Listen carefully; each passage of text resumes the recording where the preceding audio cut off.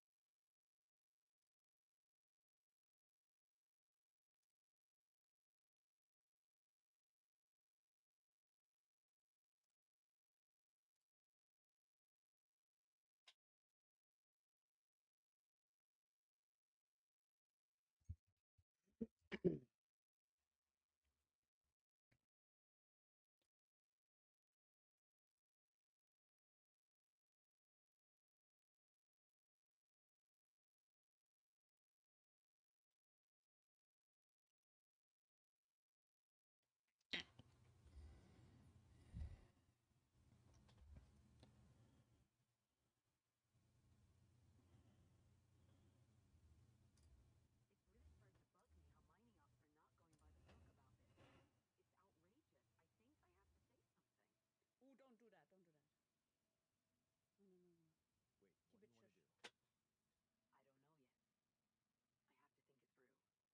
Last thing I need is a corporate shitstorm on top of everything else. Yep. Don't worry, I'll be reasonable. Way.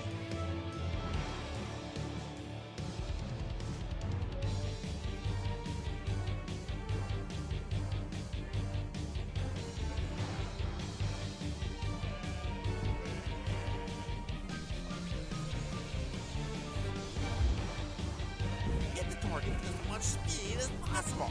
The faster you go, the stronger the hit. Obstacles appeared. Eight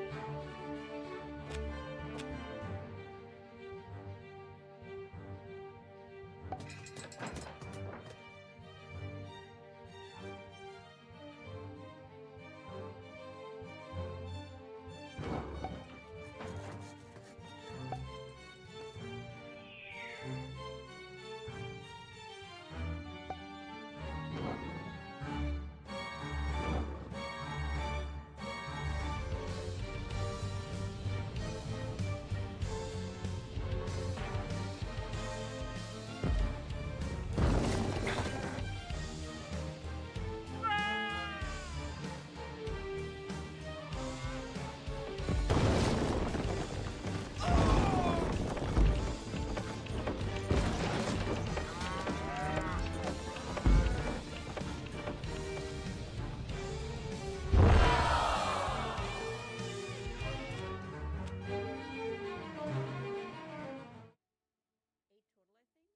Hello and welcome to today's stream. We'll be starting out, as you saw, with Rock of Ages. That is my first gift suggestion, but welcome in, everybody. I hope you're having a nice Sunday, and congratulations, Mark, on beating the Mushroom Glavinos. I hope you got a ton of useful materials for your run. Fainting ones, fair enough. It is a bit of a introduction to the harder quests, or to the harder monsters later on. You're not supposed to fight it. You did. That's a very good outcome for that.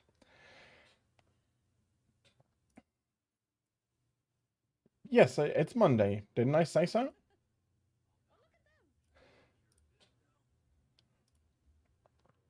It's not quite Worldwide Monday yet. That is only going to happen in 2 hours, but I said Sunday. In that case, my bad. That is not what I should have said. I should have said Monday.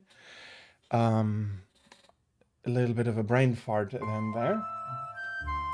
Come on. But yeah, as I already said before, today and over the next week and a day, basically, I'll be presenting games that I think would be interesting, would be nice to gift, and would make for a good gift, either for somebody else or for yourself.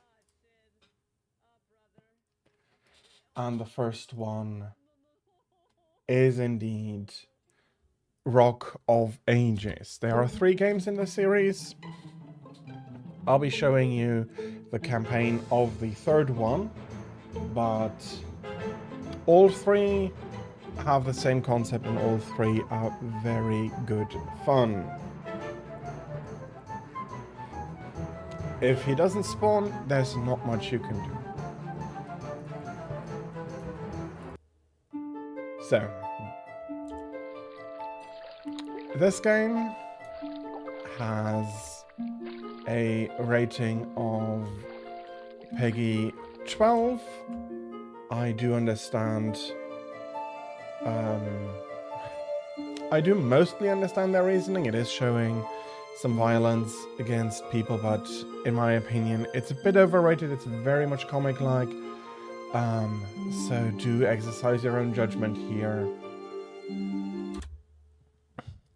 So, there is also a lot of silly story, like this part, where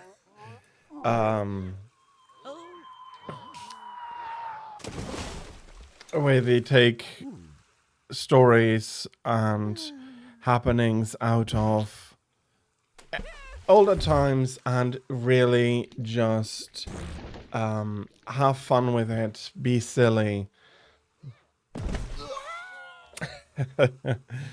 And make for a really silly but fun backdrop to your actual task, which is rolling boulders against the opponent. So in this case, we have the Cyclops, we have a selection of boulders. You need to take into account their speed, the damage they can do, how fast they accelerate, and their toughness is also an important part. I think I'll be taking the fist boulder here, some war elephants. These bulls are really nice to hinder people. The bank allows you to mine for more gold. We'll get to that. Well, I have the room. I'll be taking everything I can.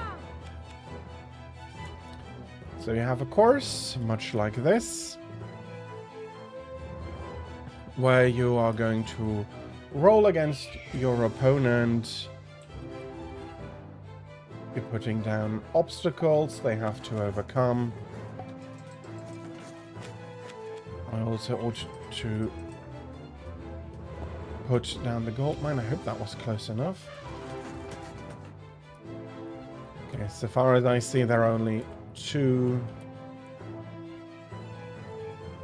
Okay, suboptimally placed, but it is working in place. So you build up your defenses, you have to pay gold for them, as is shown with the prices underneath the tools here. Okay, I cannot place anything there. But I'll try to make my opponent's life miserable with as many of these boulder stopping bolts as possible. But unfortunately they're also quite expensive. Come on. There we go. Let's build some catapults around them to damage the boulders. Well, and my enemy is rolling. Oh, that's not going to be very effective.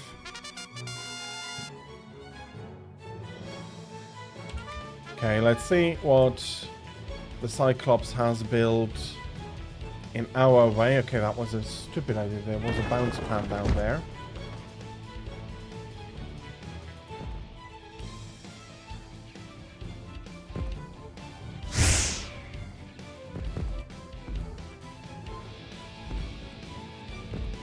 Can I get that? So, you can fall off the cliffs here and you're made to restart. Yep. Yeah, that's bad. Okay. I was not on the ground when he made that hole, so for every trap you can set for your enemy, there is a way that he can avoid it. And he is getting quite annoyed by that bull over there. He also chose to take the path over the bridge here, so a few more catapults. And I think...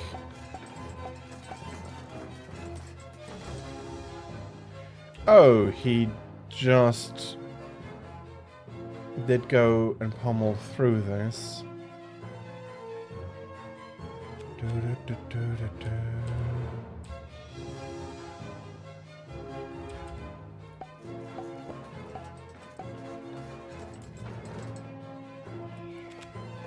I don't want to sit down a few more war elephants.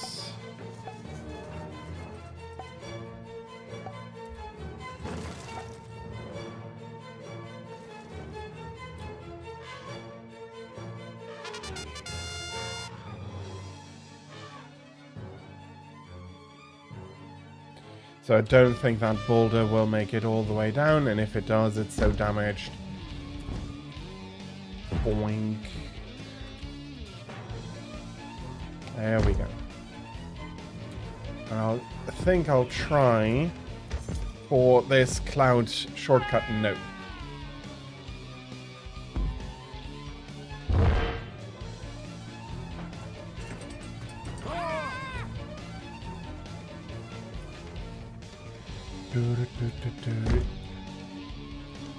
Hello, Tira. Yes, it is early, but as I did announce, I'm showcasing gift ideas, games that, for numerous reasons, I think would be fun for people to either find for themselves as a gift for themselves or for somebody else. This is one. This is the first one showcasing today. Rock of Ages 3. Bigger and... No, Make and Break. That's it. Bigger and Bolder is the second one. Okay. Third build phase. My enemy's base is not yet completely destroyed.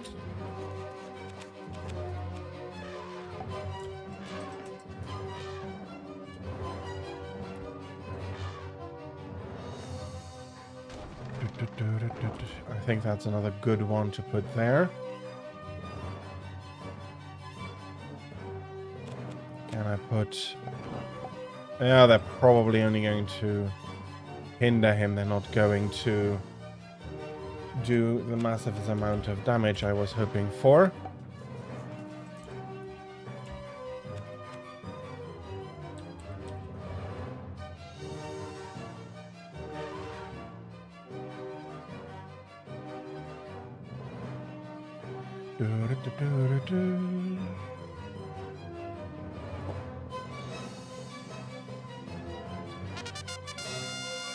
Okay, I am actually... Okay. That is time for me to roll the boulder. He might still get there and do some damage.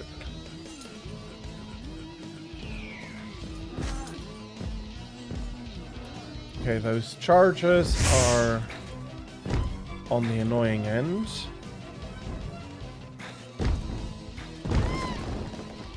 Yeah, I'm not going to make that. I hope that by the time I get down that I have enough health left to crash in the door completely. Half down, that is. Ooh, and he's put me back here. I'm getting the speed up. And I did manage to get through the door and flatten the Cyclops today. And a 15 stream watch streak. Thank you very much for tuning in so regularly, Tira. It is very much appreciated. So, that is the basic concept of Rock of Ages, and there are a lot of challenges. I didn't even get all the stars here. Your castle gate health never drops under 50%.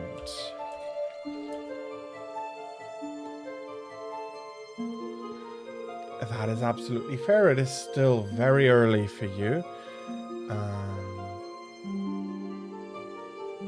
So this is 5 o'clock in the morning for you, if I'm not mistaken. But yeah, it's very early for you, and I absolutely understand that. Please get some rest. My stream is not as important as all of you getting a good rest. Okay, all I need to do is roll. But always does full damage. Oh, that is of course an issue. Absolutely. Then please get some well-deserved rest and sleep well. Okay, so this is a bit of a different kind of challenge. So here we are rolling directly against our opponent. We have targets on our way. Oops. We can destroy for points, and then at the end we'll be getting a multiplier. But also your goal is to be fast, since at the end... Ooh, okay. That is going to end my chances of winning here. He has quite a fast rock. So... Damn the camera jumping there. He just closed it out, so he gets a double multiplier, but I have more points than him, so I'm still in the lead.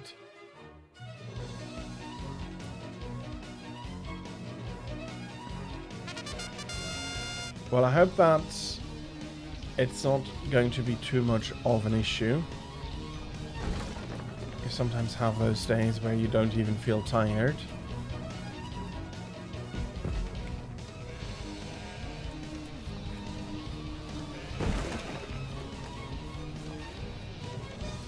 I thought I would get that. And yeah, Mark, you have those are materials going to be needing a lot of.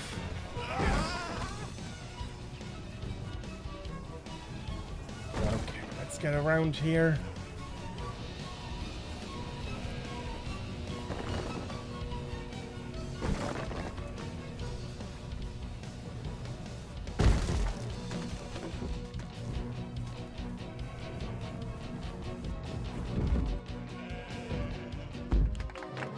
Okay, and this time it was me getting lucky here.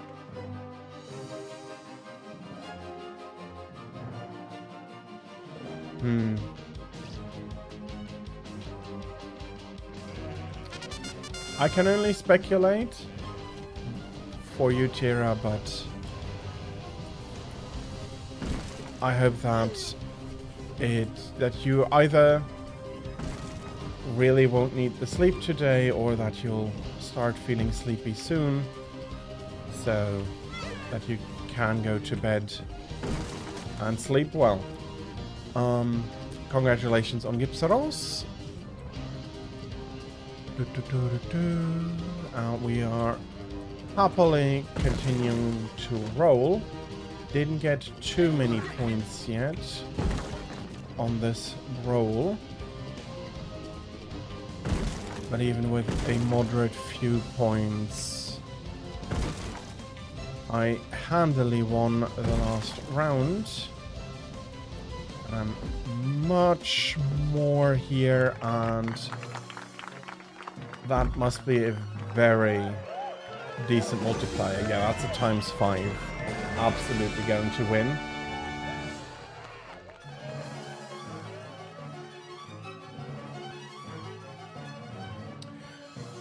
I see, you've been sleeping a lot during the day, so... Well, having a sleep schedule that is not quite fitting, I do know from personal experience can be a bit of an issue, but I hope that it's going to be not an issue for you. So, to the game. We have won this round, gotten a very nice multiplier because of our nice speed here. Handily won this round, so those 2 stars land in a ×6 or ×5 multiplier. Oh, okay. I did manage to get that, even if I have been a little bit lucky. And then there's a rolling time trial, a race bet, basically.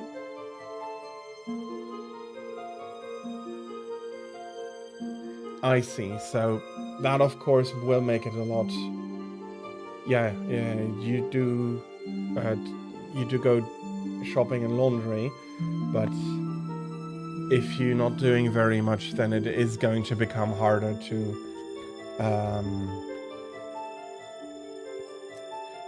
keep a good sleep schedule if you don't doing much over the course of the day. I understand that. Well, let me say this: if you do become tired, please please do sleep. You being here is very much appreciated, but if you become sleepy and need sleep, that is more important than any stream. Yeah, that is something you do want to get to place to G rank very quickly, but it is not. It's not always that feasible. Okay, this is straight. Crash into here and go over. Although I'm not sure if crashing doesn't reduce your life.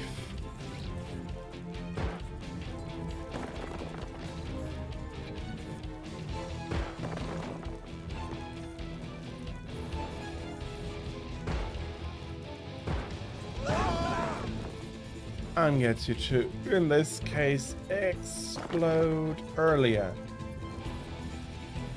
And there's a gate here on the corner.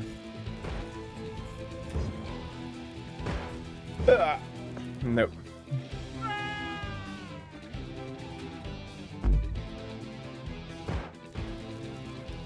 There is nothing wrong with that. I personally fall asleep listening to music. Not seeing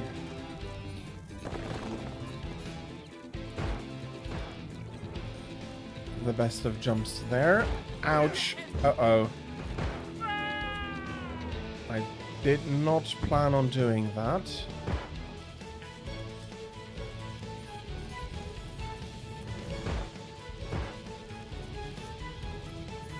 And we're ending with a bloody slalom.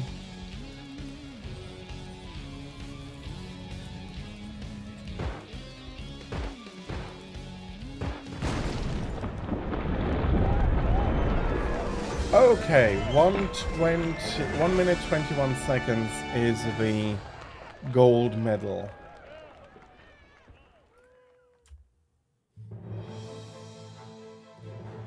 Let's try again. Let's try not to fall down too much. 121 is definitely possible, unlike those unfortunately clearly cheated leaderboard times. That is something that is unfortunate.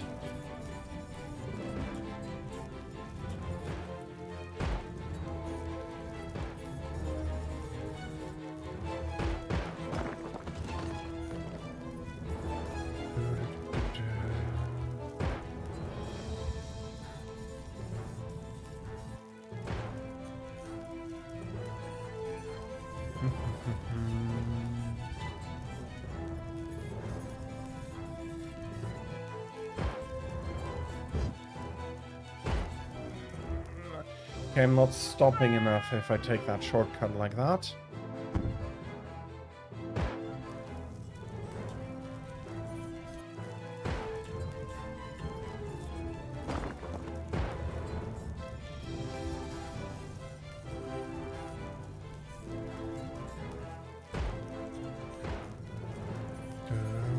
Let's not fall down this silliness again. That's going to save us quite a few seconds. Not enough for gold, but that should be enough for silver. Very much so. So, yeah, I do think that this game is a lot of fun. It offers a lot of shorter challenges. Rome unit challenge. What unit will I be given to defend myself with?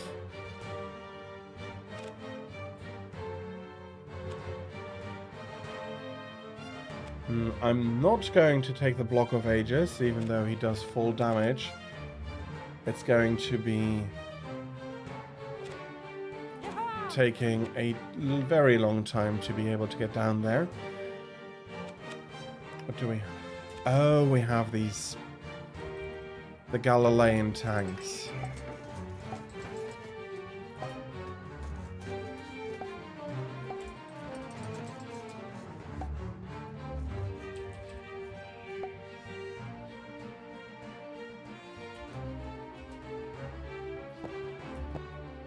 Come on. No.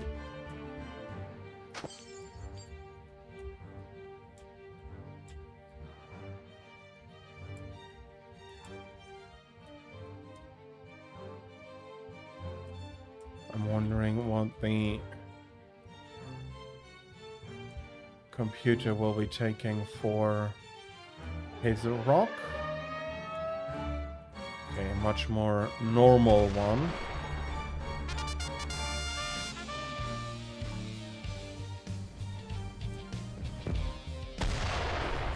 Okay, I see. That was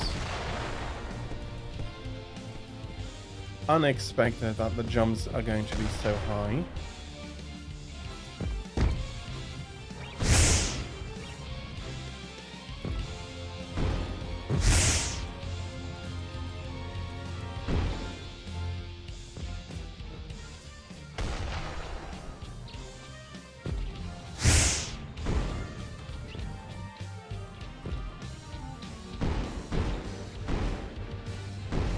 Okay, and here comes...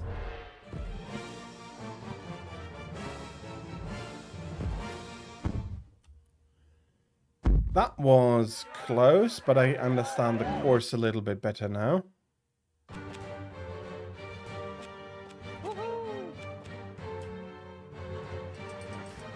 Okay, so that'll go up to here.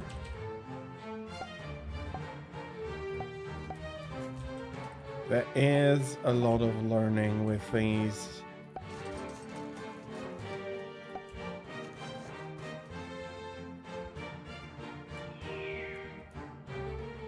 I heard some gold falling down. I want to try to put it as much into a position where it's in their way.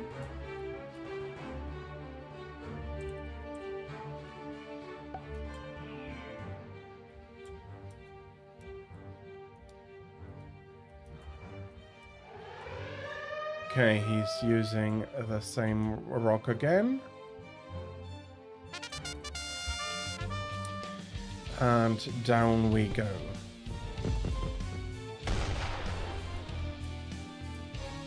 Him starting a little bit earlier is actually quite nice for him.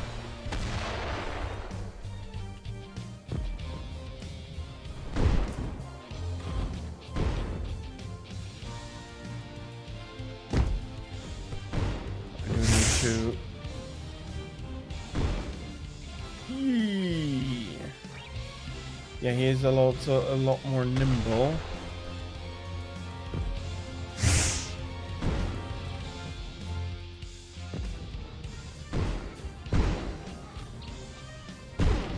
Okay, but this time I am a little bit faster.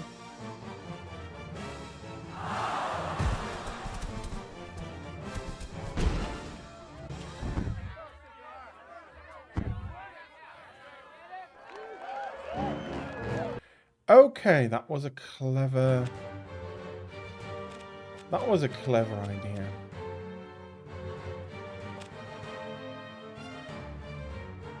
Speed is 23.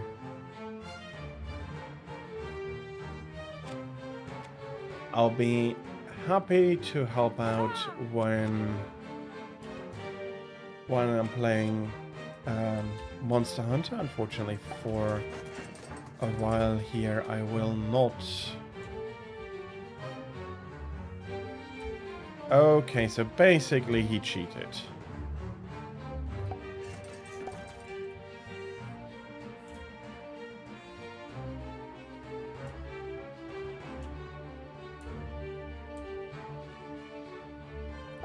Then I am going to do the same as much as possible. Put my tanks into positions where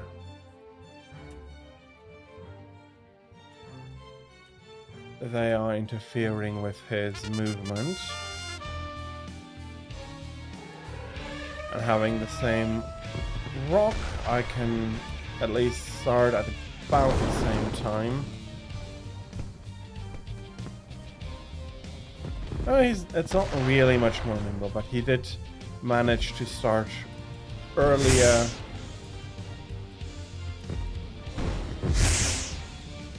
Which then did make for a nice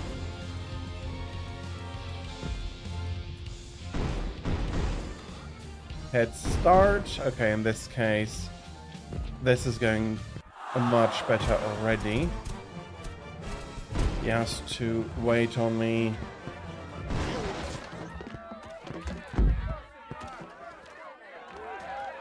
There we go.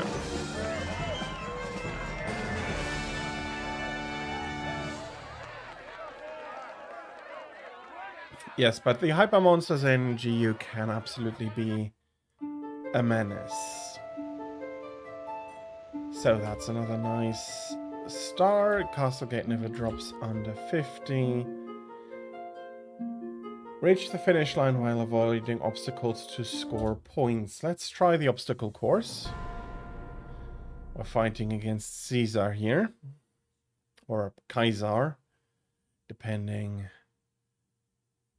on how you see that. Yeah, and depending on how you see that pronunciation. Yeah, hyper extracts can absolutely become also an issue. Bloody hell. Okay. I'm probably not going to be winning this in first place. Oh. Let's restart this level. This was not a very good start.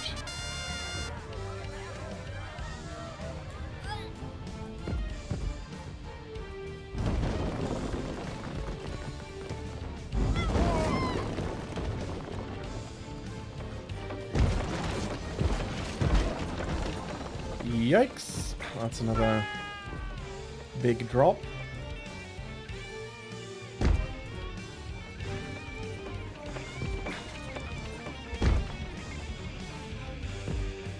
You prefer the soft pronunciation.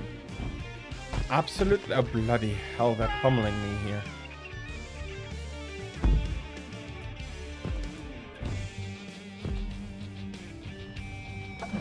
As with so many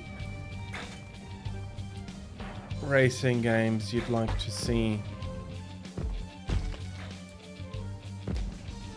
the course beforehand.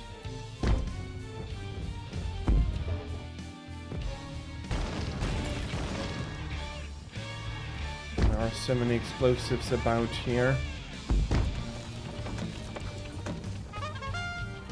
That would make me third or second, I'm not sure. Second. Honestly, Caesar rolling here twice feels a little bit unfair.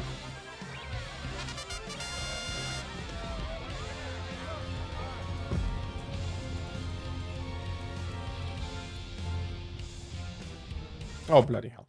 Let's try that again. That is not very useful. I'm not going to be winning anything here. The way this has been going.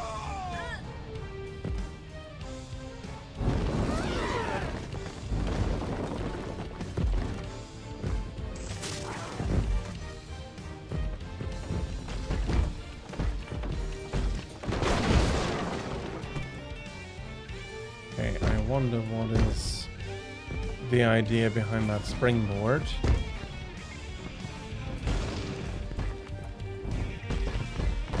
You're pushing yourself down as well. Oh.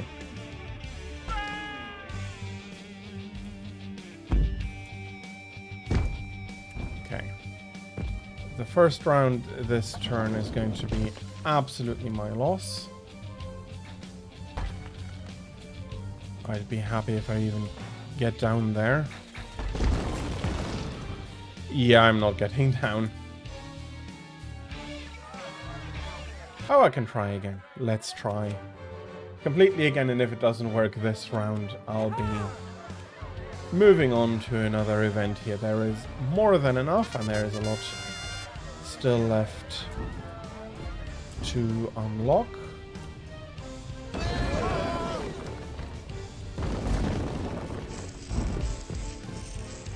Scratch, scratch, scratch.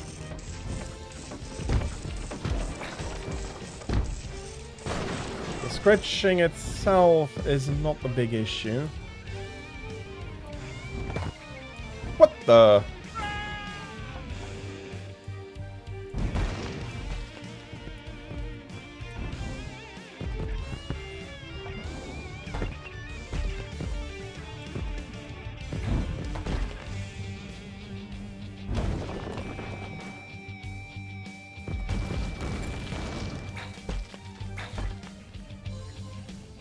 Okay.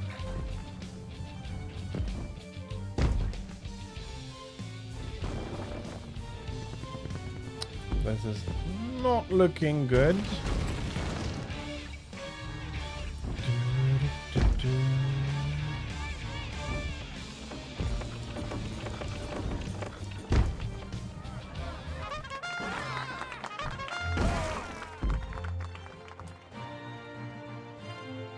Okay, I'm very much surprised I won that round.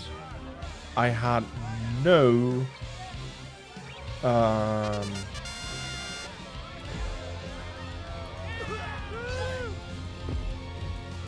I had no thing winning that. That should have absolutely not happened.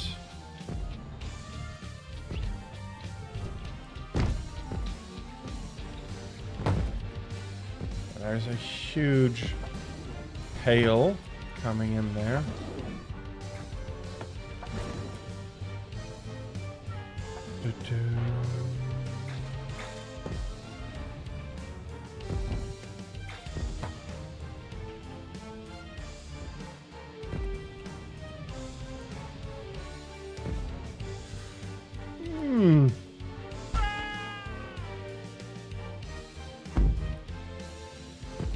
Okay, I did feel like I had a good lead.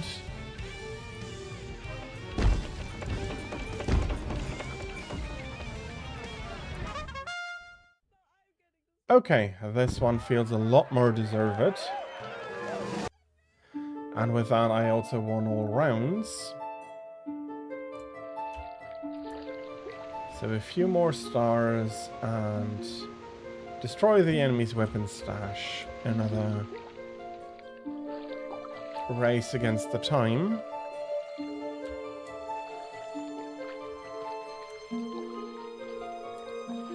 Yeah, hard fangs are indeed... Let's buy ourselves some sticky cows. I can't afford the boiling oil and unlocking another time here. Well, we have 6 here to unlock India.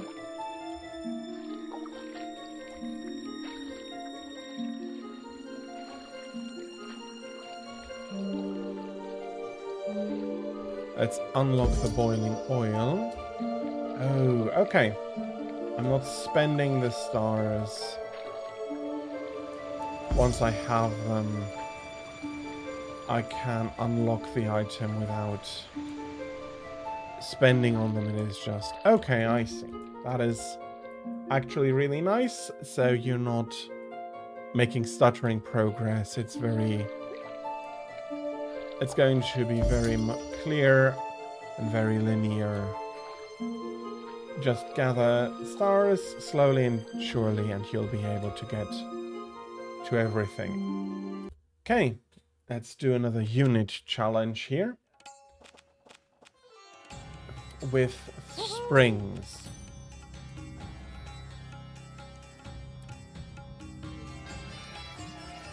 So this is the starting line.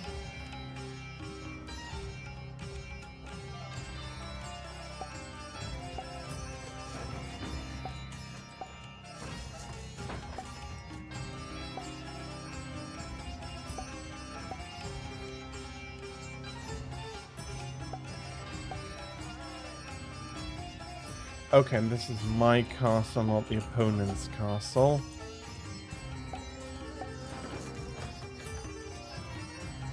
I almost did make a boo there.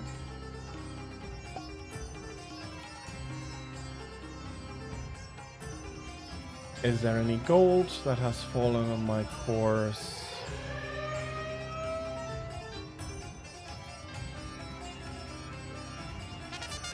For some last traps before I'm rolling myself.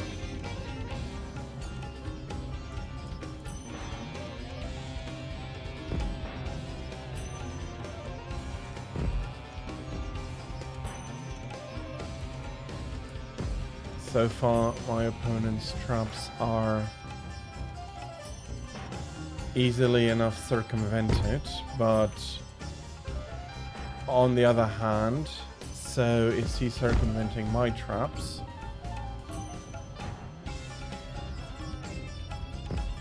was close. And that is...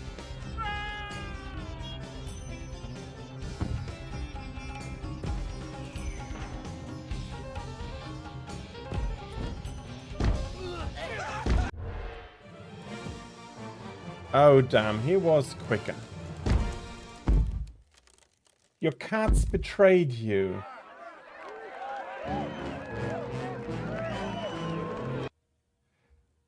Oh no, did they? What did the cats do? How did they betray you?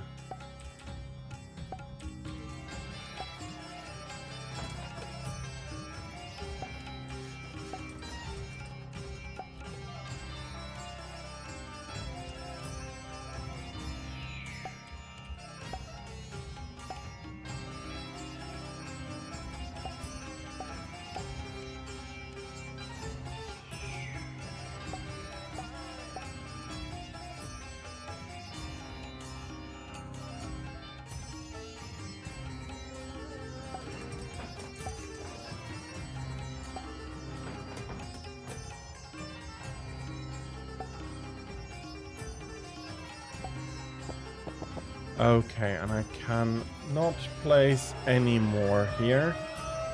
Come on.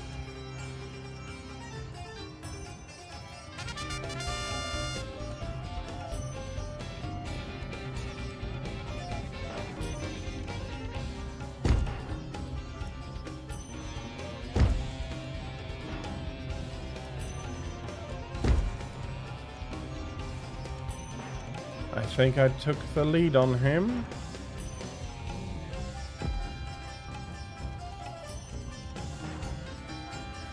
Oh.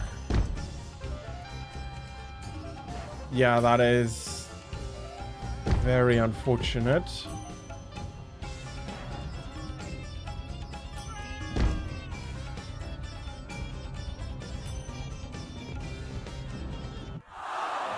And if I understand that correctly, you did, you fell asleep, but they did not.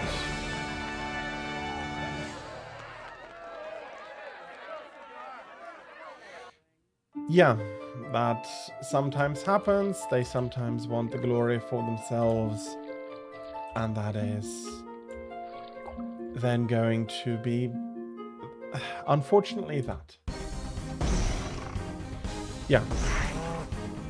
So here we have another little one of those cutscenes where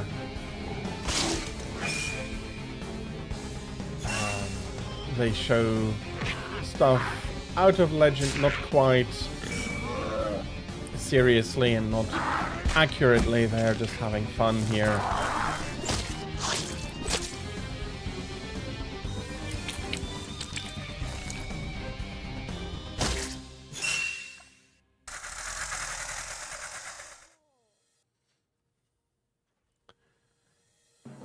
So, let's roll against Kali. Let's hope that that works out.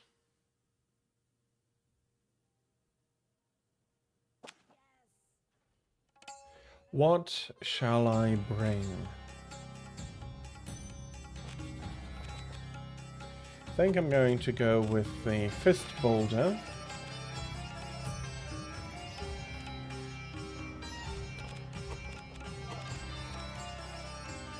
Trebuchets. Scatter shot with good range. Do I want walls, cows?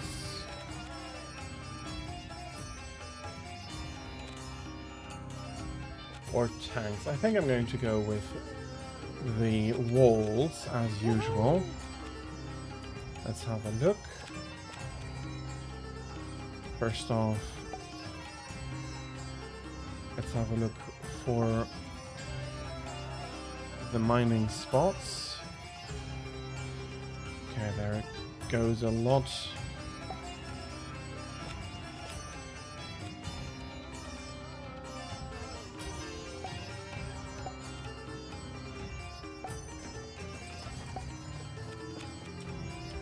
and some war elephants as well.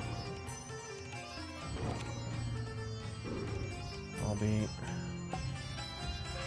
putting some stuff around there. Hopefully that keeps it from being destroyed. And each way a war elephant to slow them down enough for the bull to really be doing their job of holding them tight, the enemy boulders. Congratulations on the large crown.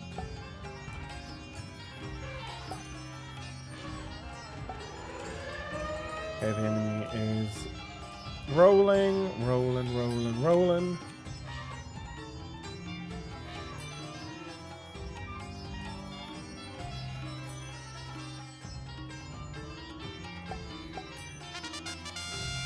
Okay, we are ready. Kali already has some advantage on his first roll, so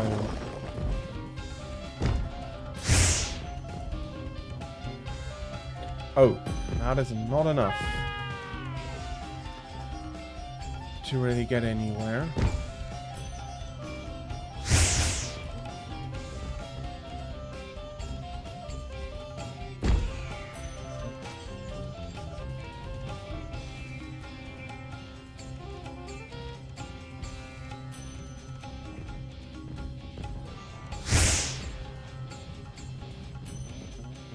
Yeah, war elephants are to be expected. And I managed to destroy the enemy boulder while I managed to find his.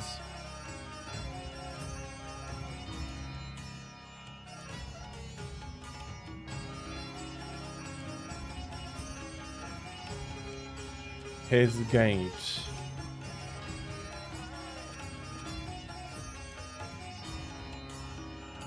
Okay, let us repeat the success I had before.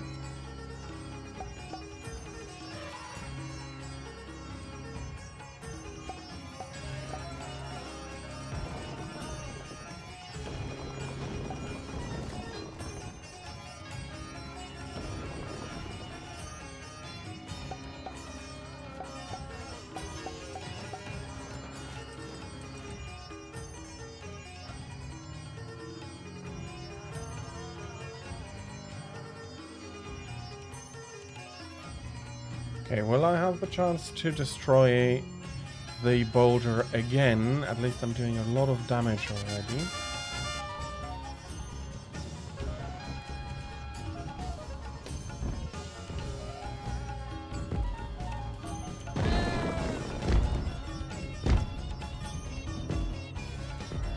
Okay, that cow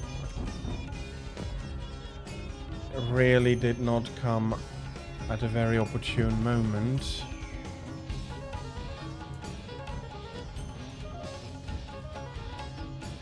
Okay, let's take a launch here. Okay, I am sorry for the elephant.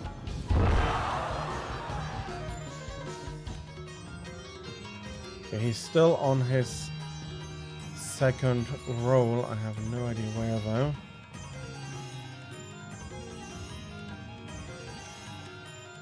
We lost a demon here, or a bull here.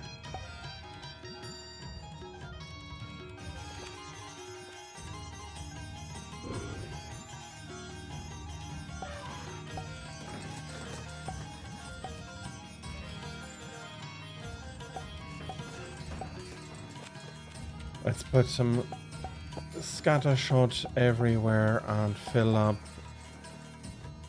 the last row at least with catapults as much as we can.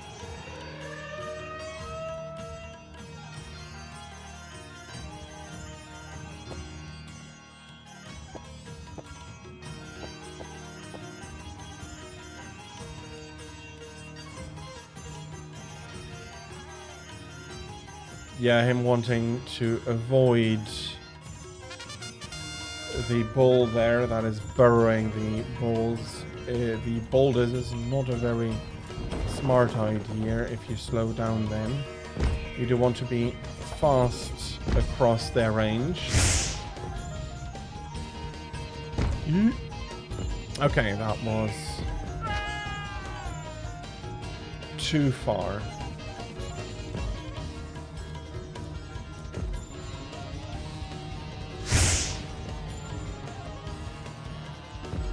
You feel like you should be allowed to bend the rules for monsters that you can beat early. In a way, I get it. From a purely game perspective, that might actually make, that could make sense for you to be allowed to bend the rules a little bit, but from the story perspective, I quite understand why they're not allowing you to do that. And from a world building perspective, it also doesn't make too much sense. But that has been a quick look into Rock of Ages. It is, as I said, a very interesting game. I think it's a very accessible game. Basically for everybody. It's PEGI 12, and I'll let that stand. I'm not quite of their opinion, but it is a good starting game as well, and I think it makes for a good game even for a beginner player that has not played video games before, be they young or old. And the idea is pretty simple: to rock downhill with a lot of obstacles and crash it into castle doors. You also have, as I said before, you have a level maker here where you can make your own slopes and your own courses, and you can also roll rocks against human opponents in that.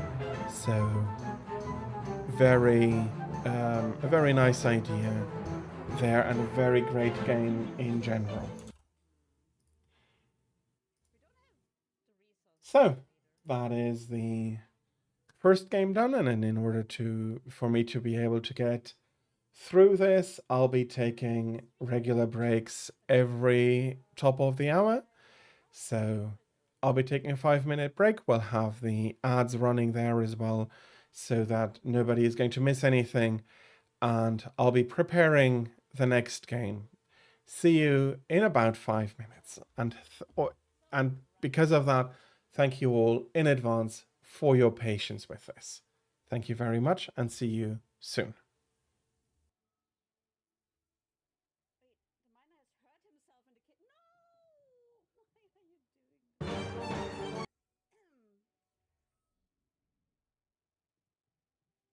Why are you doing that? Friend! Did you just chop your arm off?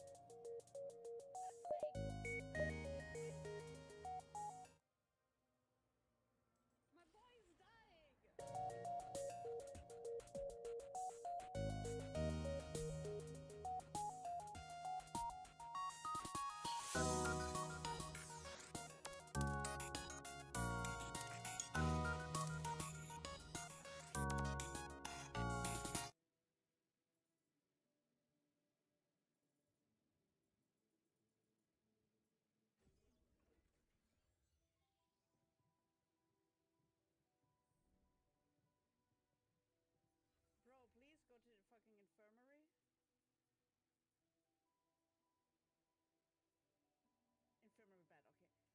Infirmary bed, okay. I guess I'm treating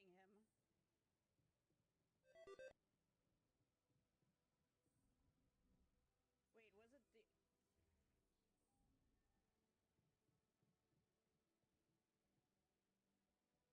Have your own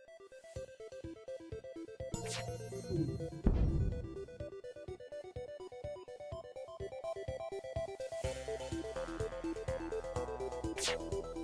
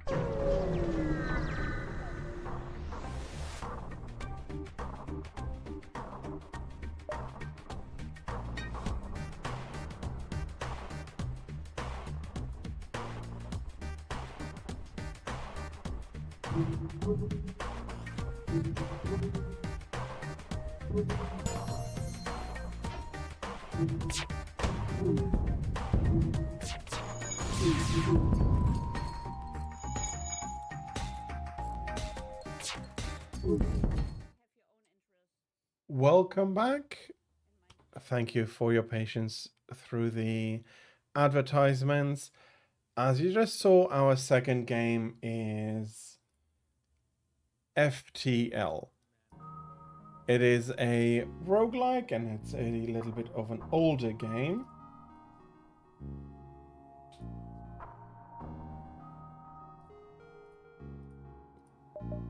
We'll be starting a new one. I hope I can show you the screen soon. Come on, why are you not capturing the game?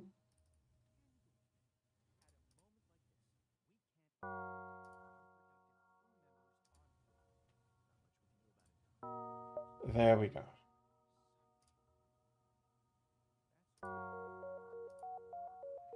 So, it's a roguelike game. It's quite the old one actually already, but it is still, I think, a very good template of what you want to see from a roguelite game. And we'll be taking the ship. Oh, okay, because he's there. Albeit enabling advanced content, I don't know why that was exactly off. And we're taking this one. You can name your ships as you ought to do in a Pokemon Nuzlocke. You ought to name your Pokemon. In this case, you ought to name your ship. So it hurts, especially if you are then losing it. I think I'll be going with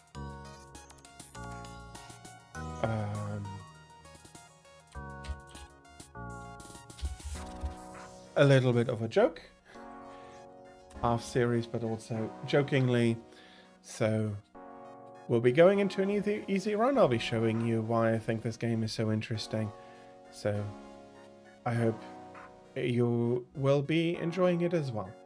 And Mark, I understand that with monsters you're fighting early, you'd like to have a big reward from it, but they are quest bound. I hope that you're getting the tail pieces, shell, and bursa soon, and without too much pain. That being said, we'll be starting our run here. So we do have a med bay. We have a lot of systems as well. It's a mixture between a pausable turn-based game and a real-time, like a pausable real-time and a turn-based game. That is actually how it works. So your main currency is scrap. You use that to upgrade your ship. You'll need to upgrade power. You'll need to upgrade systems. You have a crew whom you need to be paying attention to. Currently we have 4, which is actually really nice, with some basic weapons here. And I just realized that I did forget to do something during the break. There we go. Well, if you want to, I can. I can't. I can restart and name the ship after you if you want to, or after Tira if she wants to. But I think that this name is both a fun reference and not too wrong. I actually have 2 places I need to correct. You're right, and thank you for reminding me of that. But for now, we'll be going. So, you have a big sector map.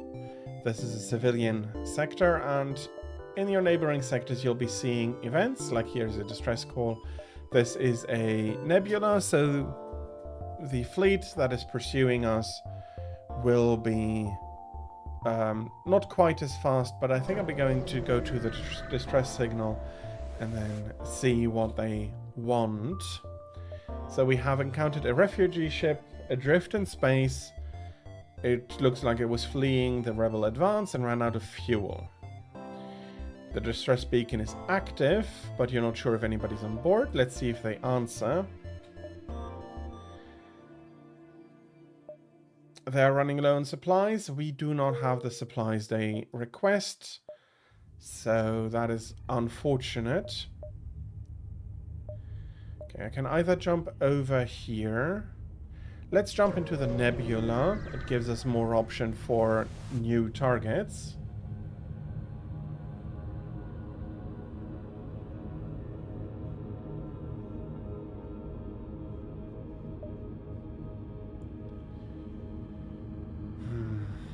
I do not have drone parts. I don't have any drone parts.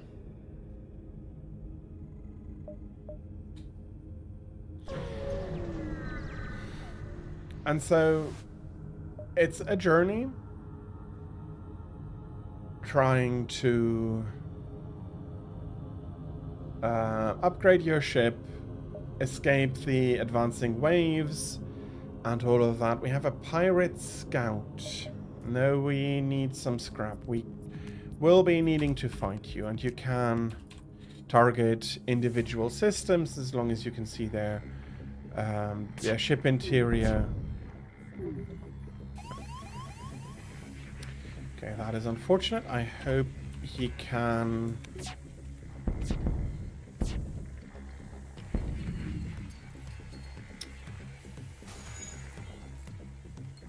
extinguish the fire.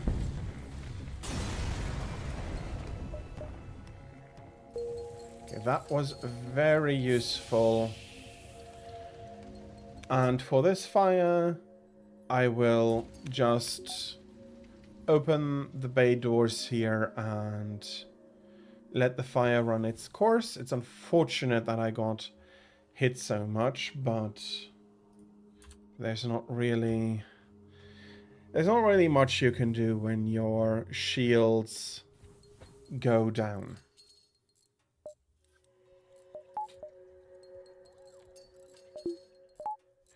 I think during combat situations, this is the better one, and I'll bring the pilot back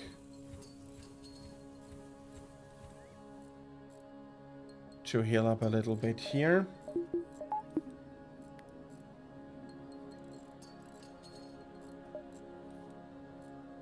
Okay, that is the pilot back to full health. Let's send him back into the cockpit. And let's plan our next jump. I'm happy to have like a double. I can jump here and then I can see how far the rebels get, and I'll be able to take the direct path or a more indirect path to the goal. So I think I'll be going down here. That is understandable. Sometimes you do want to wait up on stuff, and I jumped too early.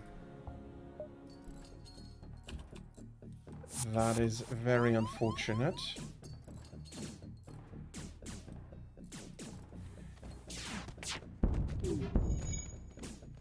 Okay, I got... Okay, O2 absolutely needs to get repaired here.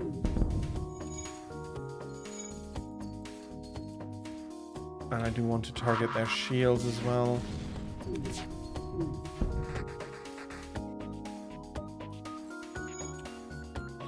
I won't be giving up here.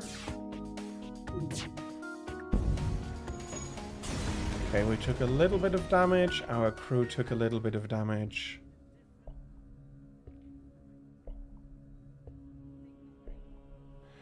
Oh, and here we have one of those.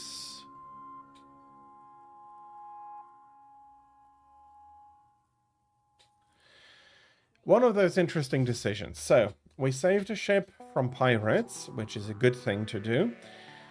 It turns out that it was unfortunately a rebel ship. So now we have two choices. Are we going to destroy it? We'll be getting more scraps. Or do we want to use the ship to delay the incoming fleet, giving us more turns in the sector? Both can be potentially very, very useful. Here you'll get scrap and maybe other resources. Here you'll have the chance to find something even better. It's always not an easy choice to make. I think I'll be destroying the ship and be done with it. So I get a bit more scrap, some more fuel, and some drone parts I've been needing before. Let's also repair the ship here, and I'll be healing these two back up. You go into the weapon systems.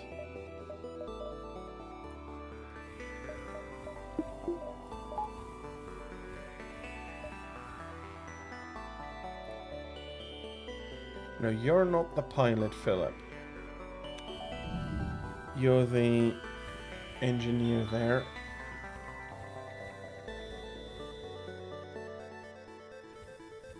So your crew also gains experience, making combat and all of these events actually quite useful, but you also are under a little bit of a time pressure.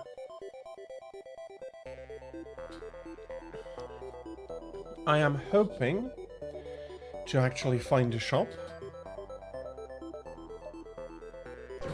And I ought to have the time to take this detour here. We have a space station, contact with a cargo ship.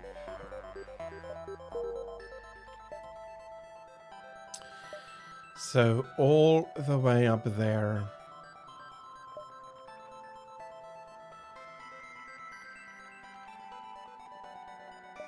One, two. That's going to be close. 3, 4. And then we can either take this detour or this detour, depending on how the fleet moves. Let's try. Let's try to see if we can find out what happened to that ship. Well, no, sorry. We are not...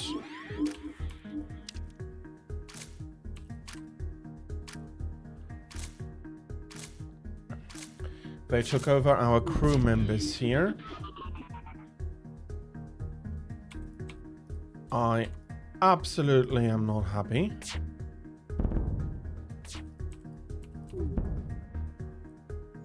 That small hull hit did not do much damage. But happily, they were not able to take over another crew member. He was not hurt by it, though. This is going to be tight, and there hasn't been a single shop.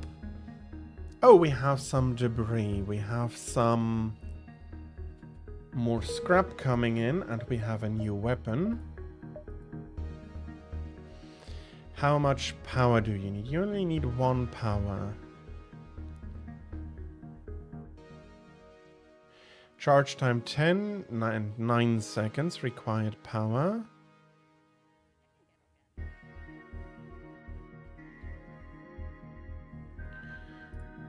Well,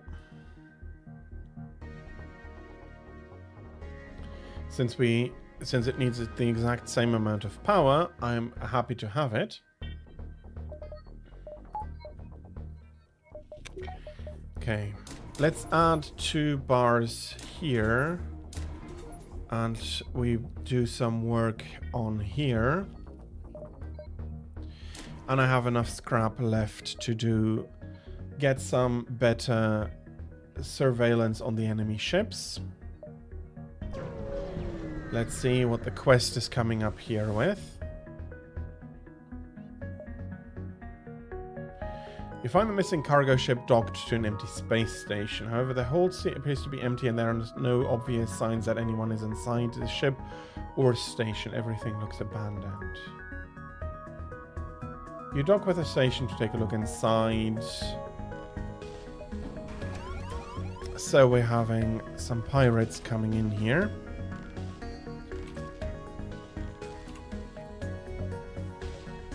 They have a drone.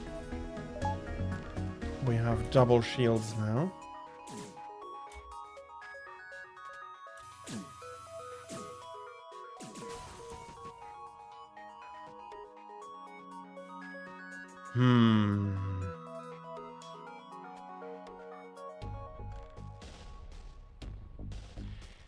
How did those two get in? There is no teleporter on the enemy ship.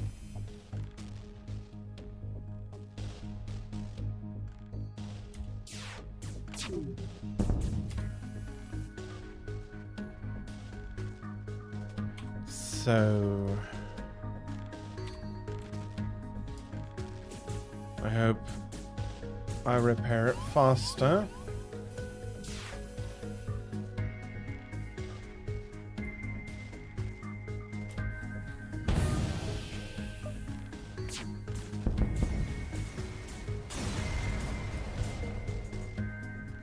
Ship explodes and there's a lot of useful scrap metal.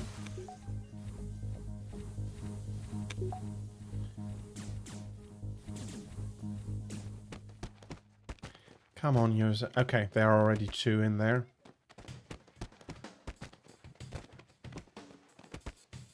Getting into a big melee here.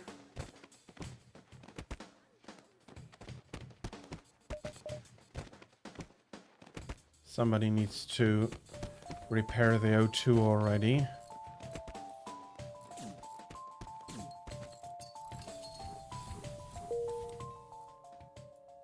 Okay. And we can heal the crew up here. Come on, why? Okay, fair enough. You can then start repairs over here.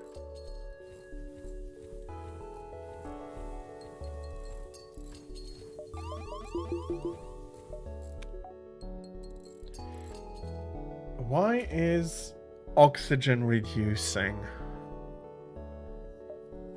Oh, because I didn't power oxygen.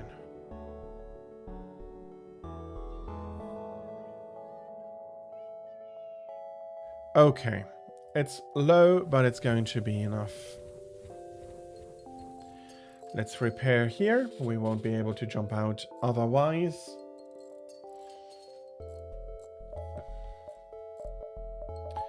Put more power in there. Okay.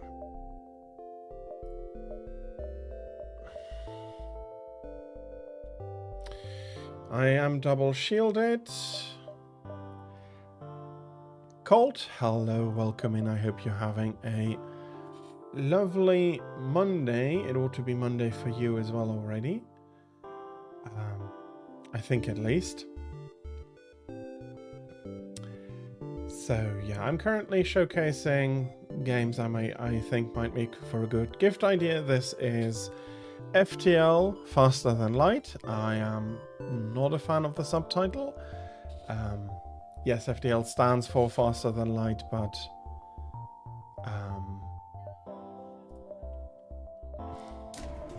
let's improve doors here. So it stands for Faster Than Light, but I'm not necessarily of the opinion that you need to be this on the nose with this stuff. 80% oxygen, that is good enough for a jump. Okay, we have a store here, and I think, yeah, I have enough time jumping back and going over to here. I might not be able to hit this one. We'll see.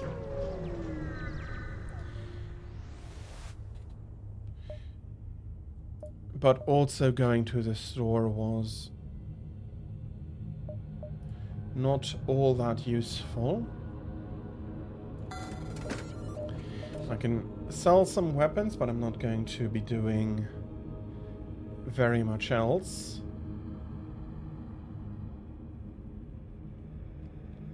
Early in the morning, rendering video decently. It's a good time to render video, but sometimes that takes so much longer than expected. And we have a scout here. Well, since it is a scout,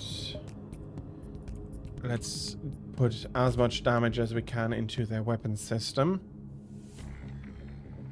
If they can't shoot back, it's just an easy... Oh, they have missiles. They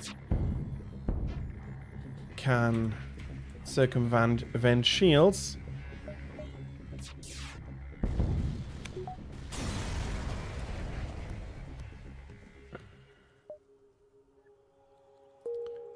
Okay. I can come over to here, then jump to the exit.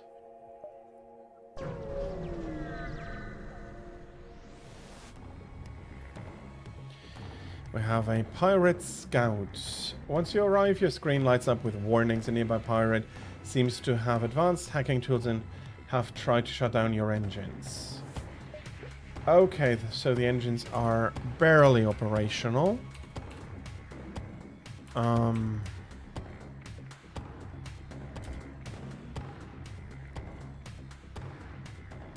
Which means that we have trouble charging. The fight is going to take longer. Seriously, though, I do not worry too much. Even if they should get the shields back, they won't have any oxygen.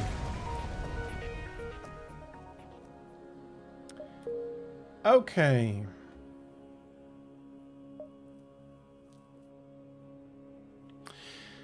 So, after our next jump, the fleet will be here, and then it will be here. We do not have time for a detour, not if we want to get out of here without a fight. And I do not...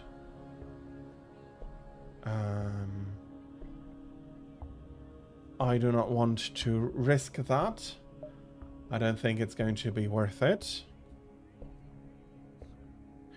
They offer to upgrade your door subsystem in exchange for some scrap.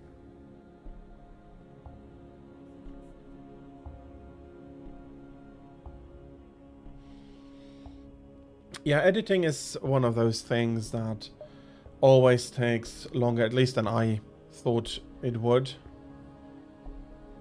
Yeah, there's so many things you need to take into account there. Well, I have an upgrade for the door system. It's going to be a lot cheaper of an upgrade than if I do it myself. And this is basically then the max upgrade for the door system. Gotten a lot cheaper. So the next boarding will be a lot more troublesome for the invaders.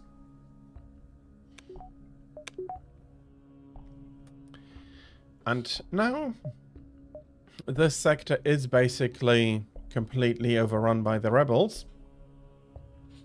And so now we have our large galaxy map where we want to reach this last sector here. And we have an inkling of what might await us. So civilian sectors are mostly peaceful. Hostile sectors are... you can expect a lot more fighting to go on there. A lot more... You will receive a lot more scrap in them, but you'll be not getting as much breaks. And if you're not making enough scrap to repair your ship, or if you're not finding any station where you can repair your ship, that is going to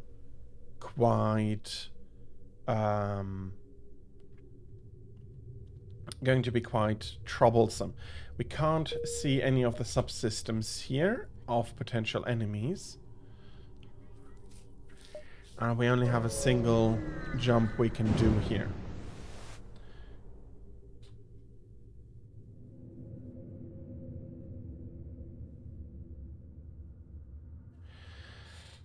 Okay, so we have a rock armored transport. Rocks are a species of the Federation which has been attacked by the... which has had the rebellion quelling inside of them. We seek no aid, leave now.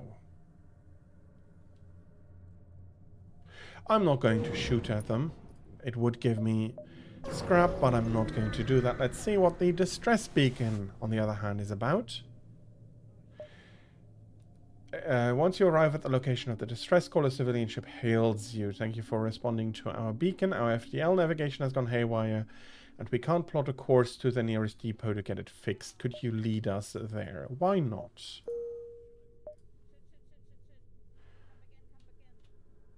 So that is in the next sector. That is not here.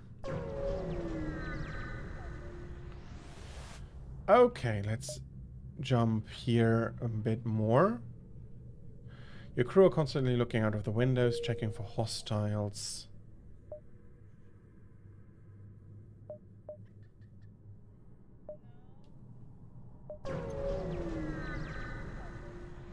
So there is a constant trouble here where you want to go advanced as much as possible, but you also don't want to... No idea why the oxygen was off. That was not a great decision.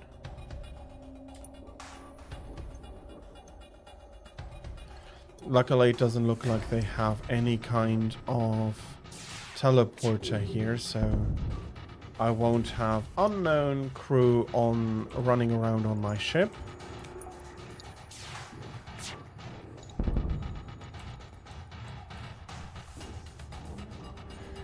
Only one more hit needed. I would prefer their shields not coming back online.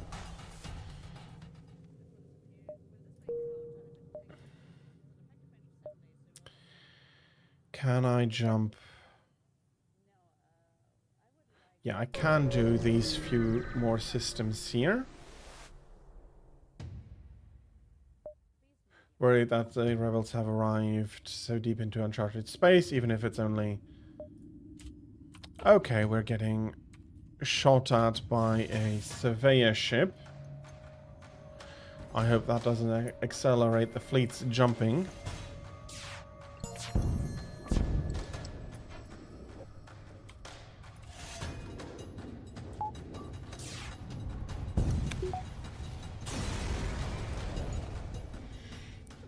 But, despite it being a rebel ship, that was quite decent.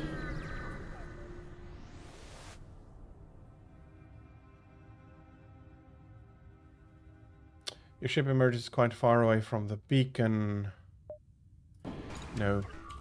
We are not going to give the rebels the benefit of the doubt and try to find another way about here. We are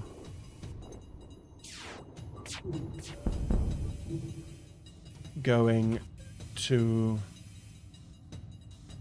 destroy this. And we're not accepting surrender. You are a rebel ship. We are not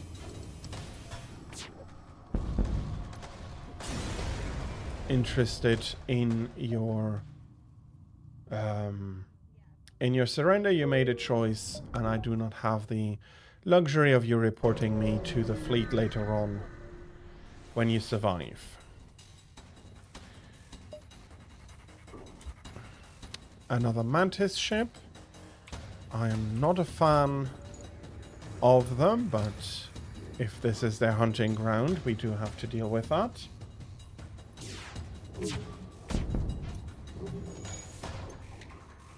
I'm so happy that missile missed.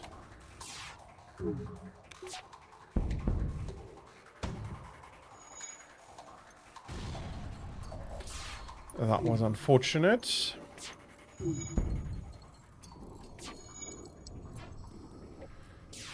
Yorze luckily did not get hurt badly there. Okay, no more weapons for the moment. But they are keeping their shields up. Not enough to protect their ship properly, though.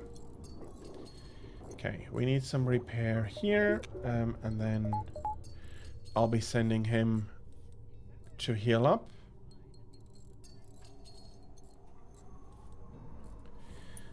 Let's get him some help over, repair those as quickly as possible, so that we can move on as quickly as possible.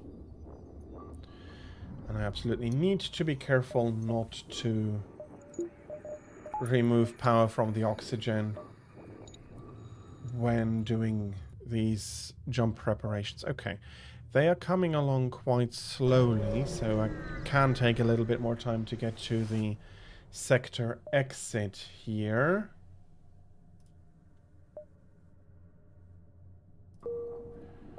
And this enemy ship ran away.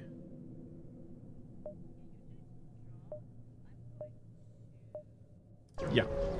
Let's take 3 more systems before jumping out, even though the fleet is going to be quite far behind.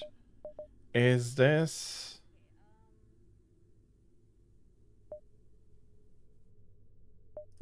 So it's not going to be as effective a hiding spot, but still.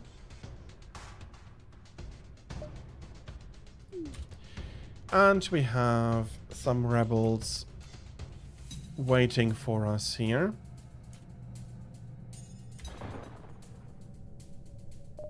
Why don't I have any shields?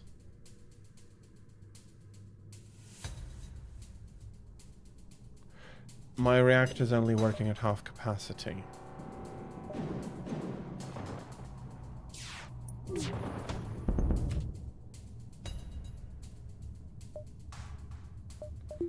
Okay, fair enough. I do want some shielding. No idea if there is fire there.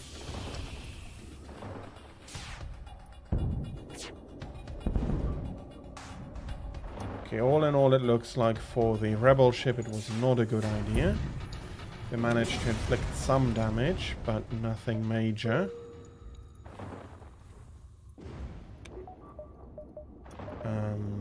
I'll take all the weapons offline. Let's have a look here if we need to do repairs. Okay, I'm quite happy to see that despite the hit, we didn't have a hull breach.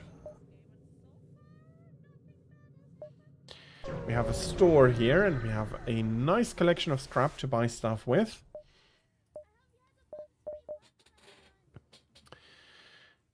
I can use a Healy beam, a chain burst laser.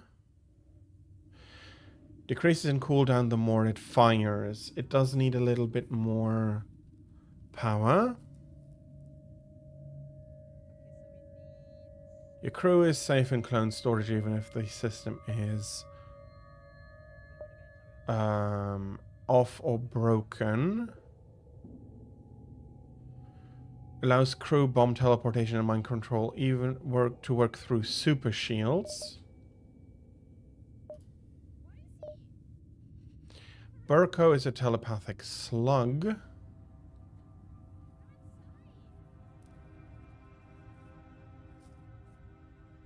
You're not unnice to have.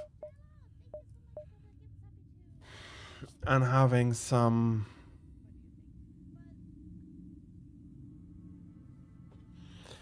better weapons might also not be a bad idea.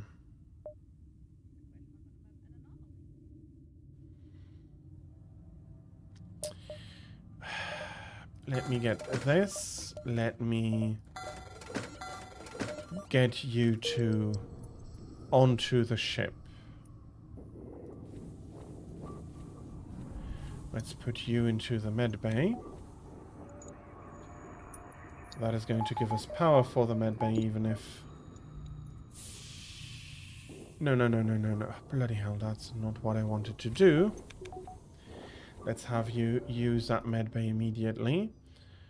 And you'll be responsible for looking at the systems.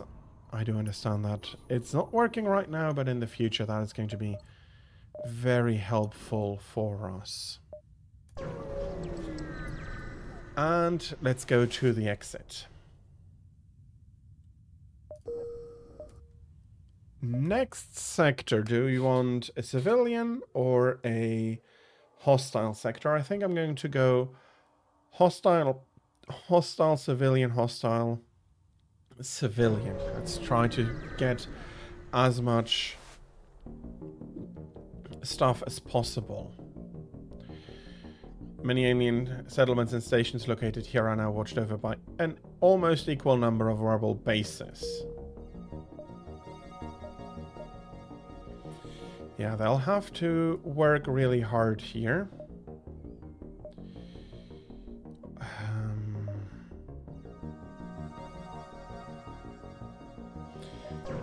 Okay, I think we can take the quick jump here. A bloody auto scout. Let's destroy the weapon systems and then the maneuverability of the ship.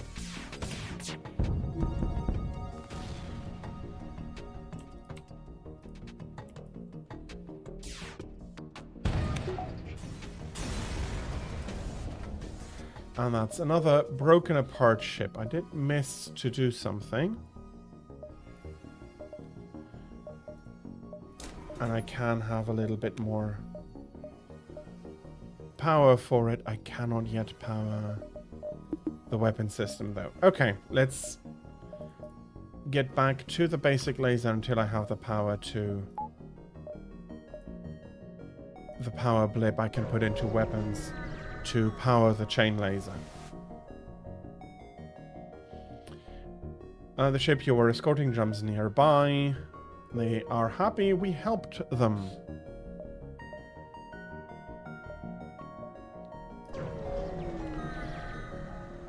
Let's move on. Well, it's an automated ship. Are you kidding me?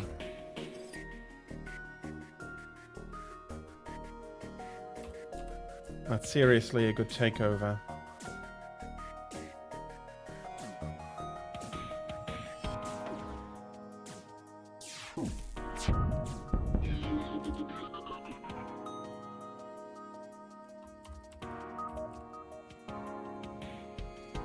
Okay, locking up some shields there, which I don't find too bad. That was quite the decent one. We get some scrap, we get a stun bomb.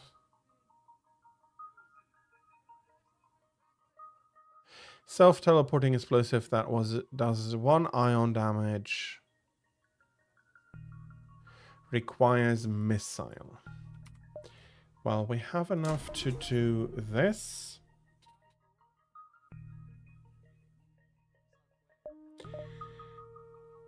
And I think I'll be putting some more pre-power into shields. Try to get those up to level 3.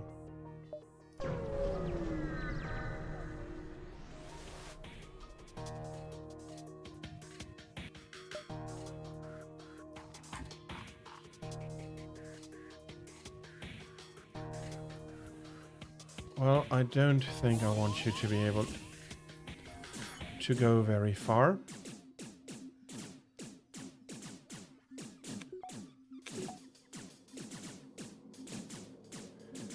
I would have taken you along, but attacking me like this is not something I find very reasonable. Okay, this is going to be an ugly jump. I don't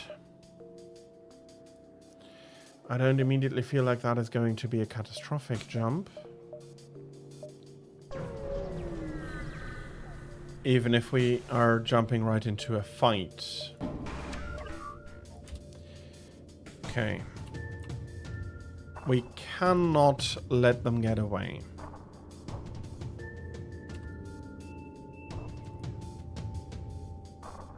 Let's try it like this. They're powering up their only weapon, which seems to be a laser, so the shields will be helpful. We do need to interrupt their engine, or they're going to be able to jump away. And that was a good fight.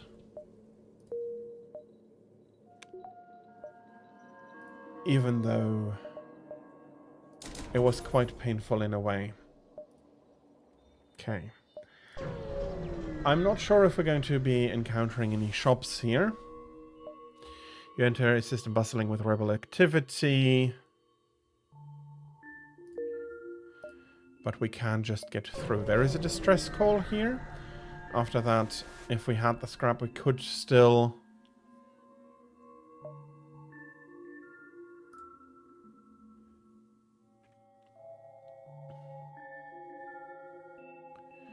Okay, so we're getting a new crew member. We're getting some scrap.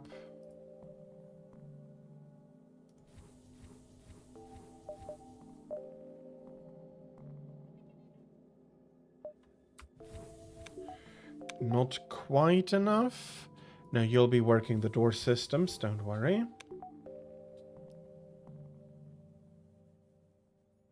Okay, I think that's a full crew.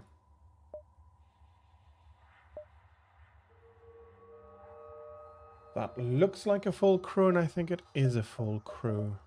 No, we have one more spot. Fair enough, we have one more spot. I do want to buy some fuel, though. Let's jump to the shop.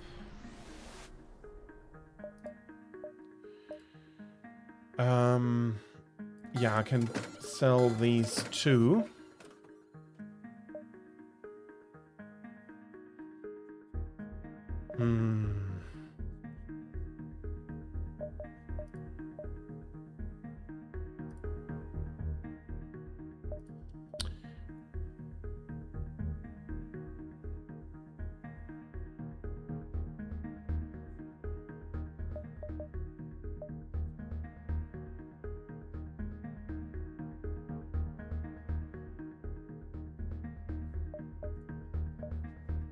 Cloning is not bad, but I also do want some fuel. I'll take the backup battery, and I'll buy fuel with the rest. You can jump to the exit, or I can jump to there. So that is a good detour to take. So you really need to take a look at visiting as many systems as possible and keeping everything up at the same time.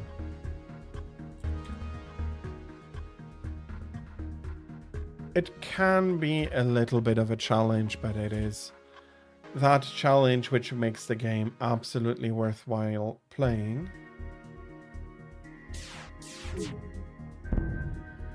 That took their shields down.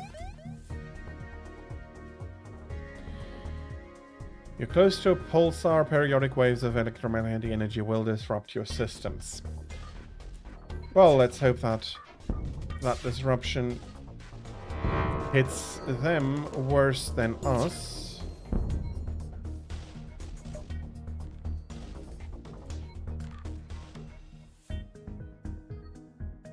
While their weapons are completely down and while they're trying to escape. No, I am sorry. You are not.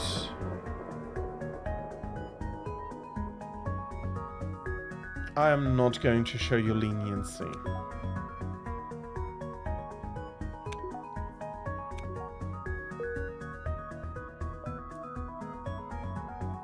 And I do have the time to finish up this sector with a jump to here.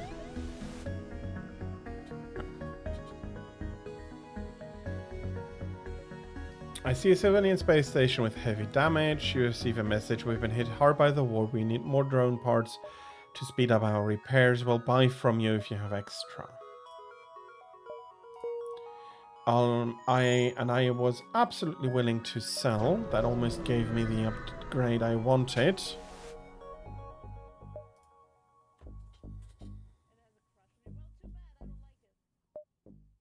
Sorry, you're a rebel ship. I am not going to not take these.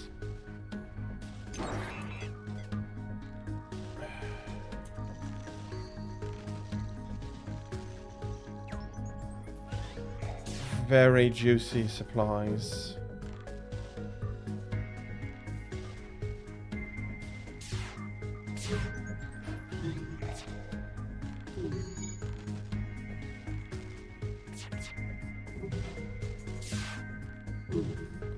Come on, shields down.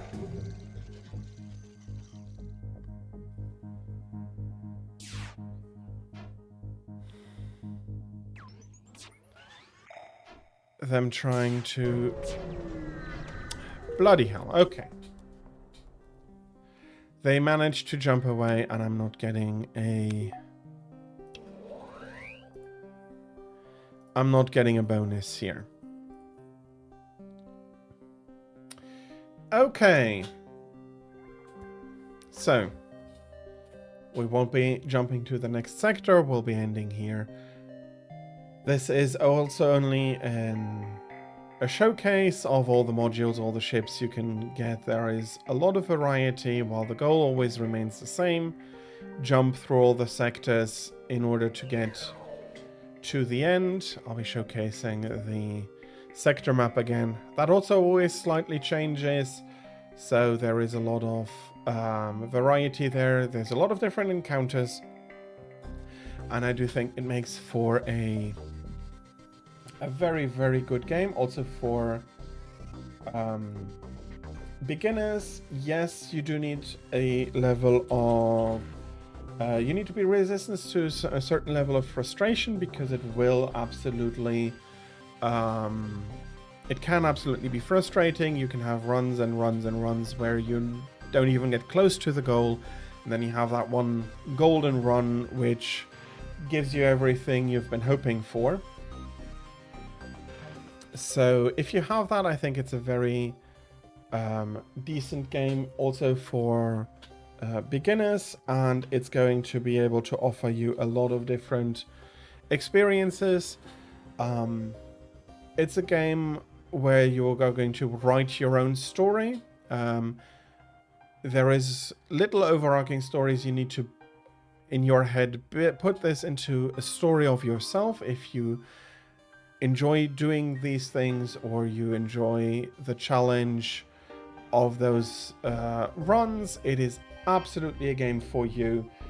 FTL has a normal price of €10, so about $10. I think that ought to be similar. I do not have the dollar amounts. It's a very affordable price. Yes, it's an older game, but there is still a lot of variety in it. There's still a lot of stuff for you to do, and there's still a lot for you to experience. So I do think that despite its age, it's still it's still a game that is very much advisable to have a go at if you like these, if you like roguelikes, if you like the tactical and strategic decisions you need to take to try and escape this fleet while strengthening your ship. Absolutely a blast to play if you have that frustration resistance. So that is going to be the showcase of the second game. There's not all that much more I could be sure to showcase you. Yes, I could jump a few more systems, but it's going to be a lot of combat again, since I am going to need to jump into a hostile sector. So yeah, there's going to be a lot more fighting here against different ships. Okay, I have now jumped. I can quickly show you the current sector map. Yeah, and so you need to plan how to get through a sector in advance. You need to look at the nodes. The exit is always clearly marked. And how do you get through? How can you get to the maximum number of systems? Do you take a risk? Is this, for example, a system worth visiting, or this? And these are still like 1, 2, 3. Well, this one might already be at risk of being swallowed by the pursuing fleet once you get there, especially with their probably faster advance after failing to arrest the last rebel ship. So there's a lot of decisions to make, both long-term for the game or short-term. So I am still looking up here to the to get the shield up here. So, but is that better than increasing your ability to dodge or charge FTL? Those are all decisions you have to take for yourself, and they can be interesting, and they vary up the run every time. Absolutely fine. I hope that you're going to have a great nap. I'm happy to have had you. Thank you for coming. Please enjoy the rest or your future Monday. It's I'm not sure exactly what time it is for you, but it's probably very early. Very, very early morning for you. Time to use... You're going to use a belt against Glavenus? Or is that supposed to symbolize that a bomb being lit?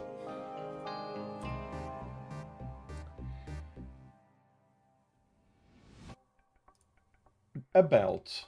Okay, I must be honest, I have not used a belt ever against any of them. It is seriously a little bit of a... Well, it's an idea, let's put it like that. I'm not sure if I exactly understand what you mean, but that is fine.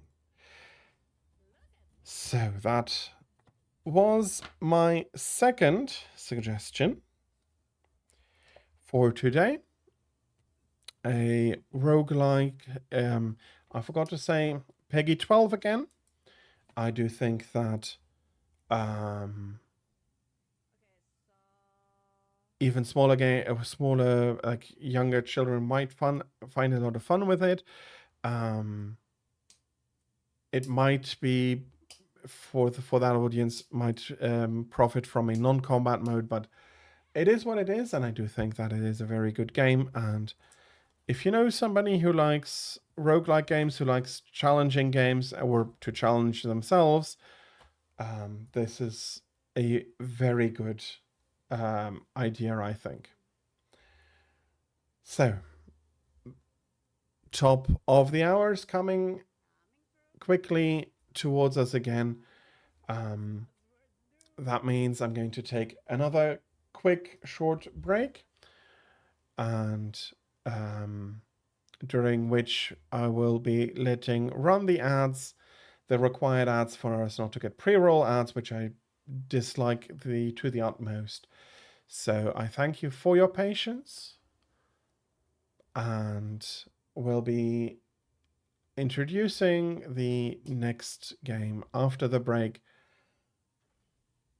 So I'll be right back. Thank you for your patience. Thank you.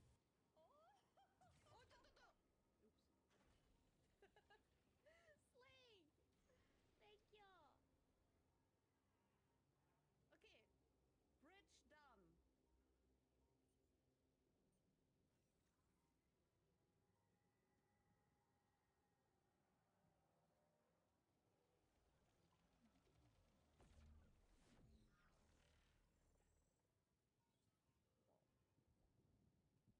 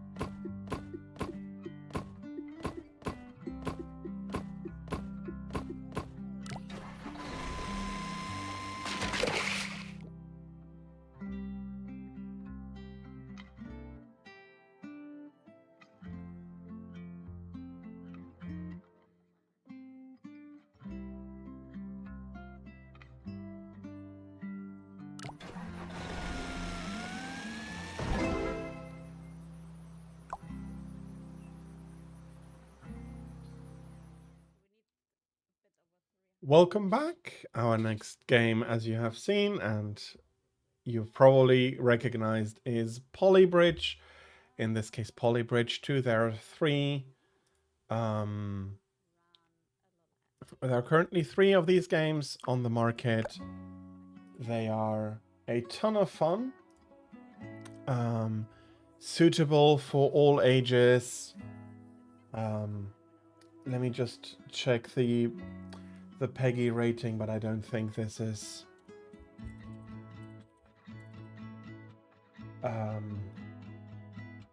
there is anything here. They were, so yeah, PEGI 3, absolutely absolutely fair, I think, for this game.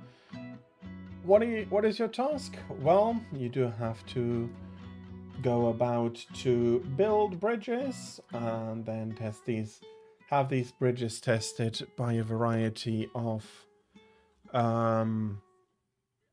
vehicles. Sometimes you need to move and all of that because you do need to get some stuff in. Okay, yeah, that's a level I haven't managed yet. So let's have a look what we need to do here. So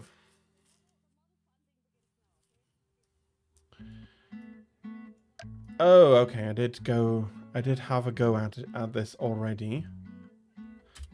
Let's have a look. How far have we gotten?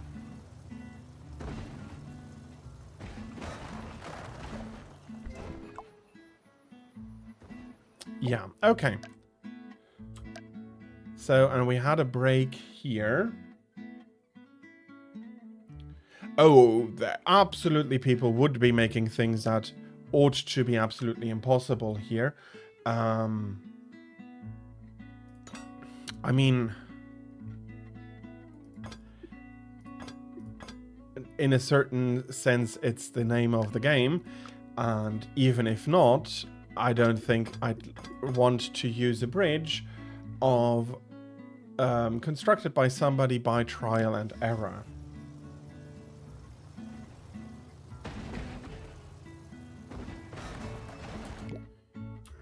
Okay.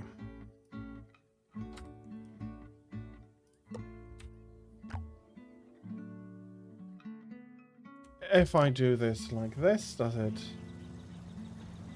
Oh yes, they have produced floaty stuff. They have produced all manner of things that never ought to be...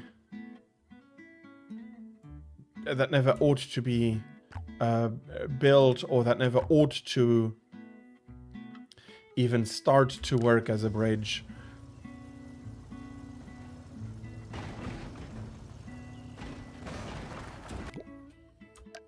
Okay. Currently on this side, everything breaks.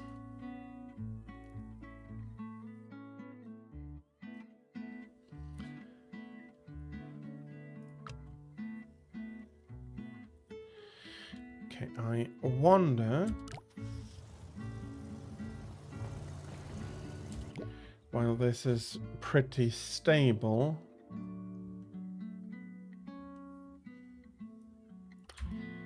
Maybe, can I just copy and flip this over?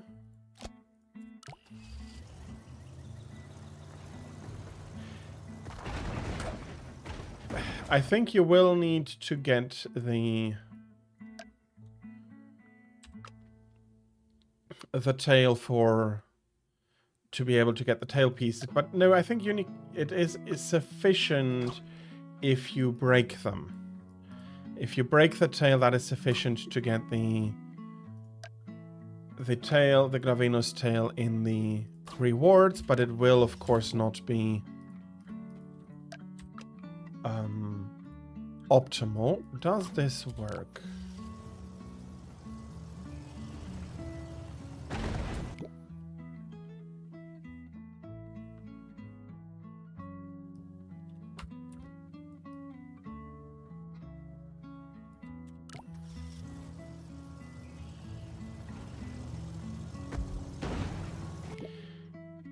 Oh, okay. that explains some things. He's jumping off this piece.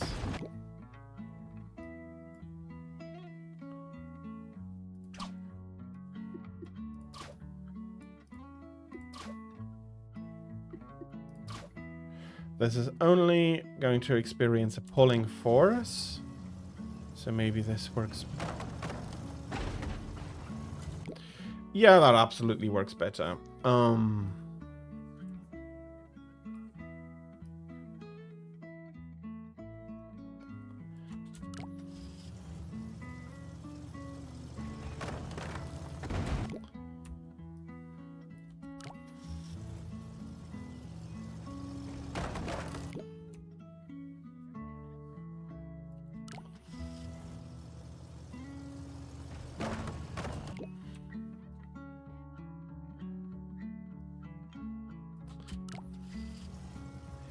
It's this.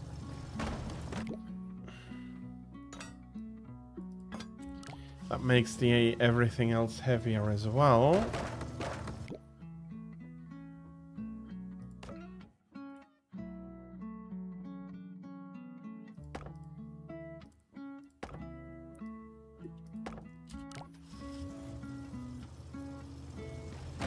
Yeah, that's not taking any of the forces.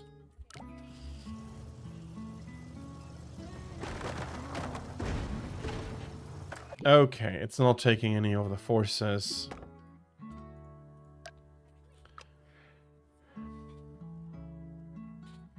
This is not very useful.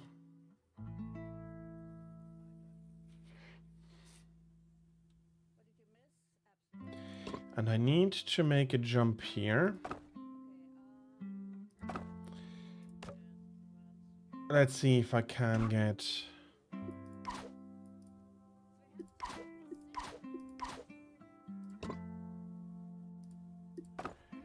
this jump in like this.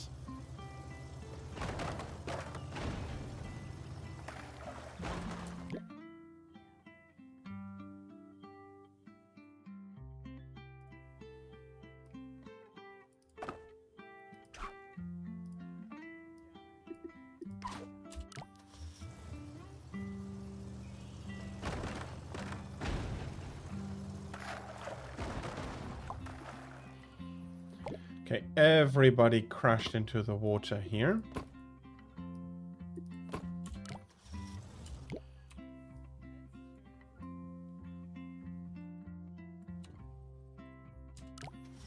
Yes, that is something you cannot really anticipate, else with him the tail needs to be red hot. And now suddenly I have breakage issues on this side as well.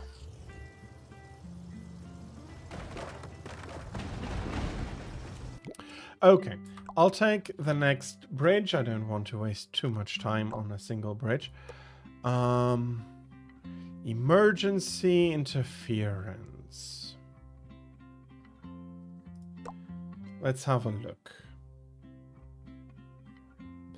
So we have the fire truck that needs to cross. We have hydraulic.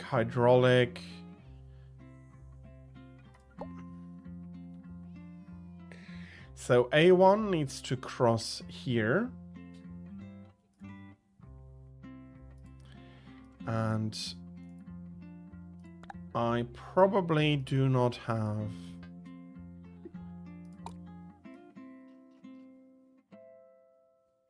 well, no, A1 needs to cross through here. Can we fill it up like this?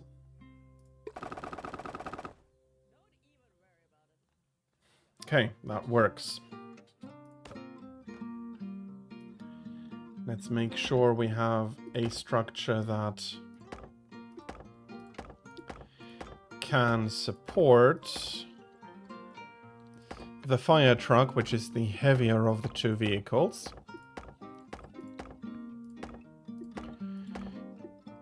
In crossing. And then afterwards we're going to figure out what we are going to be doing to get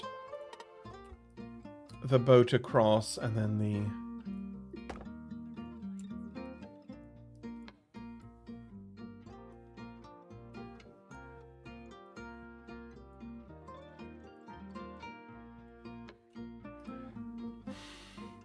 Your cat made Glavinos explode at the wrong time. Oh no.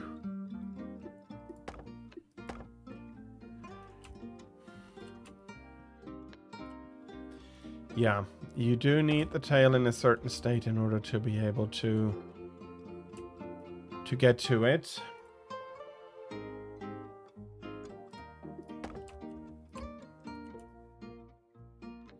Yeah, unfortunately when he fills his throat, if that is when he's sharpening his tail to the bluish sheen, if I remember that correctly. Okay, is this... That's not even a bridge that holds itself up.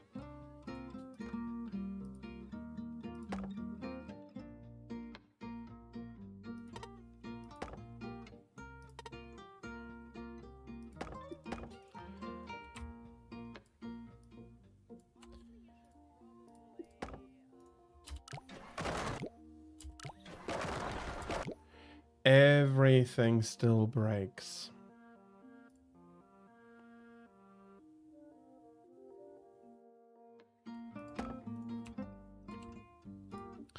That is basically sitting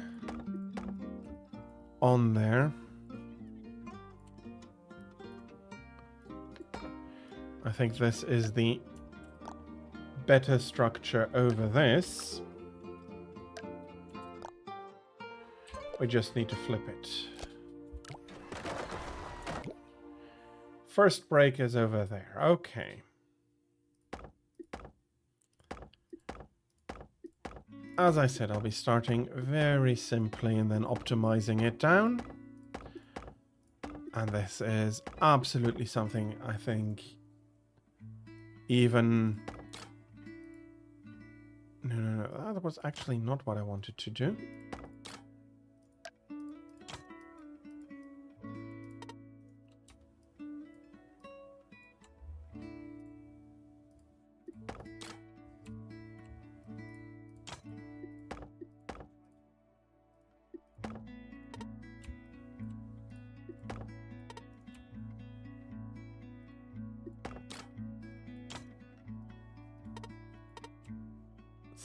So, will this...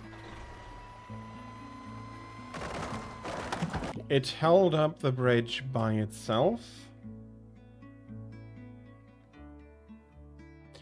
but it did not manage to accommodate...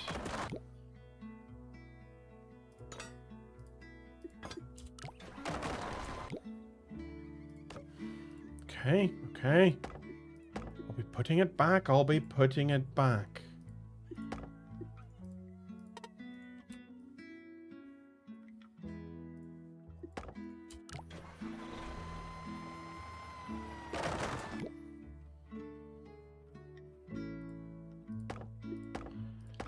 Well, we can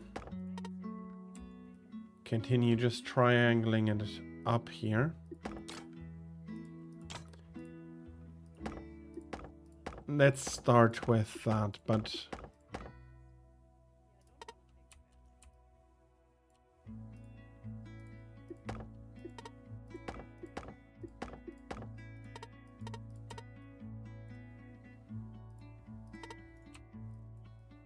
Probably not the best choice in this situation.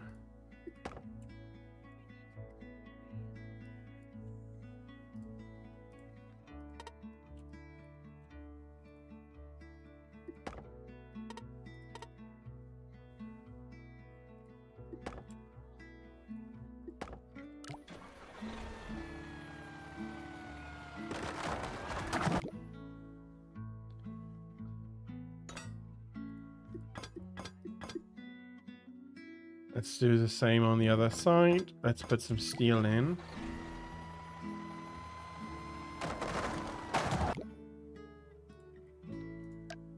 Can we do a reinforced road deck here?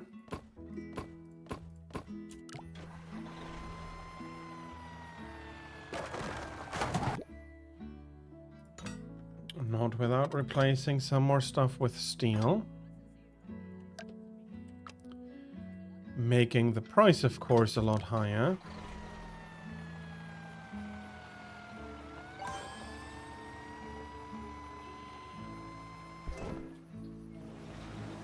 Okay, fair enough. And now the boat goes crush.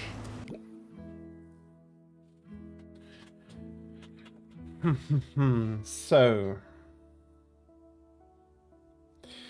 basically need to get this part of the honeycomb pattern out of here. Though, can I replace this?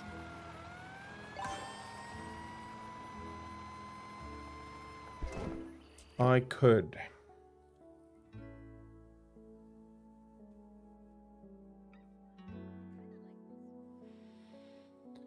So what can we do to get maximum leverage in here?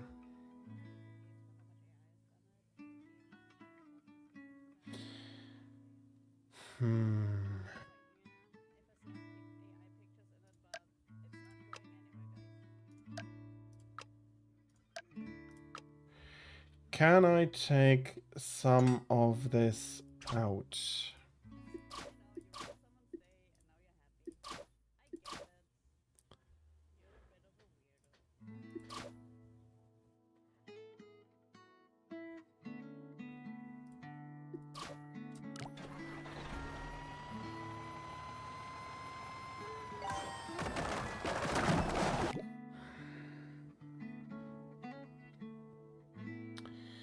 Not without ruining the bridge, and just taking it out collapses the bridge immediately.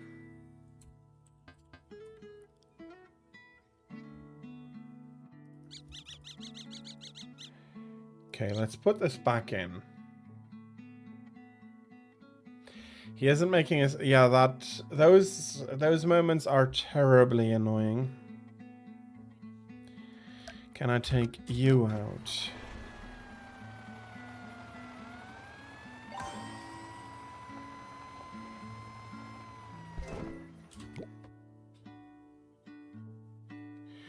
Okay, that one wasn't necessary.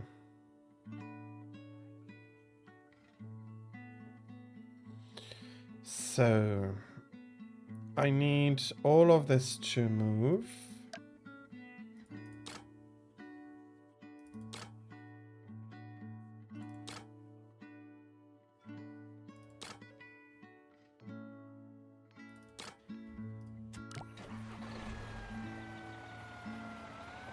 And if this is now going... Okay, something.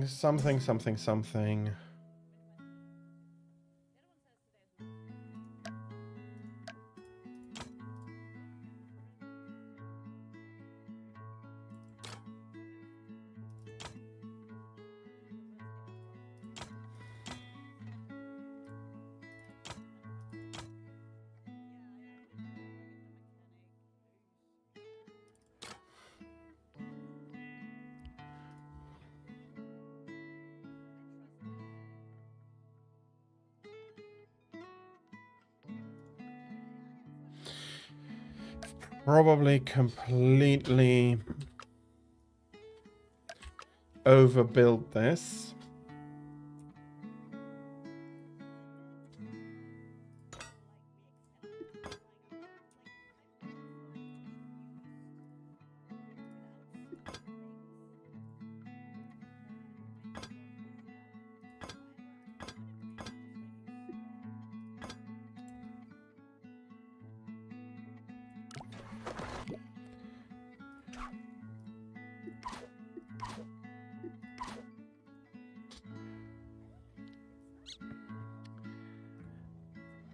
So yeah, but as a sandbox game, not even as a sandbox, but yeah, it's a sandbox game and it's a lot of fun. I cannot use this one.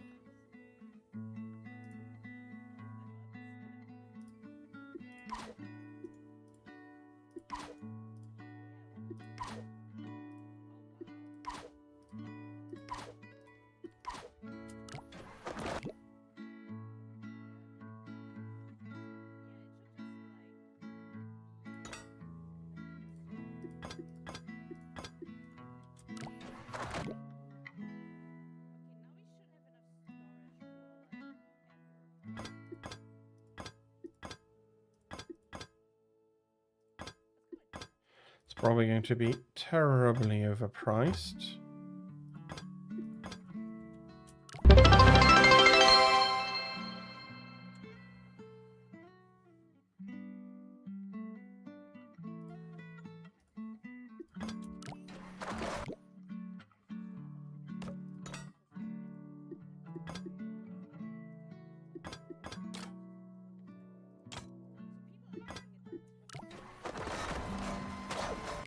And it's still collapsing every which way.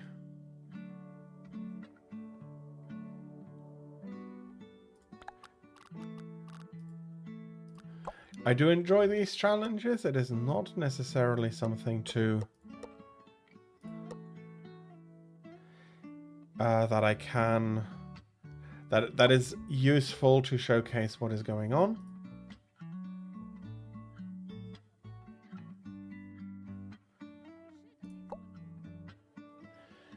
Oh.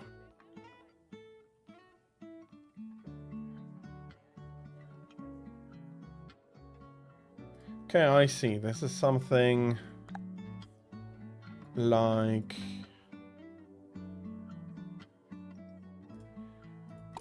we need to build a road down here. Some curvature is always nice.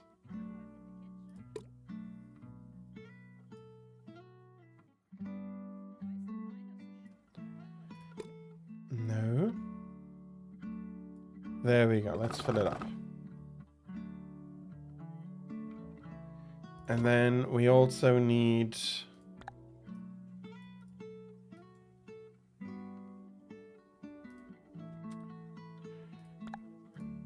something here. Come on.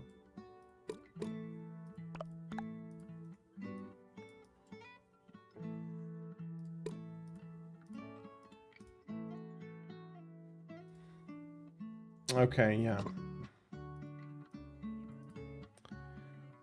I cannot do this empty.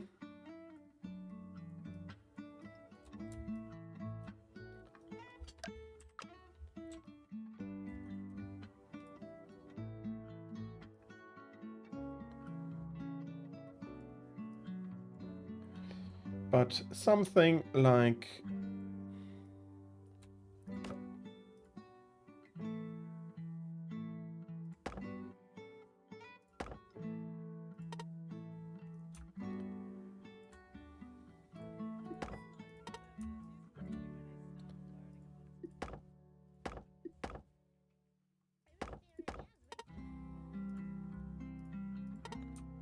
that's too big. Can I?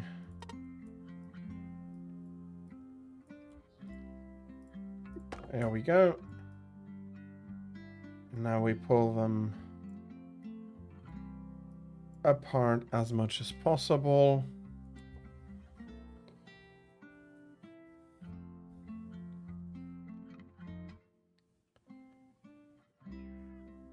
And we have that attached to a wooden structure.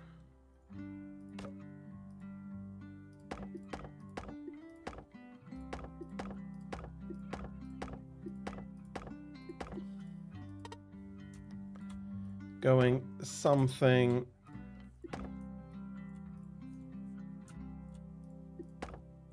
like this up here.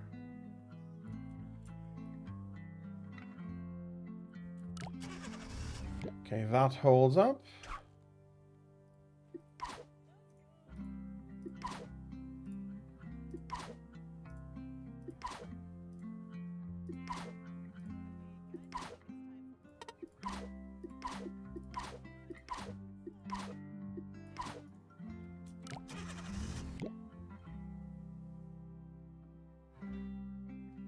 Okay, so far so good.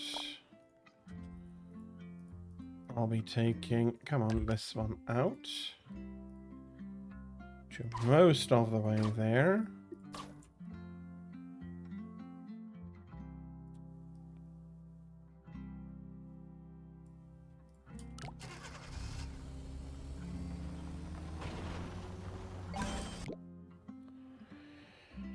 Fair enough. That holds.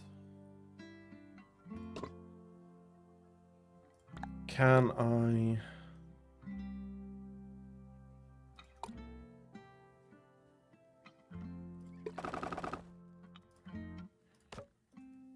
Can I build something like this?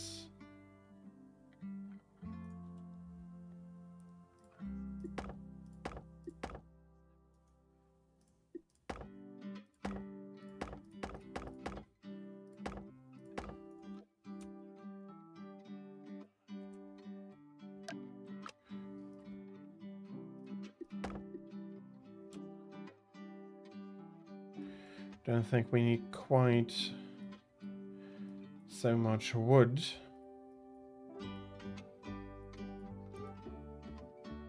Let's pull this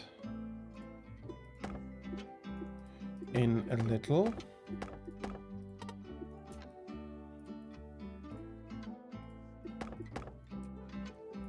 We need to distribute it better.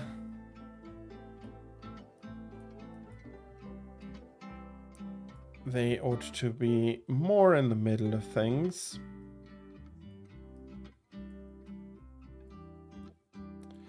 They don't need to be perfectly so, but they do need to be more in the middle of things.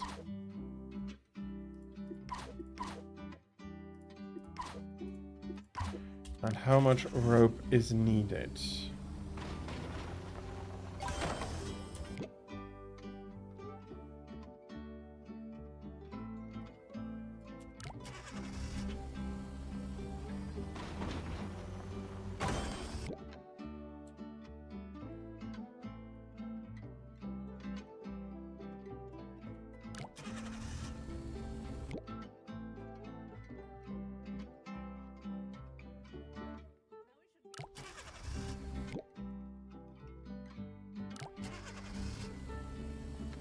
Okay, small jump there.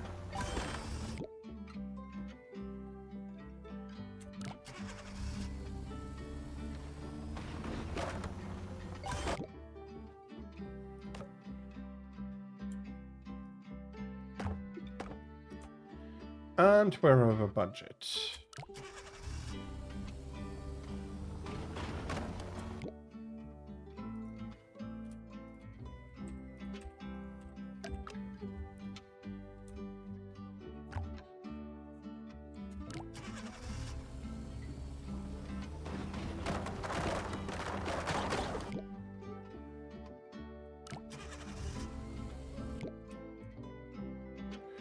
Okay, I see the problem.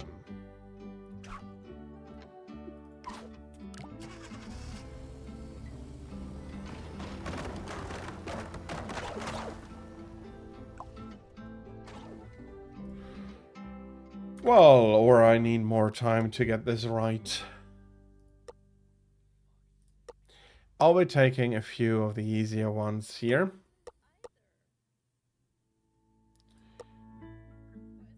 What do we have here? Oh, well, I have the bridges built already. That is not going to be very useful. So yeah, there are 3 games. There's a lot of different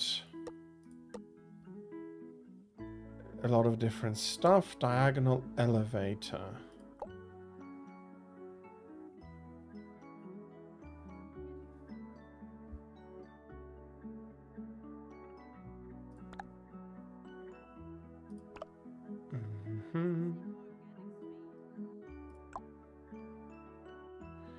So A is going to drive.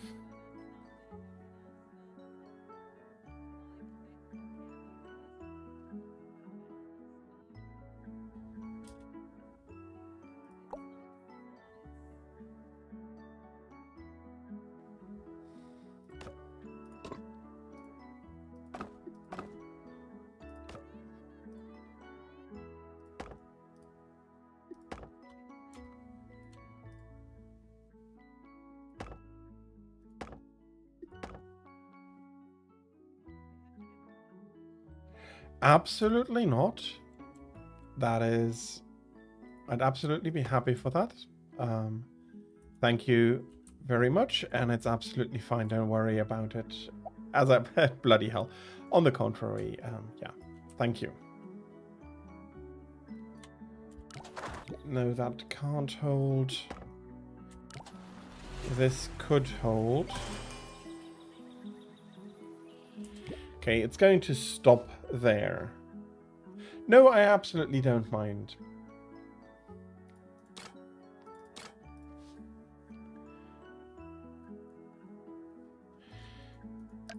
Do I need this? Probably yes.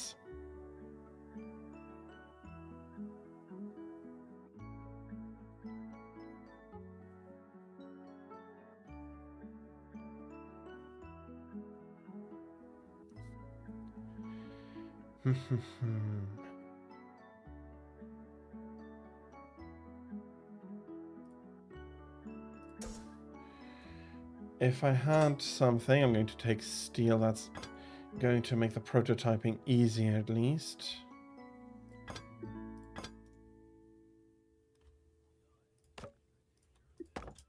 Do you hold up? No, you don't.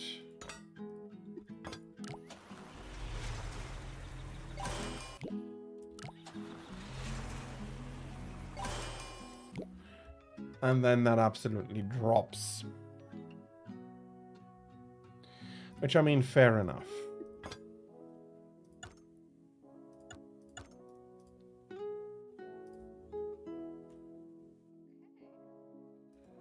What happens if, at least in part, I am going to do this?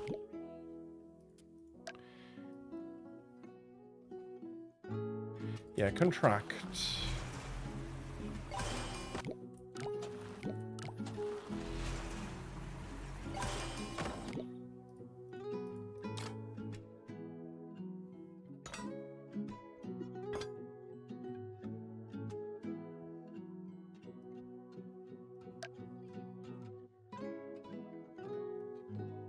Absolutely. Have a good night as well.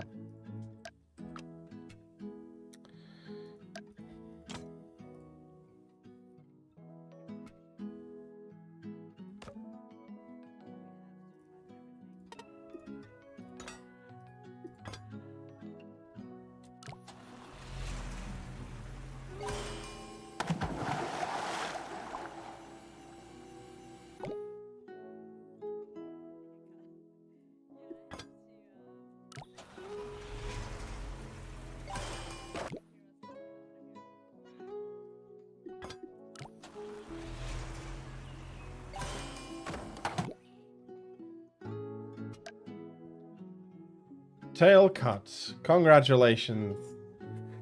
Those are not easy cuts. Glavenus is one of the worst for tail cuts. I do understand that.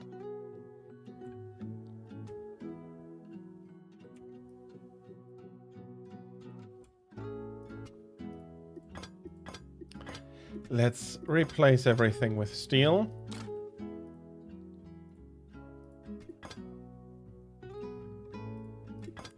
Okay, you are wrong. I don't want you to...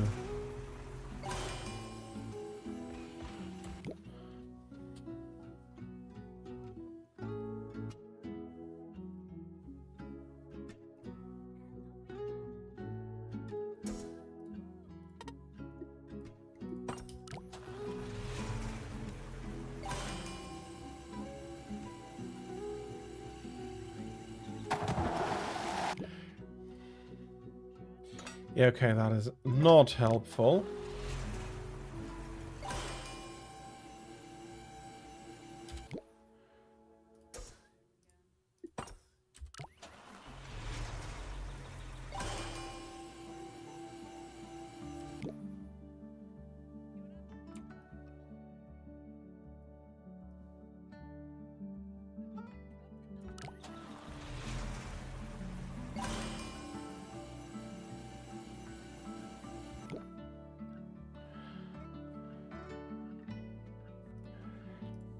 What if I do some expanding stuff here?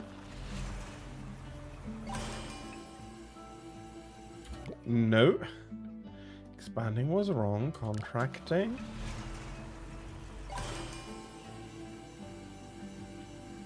That helps, but now it doesn't lift anymore.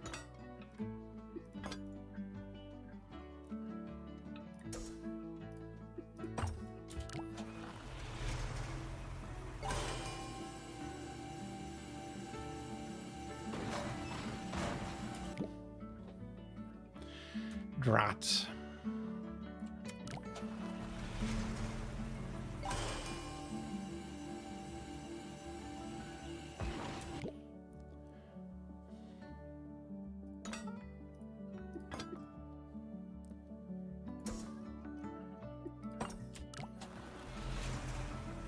Maybe I need to counteract the rotation like this.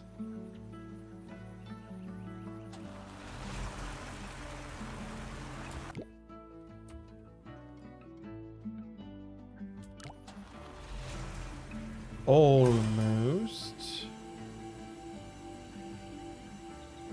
Okay, this works. It's a big mess, but this works.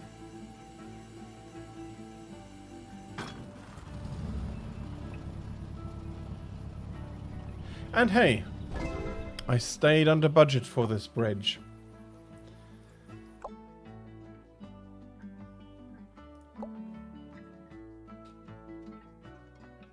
Okay. So, okay, this one is going to be a completely different challenge. And while I could go back and optimize my previous bridge, that is not exactly what... that's not what I'm going to do. I am going to...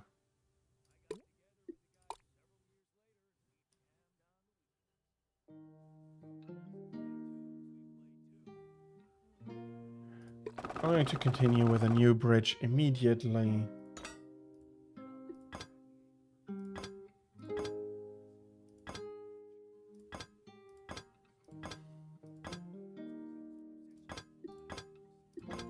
Okay, let us get through there a little bit.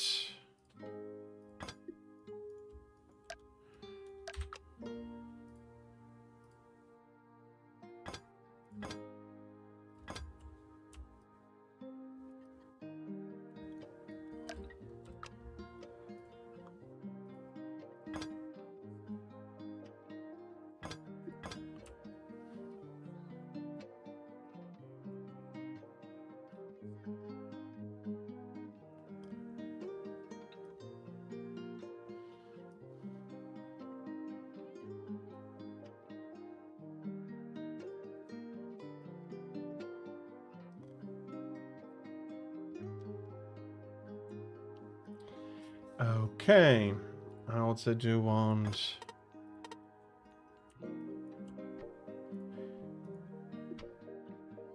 some connection. Let's make it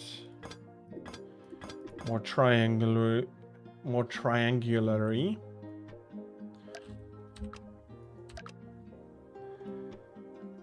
And copy, flip.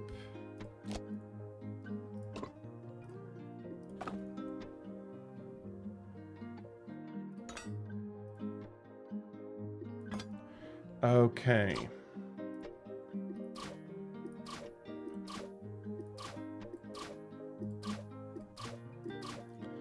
Will absolutely be requiring cables.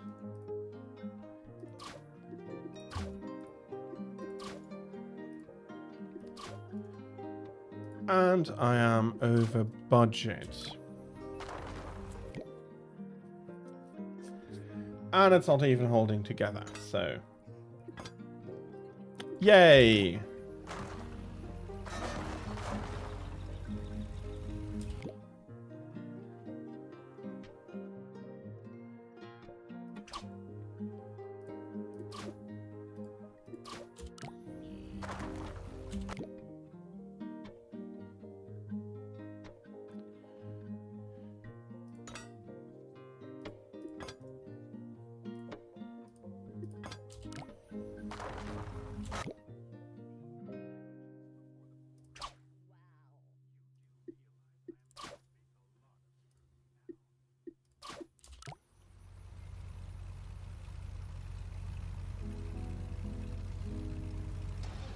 Okay. It survived the plane flying through.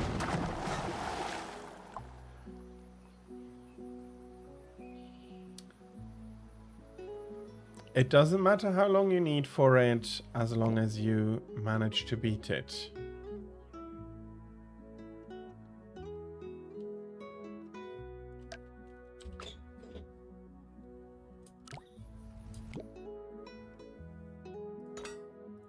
Okay, let's make this a lot less far.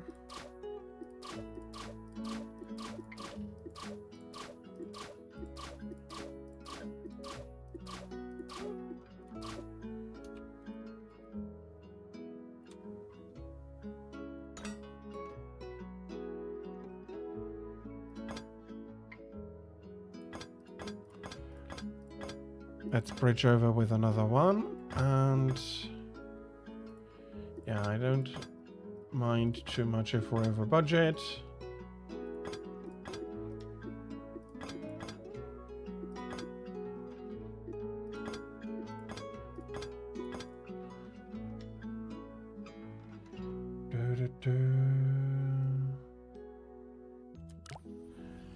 No, you need not feel like that. You managed to get over it. And that is the important bit. Congratulations on Dead Glavinos. Okay, why exactly that one had to break? Okay, that didn't work.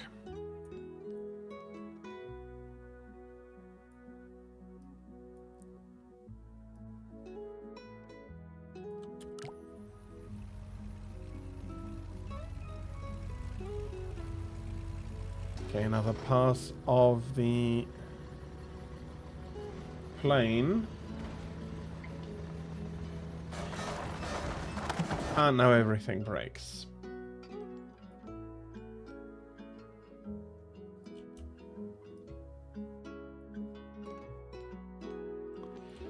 Can I get, in the time I have left here, the bridge to stand at least while the truck is driving over it?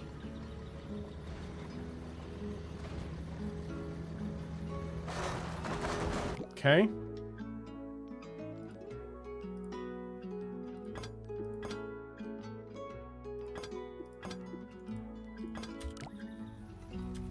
I probably would want to copy this structure over.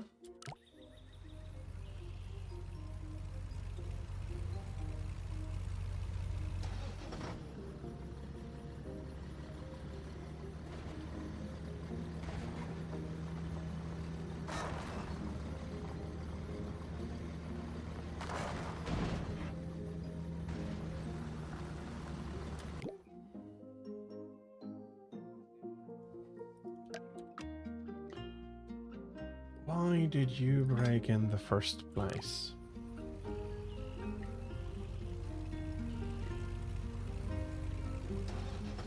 Forces should have transferred over to the sides here as well.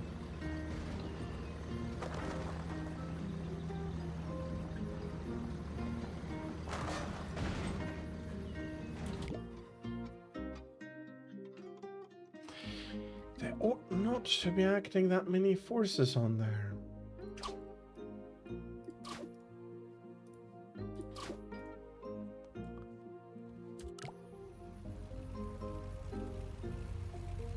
They are on the rarer side, but I also do understand how annoying it can be if you do not find what you are looking for.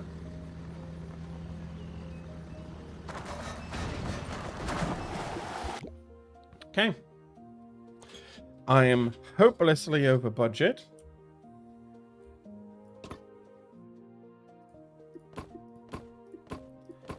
The only thing I can still try for one last time, if I can get the truck over my construction at all, is to reinforce the road pieces. I do now need to hope that this is enough. Oh, no. Still collapsing at the same spot.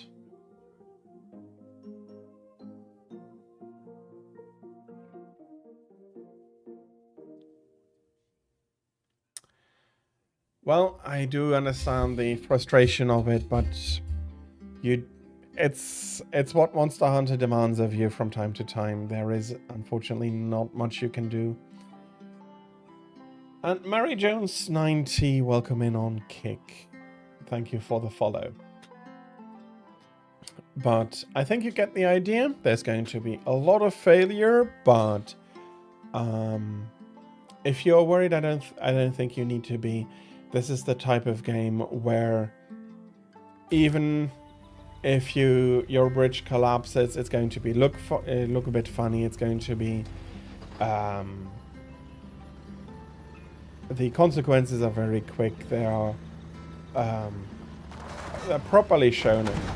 I mean, yes, you don't see bridges collapsing in real life very often, which would absolutely be terrifying, to be honest. But in this case, I do think that there is a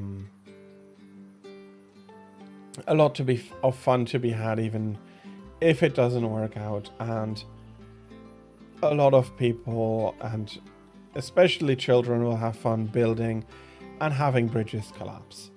You can build, as was said by Mark, you can build the weirdest things. Let me see if I can quickly show you a few of those. Here is one called Rock Skipping. So I have a rather fast car.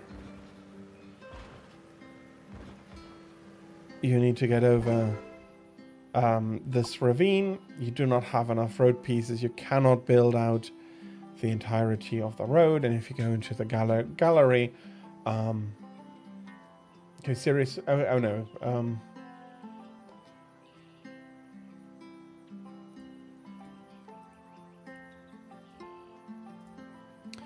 Let us sort this by budget. So there are some very funny things there. Like, okay, we're getting the car stuck there and then we're catapulting it over.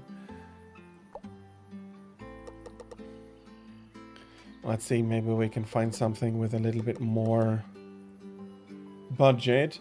But yeah, there are all kinds of funny bridges being built by many people. You are asked to build quite funny bridges, so something like this, the car needs to get over there, and you have the plane coming in, so you need to swing it around. And let me have a look what has been built on a budget here. Well, there's zero stuff. Okay, it's a failure. The car needs to get there. It's not that the so we build a contraption, a spring contraption around the car rather than really building a bridge. So there are many creative solutions to it, and even on the other hand, there are terribly overbuilt ones, like the lifting crane here. So yeah, there is a lot of creativity here, and you can have a lot of fun building your own weird contraptions to get the vehicles to where they need to go.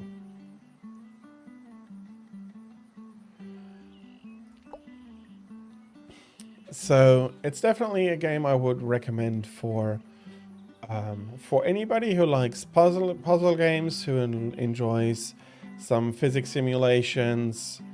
I think it is a good game for anybody, even new gamers who have not played games before but are interested in puzzles. I think this is very much a good game for anybody.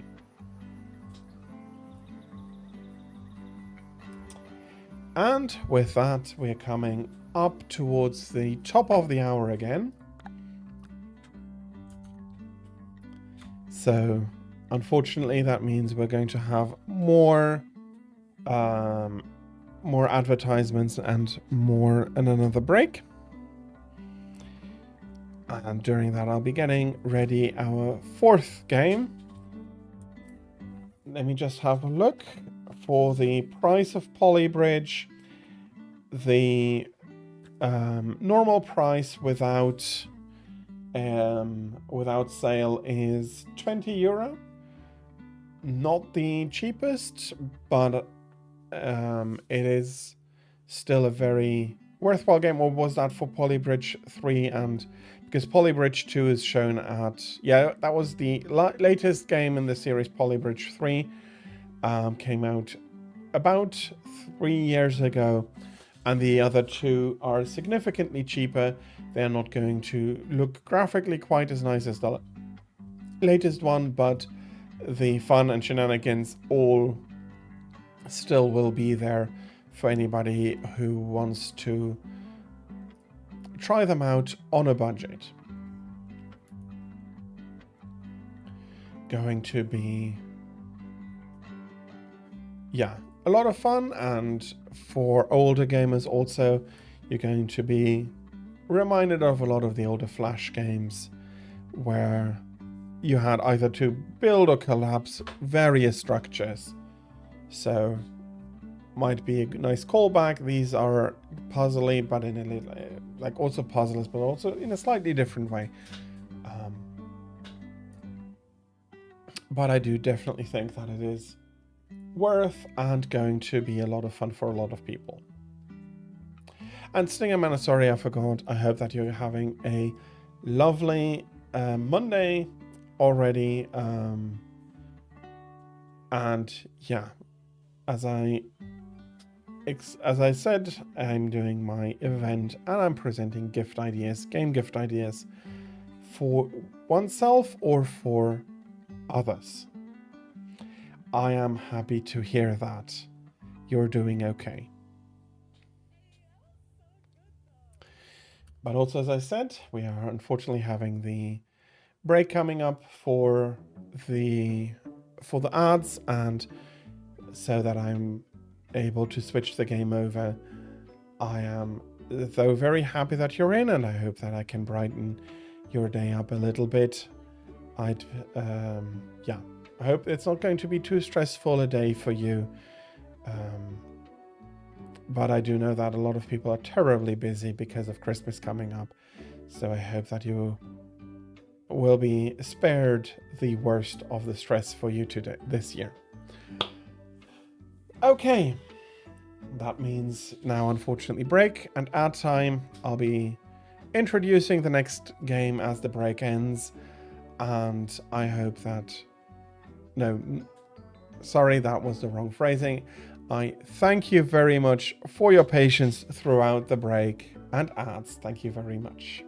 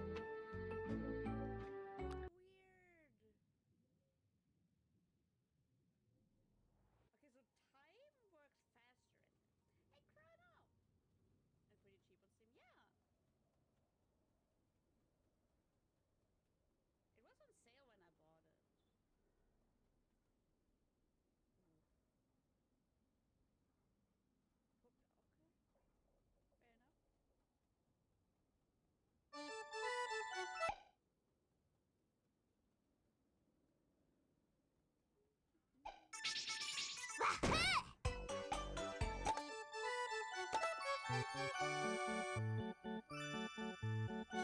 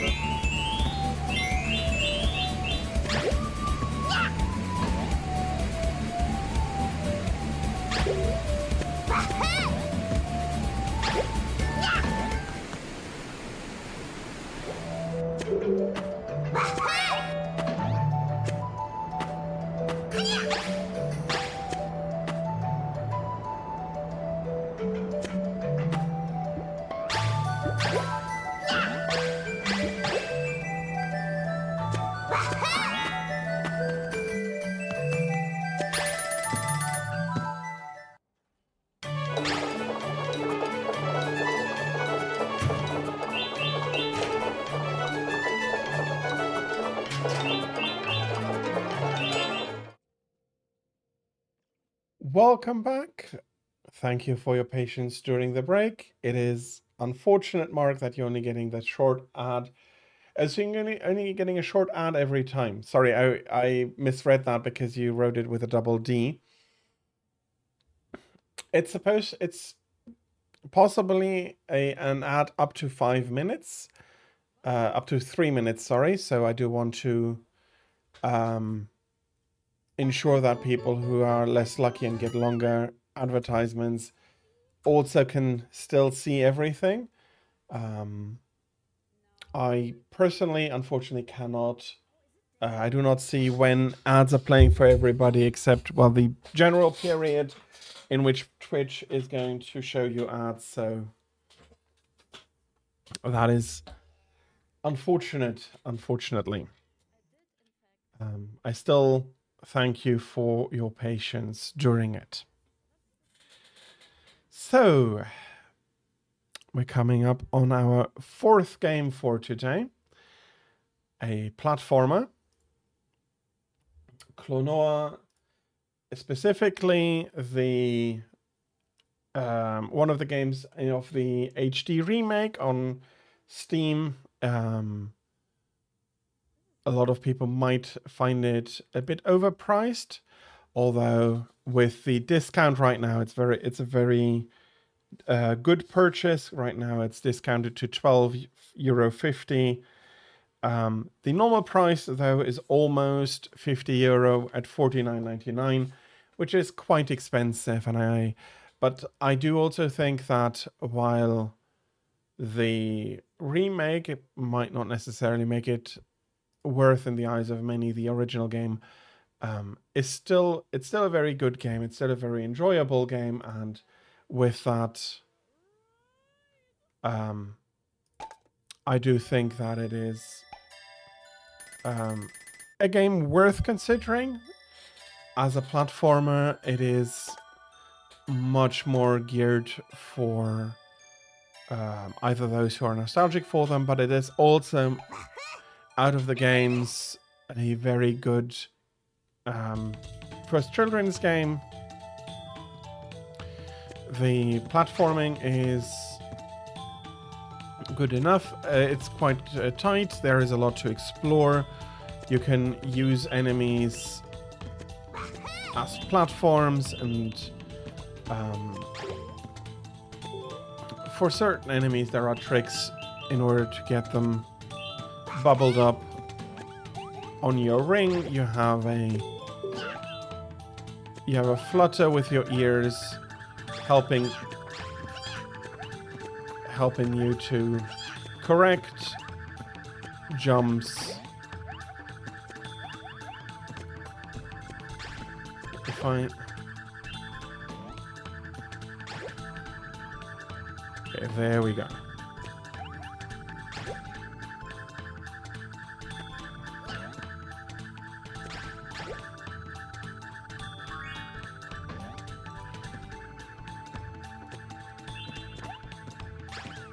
There's also a little story going with it. Not necessarily... Oh, bloody hell.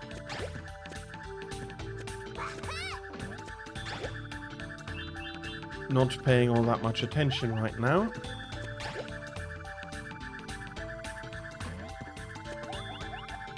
Do I need to shoot this? Okay, there we go. So there are people that need rescuing. And there's a lot. Oh, you bloody spike head.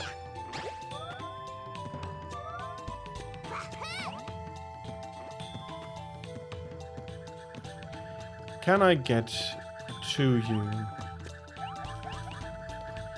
Possibly. Yeah, I can still...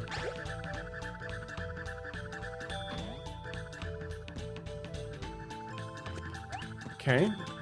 It doesn't let me jump over there. Come on.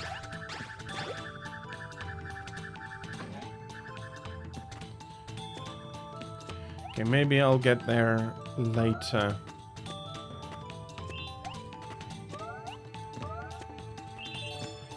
Okay, we have Spiky sitting there, as well as another...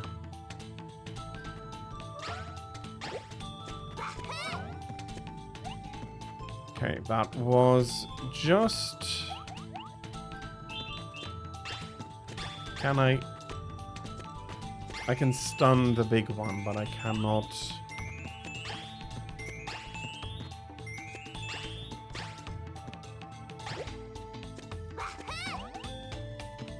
Okay. Into the trunk we go.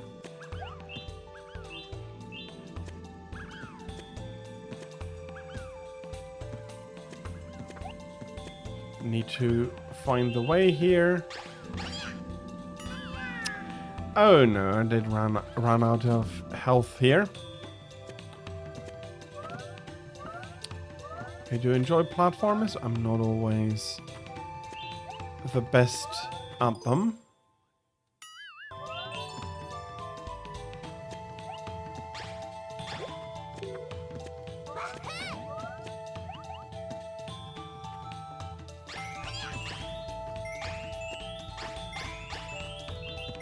Oh, okay. I'm getting more of the crystals. While I do that, find keys to open locked doors. So the game also has a very nice exploration aspect here.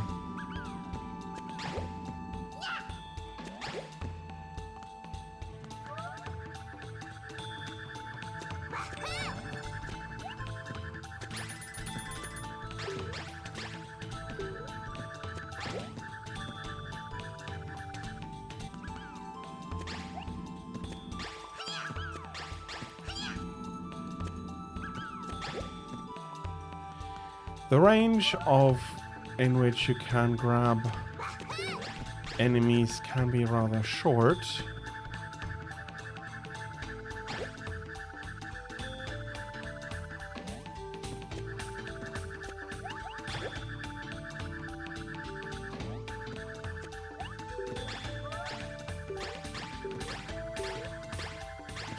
Okay, I'm not sure how I should destroy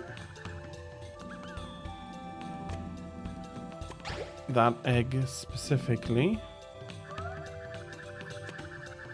Can I throw diagonally? No. Then I throw into the screen. So the game does use the sort of 3D environment quite nicely.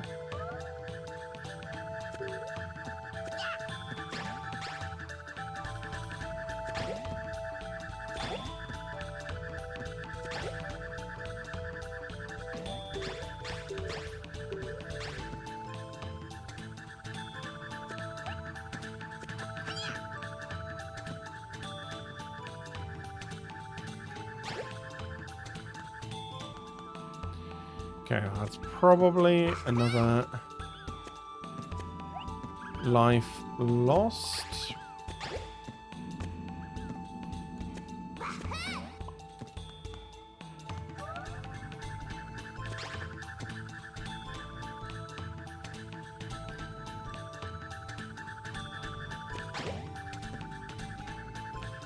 Okay, that was...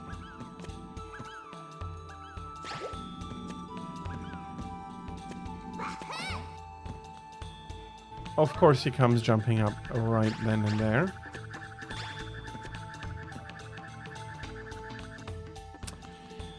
And I'm not even hitting the platforms.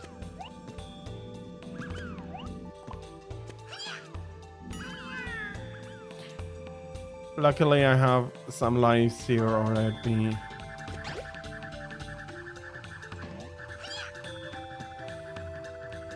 in a much worse state, but then I still managed to get hit by that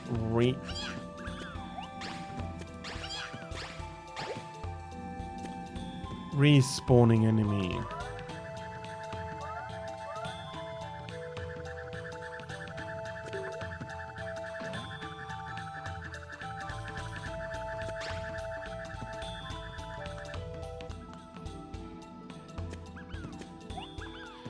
There are options to influence difficulty, bloody hell, longer projectile, all of that.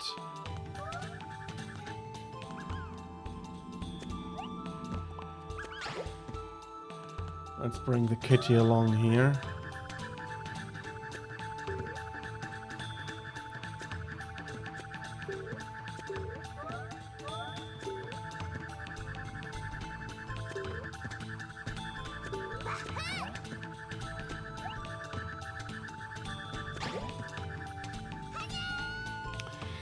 Yeah.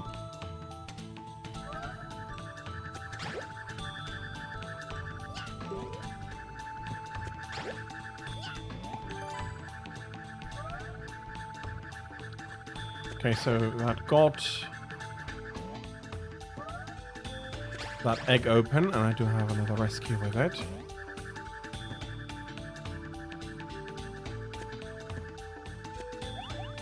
I am very unsure how to continue from here. Still need to find a key.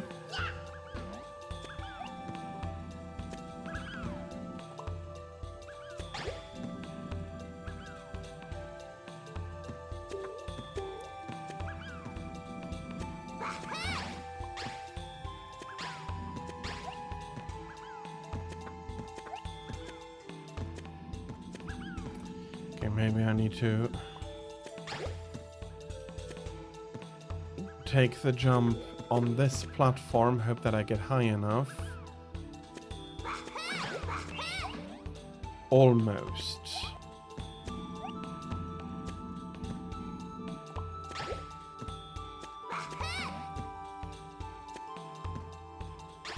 But I haven't found the key here yet.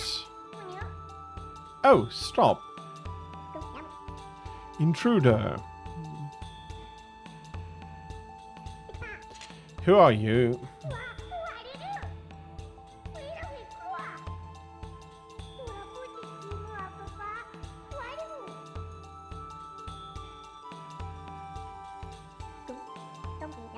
Oh, sorry. Strangers wandering around recently.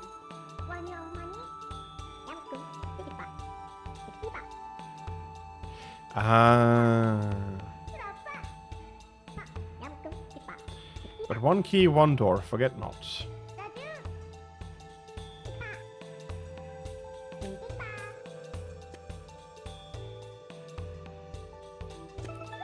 Okay.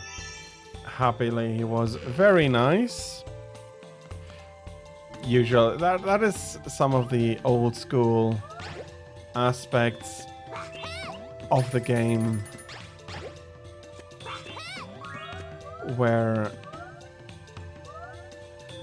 the idea is certainly there that you do need the key, but the game does not really yet expect you to take initiative and immediately go looking for it. Let me bring another one. There are 2 eggs there. I would want to shoot down. They give me some nice stuff still.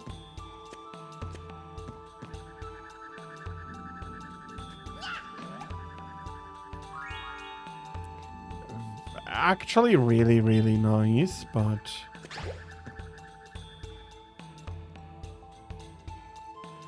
where does the egg?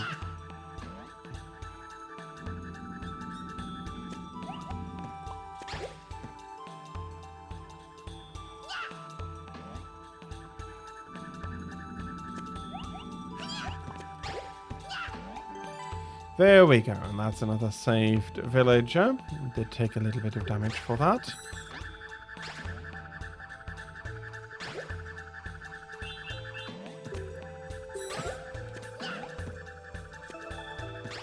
And another key here. Absolutely humongous key for Klonoa here.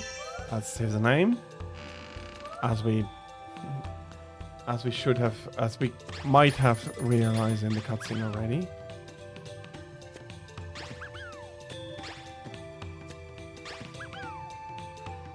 Okay, you're passing below there.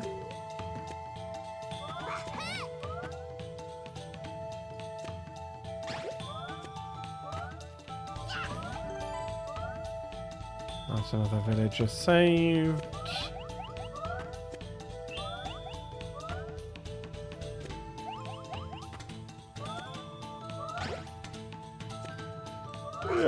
That was close. But again, you have the flutter and you have other means to save you from a fall if you then jump, just running off, of course. Like, that was a bad idea.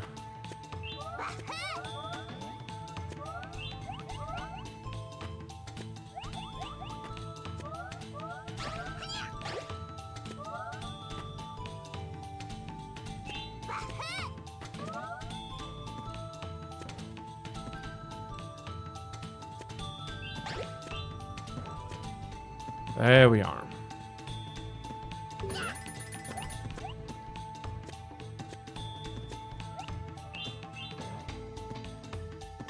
And there is our last rescue for the level. And there we have spikies. We cannot bubble them, so... Ooh, bloody hell, that was bad.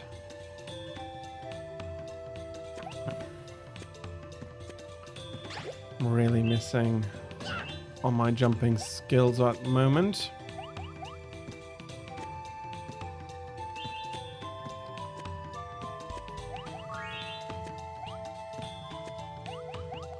There we go.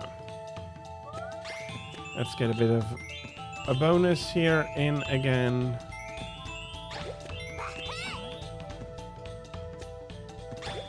That will help me replenish some lives. Every 100 crystals I get a new life, and here we ought to be at the end of the level. Are you thinking of going beyond here? That's our plan. No can do. The fairy tree has withered, so you can't go any further. You mean we're stuck here? Hey, who are you anyways? I'm a soldier from Jugpot, the Water Kingdom.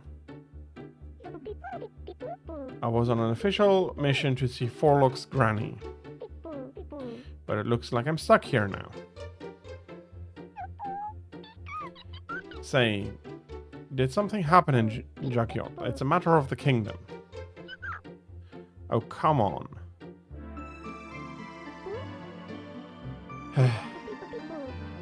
We thought Granny could restore our king somehow.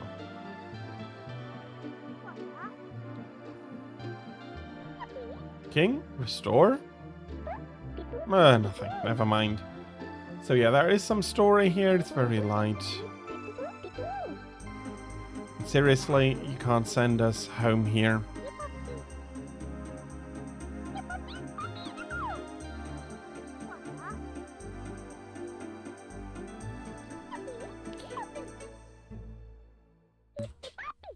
Hupo got that right.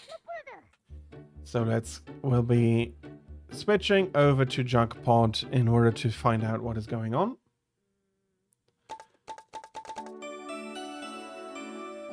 So everybody saved here. Let's skip the fireworks. Didn't quite find all the crystals. 2-2 in Jugpot. Let's see.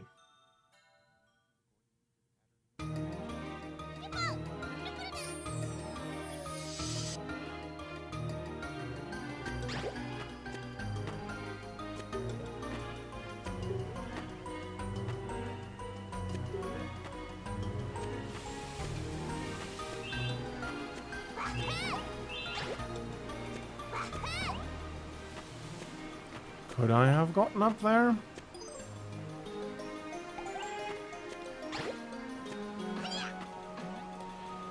Bloody spiky balls. Okay.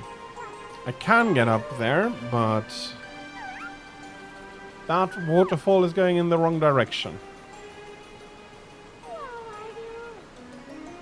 You usually don't quite see waterfalls like that. So now we need to find out if and how we can reverse the waterfall that it's going down again.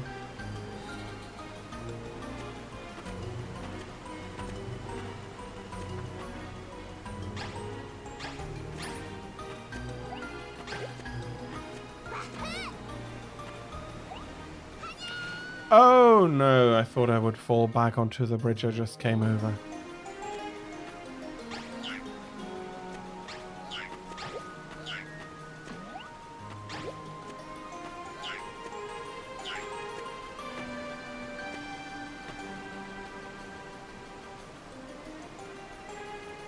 How high can I?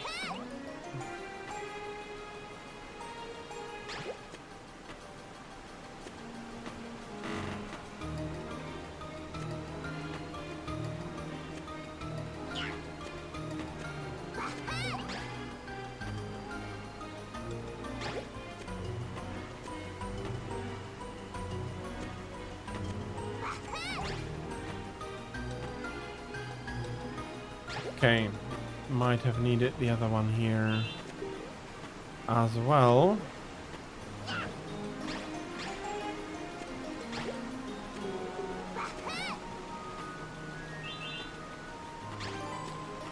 But we are saving a soldier here.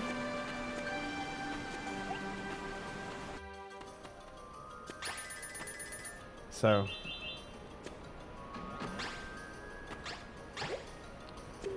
there is a big stalagmite in the way.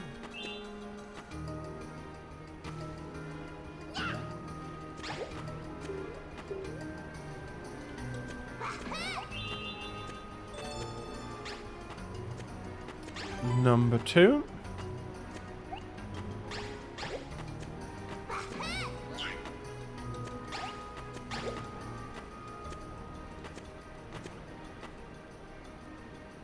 Yeah, there is another door. And it seems like there is crystals here, but nothing much else. Can I? Okay, I can, but he's not going to be...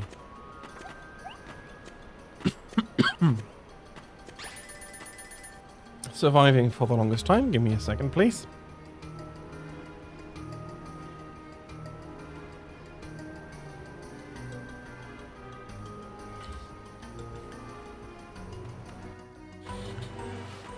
Okay, where are we at?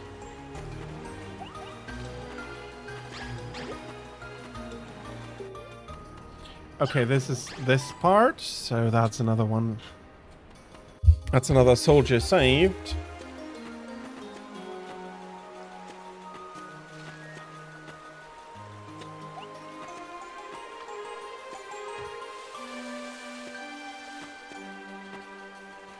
Well, yeah, I do need to bring somebody here to get myself an improvised platform in. Can't get on there.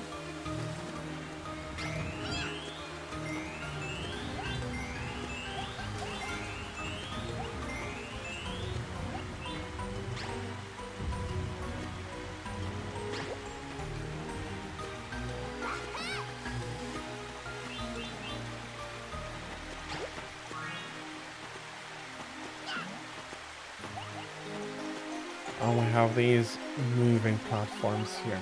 So yeah, it is an old school platformer. Fair enough, out of the early 3D era, so a year after Super Mario 6, Super Mario 6, or is Mario 64? I thought it was Super Mario 64.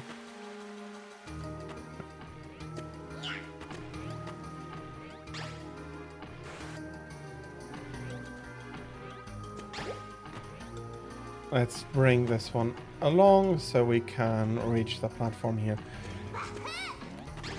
It's a fun game. It has a lot to do. It is borrowing aspects of the Collectatons, even though it plays a lot more as a 2D shooter. There are these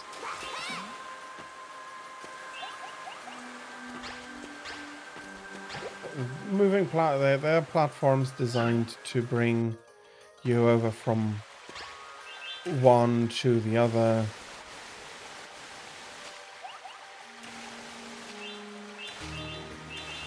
All of the cliches from then are there. Still, it's all a lot of fun. And despite its age, it's a very worthwhile purchase in my opinion. Okay, how?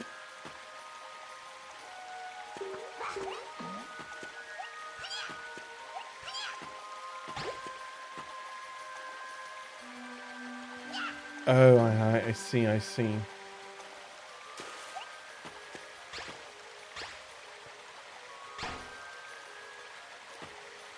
I need to wait for him to be ready, stun him,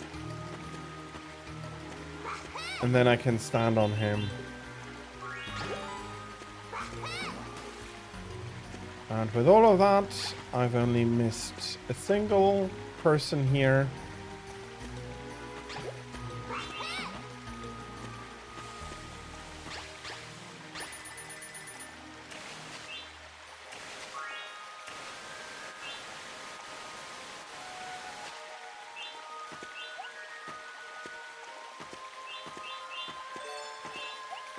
And another good coin here.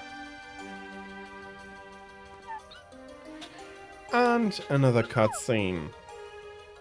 I'll be skipping through it and I won't be narrating it because I'm not showcasing the story, but I'm showcasing mainly the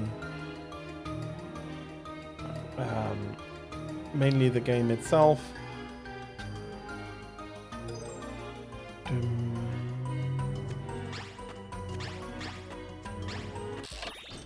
So yeah, the game itself is a ton of fun. The platforming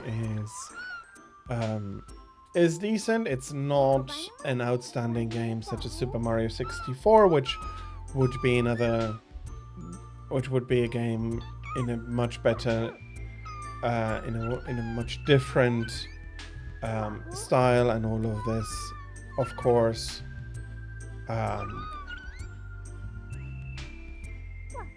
Doesn't mean it's not fun, and it is available on Steam, so you don't need to worry about compatibility or so on. You can download it, you can play it, except on Steam Deck. There you need to take care not to, because of the interpretation layer between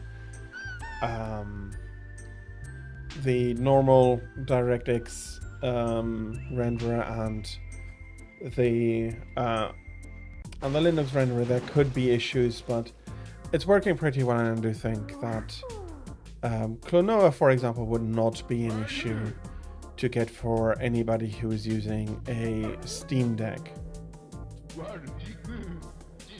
Here we have Seedolf, the king of the castle.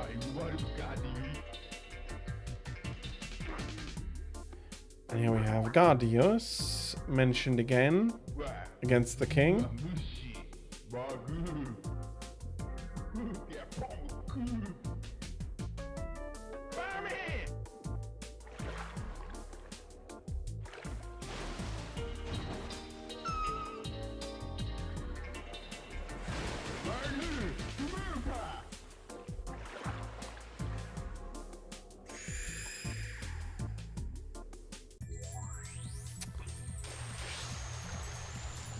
Evil Seedolf and Eva Pamela.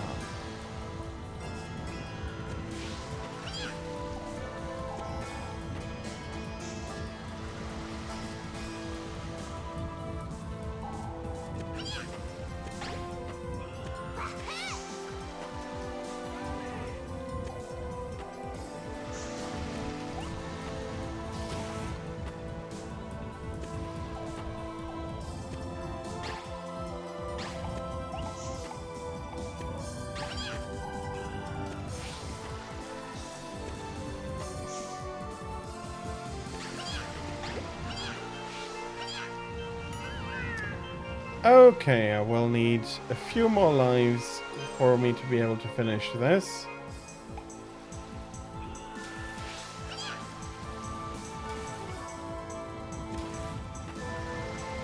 So I need to capture Seedolf.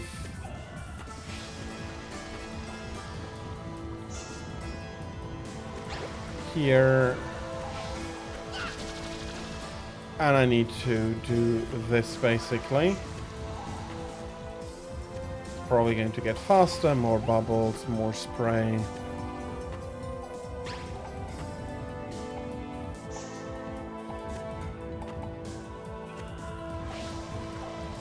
For as long as I cannot bubble him here.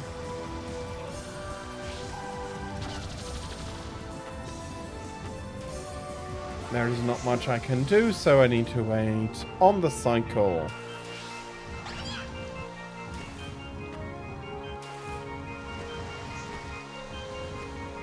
I hope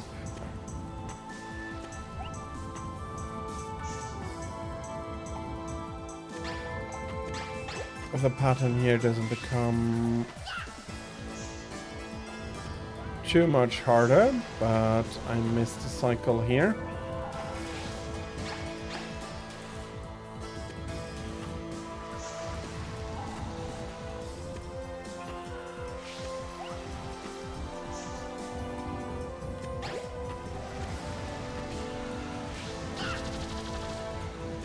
There we go, one last time. And I hope that both of them will be feeling better and less evil.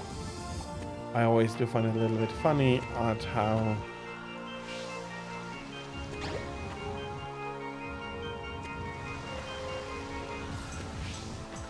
in a lot of games, after beating them up, they become uneviled. Well, not completely without input here, but yeah. Yoka.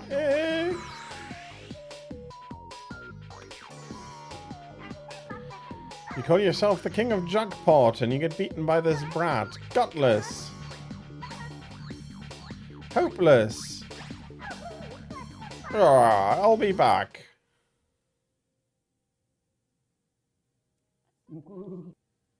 Oh, I hope he's fine. But yeah, a linear 3D platformer, I think a lot better made than Crash Bandicoot. Crash Bandicoot, of course, got a lot of interest back in the day for being, I think, the first platformer on PlayStation. It is quite interesting how they decided to go different ways here. We have basically for early 3D platformers, I feel like we have Mario 64, we have the Crash Bandicoot, sorry for getting the name, and Klonoa are the three archetypes we had for early 3D platformers. We had the free roaming levels of Mario 64 or Super Mario 64. We had the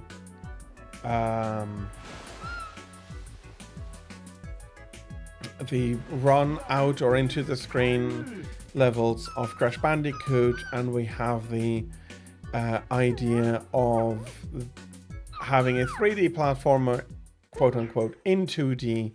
So yeah, a lot of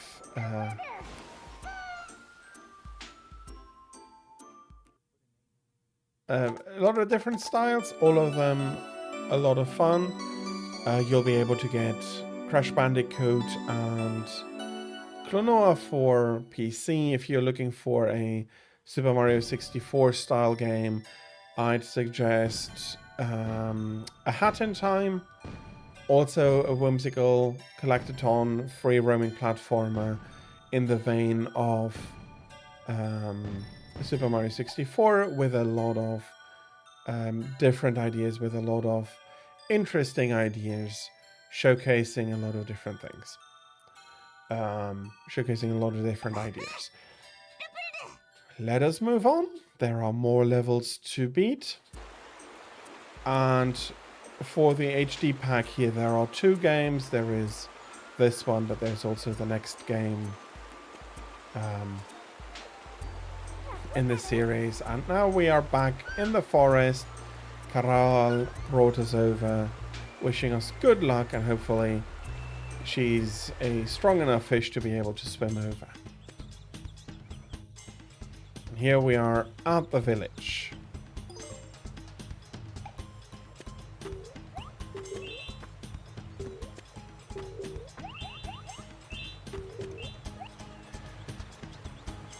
Have some springs and the stems are growing again.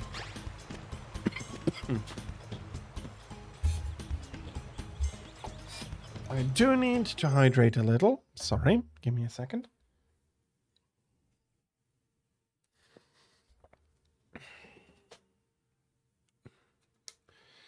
I'll be also filling up the glasses.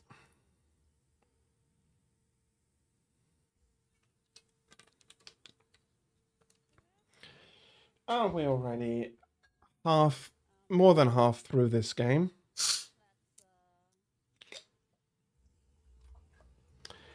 So,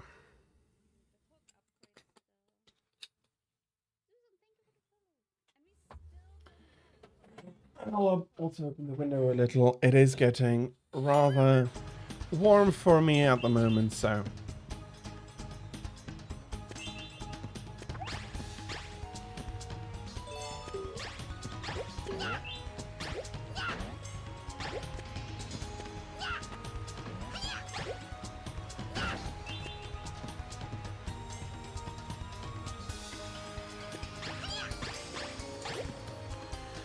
Can I, with throws, do anything here? No. I think I need to activate this before I can do anything.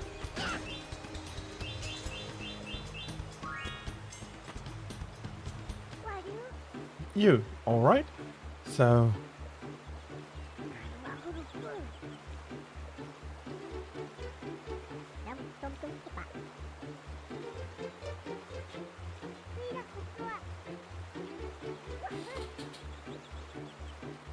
So we're going about helping people. I think that... Oh, he is the guard of the gondola. So I needed to free him to get the gondola on the other side to move up and down. And Yokai is absolutely not happy with us interfering again.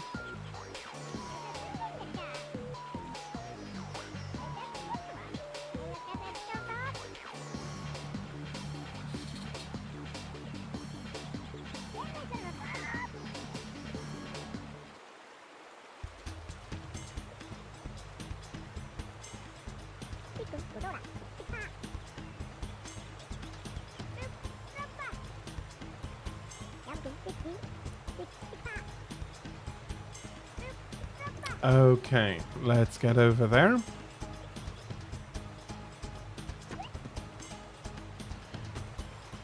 course, I do need to use the door, not the window.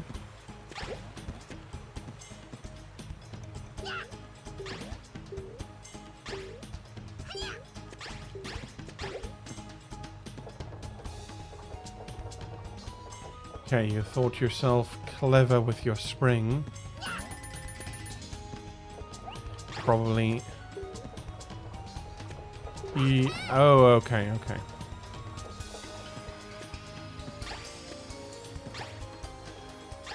Not only do the gondolas work, but...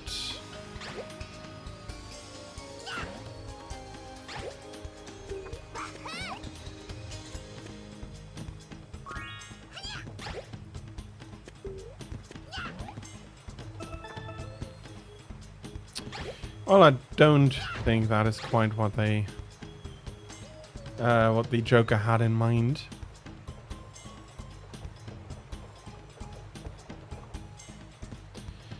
But we have a key now. Let's hope that that is sufficient. As we've been told before, one key for one door.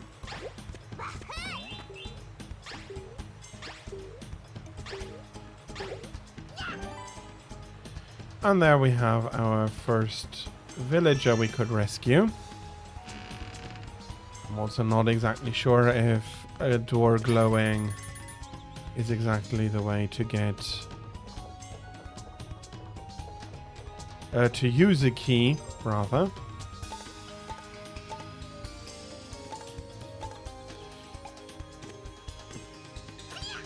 Yeah, I was aware that if you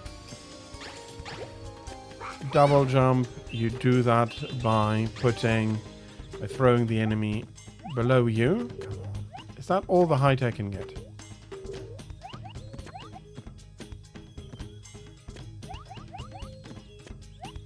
Okay, yeah, because more height is not really needed. In order to go forwards.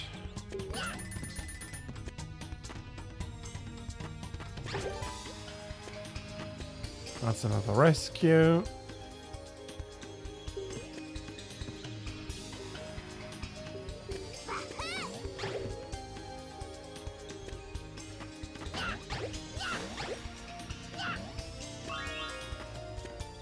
Okay, fair enough. That was not the hit I was hoping for.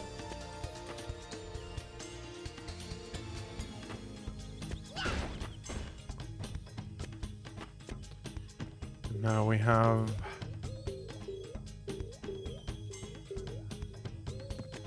another box on the other side.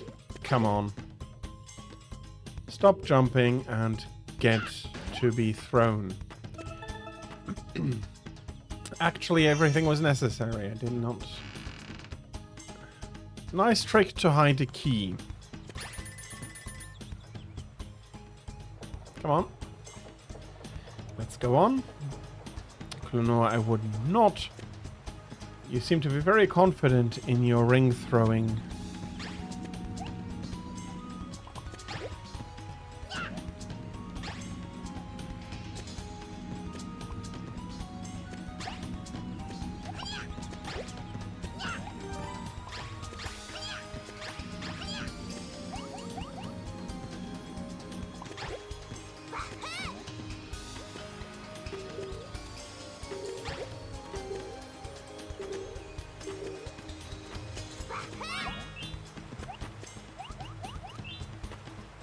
Okay, I got the minimum here. Yeah, I think to get over him, I do need a projectile. Luckily, standing so close does work. I hope. Okay, a single one is sufficient.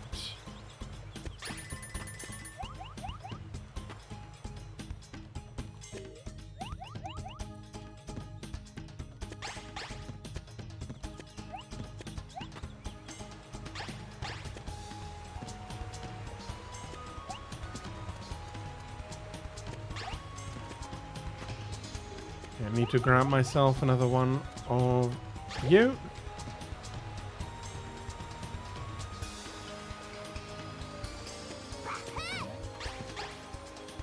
Okay, like seriously, that is...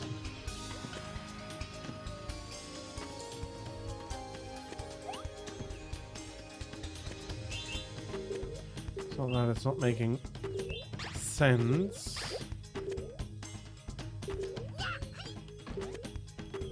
Come on, let's get up here.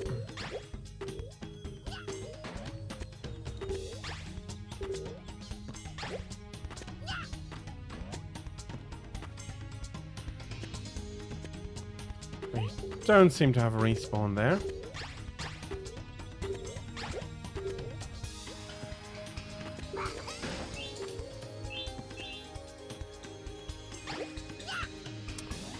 Okay. That wall did not hit the flower. There we go.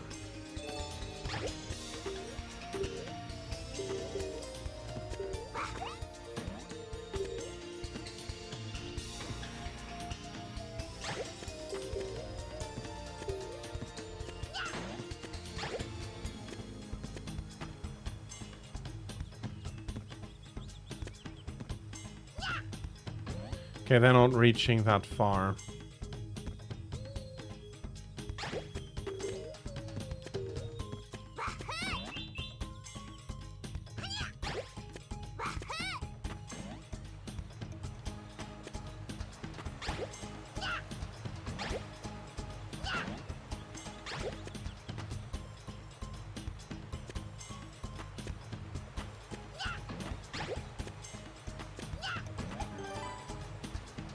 That's another one saved.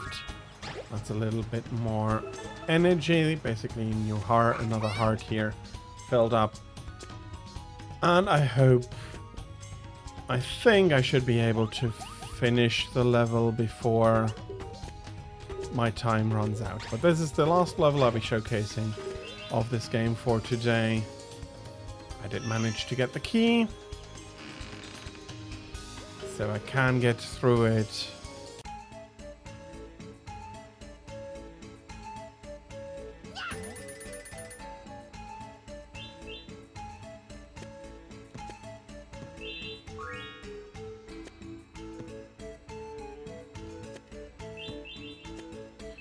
Okay, I missed an opportunity to get a lot more here.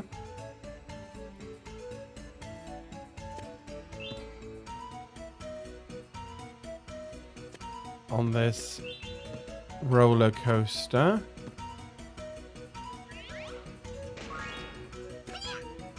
Nice jump.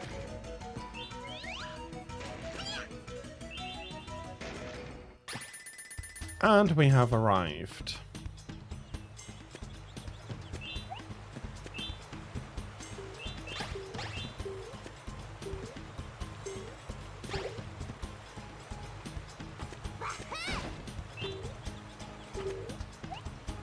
Okay, need another one. Come on.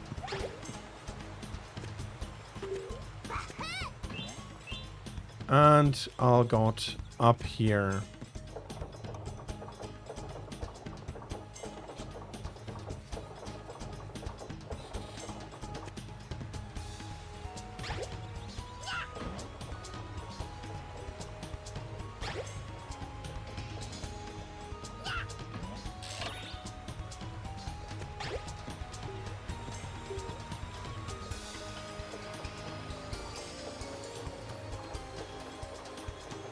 Not sure whether that was absolutely necessary. There was our last rescue. Very nice completion here of the level again. We should be getting to the crown of the tree. But we have encountered a dead end.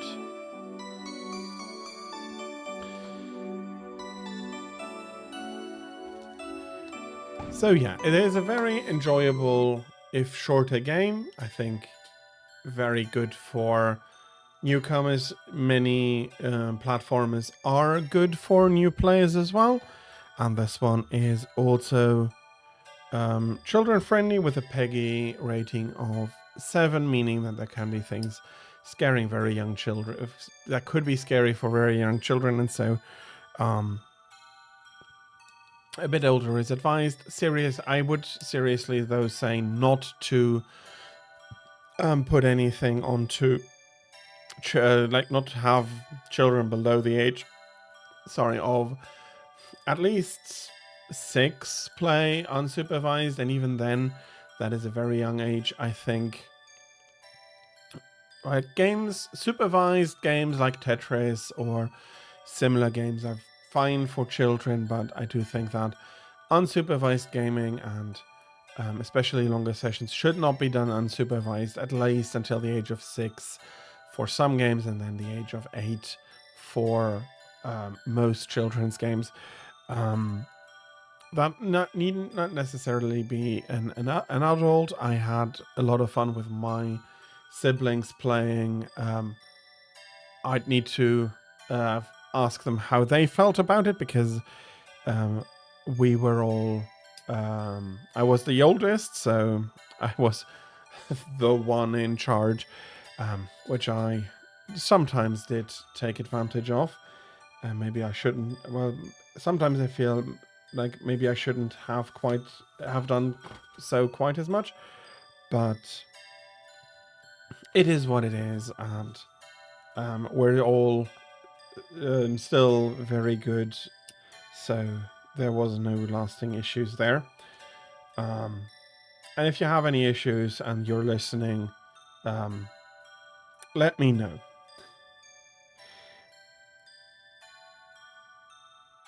That was for possibly my siblings listening in, specifically, not for anybody else. But even then, if you have suggestions or things you think I'm not doing very well, let me know. I can only improve if I can mostly only improve. Some things are not even what I call proper criticism. But the game is very much fun. It's unfortunately up on the pricey side with a $49.99, but currently there is a sale going on. So if you think to get it now or wait for the next sale. Steam does a lot of sales, and with such a deep discount, I don't think this is the last time we'll see that discount for Klonoa. So, as I said, it's also it's also it's a double release here. Door to Phantom Mill and Lunatis with Veil. Both very fun, but very good. Good games. So, if you're interested, if you're interested, you can get it on Steam for currently a very decent price.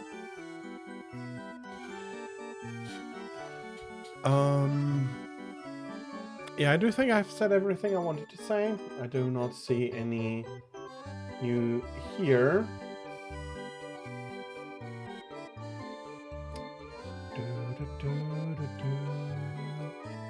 And I just saw that like 2 hours ago I had another subscription, but it doesn't tell me who subscribed.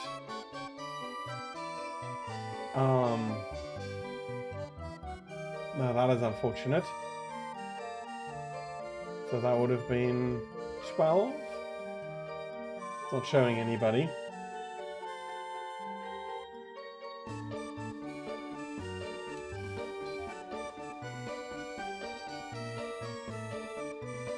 It is not showing anybody. Oh well. Whoever you were, it is all very much appreciated. Thank you very much for that subscription.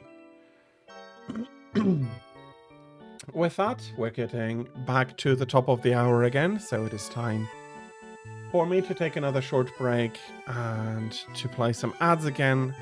As always, thank you very much for your patience during this time. And I'll be seeing you on the other side, introducing our next game we'll be playing. So see you in about 5 minutes, and thank you very much for the patience.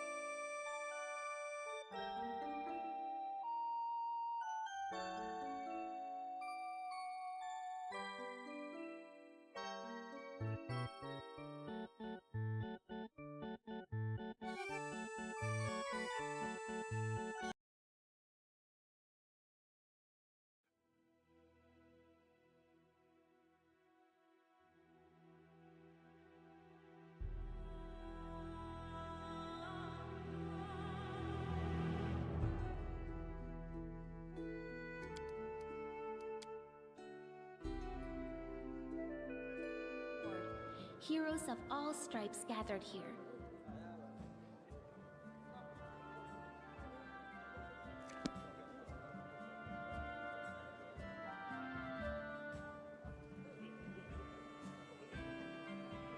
Where are they? This is taking forever. They didn't even say what this was for. Footnote in our story. Leave this one to me.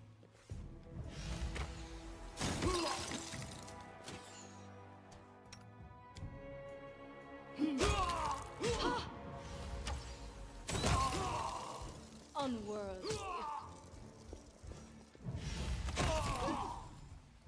I bet my life despise anyone but this man. I saw how he dealt with those creeps with my own eyes. Lady Eldori, don't listen to this thick-headed barbarian. She doesn't know what she's talking about. During the Considering the circumstances, that was a sound decision. Sometimes one must act at one's own risk and peril until crossing the boundaries of what is... Welcome back. Thank you again very much for your patience. And as you saw, our next game will be Pathfinder Kingmaker, a CRPG by Owlcat, cementing them, in my opinion, as a very good creator of CRPGs. They are not at the same level as Larian. Yes, Baldur's Gate 3 was is still a level over this. So if you haven't played Baldur's Gate 3 yet and you want to, that is definitely an alternative to this game. But I do enjoy this game very much. It is in and of itself a very good game. Okay, let me... I hope it hooks into it properly. Nice.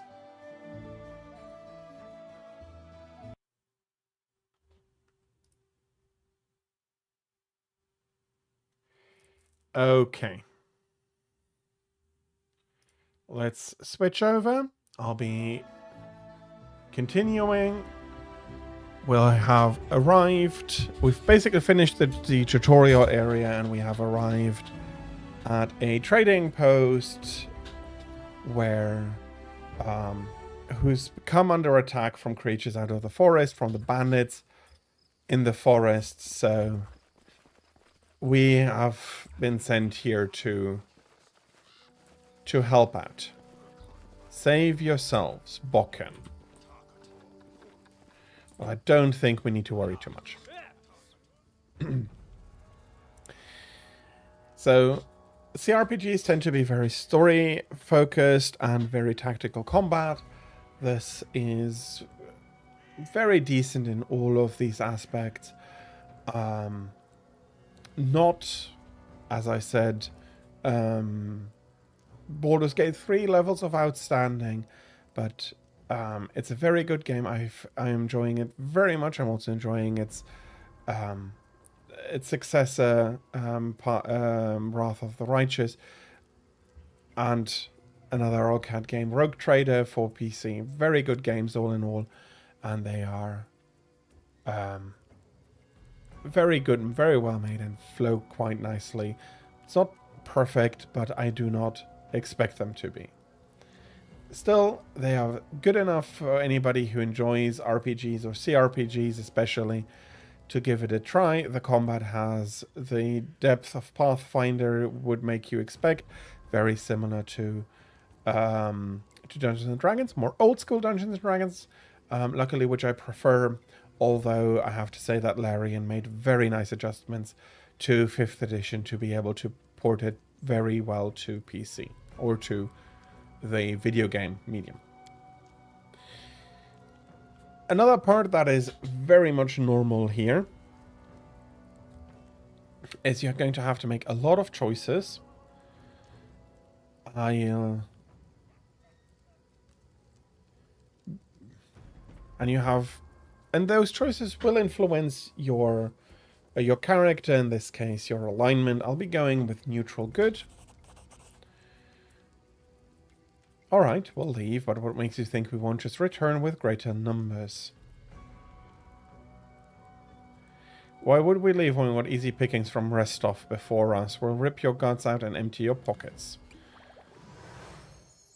So, Kressel, the woman, is leaving. Serves you right. I wonder... Let us strike as one. I have no tooltips for them. Okay, I'll be taking a step back.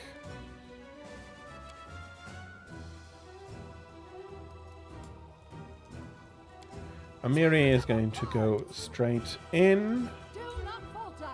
And Lindsay's hopefully going to help me take this one out.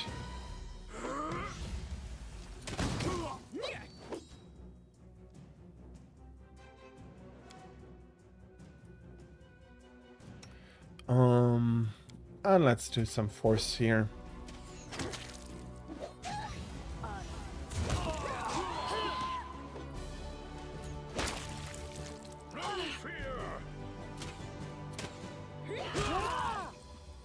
There we go.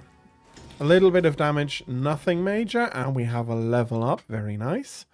So you have a lot of classes that will be familiar to anybody who has played Dungeons & Dragons 5e. There's going to be a lot of classes that are new. The Inquisitor is new, the Kineticist is new. They're very nicely explained. These are... tend to move from place to place with faithful people trying to root out good or evil depending. There is no judgment here in the class itself. Monk and paladin, there is a lot there is a lot of choice here. And then you have prestige classes. They are a bit fewer than others, but they very drastically change how you're played. The Arcane Trickster is the traditional Arcane Trickster from Pathfinder D&D 3.5, but some new ones as well. They all work quite nice. They have little, a nice mix here between a mage and a sword fighter already. So they offer a lot of different approaches to the game. I am a pure wizard, and I'm very happy with that. It's in a way my favorite class to play in a lot of games. I do think I am going to bolster my weaker skills here a little bit, although perception and persuasion I'll never excel in.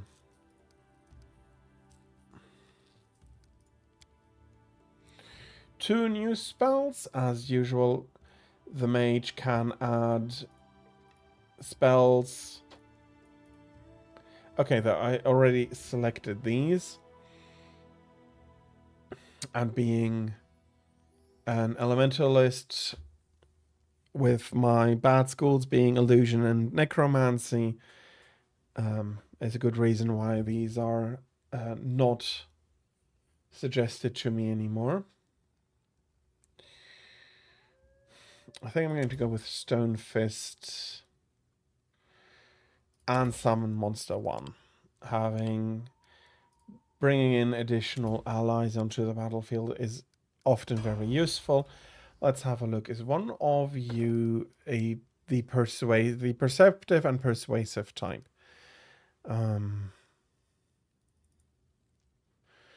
Doesn't quite look like it.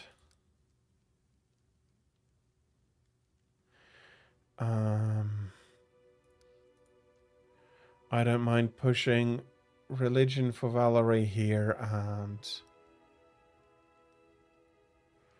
Let's do some mobility, although not the best. Okay,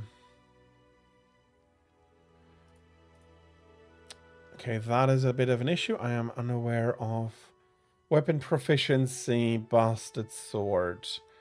Yeah, then absolutely we're continuing that.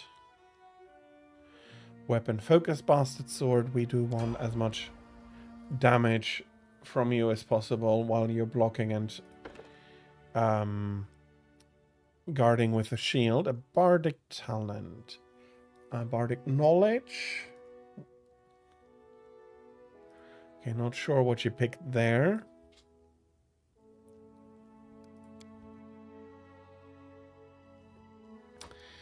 She indeed is of the persuasive type, if not the persuasive type, but not the perceptive type. You're suggesting crossbow for me. +4 perception. That is not. That's not unnice.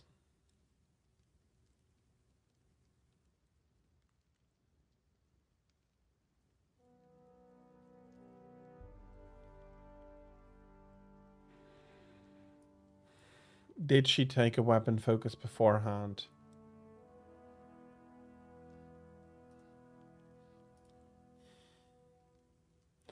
Extra performance.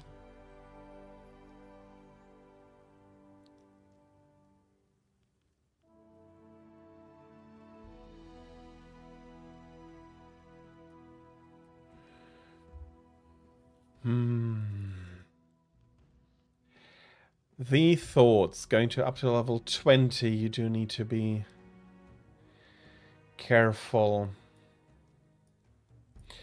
Yeah, I do think, although fast stealth.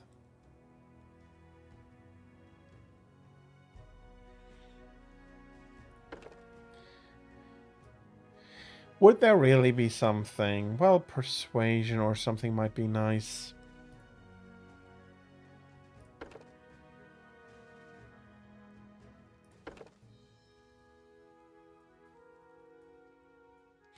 Together with a skill focus, that might come in handy.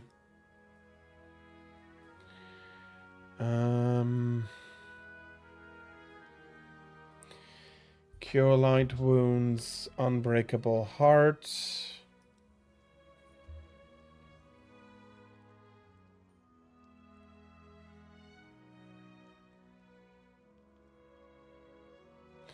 Cause fear, doesn't really fit with her. Let's bring hypnotism along for her. As a bard, I think that is already a nicely fitting talent. And let's level up Amari. Come on.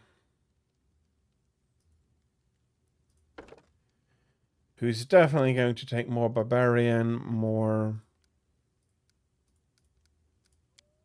into her normal ones. So she has a rage, she has the proficiencies.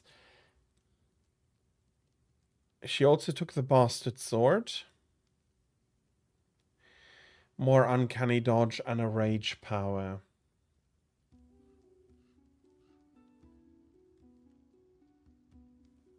No, she's absolutely...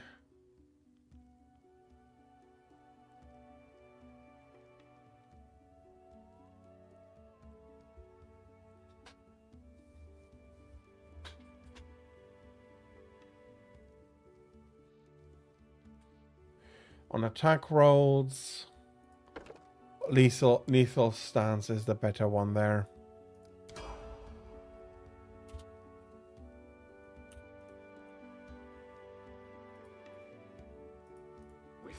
Oh yeah, we're in pause. Well, let me bring it. We are at a shop, so we can sell stuff. Oleg is actually pretty happy. have come before to collect taxes, but this time they've come to punish treason. Now what we'll do? If only I could send Svetlana somewhere safe and show those rats what's what.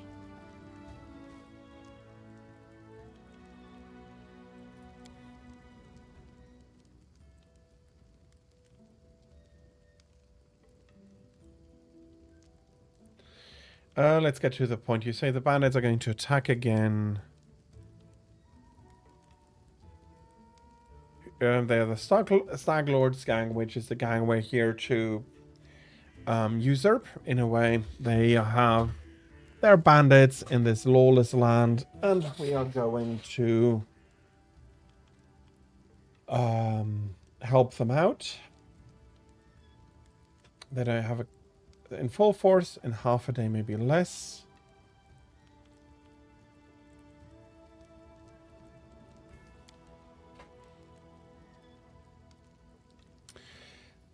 Fancying him a king, himself a king.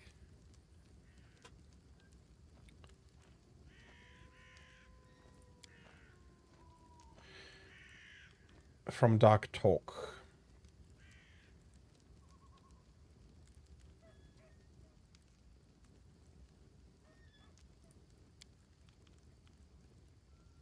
Yep, they're not very happy with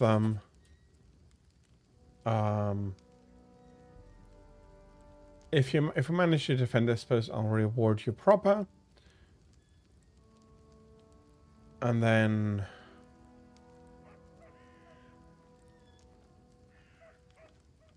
and a box of Alchemist's Fire. We can put that at the front.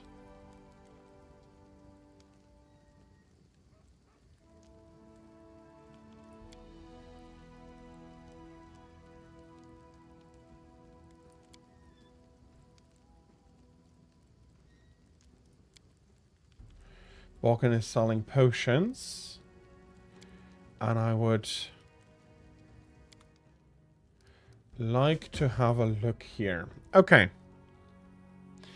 Now, this is my inventory, and it's a big mess right now. Can we wait in descending order? So we have camp supplies. I'm not going to sell much of those. The chainsaw shirts are very nice in... as for selling, I'm not going to be using them myself very much. Normal long swords. Padded armor is not all that useful, and everybody came with armor. I do by far not need so many daggers. The braces I might want to wear. I still have his ring. Why not use it now that the danger has passed? Let's sell all the luxury goods we found.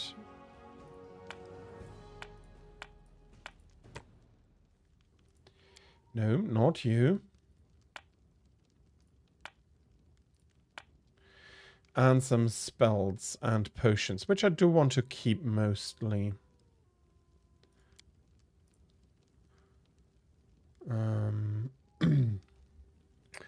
I do want to put up a library in my... A longbow is decent enough, but... Okay, so we have some stuff here. He is selling camping supplies and other supplies. Lesser Reach Meta Magic. I do not have enough money for that. I don't even have enough money for a full plate. Some masterwork stuff. Why not?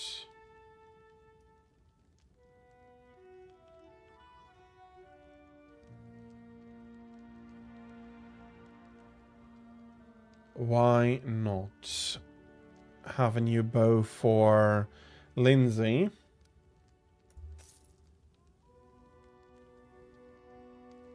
Let's do that.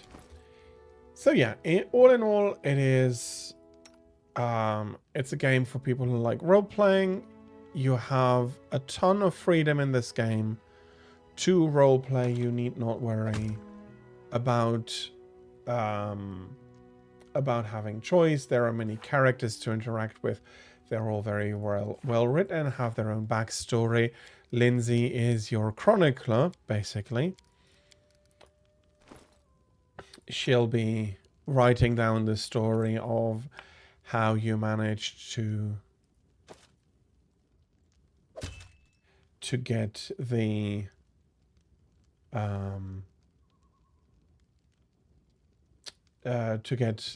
barony and then rise the rank of the aristocracy in the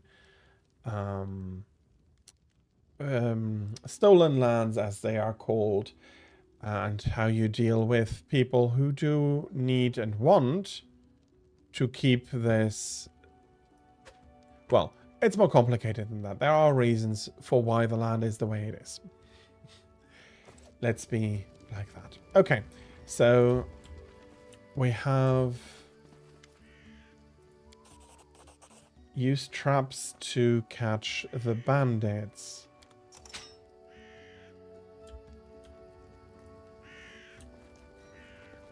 So we did put them nicely down.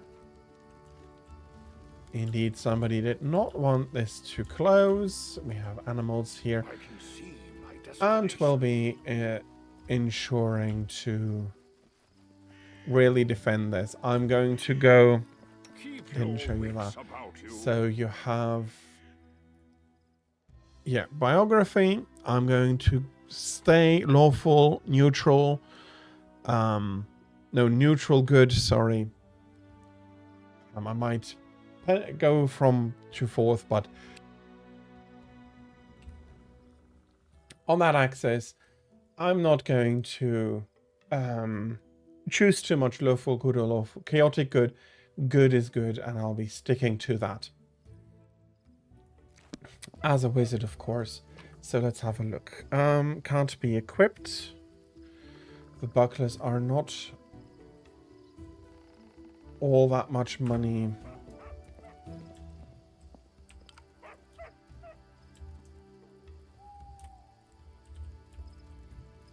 And I've unselected everybody, basically. There is Bokken. Focus on the goal. Some potatoes here. Are they really that valuable? Are potatoes really 8 gold a potato?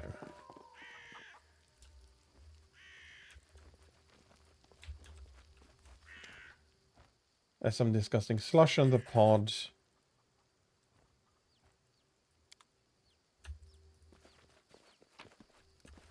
Which I do identify properly as tar. Very nice.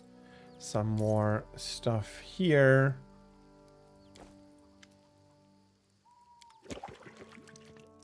And we'll be gooping the entrance. Did we do the alchemist's fire?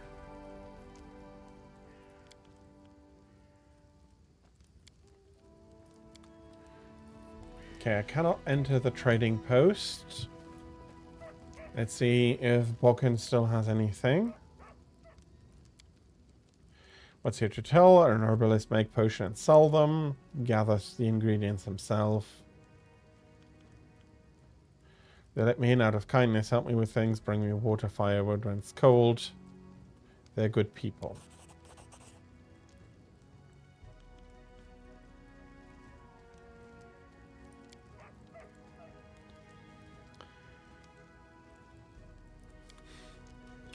That is absolutely fair. I was hoping for him to do more, but...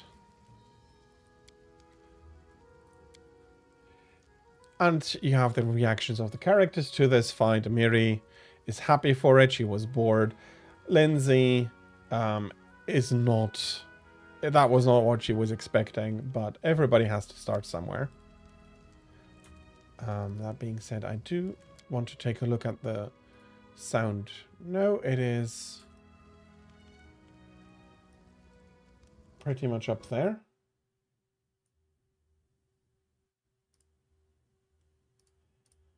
Fair enough.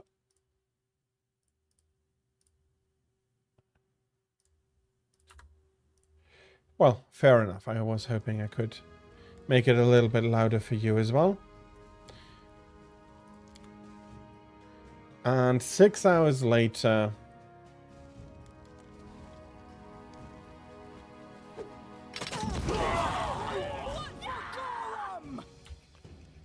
Okay. We are not going to go too far forward with our melee yet. The tar is burning nicely.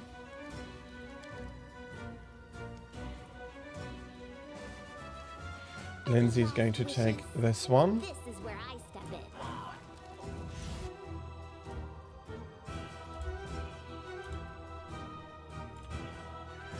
in. There is somebody else. Can Valerie intercept that? Okay, trigger trauma.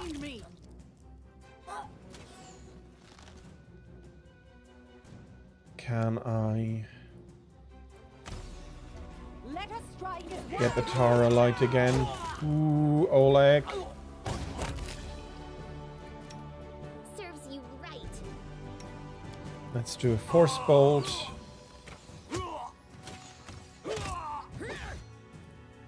Do not falter. You deserved it. Okay, he was hurt. Hopefully not too badly. Well, he survived. That is already something very nice. We have a cloak.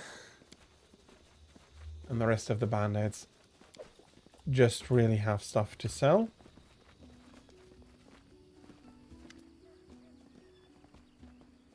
Now then, they'll know better than to treat honest people like cattle.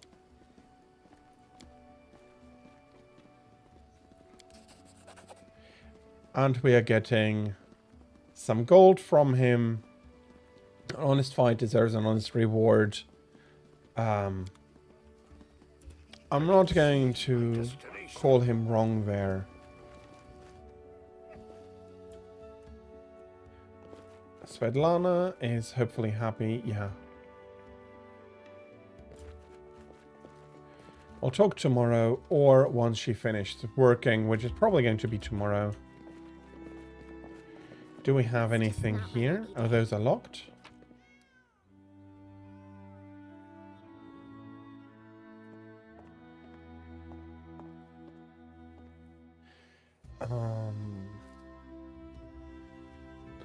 There's some really good stuff in here.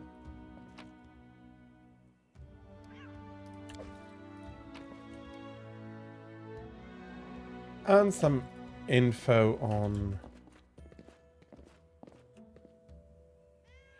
Can't pick locks, and Lindsay already failed at this. That's the bed for us. Don't hesitate. So let's have some sleep. And I woke up from a nasty nightmare. Hear me.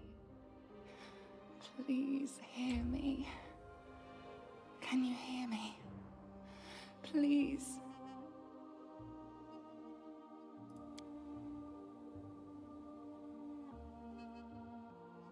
Beauty is so tender. It can so easily be crushed under the blows of cruel fate. But you can save it from being undone. Who am I? Just a tear shed by the land itself. The bitter sigh of nature. I am a nymph, the guardian of this area. A defeated guardian. Call me the guardian of the bloom, if you wish. Aid, salvation, We have a common enemy, and long have I searched for someone who can defeat him. The one you call the Stag Lord. As a storm strikes ruthlessly with gusts and lightning, the Stag Lord wreaks havoc with the swords of his servants. And not just in the world of people. The land also suffers from the evil he brings. My forests and my flowers suffocate in this fog. Soon even I will vanish, as the last ray of light fades at dusk. I do really like the cutscenes here. Yes, they're not at the same level of Baldur's Gate 3. Yes, they're not close. It's a lot more... it's even a bit more theater of the mind, but it is very, very well done and very enjoyable. It hides his fortress as well as his dark deeds. But while responsible, he did not create this affliction. It is the work of a powerful druid who has betrayed even himself. I know not why the powers did not leave this renegade, but even I was unable to defeat him. This fog, it enshrouds, entangles, suffocates. If only I could learn how it was created. But my powers wane. I have barely the strength to call out to you. All I know for certain is that somewhere in this forest lies an old house, and it echoes with the remnants of a strange power. The Stag Lord and his druid were there. The fog hides this place from me, but I can point you to the bandits' camp near the Thornford. Make them tell you where this place is. Go there and listen to the echo, catch the whispers, search for anything that can tell you how the fog was created. Once the fog clears, nature will breathe again, and you will be able to easily find your way to the fortress of our mutual enemy. I don't believe in fate, stranger, but our meeting seems more than a coincidence. And with that, she disappears. Okay. Valerie is lightly encumbered. And we have a lot more people here again. I have a request. What did you want to ask?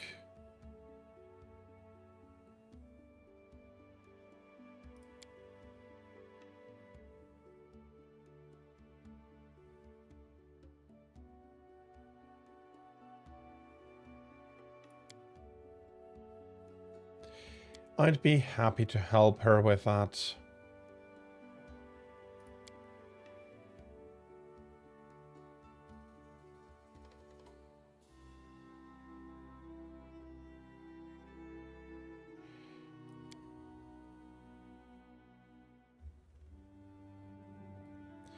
He'll turn the Stolen Lands into his personal kingdom.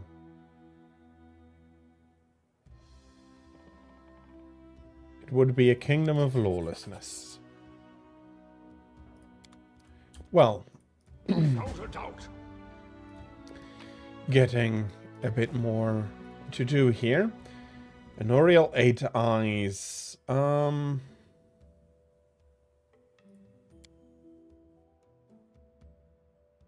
Absalom. Yeah, the trading city in the realm here.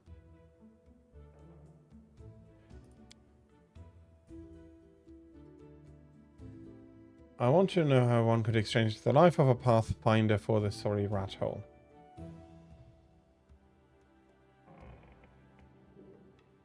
I was the only one to return from the final campaign of the Reckless Six. Whatever is left of me can't be called a seeker anymore. So yeah, the pathfinders are seekers, explorers,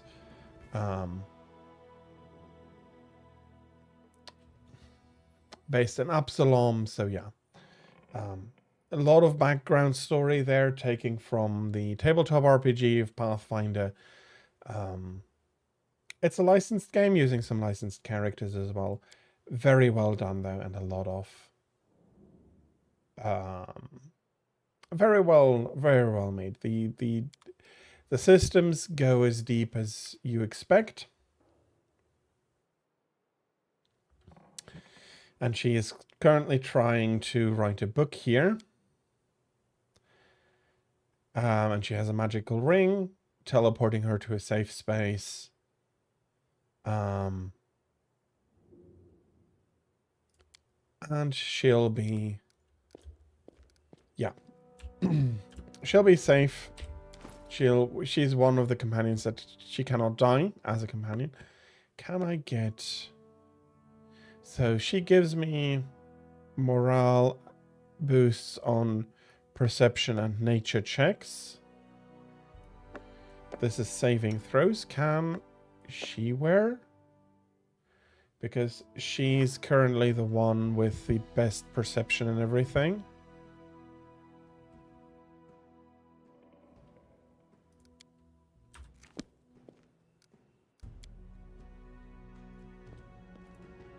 Oh, okay. Cannot be activated in this. Or it is not active in this part. I'll be seriously putting you over there. As long as you're active, that is all I really need. And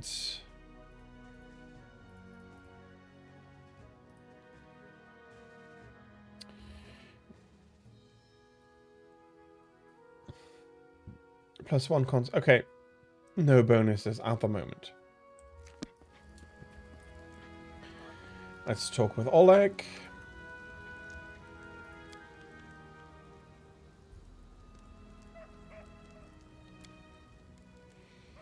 Has a fortress. He tells me about that. And I'll be trading a little bit more. Nope, the other way around, please.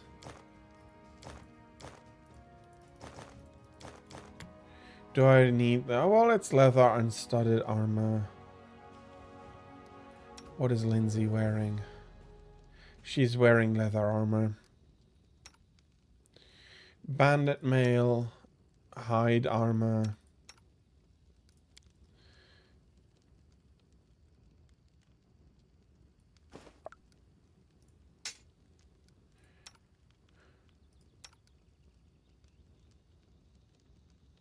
That's a morale bonus, and that is a resistance. Okay. Can't wear it from here. I'll be selling a lot of the clubs, a lot of the longbows, short swords. I'm not going to keep very much. 2 daggers is good enough. Some more interesting stuff.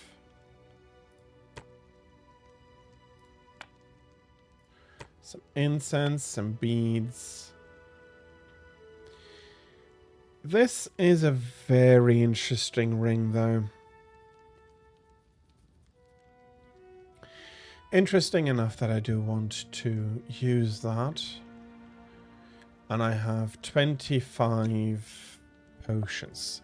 Let's split them up. 12 to 13. I'll be keeping 13 and selling 12.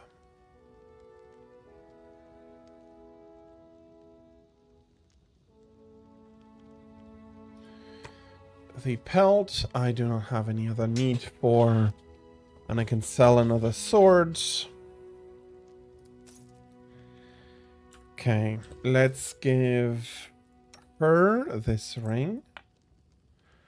Let's give her some magic, basically. Scroll of Magic Missile. I am happy to have 2. What are you? Ray of Enfeeblement. Well, I'm not going to be able to learn that, which is absolutely fine.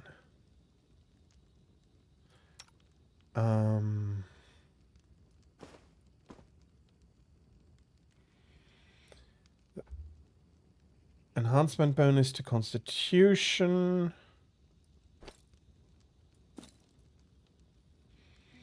Having more Constitution as a wizard is always very valuable.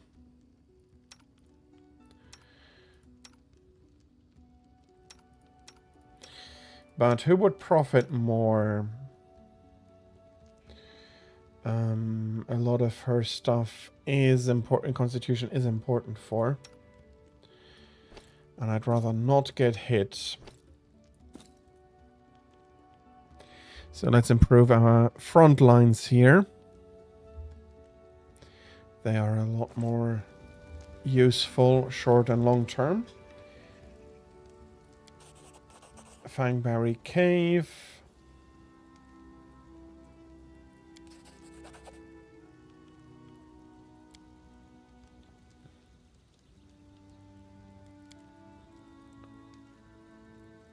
I'll pay you 3 Persians for the berry, a purse full of coins for the radishes. Don't end up someone's lunch. That's a very good tip, I have to say. And let's see what he has to sell. Inflict wounds, cure wounds. A wand of mage armor. 50 charges.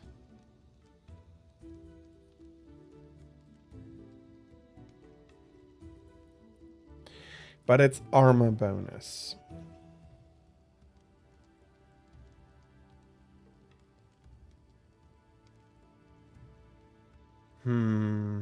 Moderate cure wounds. We don't have a cleric yet. So that would be troublesome.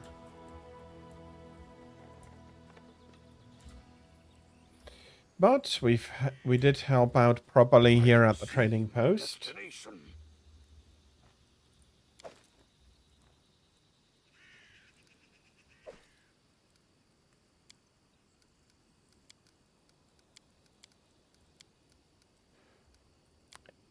You cannot travel your inventories.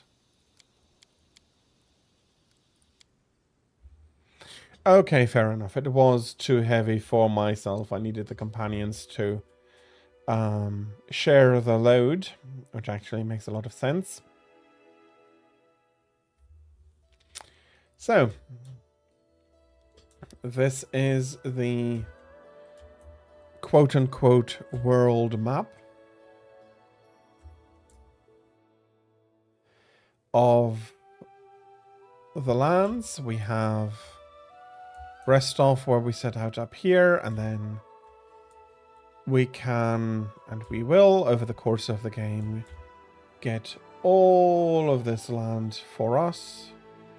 Little Stalin, Shrike River, there's going to be a lot over here as well. It's pretty big, yeah. 1,000 Voices, I think Petax is on the map somewhere.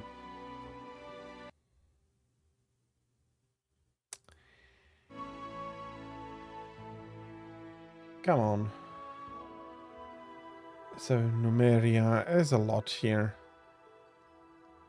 Not all of it is accessible yet. We have to start somewhere, and we have to start maybe small. And we have an encounter on the road. These random encounters are quite normal. They are not as the encounters in Final Fantasy. It's not all combat encounters, but there is a lot of that as well.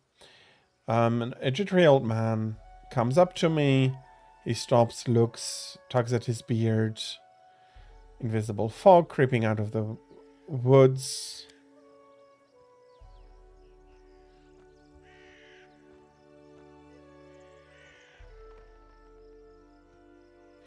Who are you? And he calls himself Remus, but that won't help with the fog.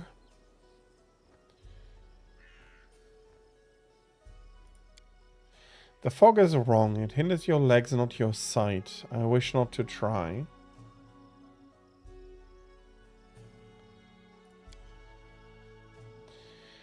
You hasten. You should. Your rival wastes no time. He races, but in another direction. He searches for power. He'll find it.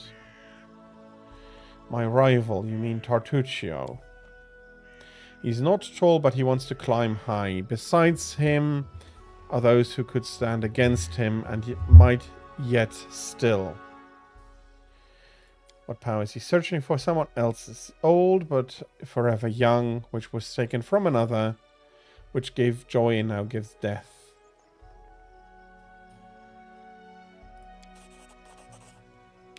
In an old tomb south of the trading post. Thank you very much. I don't know, I see. You can choose where you set your eyes, usually, but can you choose what they see? Once stolen, the land should be reclaimed. Once reclaimed, bound with a claimer it shall be. Bound, merged, joined by unbreakable ties. Claiming the land, claiming its pain, claiming its death. So there is something going on. Above the so-called Stag Lord. And I probably will need to get in the way of Tartuccio, our so-called rival. Okay. Do we have the location of the tank? Yes, we have. So, we need to go to the Thorn Ford.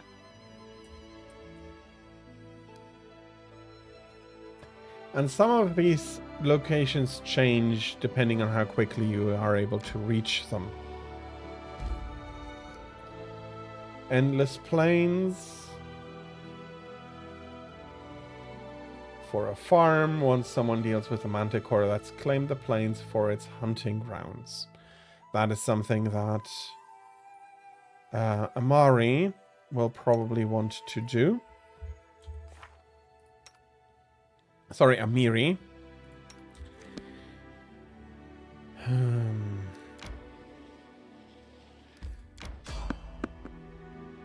I've been spotted by enemies. Actually, that is rather coming in rather quite nicely. I'll be able to finish this fight, and then afterwards... Okay, there's something wrong here. It should actually go more like this. Let's put it like this. Okay. Any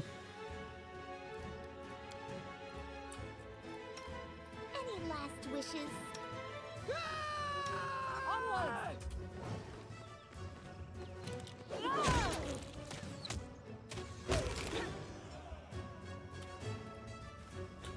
That was a seriously quick fight. And I didn't manage to skin them. I ruined the hide. That was quicker than I thought. But they were only quite... they were quite tame and quite few.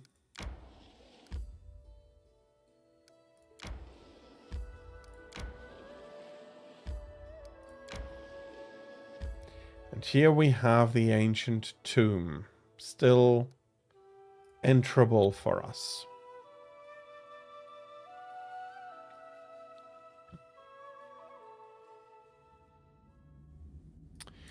So, old ruins below the land.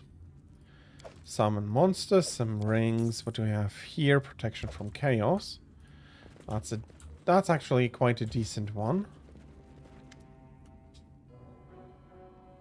And here we have Tartuccio in a gaudy purple garb.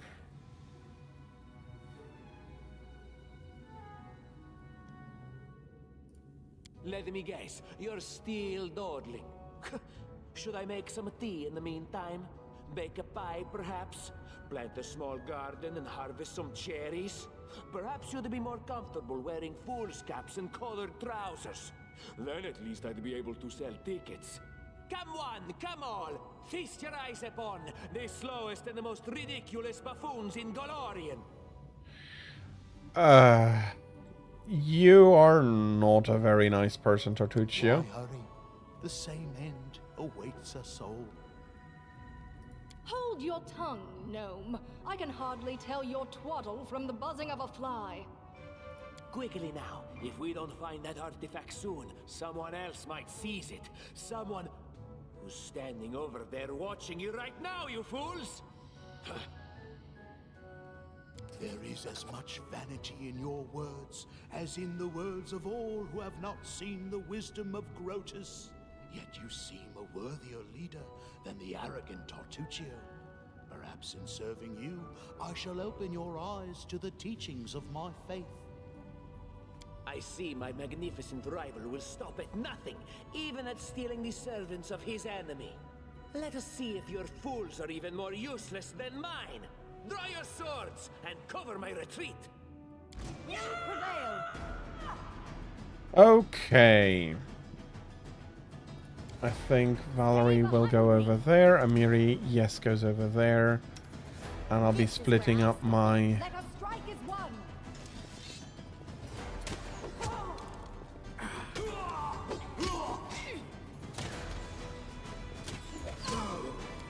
You made your choice.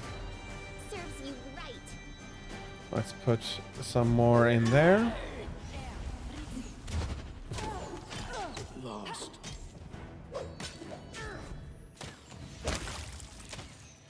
Oh, bloody hell. Get the mage.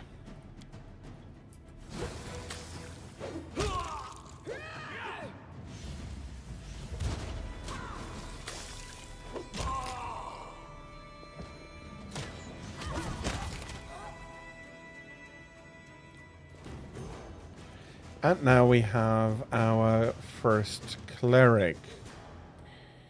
He's almost immediately ready for a level up. Very nice perception. I'll be keeping that up. Okay, I don't have anything else to do with him this level. Clerics do have a lot more... Without a doubt. Since they are given their spells, they do not need to worry too much about some specifics. And we have a scorched fragment of a necklace, but I do need to finish up because we are coming to the top of the hour again.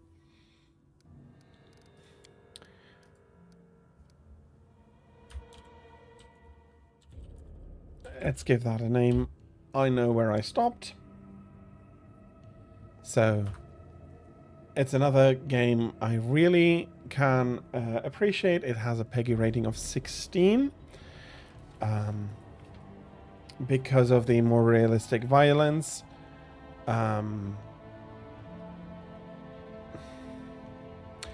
enough. I'll grant them that. I won't be talking too much into that. But for teenagers, absolutely, I do see this as a nice game. It's very story heavy.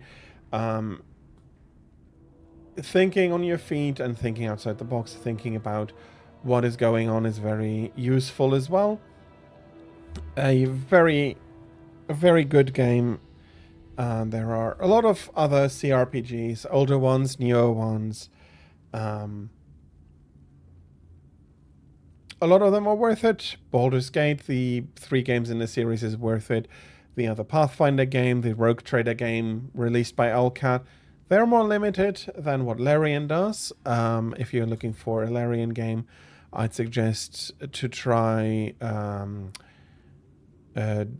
Divinity. The Divinity games, very great games as well, in their own world, their own mechanics. Very good games, very recommendable as well. If you are interested in getting Pathfinder, Pathfinder Kingmaker, as this one is correctly called, if its normal price is €19.99, so €20. A very reasonable price for a game that you'll be playing for many hours, and it's going to be a lot of fun. I just think yeah, okay, I did miss something. Bloody hell. I need to pay more attention to that. I did miss something here. But that's it's fair. Come on, it happens. So, are we getting into another break? Into another break means also into another ad break. Yeah. I'm going to thank you for your patience during that time. I'll be prepping the next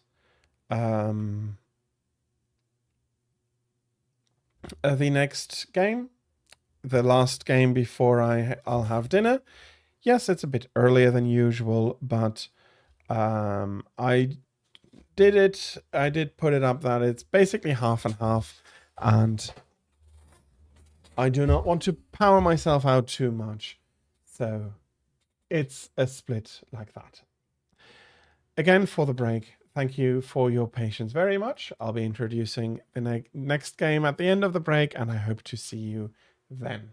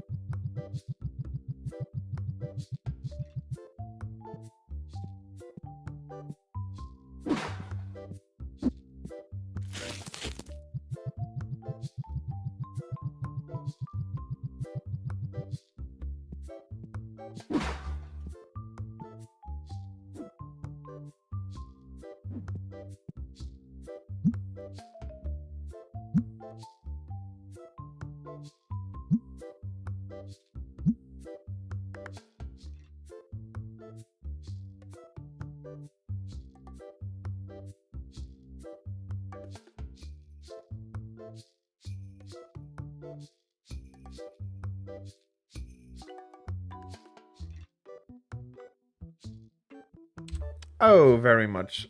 Sorry for that. Hello, welcome in. I'm currently presenting this game as the title says, as a gift idea. In my opinion, this is very much for both adults and for children as well. I think everybody can have a lot of fun with it.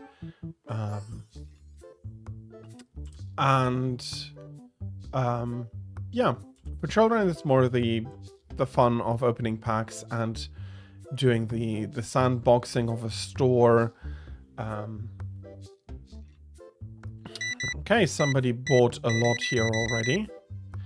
Quite happy to see. That is 11 packs sold. I hope that I do not need to buy too many reserves here. If this goes like this, I'll be selling out very, very quickly. Okay, yeah, that's absolutely the wrong amount. I've been playing this before, but not on stream.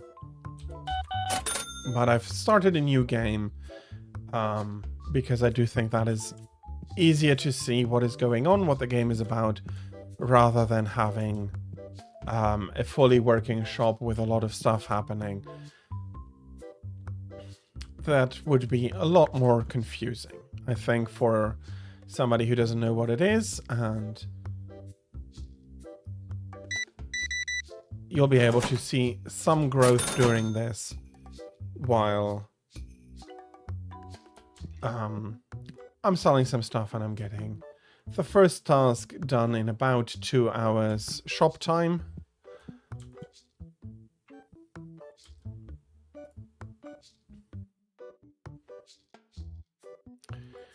A single one. Well, if you only need that, I don't mind selling them to you. That's 3. And yeah, there is also the idea that you're going to grab some packs for yourself and make yourself a bit of a collection of cards that you can also sell later on. There is a stand for them specifically. Not sure if I have access to it yet, but with your level up I ought to have the access to it.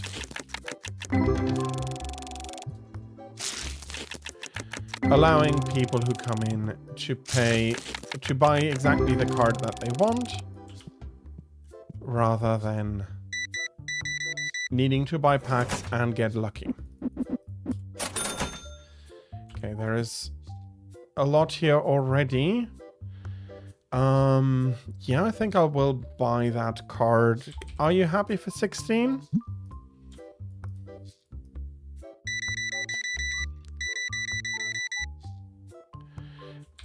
And a lot more packs sold. So yeah, it's you can make it very hectic if you try for it. Buy a play. Oh yes, the play tables. They are going to take up a ton of room in the shop very quickly. 1, 2. Let's start out with 2.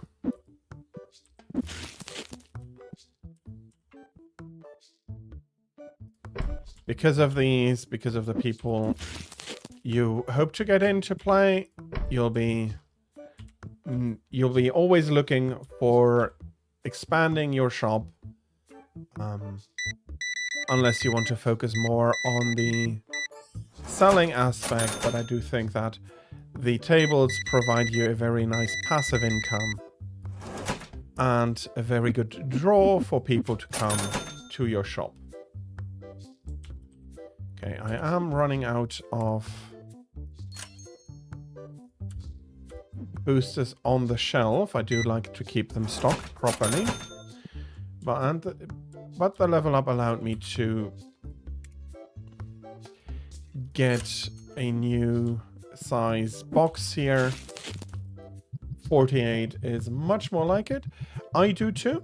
There are other games like it. I have Supermarket Simulator. There is and there are others as well. Let me have a look at the list if I've written others down.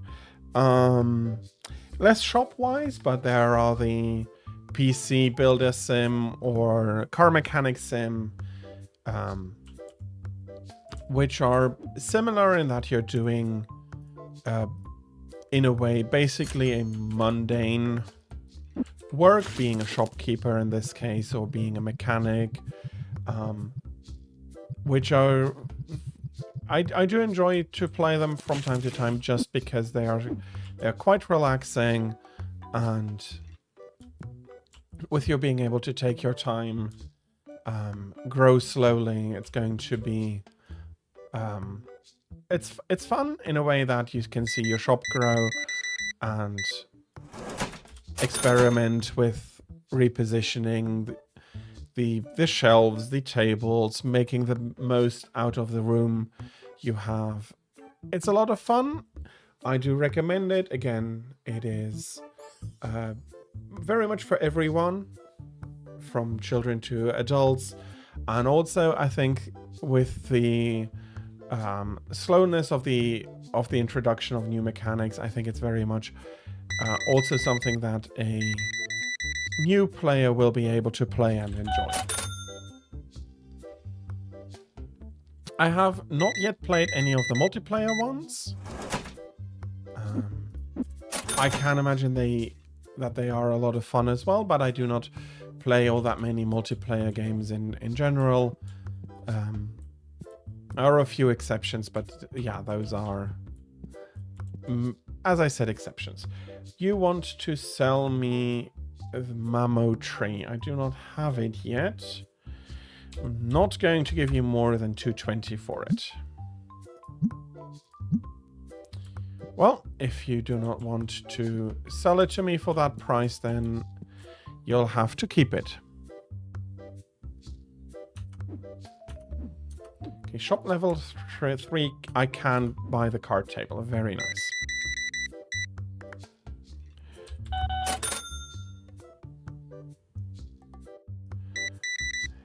And these packs are selling like hotcakes. Let's get ourselves a table in. Do you want to trade? 160. Okay. He's even happy. I didn't nearly give him as much as he wanted to. But it's always a good idea to try and bargain a little bit. I did want to get the card table in, even though I'll have to serve you first.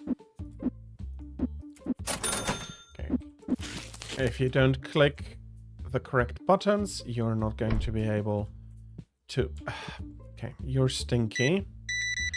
I don't have anything against that at the moment. Please leave afterwards. 220. Hey, he's going to sit down. Bloody hell. Okay.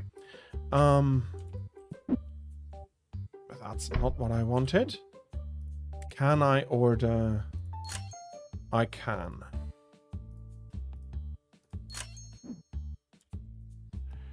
And I could order the deodorants, so at least I can run about and spray them once they start to be stinky inside the shop.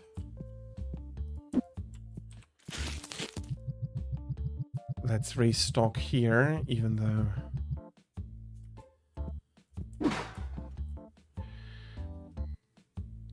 Yeah, we're pretty much at the lower limit. Let me have a look here. 16, 16. Let's get a few in here. No. There we go.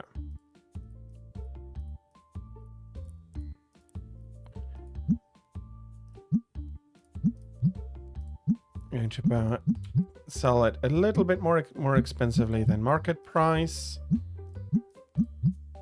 Or are we going down, up or down? Because I do like rounding. Okay, we have a stinky here.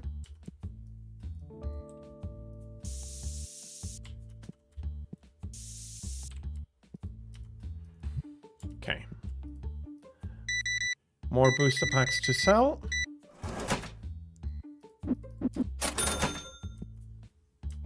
So yeah, you will be kept suitably busy. They are going to be enjoying their game here.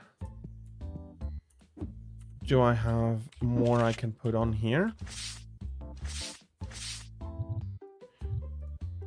A little bit. Whoops. Okay. Again, about 10% above market price is a very good sales price, and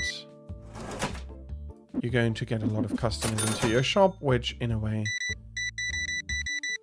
is more important than profit per piece. Well, that sounds maybe a little bit weird. If you can sell 20 items for a decent profit, you'll make a lot more profit than if you can sell 4 items for a huge profit, but nothing else.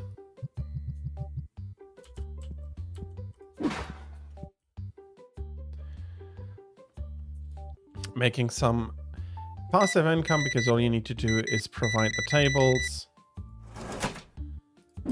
And then you have people like him who come to your shop, and then maybe you want to buy some stuff as well. Yeah. I will be taking your card for 25. He would absolutely be happy with that. No idea why you're looking into that wall.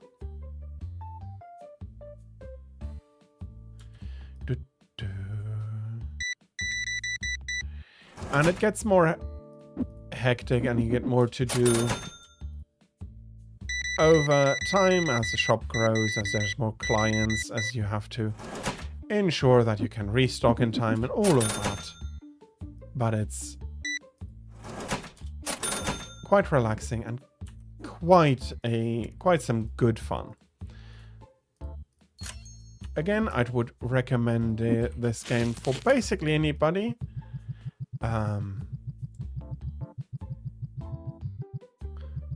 You'll be able to have an enjoyable time, and then over time you'll be getting worse at scale. Oh, not worse, you'll be getting more. There's going to be more for fun to have fun with, and you have a ton of events here as well. Can I edit? Nearby stores charge 7 an hour. Let's make it a little bit cheaper at 6.50. And somebody has taken a lot of cards off there. This gentleman knows what he wants. I'm going to need to close for you. I am sorry. Let's start the next day. 3 people are dissatisfied. Let's see what they were dissatisfied with. We're not getting to know. So, had a lot of people coming in.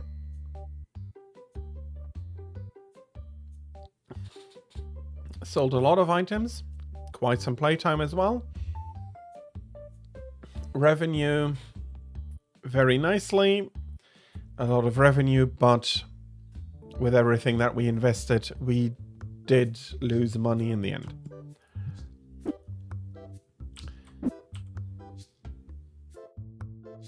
Come on. Let me put it down here again.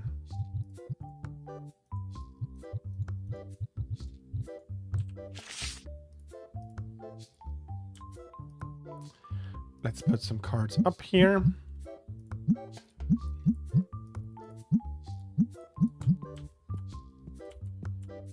You already want to buy a ton. Here you go.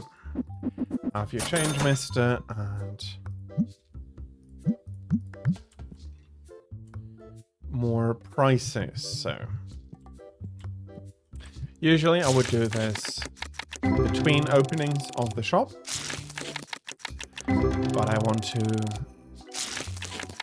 continue on as much as possible with the shop itself, so I'll be needing to do that right now. Nothing extraordinarily valuable.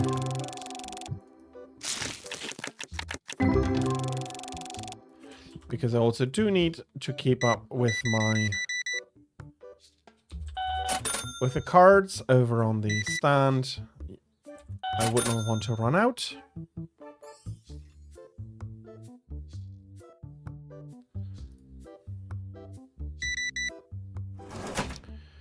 And they are very happy with a fair price. Okay, that was a mistake. That was not exactly what I wanted to push there. And I also need to remember that I have bills to pay. Yep.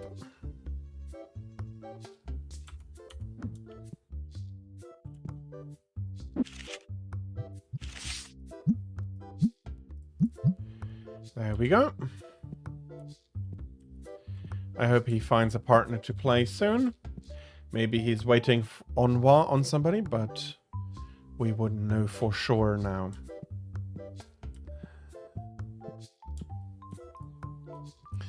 One of the issues with games such as these is that there are a ton of copycats. And while not every copied game is necessarily a bad game, unfortunately, you do risk to lose quality if people copy, because they much less have a feeling of owning the game or the franchise or the idea, and it's, oh, this works very well, let's make a copy of this, allows us to make a surprising amount of money, and that is what we're here for. We don't care about the product we're delivering, while a lot of the original games do have a lot more than just the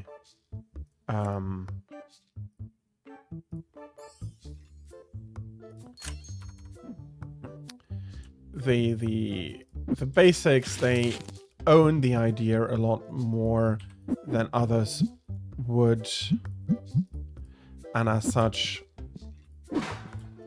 those games in the details are going to work better, they're going to feel better, they're going to be more fun.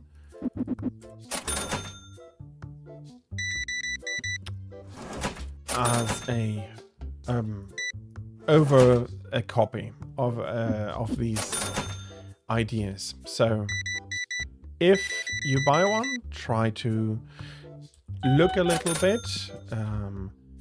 This is TCG Card Sharp Simulator. Pretty no, I'm sorry, I'm not going to give you 145. I'm going to give you 115.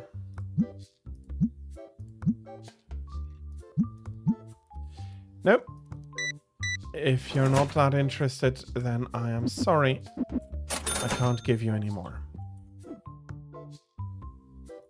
And you see the stock is flying off the shelves at a huge pace.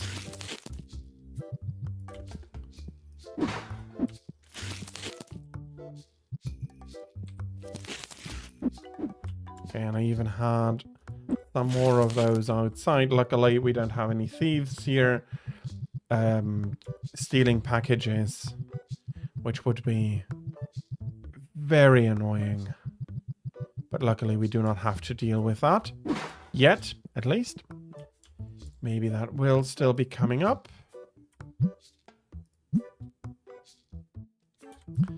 A lot of profit with these small packs. Let me see, there are 8 in there. 8 times 3 is 24.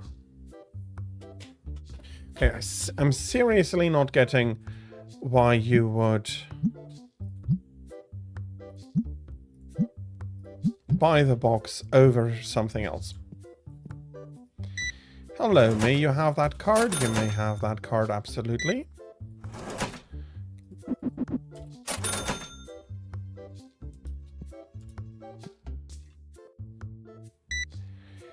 Well, they're still thinking that it's a good price. I'm not going to be the one disillusioning them.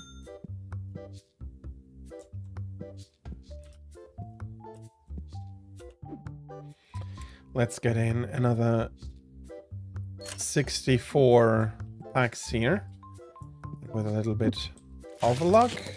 Since everybody is currently playing in the shop, I might have the time to enjoy opening some packs for myself. In that way, yes, this is going to be reminiscent of a gacha game, because this is a very similar mechanic, but you will not need to spend any real world money, and you're not risking to get ripped off. If you have a low value pack here, that is absolutely fine. See, even she knows that €3 for a single pack is good value. Better value, actually, than buying the big boxes. Even though the small pack... Well, no, the boxes are going to be causing a lot of trouble as well.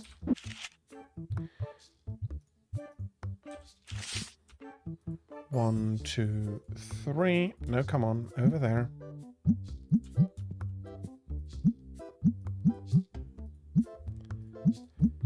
They have all finished their games. Nice. Meaning I can open a few more packs for myself. Will I get lucky? Well, decently lucky there. This one was not the big haul. But I will be getting more shop experience as I'm opening the packs here. New customers, let's see. Yep, 2 new customers. Nanomite is very nice there for €16 value. So I can sell that for about 20.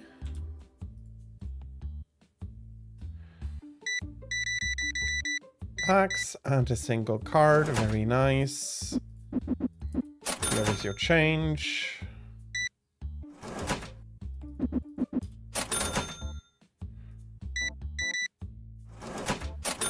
There we go. And I just remembered I have bills to pay. Let's do that right now.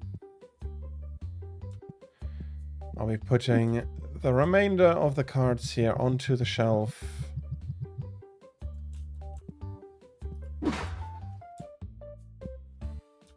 In the hopes of more people buying it. Let's put those in there as well. Fortunately for you, you're not going to be able to play. That, though, is not something I can really change. Well, I could put more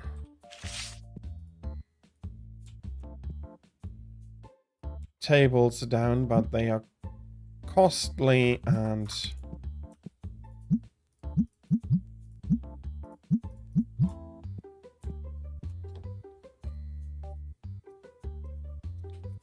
they're going to hog a lot of space.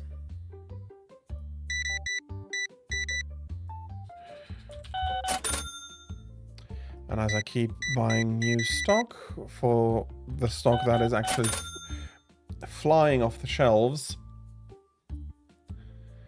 can't say that I am too unhappy with being able to get new stock in that is going to work, still have enough money, and most of the value comes from my stock and upgrades.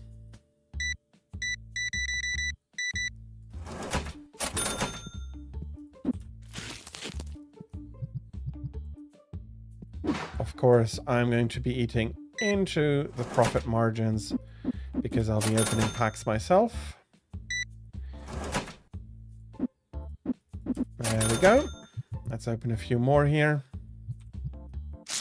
Let's hope that he chooses to take a lot down. Posea. Very nice card.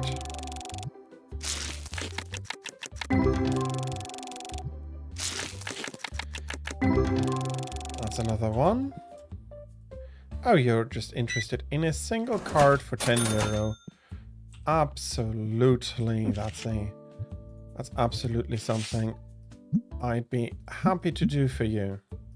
Market price plus 10, so 19. Let's open a few more packs.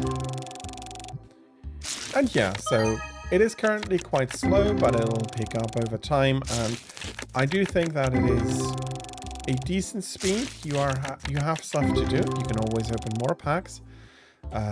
You need to be mindful not to open too much of your own stock, because that is not going to be conducive to making profit. So do take that in mind. Although if you do manage to not have enough money anymore, you can just start a new game. You'll probably be in the beginning. You'll learn pretty quickly what you'll need to be able to do to have a decent amount of profit. Okay, no idea why you want to come over here behind the counter. I did want to check something. I do not understand why I cannot put the counter like here.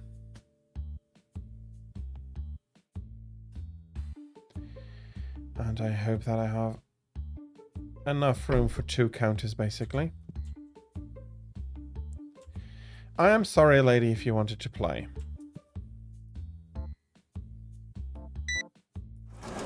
That might be where most of the unsatisfied customers are coming from. Do we have a bank? Well, we can do some grading.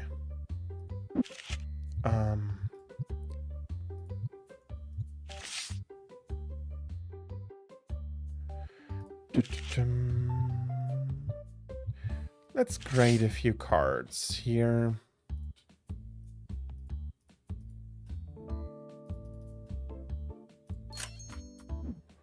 It'll take a while, but they'll come back graded, hopefully more valuable then as well. And I'll happily, now that you are not stinky anymore, I'll happily sell you all those packs. 6 more here for another salt pack. I mean, it's basically closing time.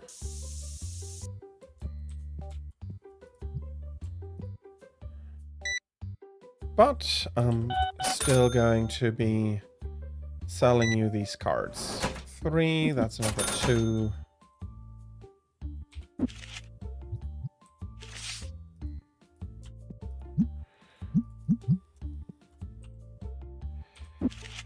And of course, take a look at keeping the shelves stocked.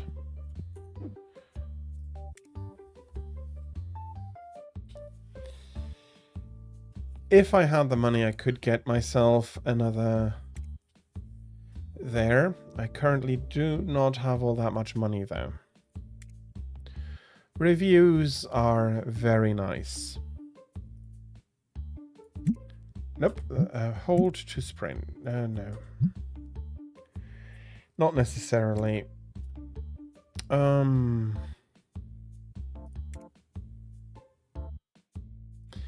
Stock scanner would be nice, but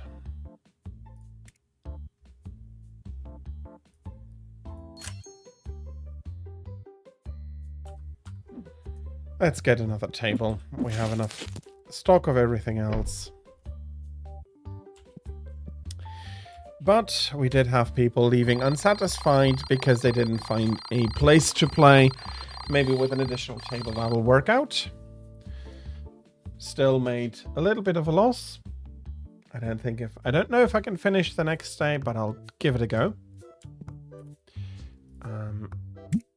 Let's save you somewhere here. And open for the last time. With a little bit of luck, I may be able to finish the game, although it takes more like 20 minutes rather than 15 minutes, which is why what I have left in this hour. And then I'll be taking an hour's break. And okay, you did want to buy quite a few boxes there. Thank you very much for your patronage.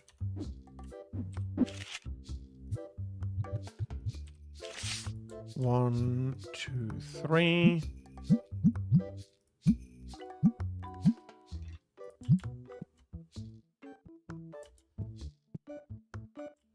How's the shelf looking? So far, good enough.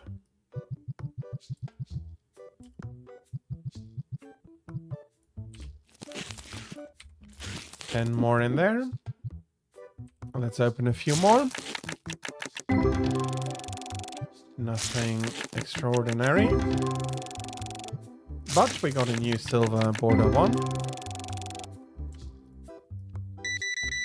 And I'll be happily selling all of this to you. Okay, unfortunately, the way you're sitting, that means that you're not going to be able to play with one another.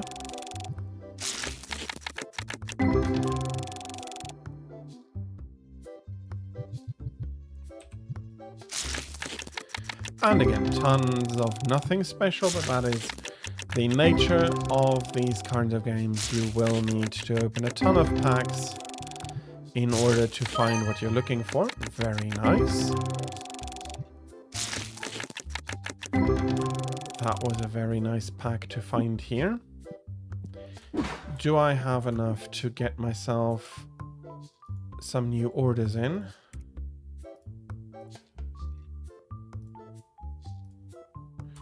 No, barely not. Can I? Not enough money. Okay. Manage event. Grading. There is no bank. I cannot take out a loan.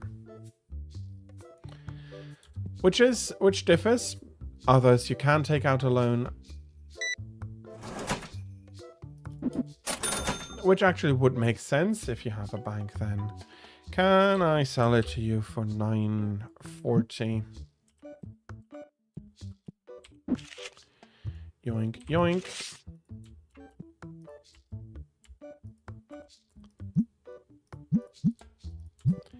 €21 and 11. Oh, you had a ton here. Here you go. You have a price. I don't need to worry about you then. And now I have enough money to buy the boxes I wanted.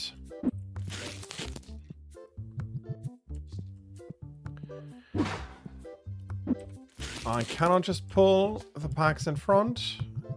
There is nothing that automatically pushes them forward. So, and I do think that full shelves look a lot better than empty shelves and bare shelves. But yeah, it's going pretty well. Even though I am still investing a lot. And I don't think I'll be seeing large numbers show up terribly soon. Can I? Okay, you have a price. You have a low price. Come on. Plus 10%. Plus 10%. A bit below market price, but still very good. Very good. And here we go. Hopefully another satisfied customer. I'm almost able to rebuy the boxes. And for the packs themselves, I still have a lot of room left in my collection. So unless I'm buying stock, I think I should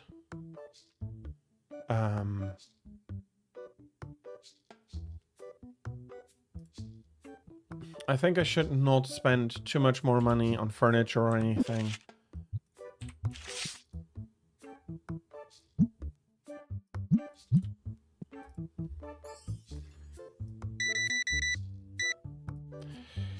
Very nice.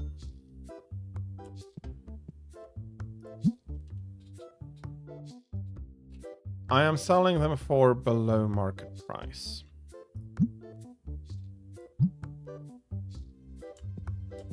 Let's sell them a little bit more expensive.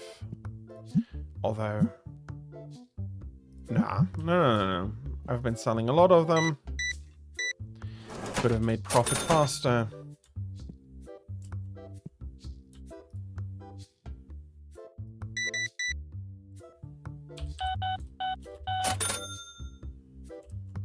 You want...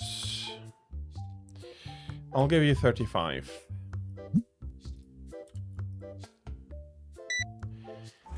I think he was just happy to be able to sell them at market price.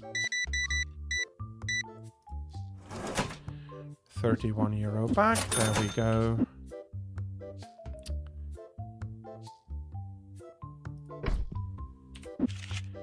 That is not exactly what I wanted to do.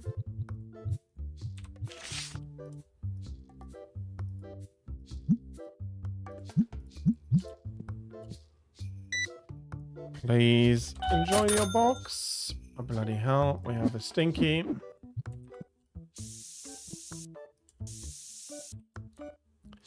There you go.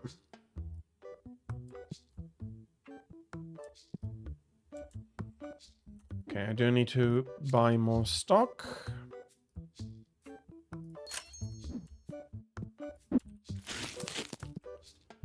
For the packs themselves, it's looking pretty good. And I do have a pretty full box still over here to just top the shelves up.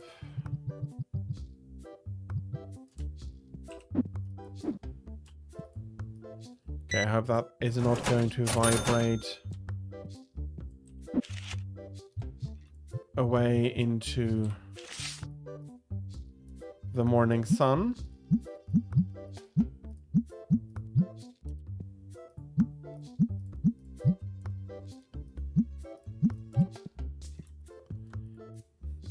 Another box and card buyer, very happy.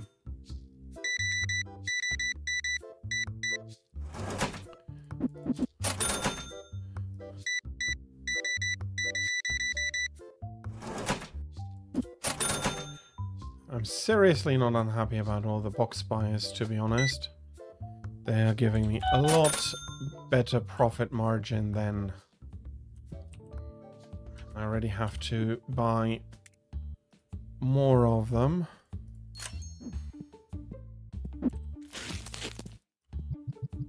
Yep, yeah, very nice that I bought them. They're flying off the shelves here. And 80, there we go. I thought you had bought more. No. There we go.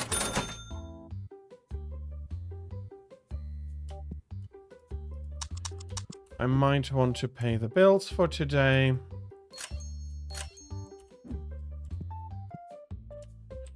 I might want to put more cards up here. Come on, give that over there.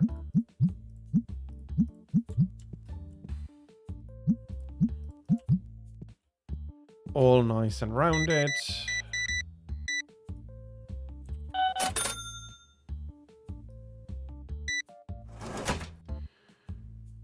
To 80, that was not the greatest of ideas.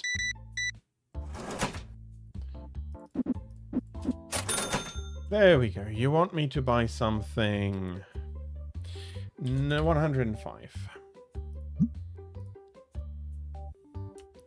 Okay, he did realize that he was asking a lot there.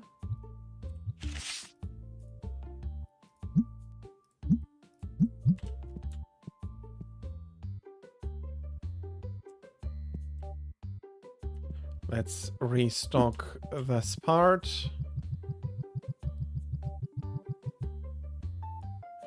Box has no more items in it.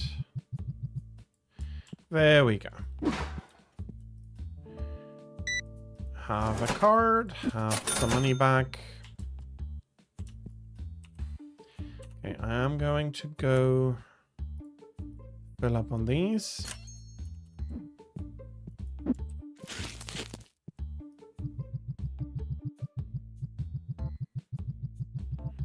They are currently my bestseller. 16 back. There we go.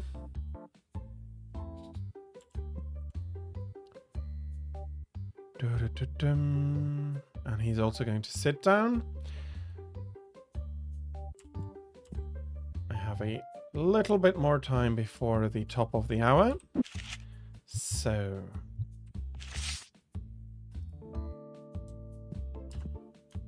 I think I'll be sending another card in for grading.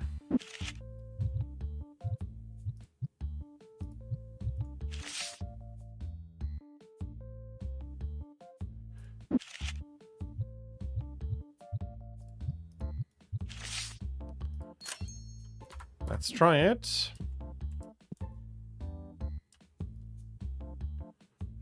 And I'll be keeping an eye on here, and I think they walked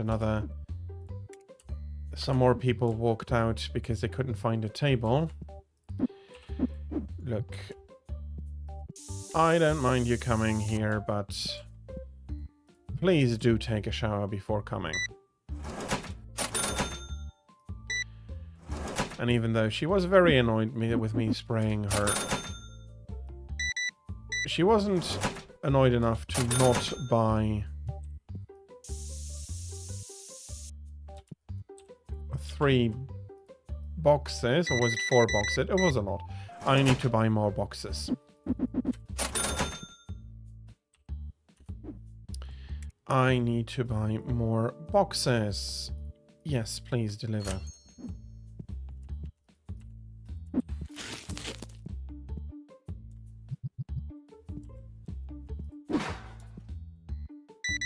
Some more packs, absolutely.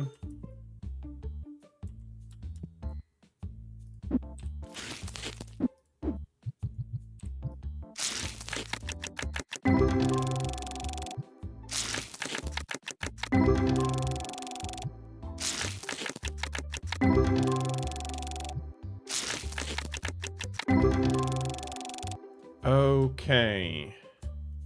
End of the day. Well, guess I need to go interrupt their play.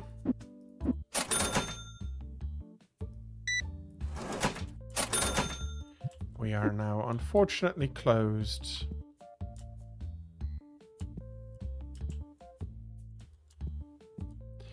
Well, I can give them a few more minutes to wrap their game up. But yeah, it's become a huge category of games, basically being a shopkeeper, being a mechanic. A lot of these ideas are floating about, and I do enjoy them quite a lot myself. They're very nice for if you want to relax, but you have something more to do than something like April Grove, which is a great game, don't get me wrong, which is great for relaxing and all of that, but it is not, it offers less, it is a lot more into the relaxing part. And if you want to just shut off, but you want to also to have something to occupy yourself without needing to think too hard, these games are pretty good. Even the more complicated ones never get to the point where they're really becoming too overwhelming. And if it becomes troublesome, you can start hiring workers for you at the moment where it starts getting to become quite a lot. So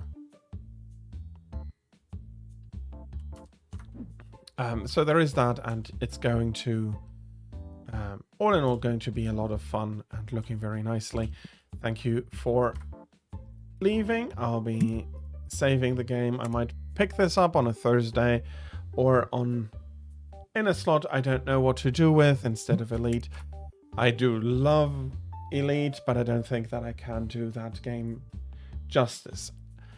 So, one disclaimer that is still very important. This is yet in early access. It is getting very regular updates with very few bugs, so they are doing a lot of good work there. But it is early access. Be mindful of that. So it's not the complete product yet, but what is there is very playable and a lot of fun.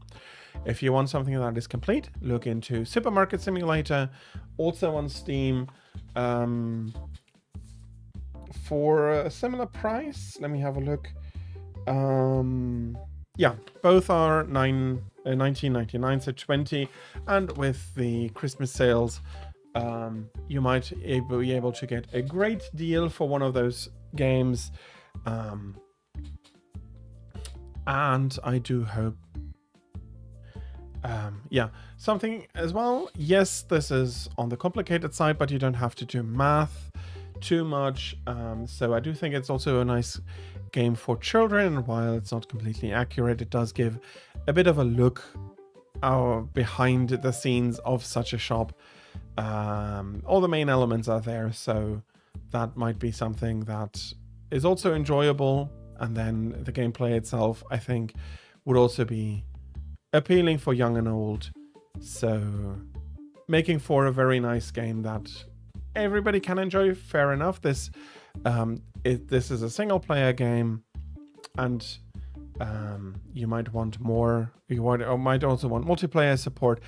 Again, there are so many, and there are so many copies and clones of varying quality that you need to look into that properly.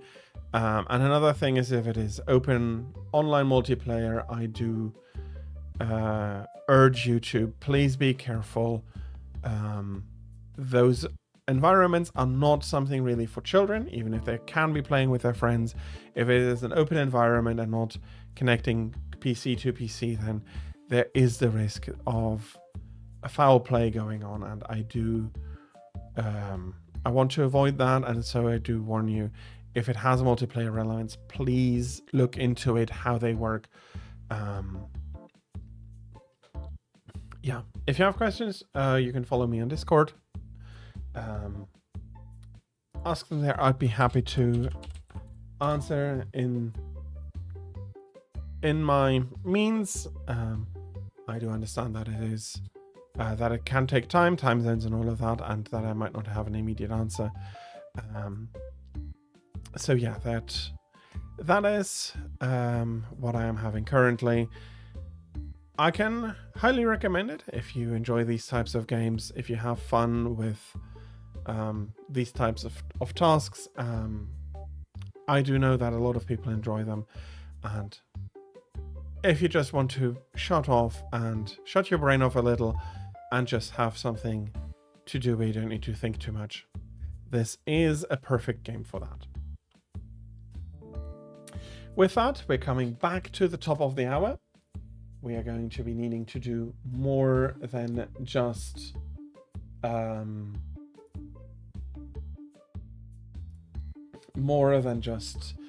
small 5-minute break right now. It is going to be a long break right now. I'll be taking a break for about an hour. I do understand that that is quite a while. Oh, bloody hell. Something hugely enlarged that. Let me get... Hello, timer.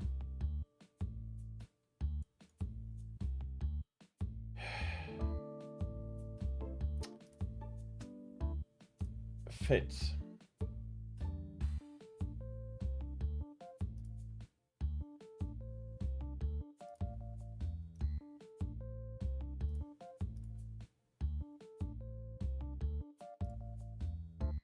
No, that's not working.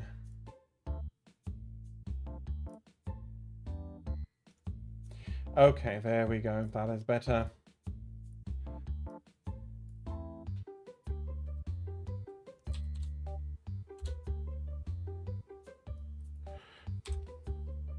I unfortunately need to...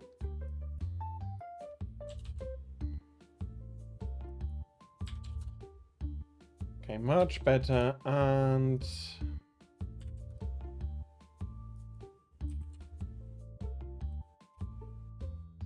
Okay.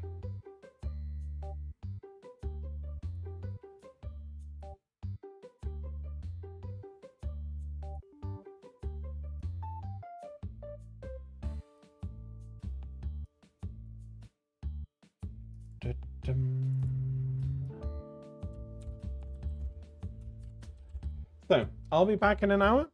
I'll be announcing the next game early during that hour.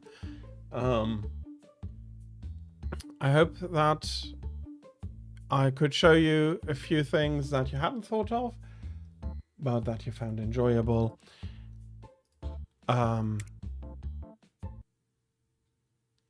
Yeah, there's a lot of games about, and I hope that I could show you a little bit of a slice. I do know that I'm repeating myself, but what are you going to do? And I'll be playing a few of the trailers that I have made over the course of this year, basically starting with the summer event, so half a year. the games I've been playing have a little bit of a watch and something for you to watch while I'll be going to go have my dinner. If you don't want to wait through that, that is absolutely understandable. I'll be back in about an hour. And until then, I hope that you're going to have a decent time. And thank you all very much for coming. Thank you for your patience, or I'll welcome you back when next hour. So we'll see, but that is going to be it for the moment. I hope that this is going to be working out as I hope it does. Nope, that's not what I really wanted to do. Okay, let's try this again.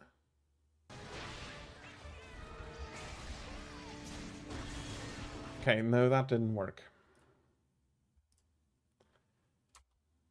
Let's make a lot more like this then.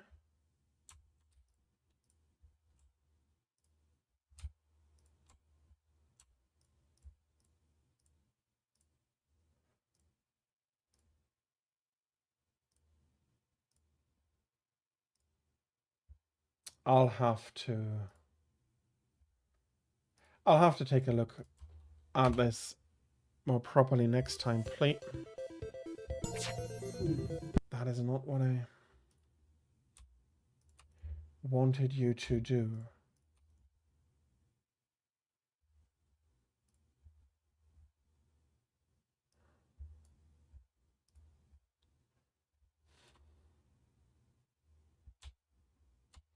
Okay, do I need to...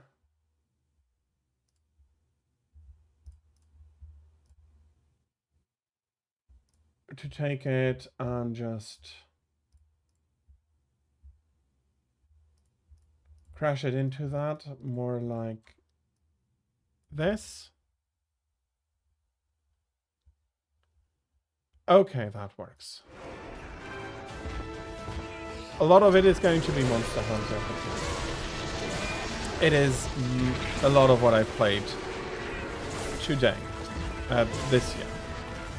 So, have some fun. We'll see each other in about an hour. Until then, please have a good time, and thank you very much for your patience.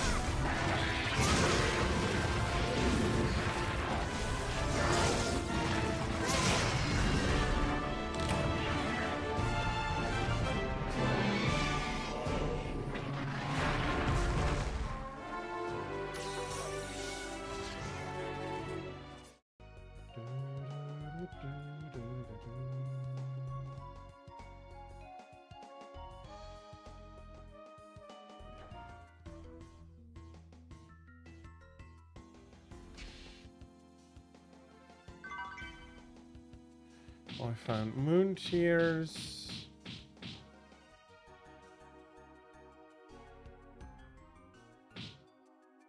Thing left.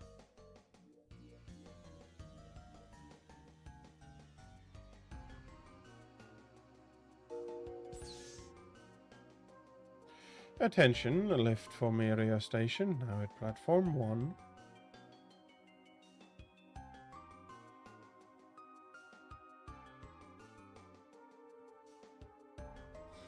Miria. I keep hearing that name. Is it supposed to be God? I suppose this means we're getting close. To God, I mean.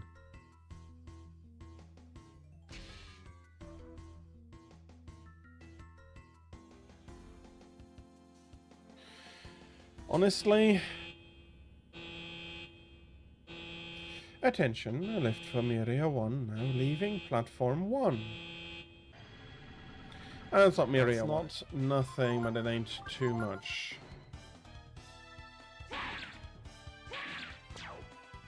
There we go, Chimera defeated, and I'm going to go back and let me be lit up. It's a cheap looking card that says key card B. It doesn't look very impressive or important at all. I said it was an important key.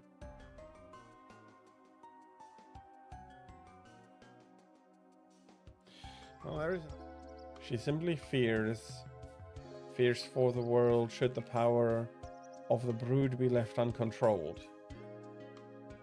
Ryu. We're different from them. We can't be. Is that what the Princess of Windia should do? I would always answer yes. When I left the castle with Ryu and my other friends, for the first time, I wasn't my mother's daughter, or the Princess of Windia. I was able to just be Nina. You're just being so... The power of the brood. Look at me. I have a power I was so frightened of I swore never to use it, but compared to the power of the brood, my power is insignificant. Doesn't that just beat all? How can anyone handle that kind of power? If it weren't me, I know what I would do with it. No, I know better. I wouldn't be able to handle that kind of power responsibly. Just no good.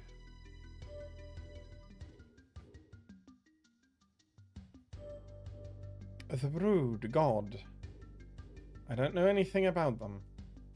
The fate of the world? It's too big for me. All I know is, by getting closer to God, I'm getting closer to that age, the age of machines.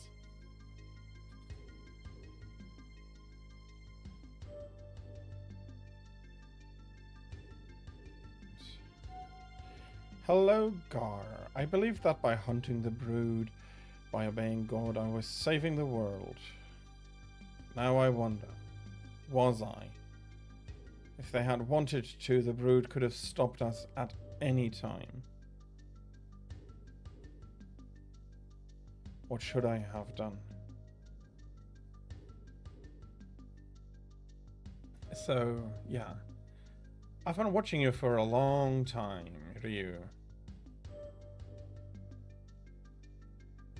You need to do what you and only you think is right. The power of the brood is something to be respected and feared, but it's not enough to save or destroy the world. There's only one person who can take that kind of responsibility. The goddess Miria. Rise. Rise and give yourself to the goddess. Become one with the world. Who are you? Ryu. Miria is right. Look at us. The Brood. All we know how to do is fight and kill each other like this, but...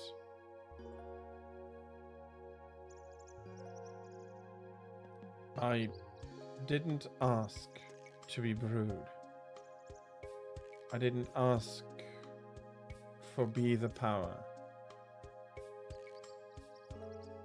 I just wanted to be with you, Rei, and you, Ryu, my family.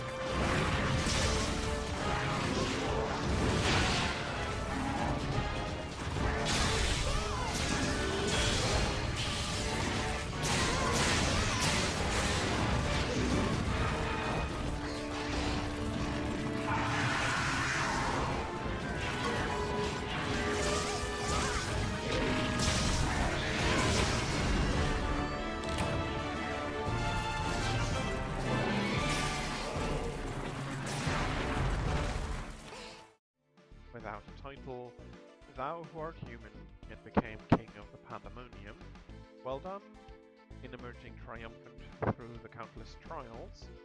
Now that you, with thine authority over demons, kneels before the Lord, this world will know his glory and become a world of order.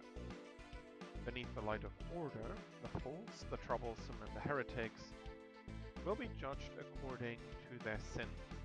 I shall watch over thee in hope that thou wilt act as his loyal servant and show eternal faith in him.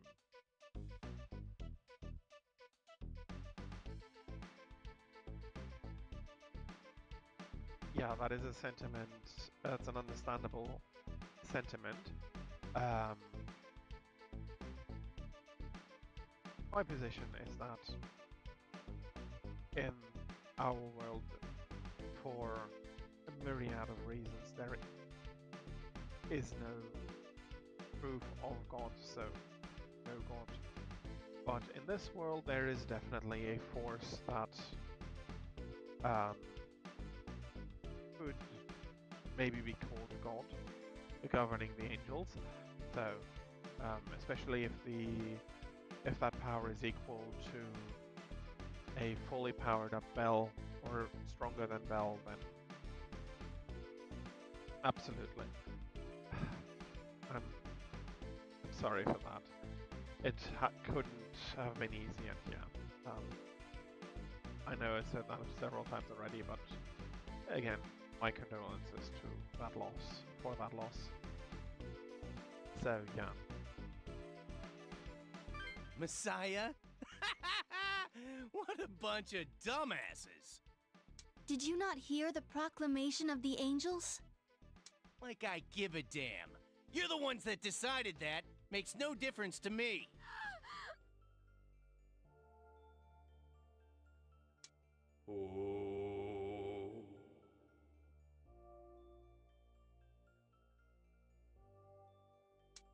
Oh, yes. Thank you so much. The punishment is death? Just stealing a wallet will get you killed?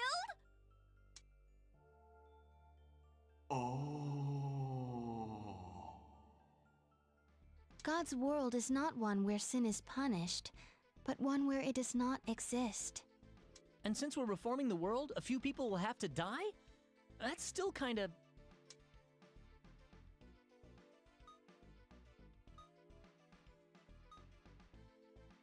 Well, I can't argue with it. It's already begun. No point in dragging our heels. If you will still not let them go, it follows that you are abusing their powers. What? That's BS. Prove it.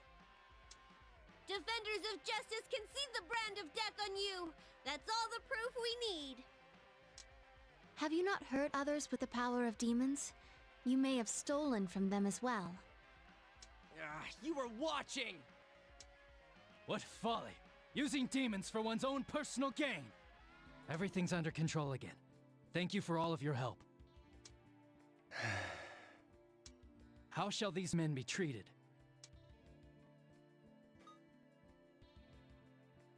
You're going to have them destroy their own comps? You claimed to us that the comp was the cause of your sins. Maybe you spoke thoughtlessly, but you would not have said it unless you felt that way. In which case, it may be best that you destroy it for you to be fully aware of your sins.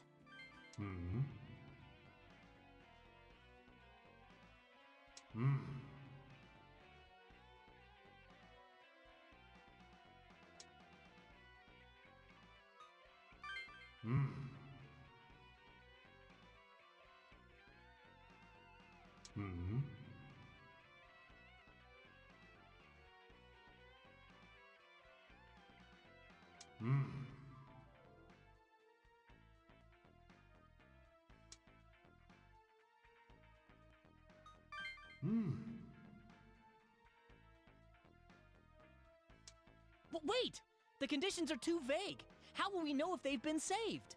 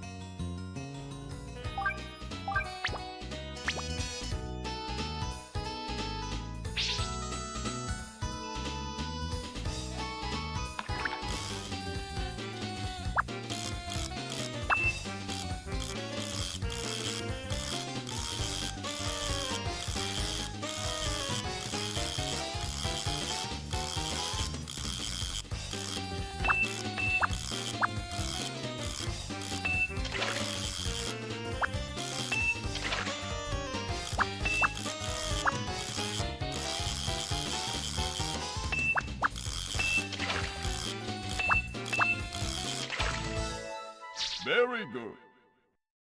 Great.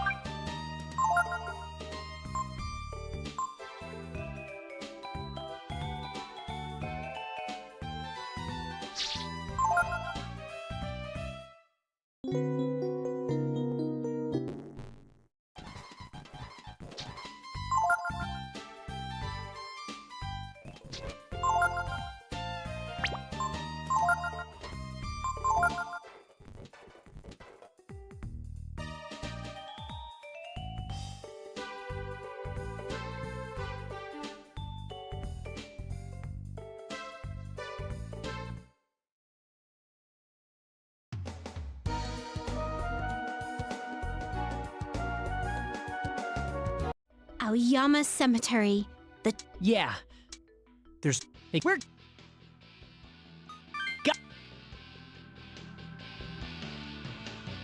Hey, if it could... There!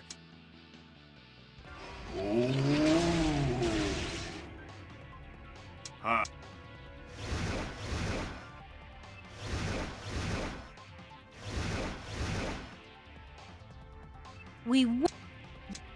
This...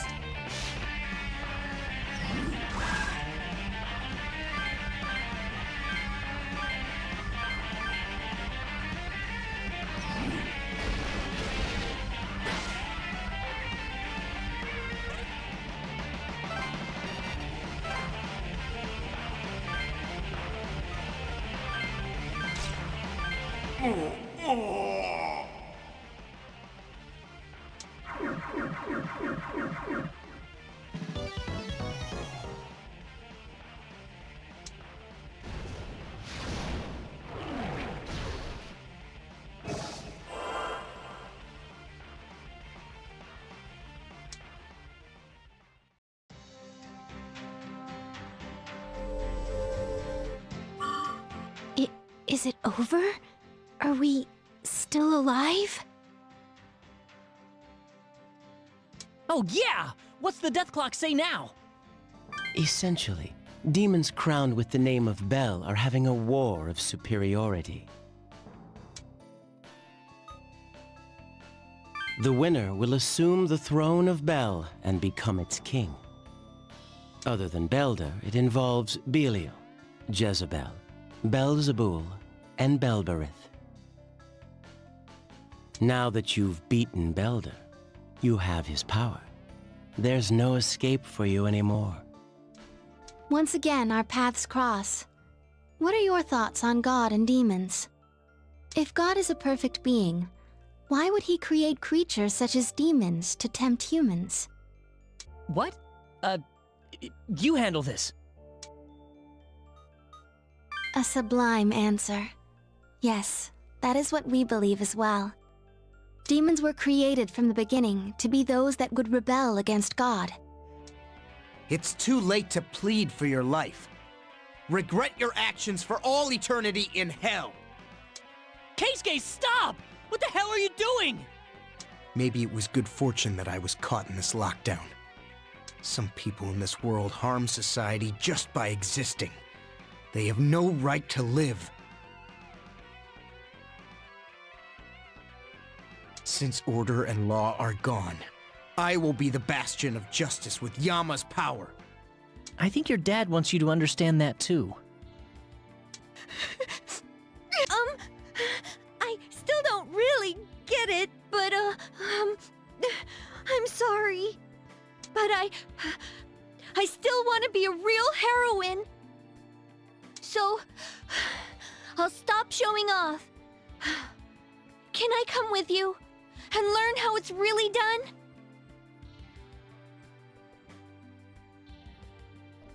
The demons were here in the city before I summoned one? See? And hey, if you're not happy, you're gonna make me all depressed too. So stop being depressed about this. Be the Haru we know and love. I see. So that's how it is. And to think that I completely jumped to the wrong conclusion. Man, that is so unlike me. Thanks for making me realize that. I was gonna make a huge mistake. You saved me. You shall have your details later. For now, you must run. If defeated, Kudlok will come back to life, gaining greater power. Stay your hands. What? Okay, I don't quite get you, but We will speak later. Focus on your escape.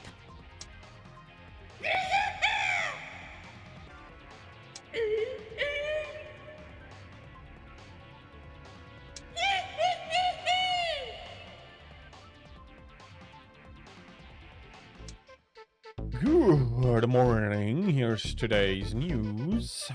At 11 o'clock in the Toyoshima-ku Ikebukuro underground walkway, a homicide will take place following public persecution against demon tamers. The victim will be Midori Komaki.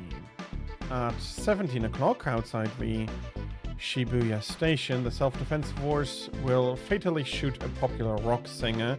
It is suspected that this is a suicide.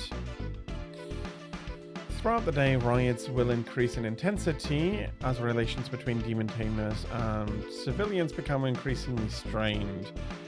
The number of suicides increases rapidly today as all social order breaks down. Have a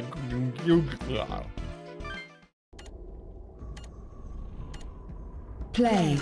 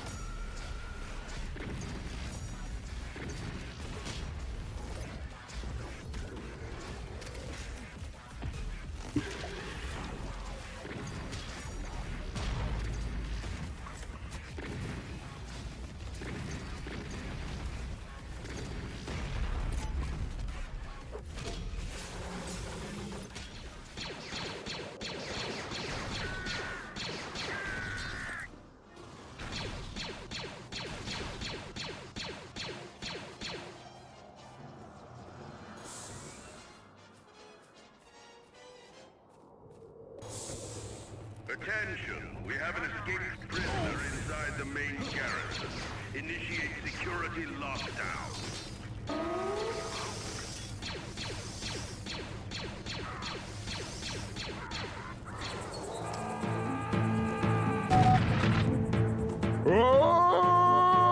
Yourself! Uh-oh.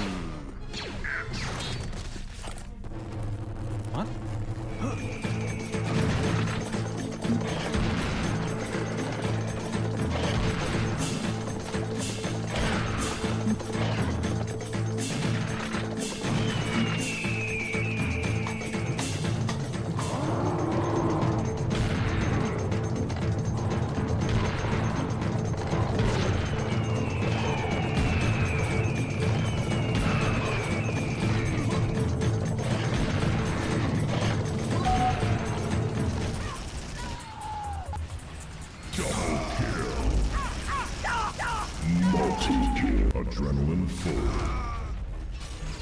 Booster.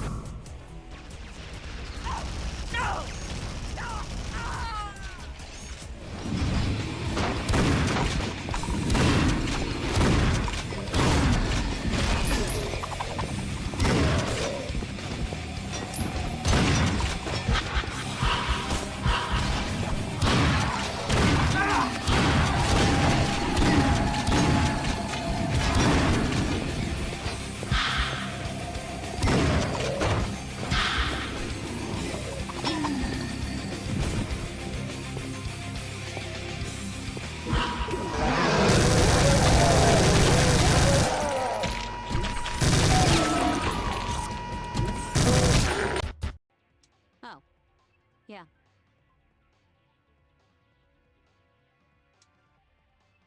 Well, what's with these demons? Haru's just a singer, right? Why are they targeting her?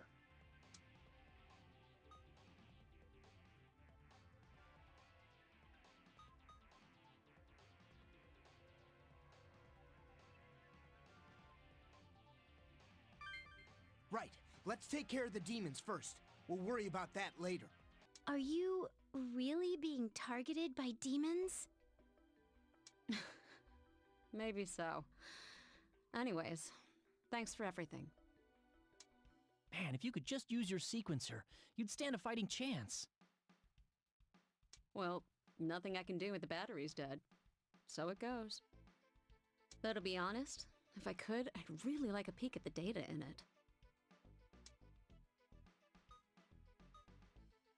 You're not wrong. The demons appearing is the reason for this lockdown. When the government realized they were using demons, the lockdown plan was approved. It was timed perfectly, so they were all gathered in Tokyo. Who's they? In any case, unless the situation changes, no one gets in or out. The surface, the underground, the rivers, even the air, everything's locked down.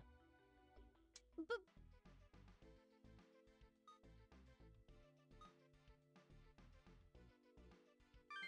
You're right. Getting rid of the reason for the lockdown is probably our only way out. Wait a sec. Get rid of the reason? You don't mean... Don't tell me you plan to get out by taking on the Self-Defense Force. Yes. There's no way we'd propose something like that. The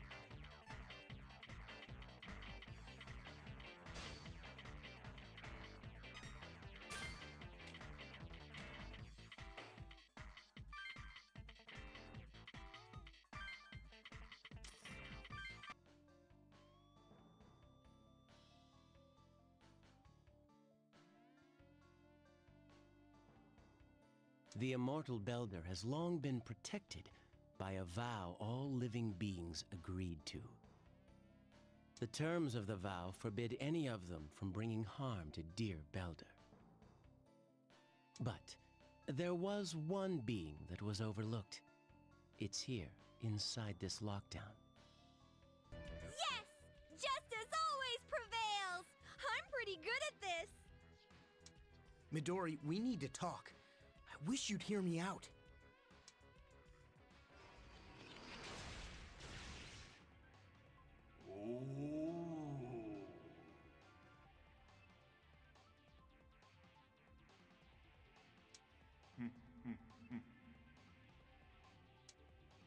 What is that? Bell? Guys, can I have your attention for a sec? It's about that thing I said I'd look into.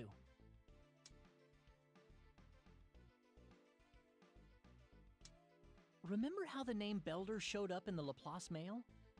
Well, even if the comp is just a client, it still needs to process a huge amount of data. some of that should be kept in local memory in order to work efficiently with the server. I thought if I could get into that data, I could figure out some answers to our questions.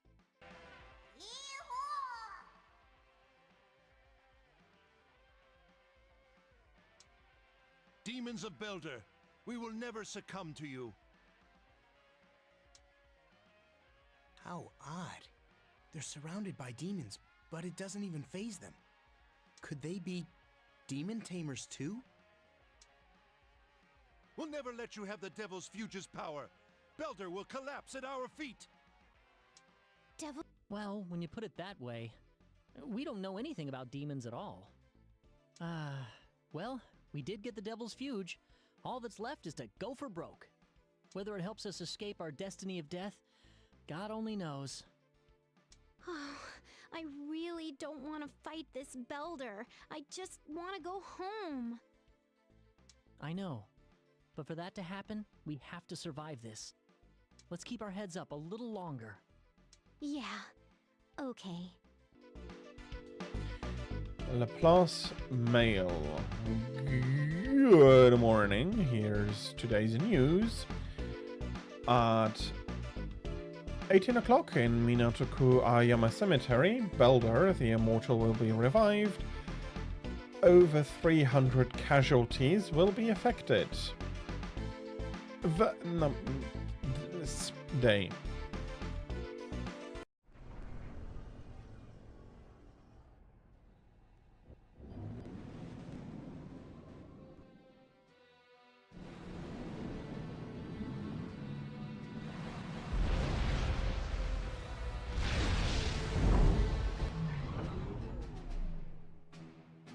Crusader Eris, the Avatar of War thanks you for your efforts on behalf of the Illuminate. You are relieved and may return to base.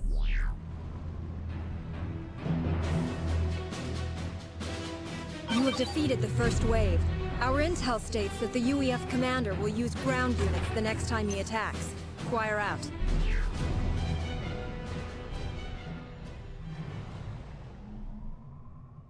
The Aeon's days are numbered. The UEF will emerge victorious.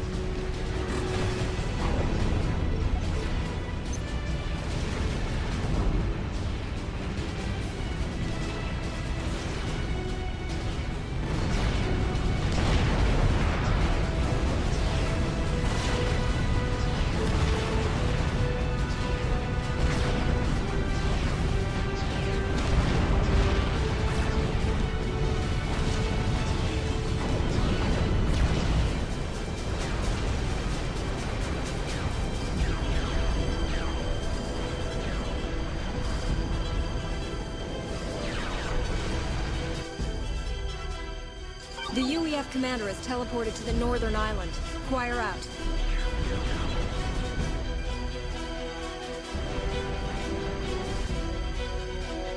You are a fanatic.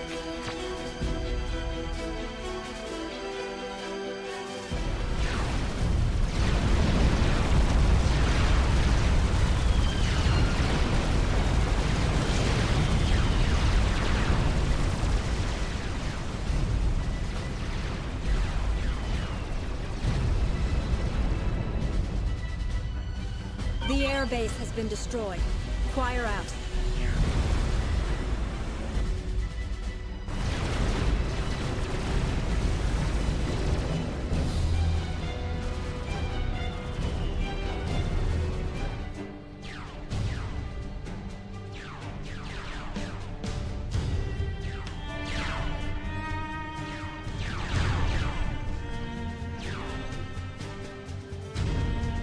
The UEF commander has fled the area. Pursue and destroy him. Choir out. Unit schematic. Knight, the UEF commander has fled to his main base.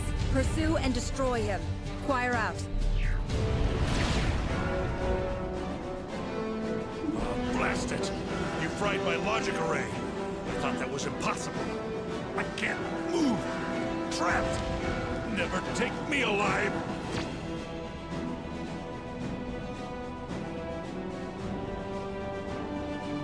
You need not die, Commander Arnold. Your fate lies elsewhere. Listen to my words. You know I speak the truth.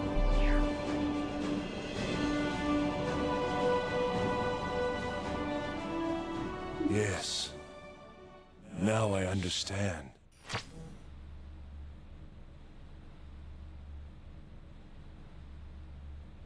It is as I have seen. Secure Commander Arnold, Knight. I eagerly await your arrival.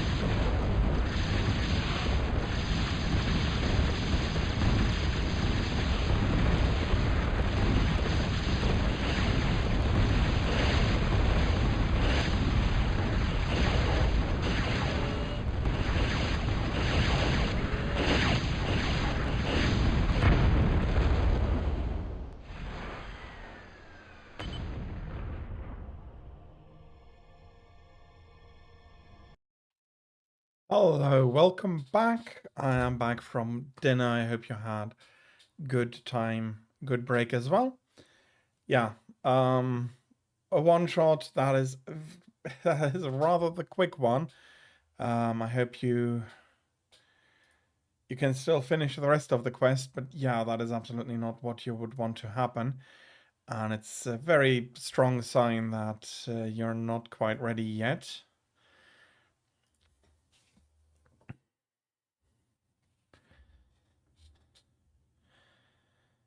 So let's see how badly it messes me up. Quite badly. Well, unsurprisingly, this is a very old game.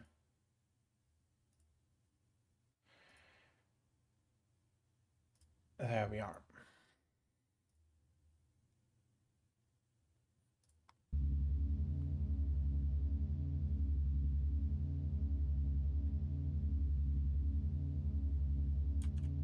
Okay, this works. You'll have to deal with my background for a little, for I cannot switch through to Total Annihilation without showing it.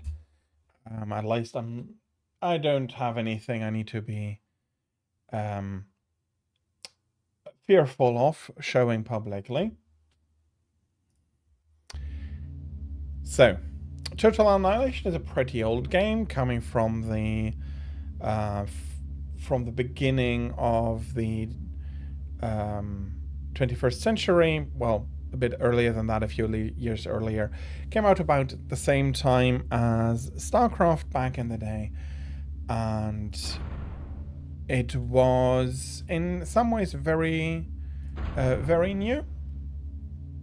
It showed a lot of stuff that you usually don't quite see so often. So I'll be showing off like basically the two main factions in a campaign game, and then in the skirmishes. Although they had managed to free. I am not going to have the story play out. It's basically similar to Supreme Commander, which this game comes out from. Don't you stutter on me. Okay, something is not quite right.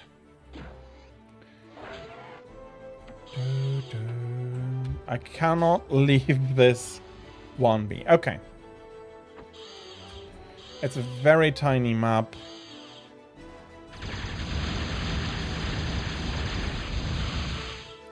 So I have a bit of a welcome party here already.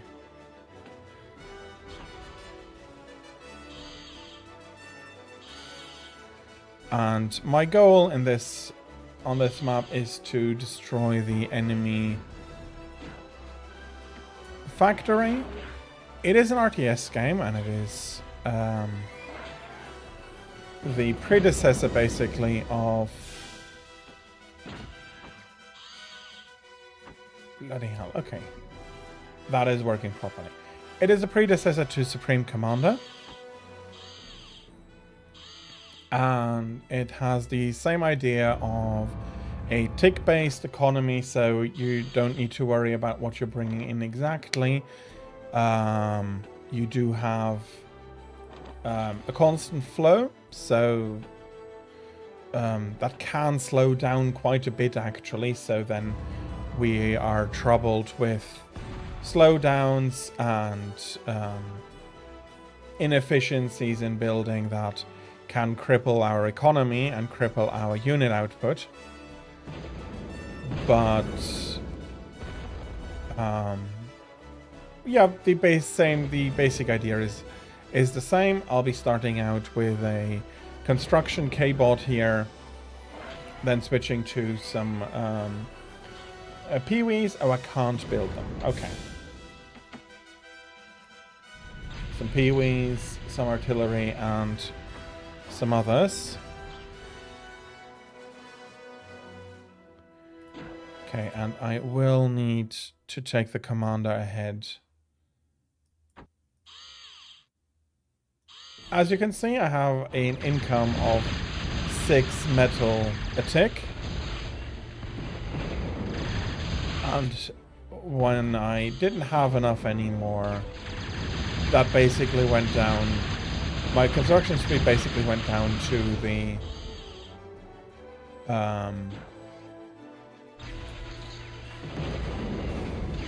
the income I'm still having.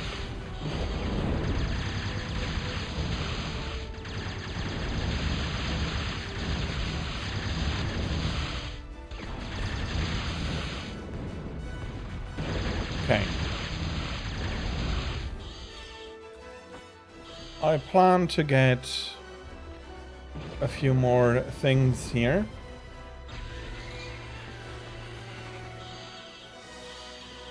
Basically, go fetch the metal deposits here.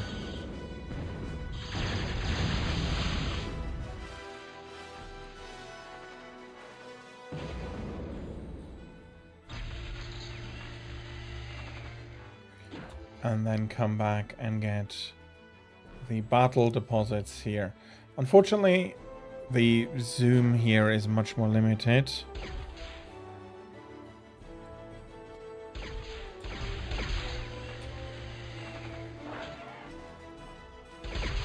That is absolutely fair. Don't worry about it, Tira. I hope that you had a very good sleep.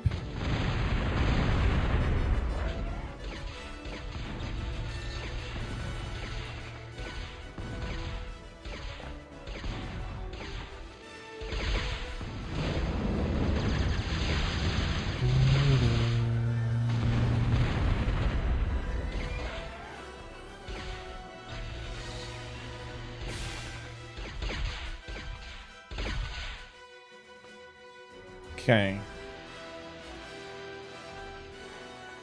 And then I come back up here to hoover these up.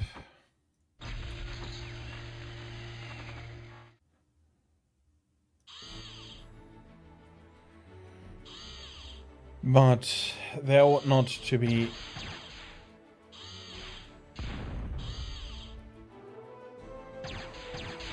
too much more .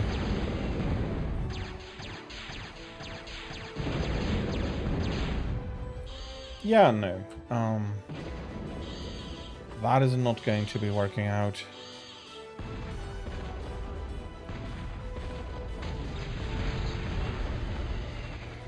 Okay, let's degun another one here.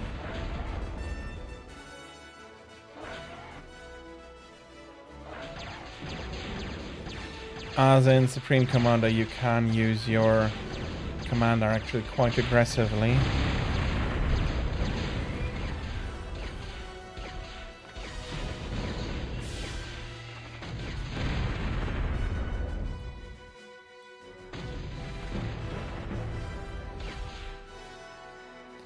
And in fact, that was enough to secure the victory here. So yeah, the beginning is quite simple. It's beginner friendly. Well, if you have other people you want to watch more than me, I understand that. I usually don't stream during this time, or I won't be. I will be streaming a lot longer today, so if there are others, that is absolutely fine. I'm happy for you to be here during the times you are, and if you think that you want to stay, that would make me happy, but don't feel forced. So, first mission complete. First mission I'm going to show you. Yes, these are pretty early on. Because I do not want to get bogged down too much in the campaign missions. They can take a bit of time, basically similar enough to Supreme Commander, although there are a lot more missions and they are generally not 2 hours long. Vermin, enough is enough.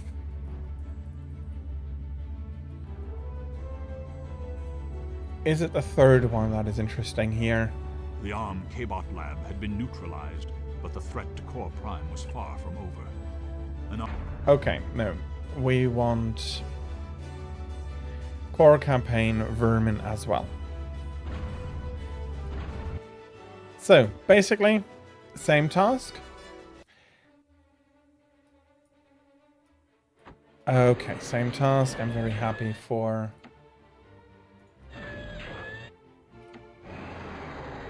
to have a bit more room on this map.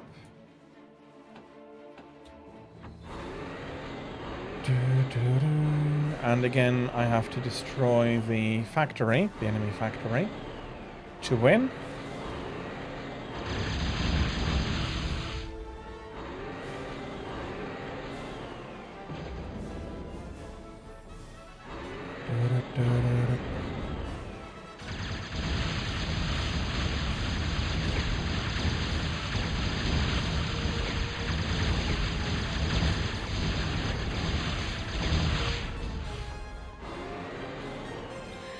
one of the big advantages of this map, and that is something we've never seen in Supreme Commander, reasonably so, is that the entire map is consistent of metal. It's a all metal planet, so I'm not going to blame them for being all metal, but metal is the thing rather than mass that is important here in Total Annihilation. And so this is basically a bit of a infinite money map, a fastest map possible if you're coming from StarCraft. It's a very reasonable map in my opinion. I do enjoy playing it a lot, these types of maps, but unlike in StarCraft where it's a custom map, this is actually purposefully done this way, and this is the harder. So being a bit of a larger map and having more enemies, I can't just walk up with the commander and expect to have enough health in order to be able to bring all of this.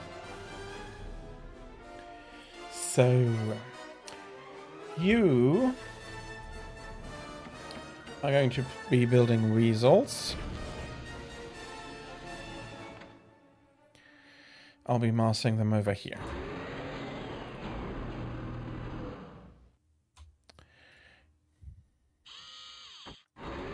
These are going to be acting as the bodyguards, basically. You'll be building instigators. Shove them over here. So I'll be building up my army. Oh no. Oh, that's bad. Let me build up some more metal here.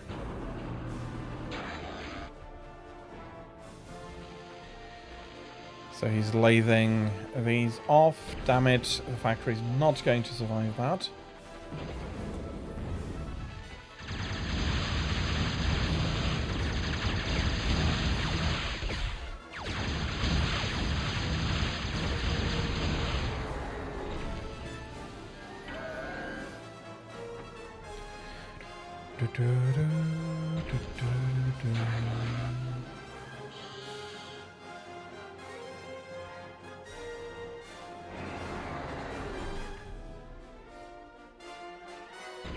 Go on, finish up the factory.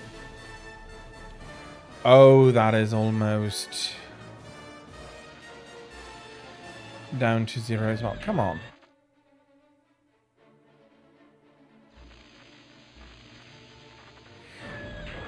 So yeah, it is a bit more glitchy.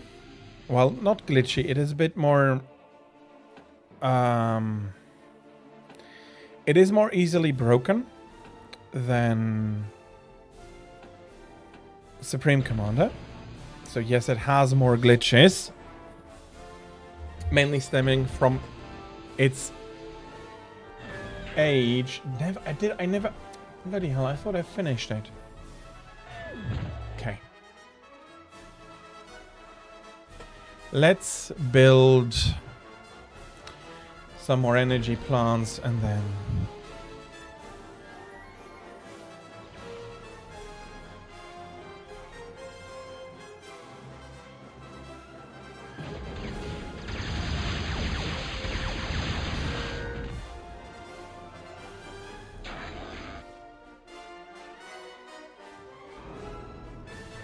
Okay.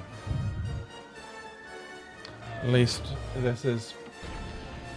As long as the commander is not lathing, is all positive.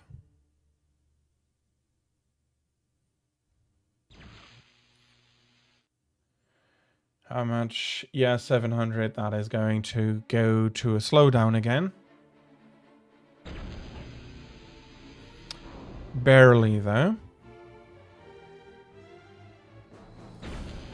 Let's move back, put one more solar collector in there. Those things are actually massive, especially compared to the size of the T1 generators on Supreme Commander.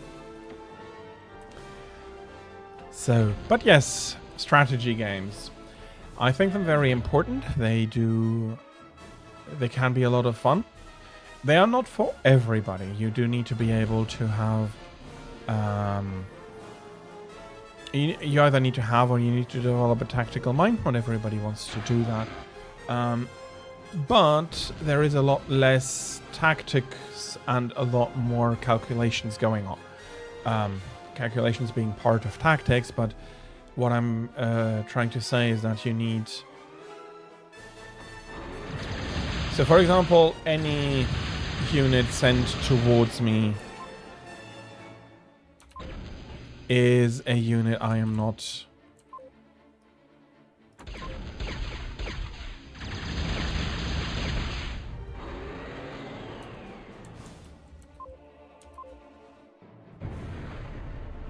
Okay, can I take you, excluding the 2 factories?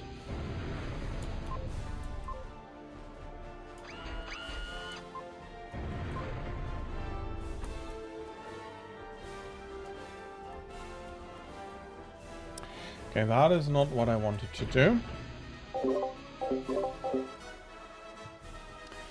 I'll go ahead and increase the game speed here.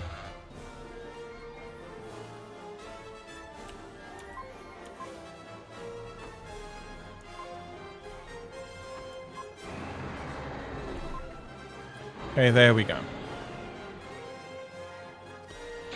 Commander, you're going to build a few more metal extractors. Not quite so far. 1, 2, 3. And you're going to build a new factory. Okay, I think the enemy factory was somewhere up there.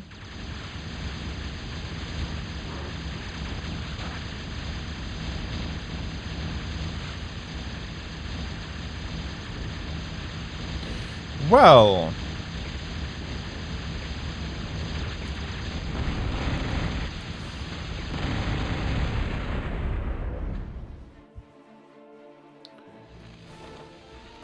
that is absolutely not what I was hoping to see.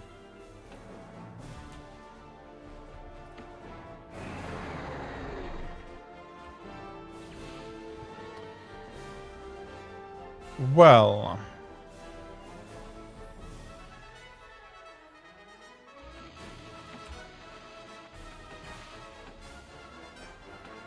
basically 2 new factories. Let's make a few of the big ones.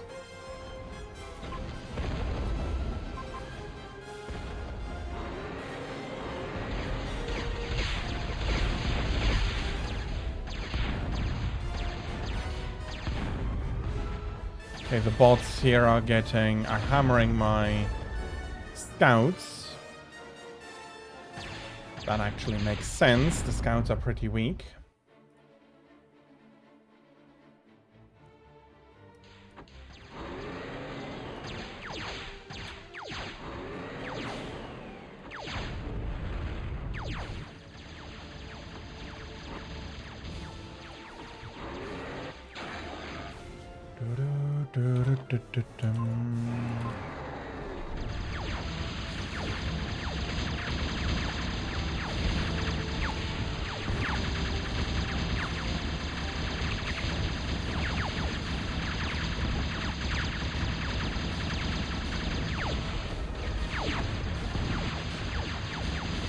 We clearly see the defender's advantage at work here, i.e.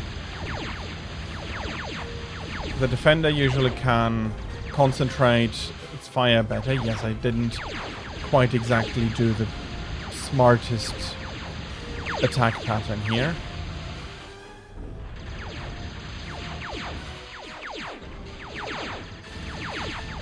But the defender has static defenses and a lot of other things that can make the life of the attacker a lot harder.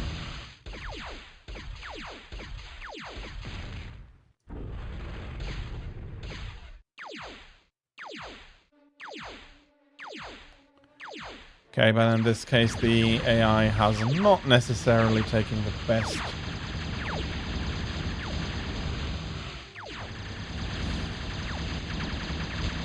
the best decision here, unfortunately.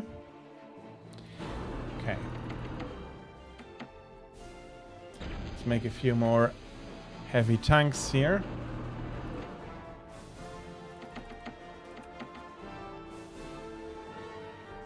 Energy and everything else is looking good. Do I still have anything in here I want or need to build? No.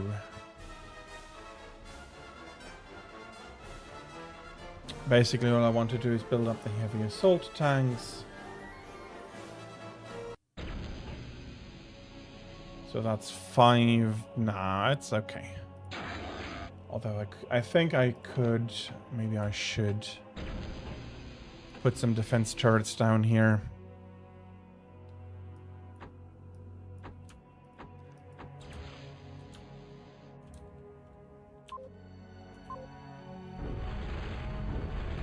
Let's bring these up already.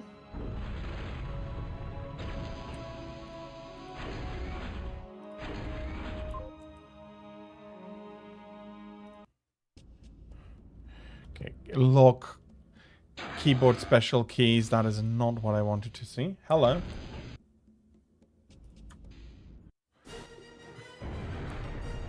Okay, there we go.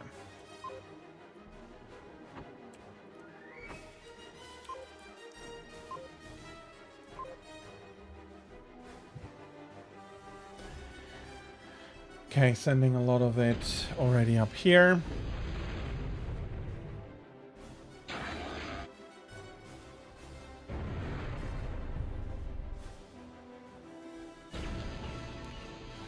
Oh, well, let's build a bit more metal extractors and so on.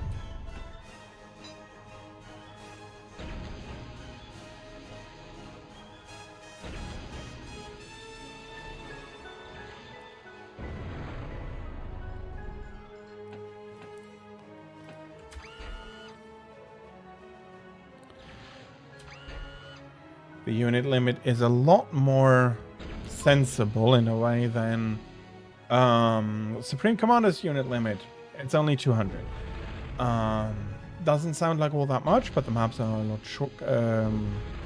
smaller. There are huge maps, but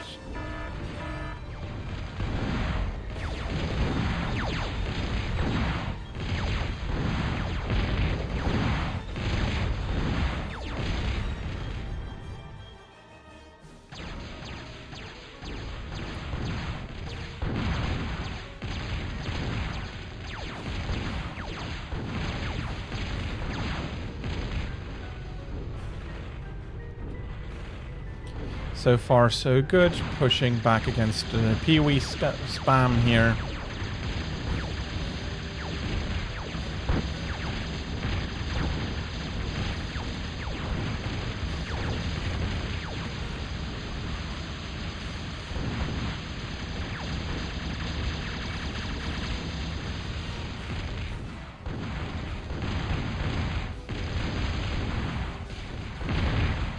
Let's kill the factory. I have so many Pee-wees in the way. Damn it.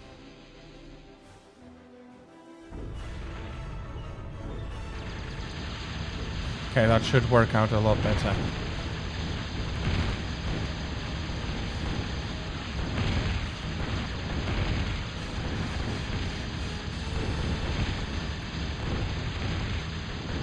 And there goes the factory.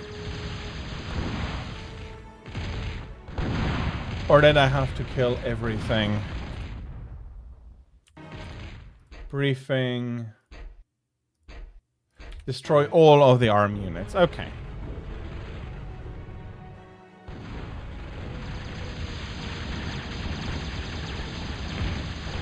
So not just the factory. Everything about here. Let's pull another big blob up here.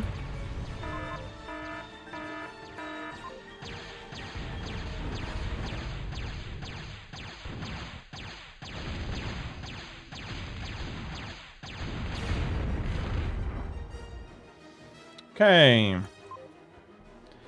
That was an unfortunate massacre.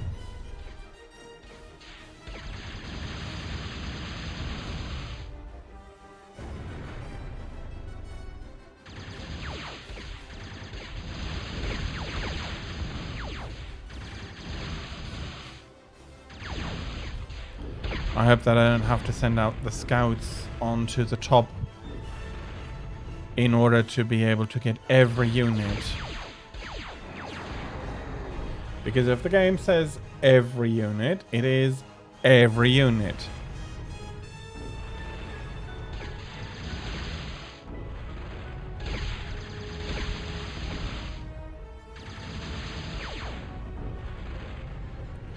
Although the ramp is on my side. Unless there is another big ramp over here.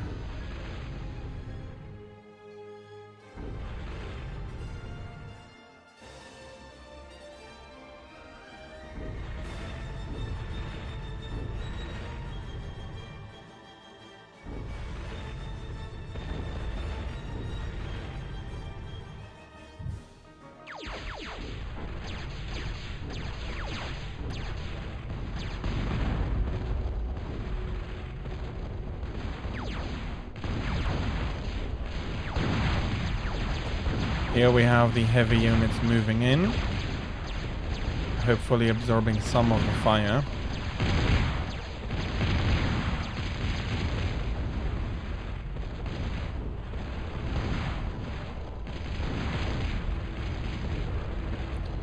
Let's have a look at the factories. You're not building anything. Get me a few scouts here.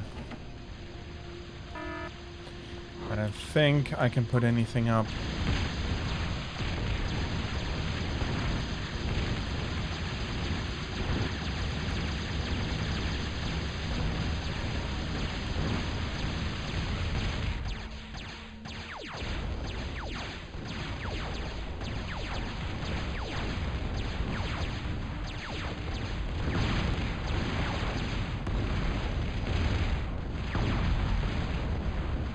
Okay, come on. I did want to finish the campaign presentation in about half an hour.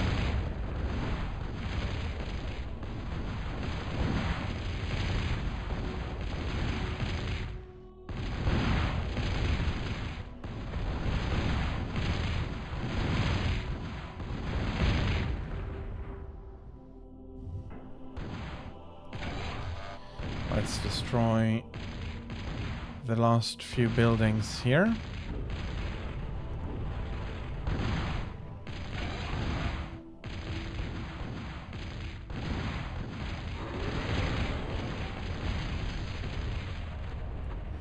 And then the metal extractor over there is hopefully the last unit. Okay, now it heavily seems like it's not.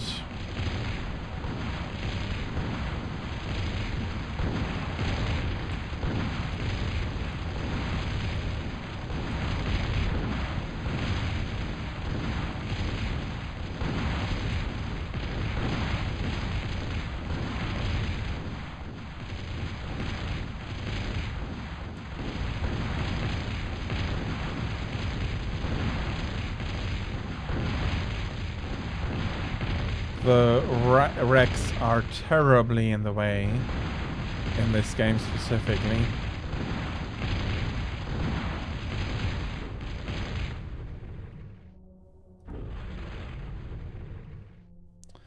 We haven't seen any other construction unit, but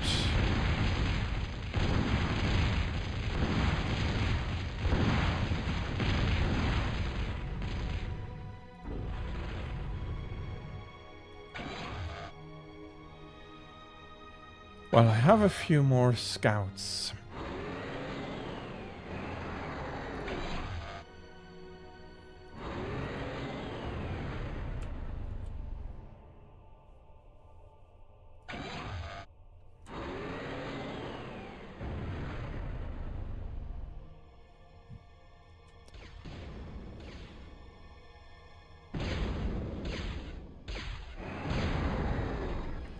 Okay, there is a few more.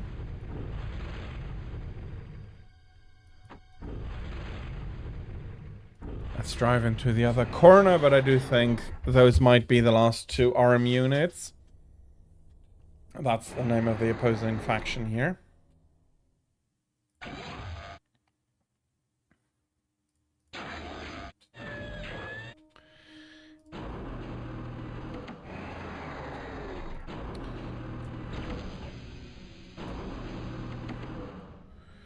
Okay, unlocking a few more factories, building a few more things.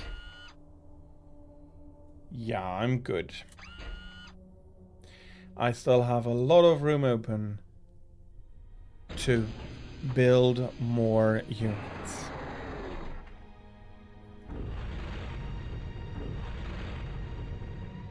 So, why do I personally like RTS, real-time strategy games, so much? They are... Okay, and that's going to sound very nerdy. No apology there, I am nerdy.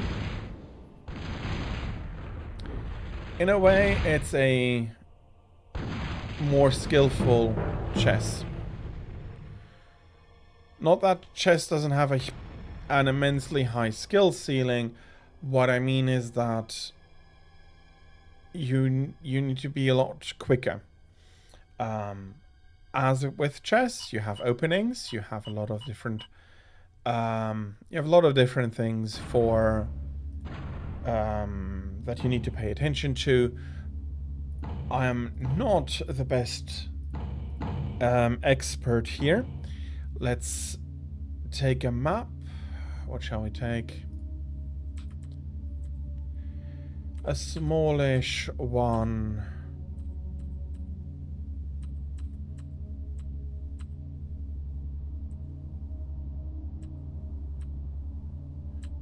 That's a huge sea battle. I haven't been able to show ships yet.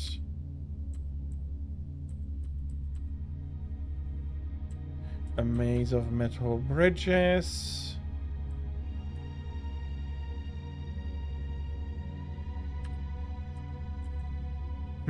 Cut-off bases. Might make for something interesting.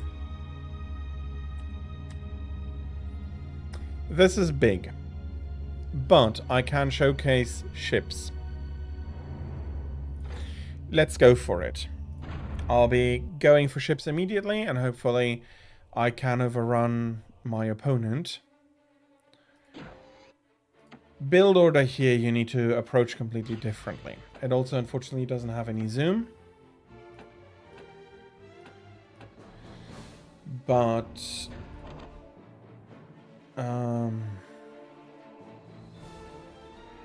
if I don't build any metal or energy producing units first, I'm going to be completely out of... No. Not even enough yet. Not even enough yet. Yeah, it regens quite quickly, but you need tons of it. And this is the second faction again. This is the ARM.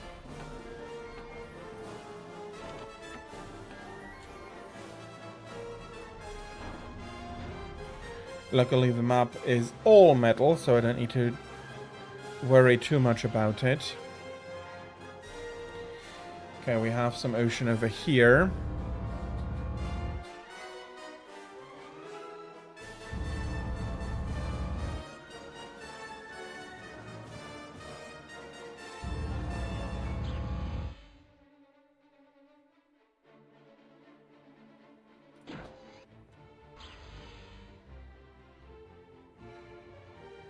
And I'd be starting with aircraft. Come on, let aircraft go first.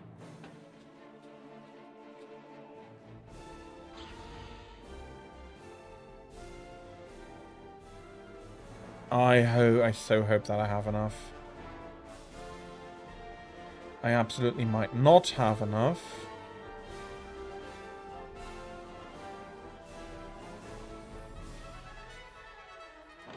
So yeah, if you don't immediately build some power and some metal extractors, this is never going to be looking any nice.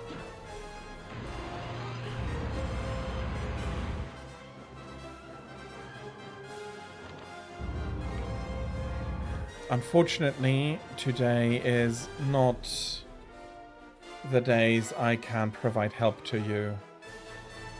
I'm sorry.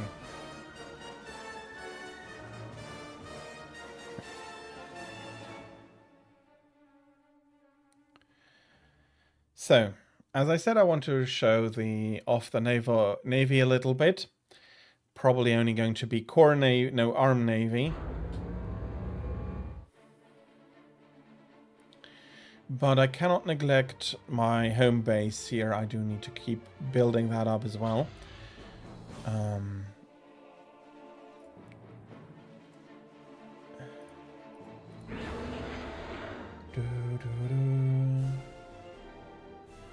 That is for the Christmas week itself. This is a lot more pre-planned and organized.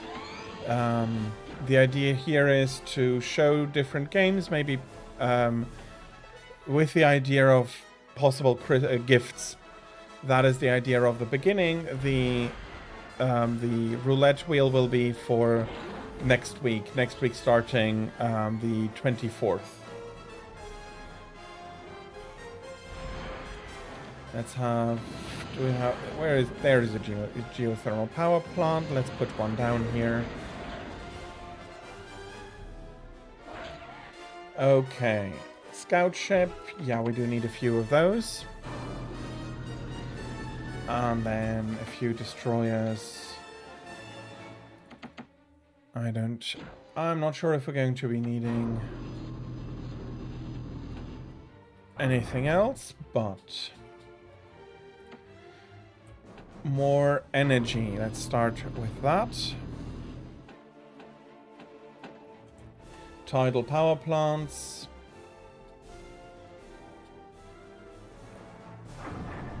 Let's move your production all over here. And your production will come down here. Yeah, the tidal generators are coming online pretty damn at a good time. I was completely out of stuff. Okay, I do want to have a look. So patrol from to there. From there to there. Well, I hope that you're not having a grudge against the Popo.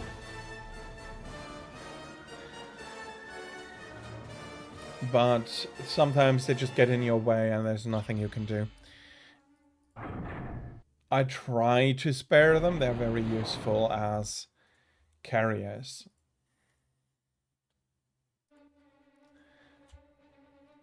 Okay, the scout ships will hopefully get an idea where the enemy spawned.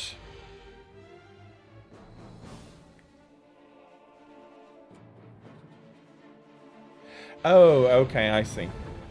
And Faceless, hello, welcome in. I hope you're having a great time. You're having a good Monday. I know it's Monday, but even Mondays are hopefully good. Okay, I can build some swimming stuff, but I cannot build... Okay, that is a shortcoming of ships. They cannot build metal extractors. Let's build a few more here.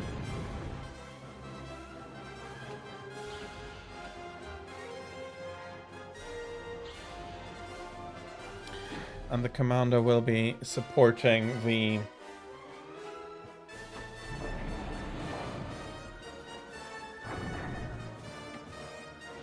construction efforts of the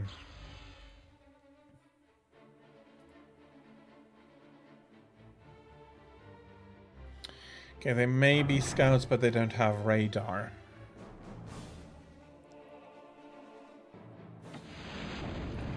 Let us build a sonar. Oh, and this is going to be eating into the metal quite harshly.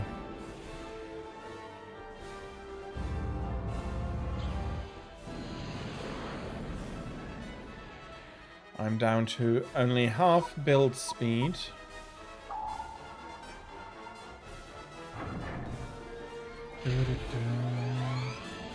That's a transport ship.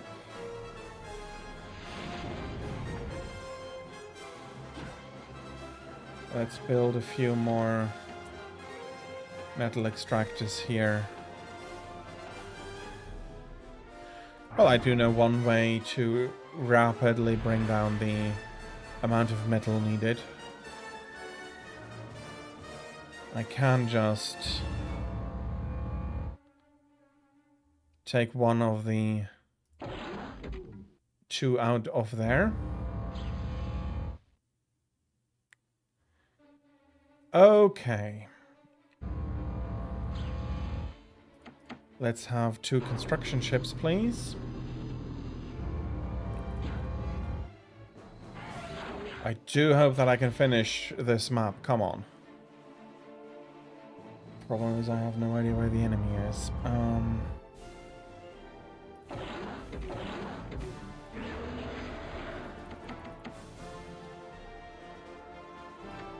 Well, stupid me if I can't find them with ships. I need to try and find them with planes.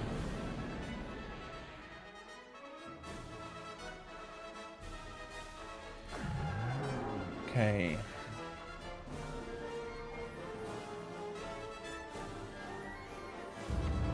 Let us remove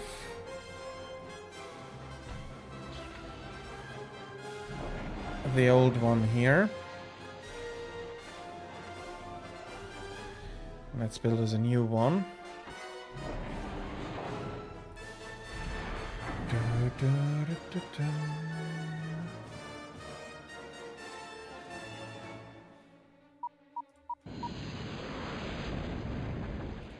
Okay, how are we looking? Much better, actually, but this is water units only. And I'll be building a few fusion plants here.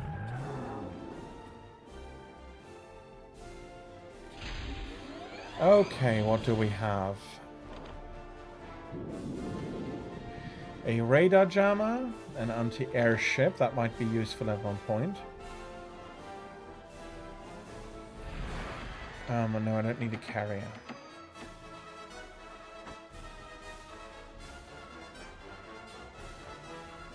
Okay. Yeah, okay, that is gulping down everything here again.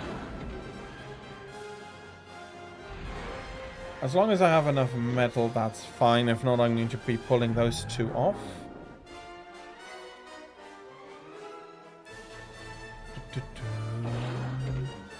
Okay, let's have a look. Which of these islands will we be needing to get rid of?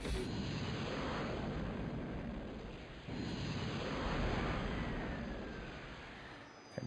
Chances are good that I'm not going to be able to finish the map. Okay, nobody there.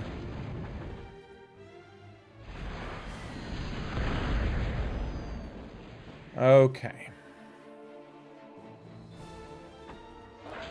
Unfortunately, he's decided to, for now, stay landbound.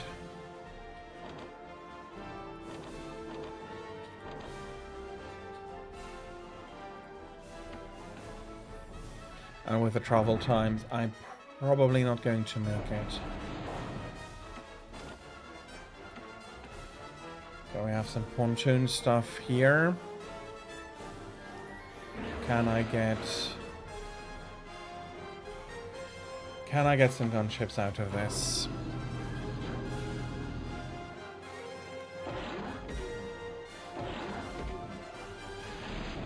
I'm going to be building a second advanced one here. And I'll I'll be building some more normal metal extractors.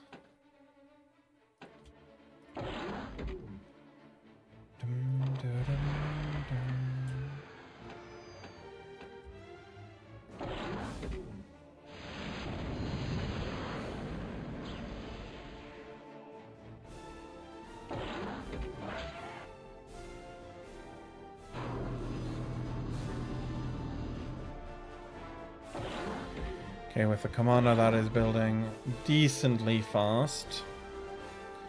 And their speed is looking good. Might still be able to do this.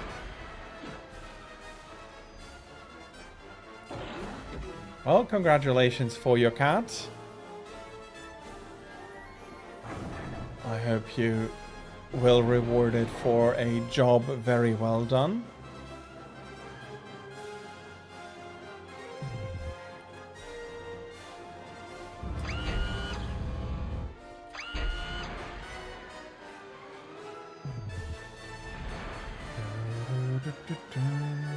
Okay, something is not working out properly here. Let's have one more flyover after this, and let's try it with 4. We need to get onto the rocket shooters very harshly.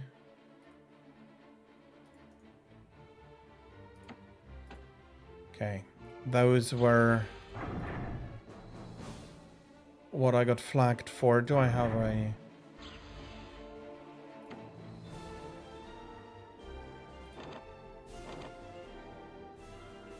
I do not have a radar tower.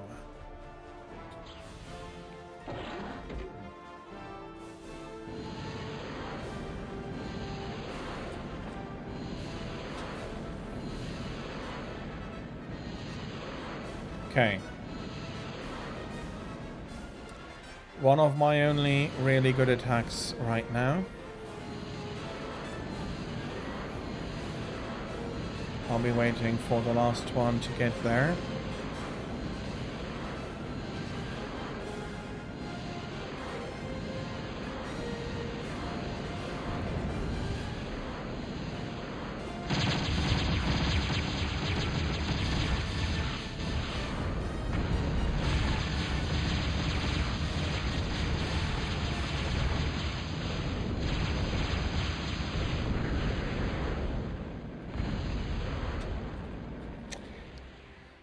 Okay, that unfortunately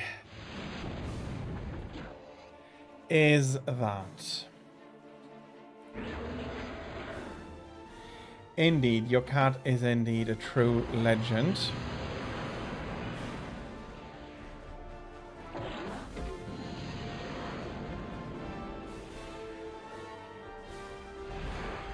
So I did manage to show like a tiny bit of the Navy, but unfortunately not really enough.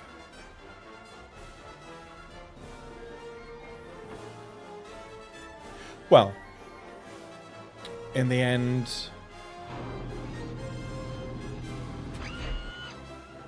I've only been playing for 20 minutes. I thought I had a bit more, like 25, half an hour.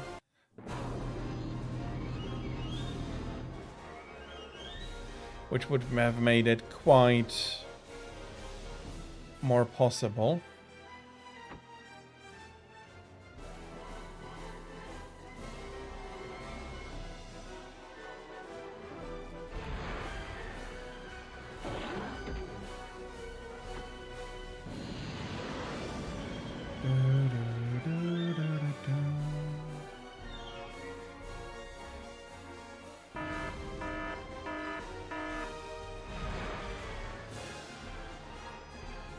Okay, we're getting some hits in here.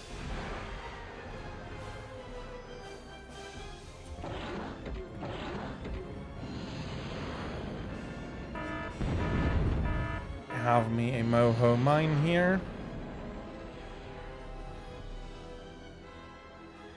Maybe I find the time to start one more.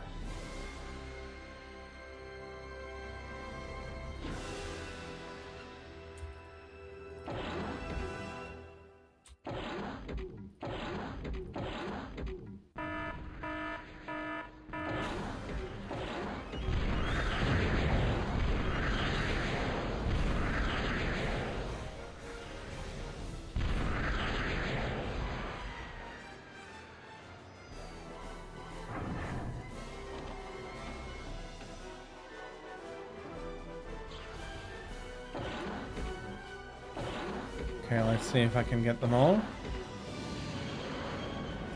Looks like it. Let's fly one more attack.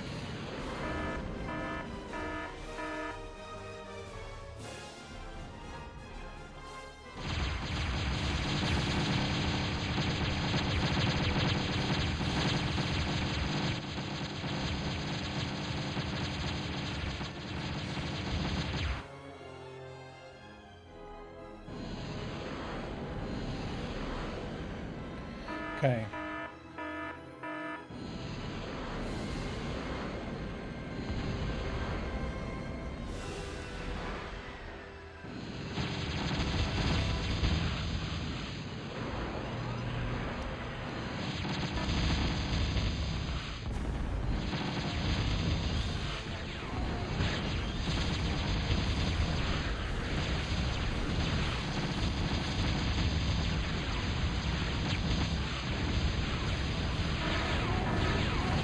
Can I kill the commander before I lose all my gunships?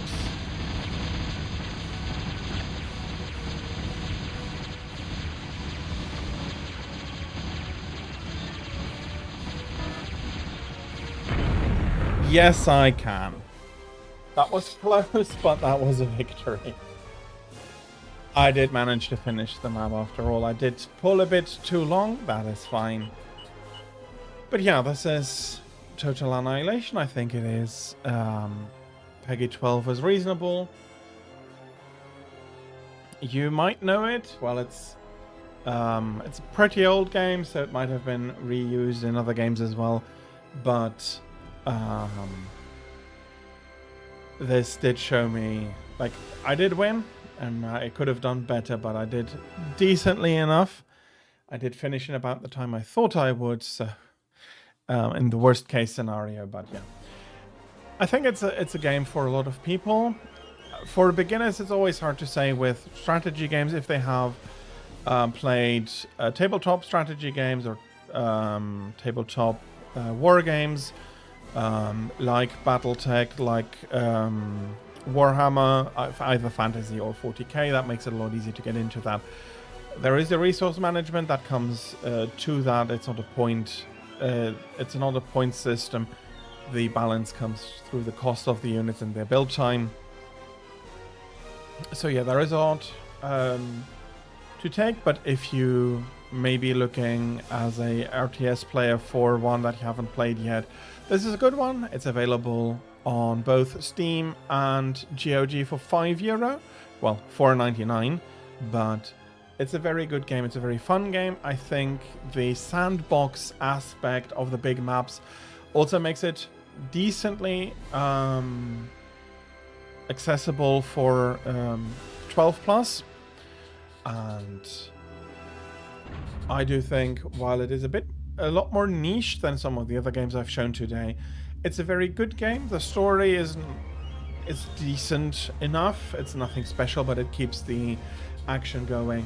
And it is all in all a lot of fun, which is the most important thing. And in a way, I can't even seriously believe it that we're already coming up back to the top of the hour. But we are coming back up to the top of the hour. So I'll be taking another quick break. Have some ads run, and then at the end of the break, I'll be introducing our next game. And then we only have 4 games left for today. And then I'll be through with my suggestions for today. I hope that so far it was at least interesting, even if there wasn't anything there that was an idea for either you or somebody else. But I hope that was at least interesting to see at least my ideas, what I think might be a good idea for a gift. That being said, I'll be going on my break. Have the ads run. I thank you again in advance for your patience, and see you after the break.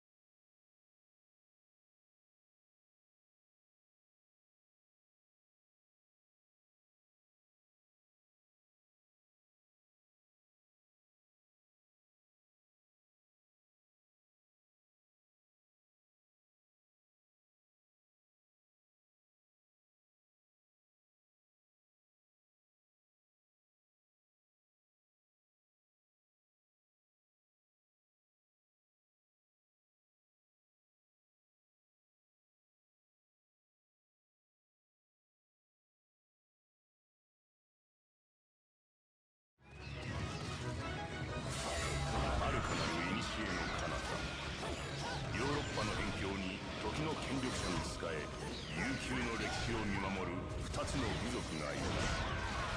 闇に生きる一族アンブラの魔女と光を主とする一族ルーメンの賢者である。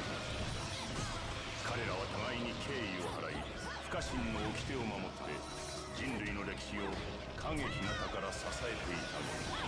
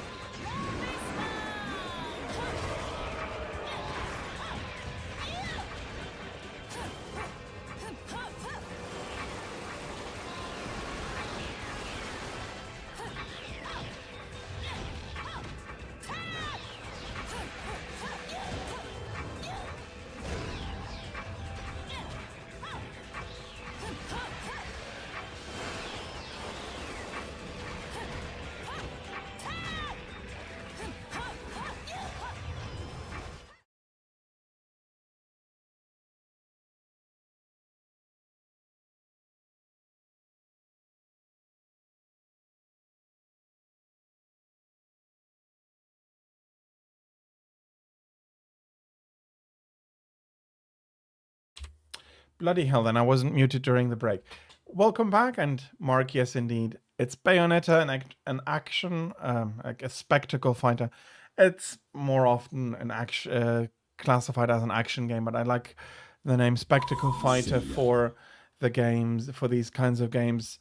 Bayonetta, Devil May Cry, God of War, the older ones, and Platinum was one. Well, maybe they still are one of the best in the genre, but they haven't released one in a while. So I'm not sure how it is looking, and let's see if I can. Are we skipping the story? We're not here for that. It's more for the gameplay. But yes, there is a story. Why can't we see this guy? Because he is... we are in Purgatorio. They don't quite call it that, but it is... I think Purgatorio is exactly what they call it, though. We're in Purgatory, a world that is adjacent to the human world, but not exactly coinciding with it. And it is a lot... it's a lot of fun. It's very fast. It rewards good play. But it is not necessarily, it's not necessary to be the best at it. You can start out, do quite badly and improve over time and still have a lot of fun. And as I said, it rewards good play, so it also rewards getting better, and that is... Oh no, something detected me after all. Okay, I have one thing I need to take immediate umbrage with, and that's the camera. That's the x-axis.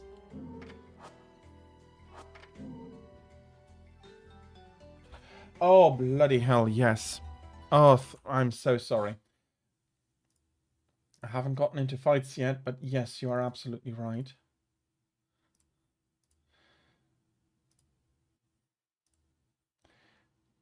I am starting to... In a way, yes, you're not wrong, but Bayonetta has a much higher skill ceiling than most games. Similar to Devil May Cry, you can scrape through with mediocre play, but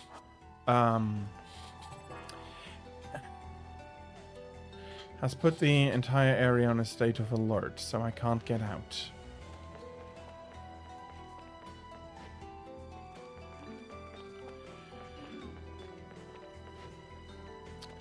So the rewards are very much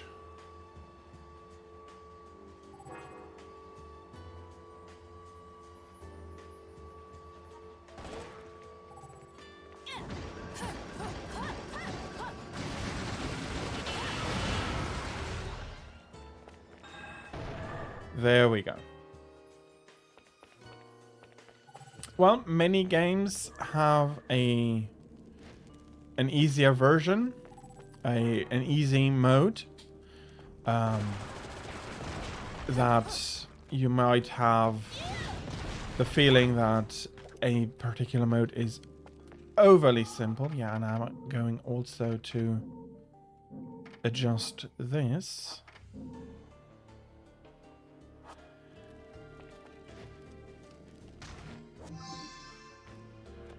So there are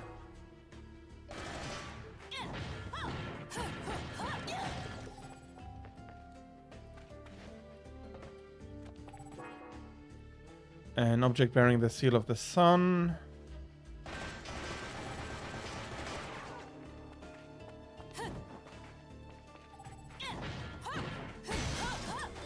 There we go. There is the key I need.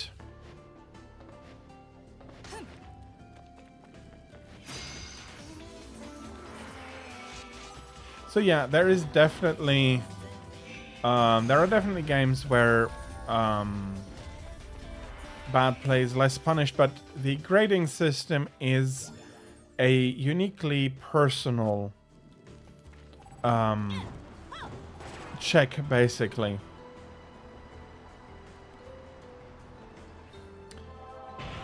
Which basically means that it's going to have you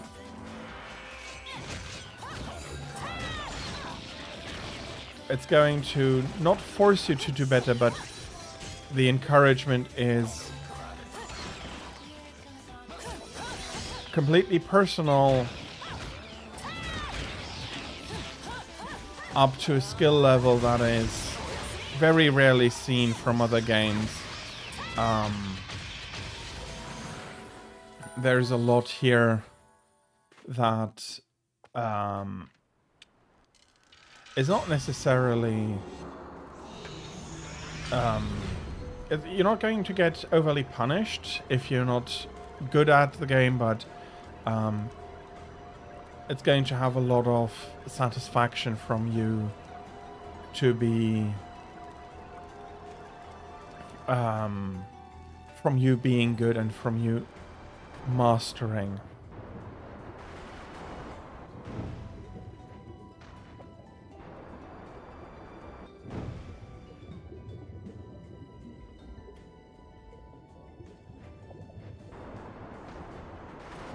Okay, what was the task again?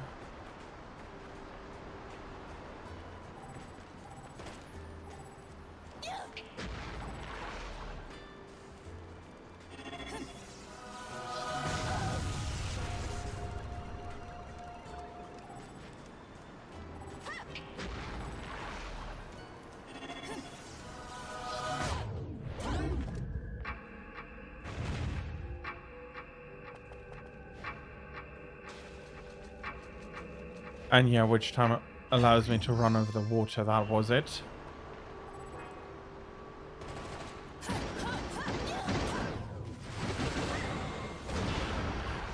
Well, I hope that you're going to be enjoying the Azeroth fight here.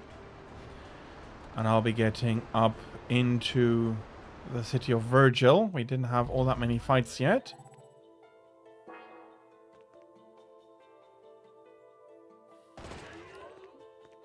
And there is a lot of panic here.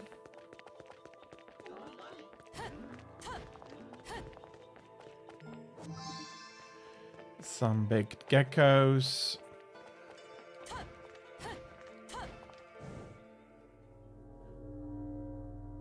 And here we have a fight.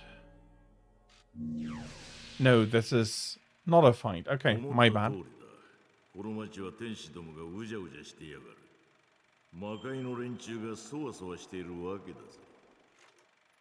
何の話かしら？この人間界にも魔界や天界に近い場所が存在する。例えば俺たちが住む吐きだめはそのどちらにも近い町だ。だがこのビグリッドは飛び抜けてる。天界に極めて近い。いや、ほとんど重なり合っていると言っていい。ここに住む人間特有の念によってな。ともかくここなら随分こいつが稼げそうだ。このヘイローは魔界でもいろいろ重宝する物でな。何か入りような時はこいつを集めてきたらいつものように取引してやるぜ。乗客としてな。相変わらずあんたもがめついわね。エンツォに気に入られているのも無理もないわ。それからこいつも分かってることとは思うが、俺はいつも通り俺が仕上げた武器の働きぶりを鑑賞させてもらいに来ただけだ。何があっても俺に泣きついたりなんてするんじゃない。 And I did say I'm not interested in the story. Yeah, okay, so these are the shops. I thought those were fight portals. No, they're not.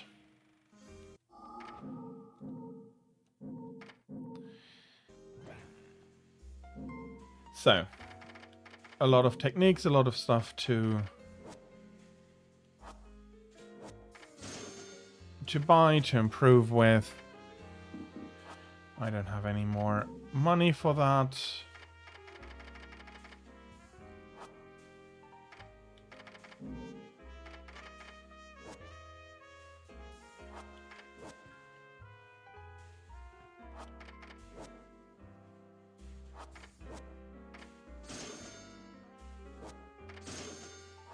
Let's buy some healing items. No stuff here, and everything either still too expensive or not available.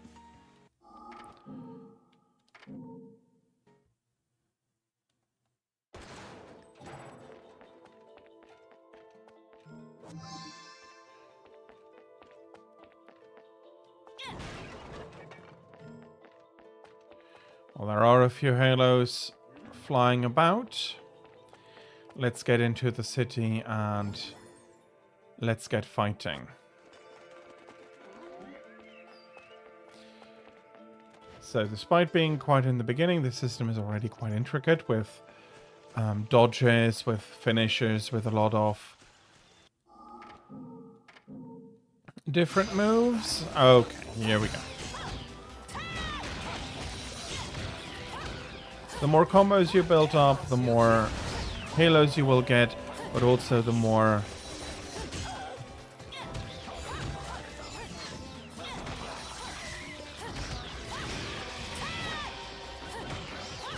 I can equip their weapons. I don't really feel like it.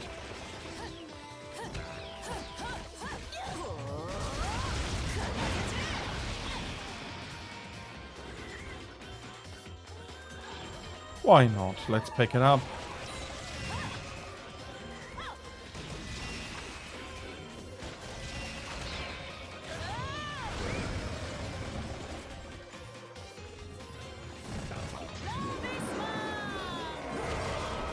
Big finishes, and you are rewarded for variety. So, while the game is perfectly beatable with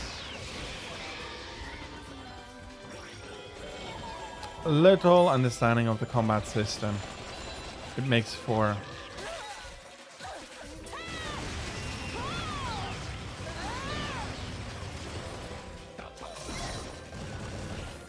and I am currently absolutely not the best at it. Well, good luck and have fun with Arzuros.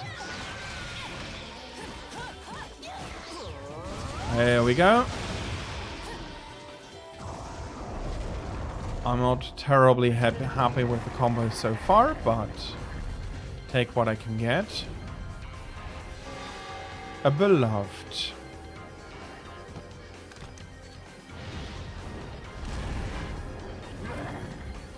So we're getting stronger angels here.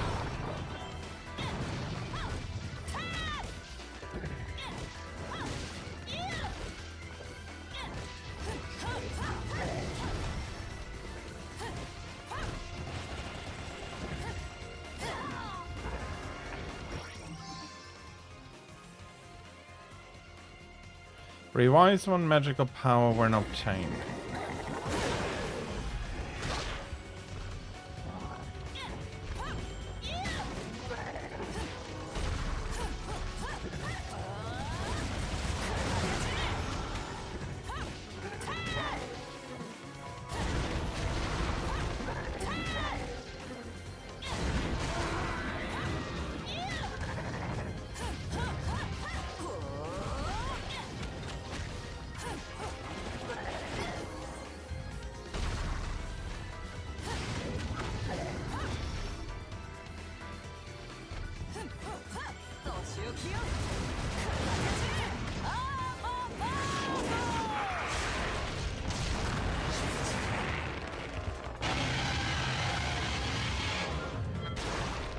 Yum yum yum yum yum yum yum yum yum yum yum yum yum. Come on.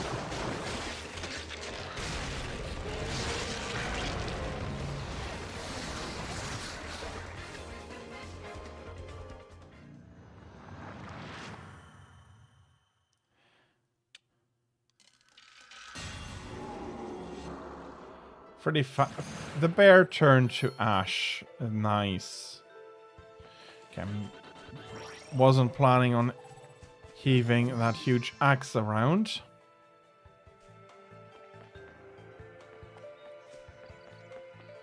I'm probably only getting a C or something for this.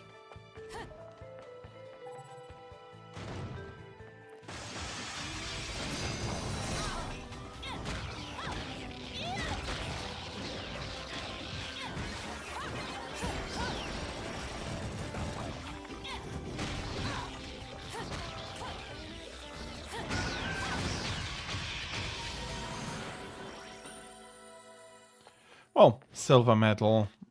I see that as about to see maybe a B if you take platinum for an S, so it's a B.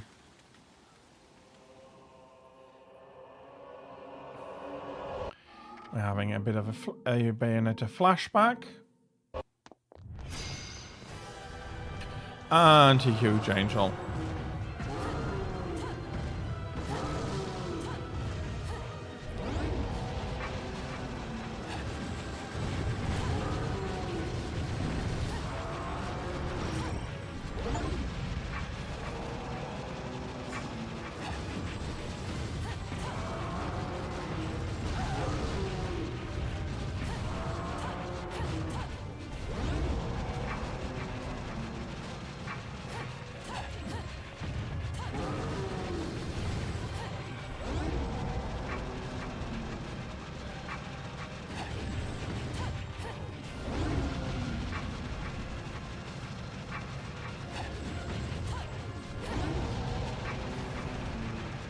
Is there a way to get close enough to it to be able to...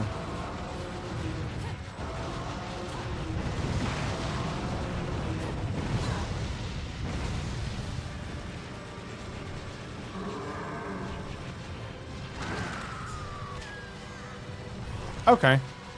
No.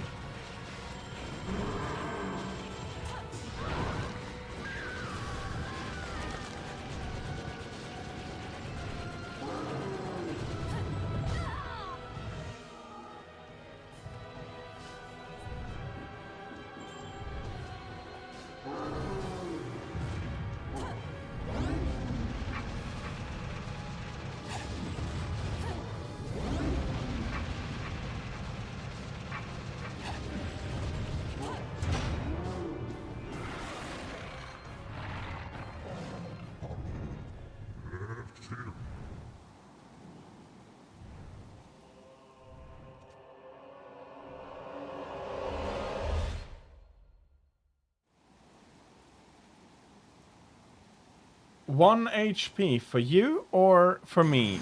Yeah, no, I had... You're right, I had 1 HP left there. But I managed to get through it. Hopefully I can heal here. Yeah. I half forgot the HP I was at. Made it easier to focus. And there is the LP. Mentioned some getting new weapons. Well, possible new weapons. Can't yet buy something else.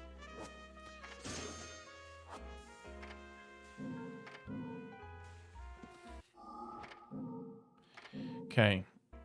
Let me see if I can remember how to heal.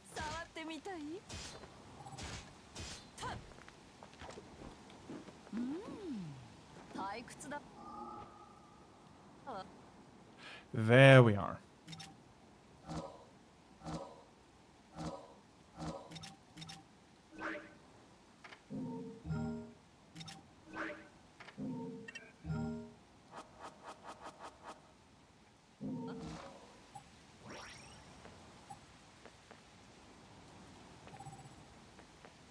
Okay, so at least I'm not completely at 0.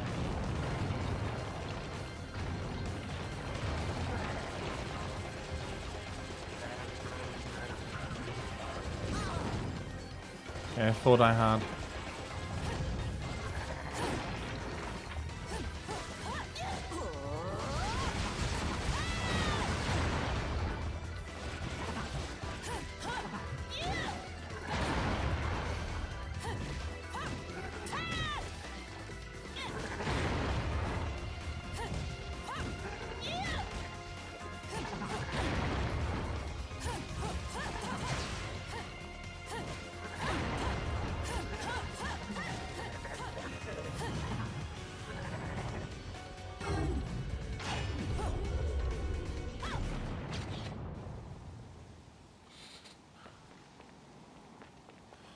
Well, somebody wasn't happy to see me.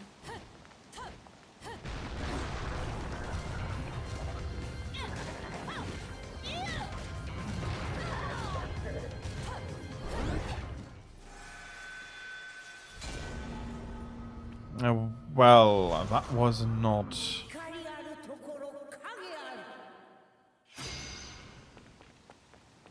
That was not very clever.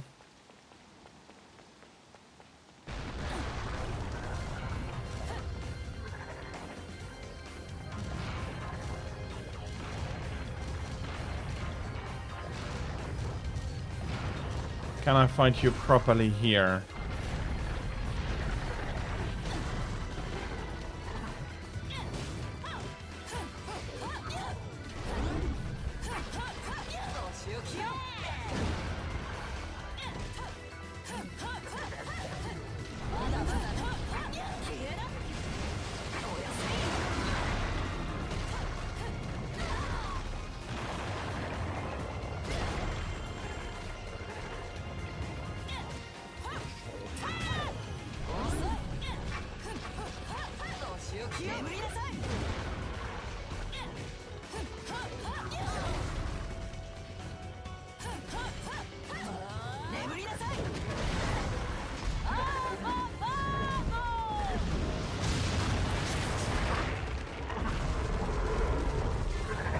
Well,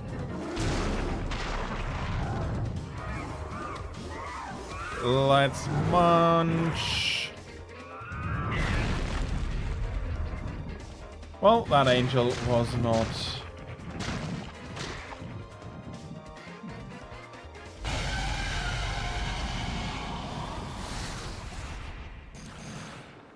was not very lucky. And more silver.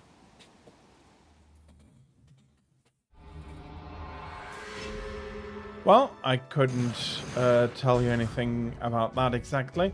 Missed a few fights, got a lot of damage and a bronze in total. So yeah, not great.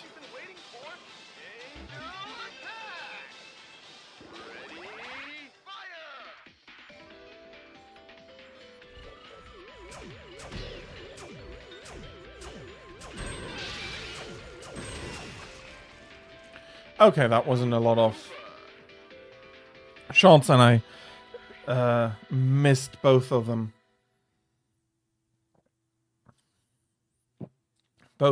Most of them.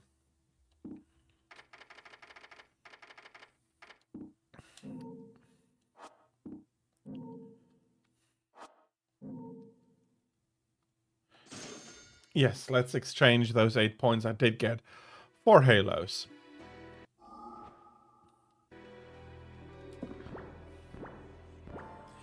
So, I'm getting into the holy city of Vergrit proper.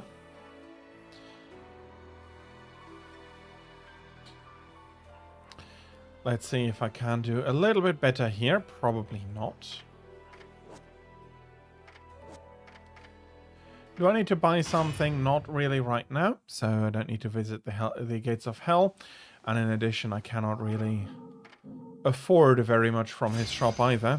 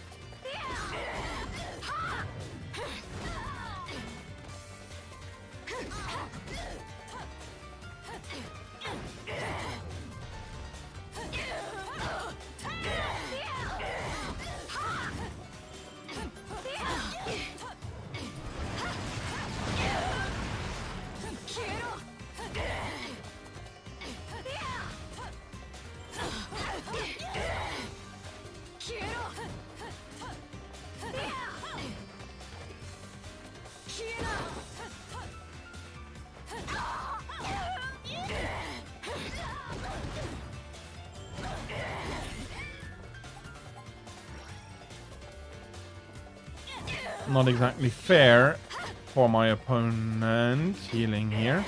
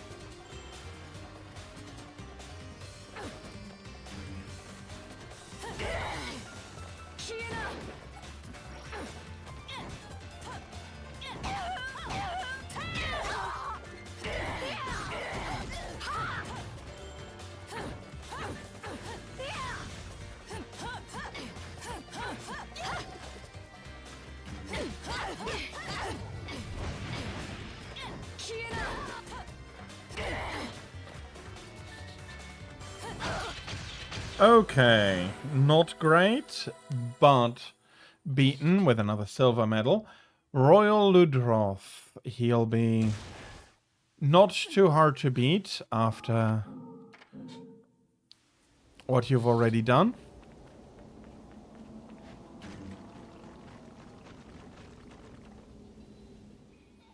Let's see, will we have another? Yes, of course we have more angels.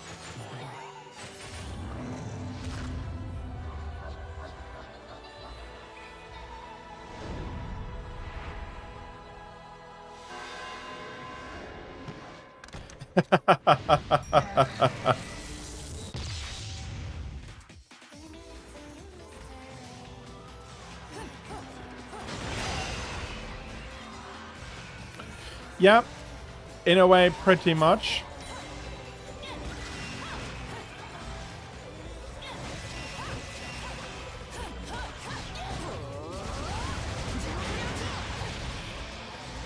Although there are, for me at least, exceptions in Souls, in Dark Souls games where when you're fighting a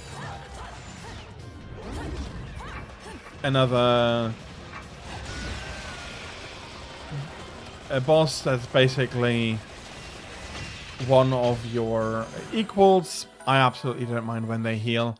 I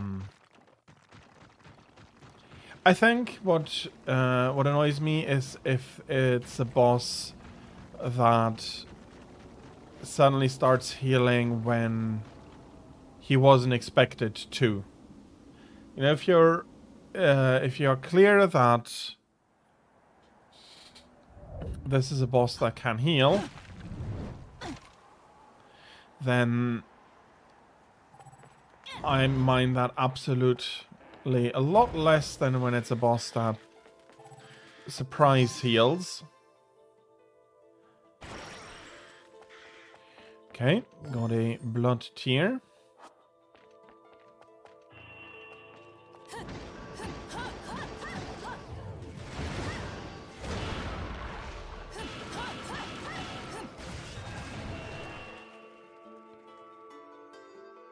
Even a short examination of this wall shows there isn't a way through it.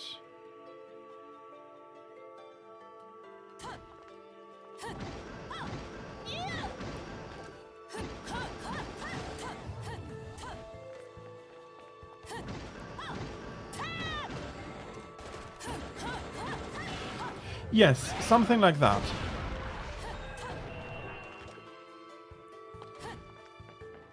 The one temporal witch power that comes to mind is witch time.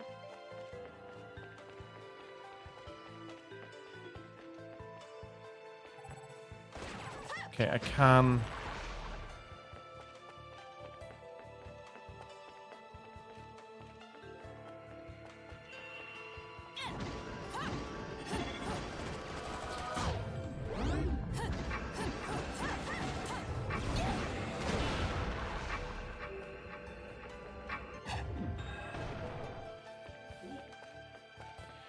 Okay, that made it actually nicely passable.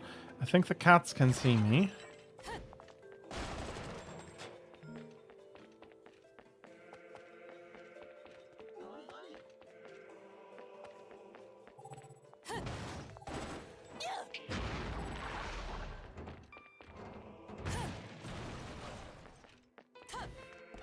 Let's hope that those aren't the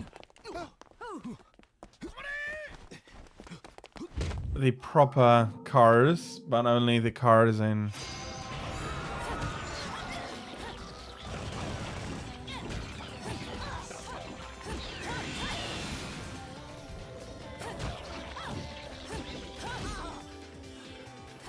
Oh, come on, witch time.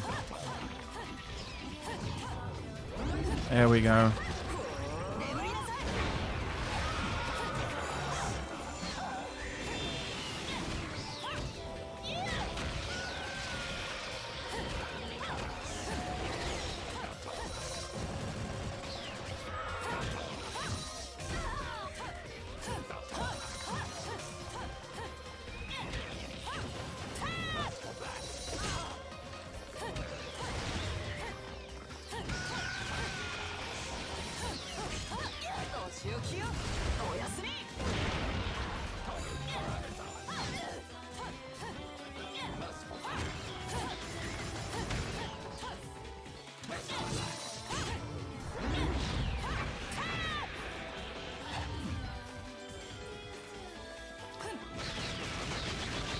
There we go.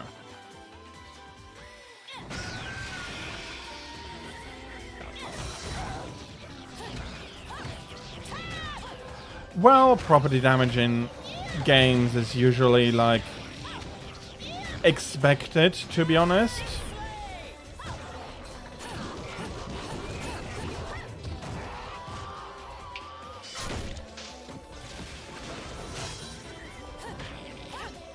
There's very rare instances where you don't have property damage, and that is then usually very strictly dictated by the game. That in this game, yes, you fight in the streetscape, but no cars get damaged.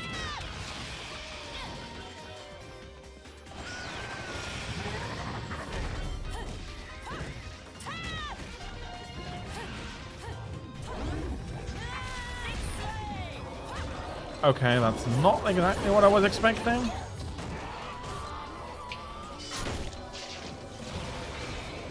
I was actually hoping for the big one here.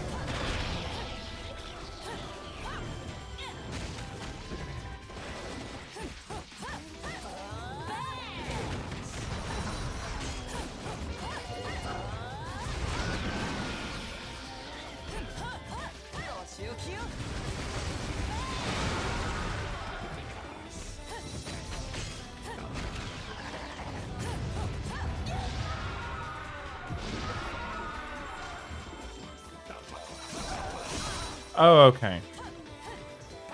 He decided to leave on.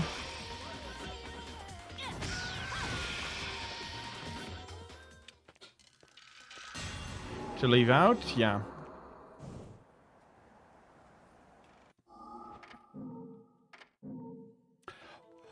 Well, not only in Grand Theft Auto, I'll be honest. There are a lot of places with a lot of games where I'm expecting property damage. GTA is only one of the games. But if I take a look, most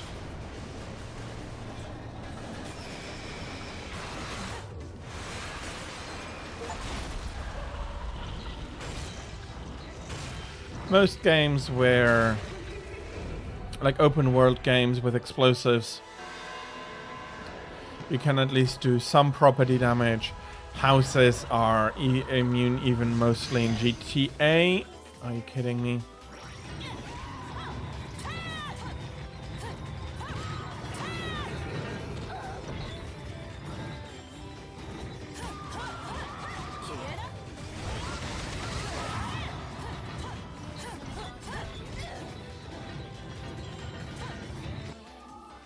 Do I have anything to fill them up?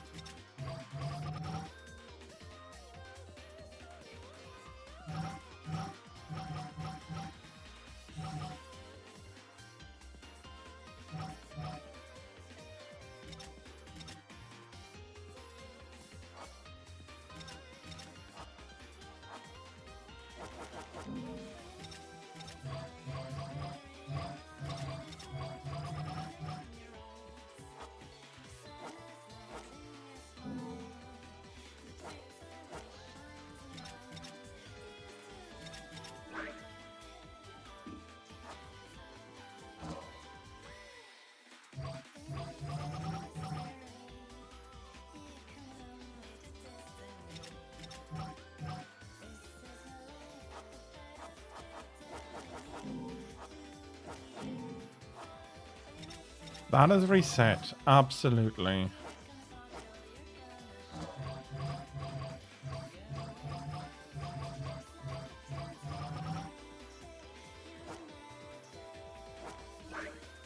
Okay. It's not coming to me. I'm not going to waste too much time on it. There's what I was hoping for, which time.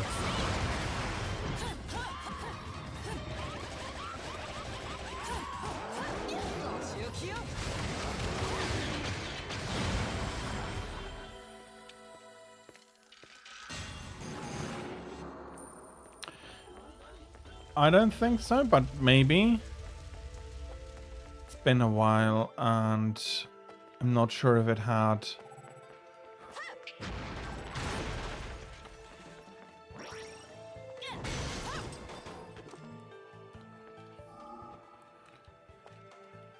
Let me have a look, because I know that you can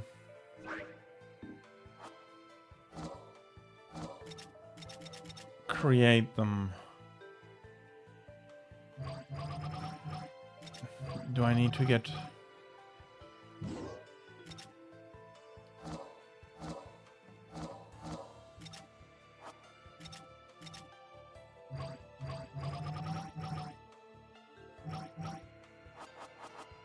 Okay, maybe just not enough.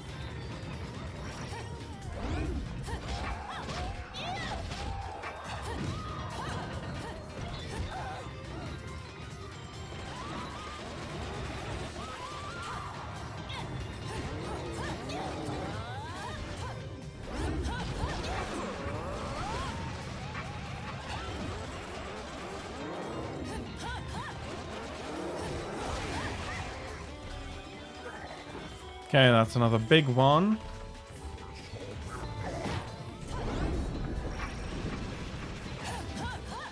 Oh no, that's him again.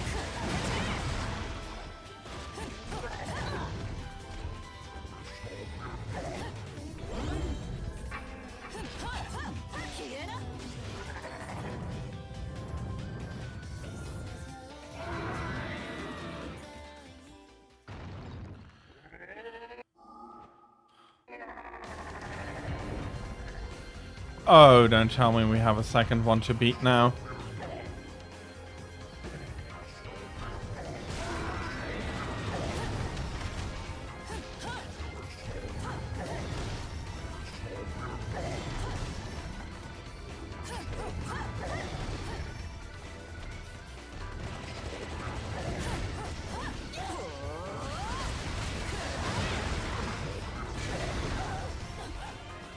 Damn it! He got me. So yeah, I'm definitely not the best at it. I'm not putting enough time into it.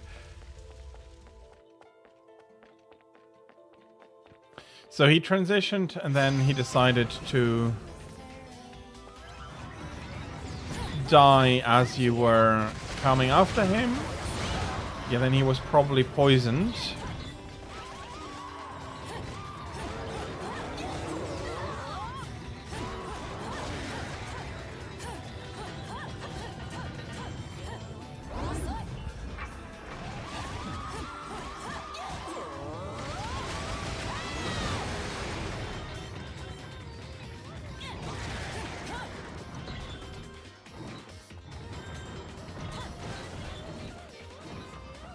Okay, actually looking quite a lot nicer.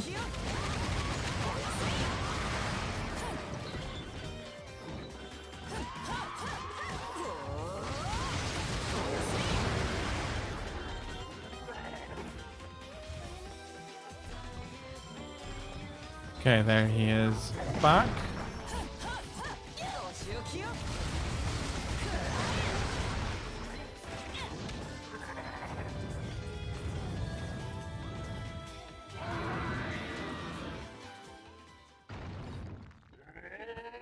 So yeah,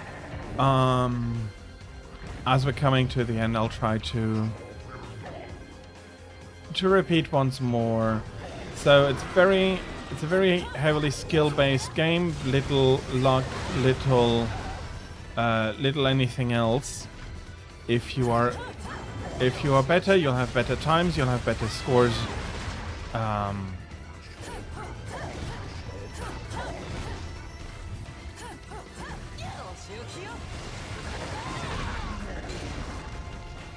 And you won't look like as much of a dork as I am looking here.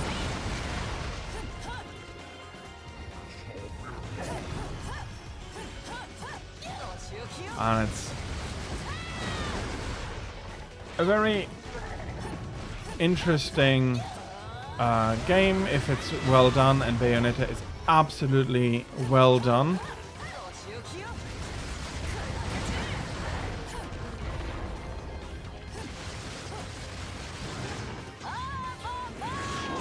And here we can summon our Moor again and go munch. And we got the max bonus for Halos, so quite happy. And those Halos don't have anything to do with Halo, the game. So yeah, if I were better here, no matter how little, I'd be already getting vastly superior scores here. Silver is not the lowest, but it's also quite a bit lower than it could be. But in order to get those better scores, you need more points, so more different... more combos, more different combos, probably more environmental destruction. All in all, It's a lot of fun.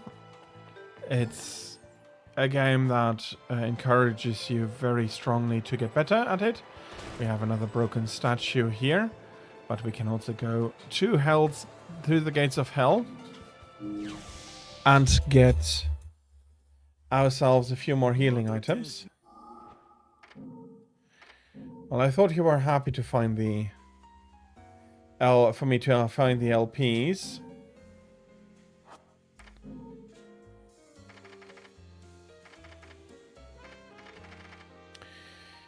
Yeah, 100,000 is very far away from anything I can really buy.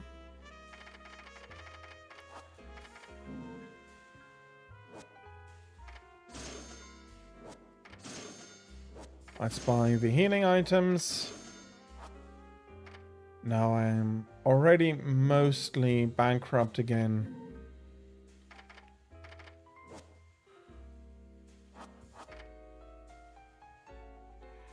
Slum Iron? No.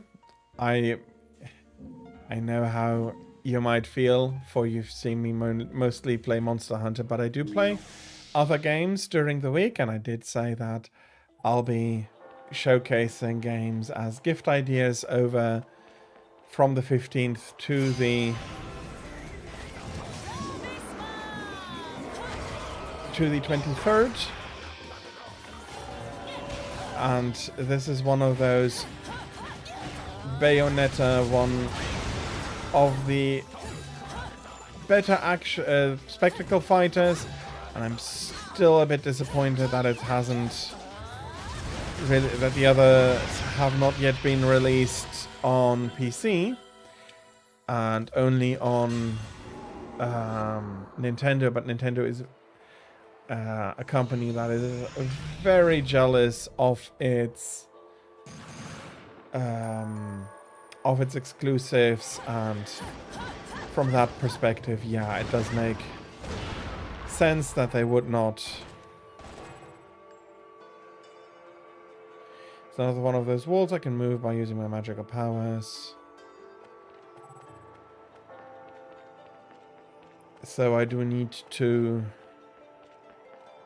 fetch another lightning from here.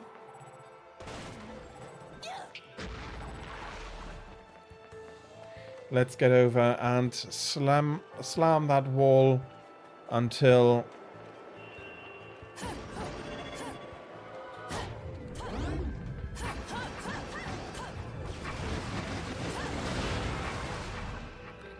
there we go.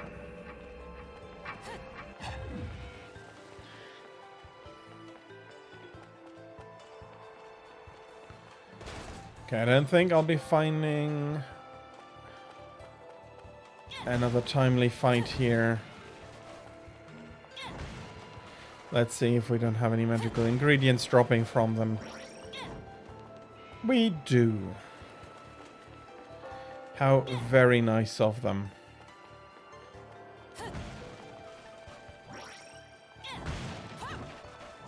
And there is part of that rock formation that looks like it might contain something, but I do not. Yeah, that's just something that looks a bit weird at a distance. Not on a distance, at a distance. And yeah, so this has been Bayonetta. We're coming up to the top of the hour again. If you do like action, and if you enjoy skill-based combat, this is very much something you're going to be enjoying. To compare it to Monster Hunter, it's a ton faster. At the same time, more forgiving and less forgiving at the same time. More forgiving because you do have much more smaller enemies which deal little damage, but then again, if you get knocked about, they can juggle you and they can absolutely destroy you. So you need to be a lot quicker. You need to be a lot harder on the reflexes. But it's a lot of fun. You don't need to be great, of course, but it does help you get more halos. Thus, you can buy more things, cosmetics, new weapons, and all of these things. will be much more easily available to you the better you play. You also get better scores, so more bragging rights. All in all, a great game. Adult only, though, and quite understandable with the sources and the uses of magic here. Very much showcasing Bayonetta here. But so it's very understandable that this is indeed a mature game, and I hope that you will treat it as such. But if you feel like you want to try something new, and action, skillful action gameplay is something for you, then this might be something you might want to take a look at. Its usual price, let me have a look, is $19.99, so €20. About the same in dollars, I'd say, but it's hard for me to check because of my location showing me everything in euro. Absolutely a blast to play. Is it something for a new player? I would say no. This is something you need to work yourself up to. Yes, the beginning, you can start very low, but since the game in a way punishes you for playing bad, i.e. you're not getting as many halos, you can't buy as many healing items, it gets harder the worse you are at the game, and as such, it is not very well suited to a beginner playing because of that difficulty increasing the poorer you play. Yes, there are difficulty levels, but even there it is limited on how much you can do. Is it a good game though? Yes, absolutely. And if you either have the frustration resistance, or you like this kind of game, or you like similar games, then absolutely it is worth giving it a try.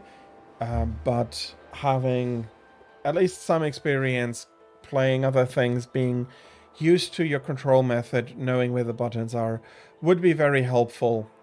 Even though the game was not very helpful and showed me the wrong buttons for myself, but that is something that I already have learned my way around, and I am not going to blame the game for...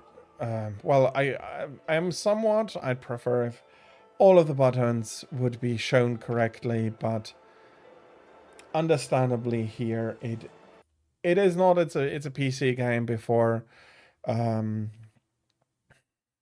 or at about the time that you could natively use PlayStation controllers, so them not being the commands not being included is not a bad thing, and I'm actually quite happy that it does switch between controller input and keyboard input when you are depending on what device you're using. If I go back to it and I use the controller, it's automatically going to switch to that. So that is something that not every game does, and that is something quite good. And for the rest, yeah,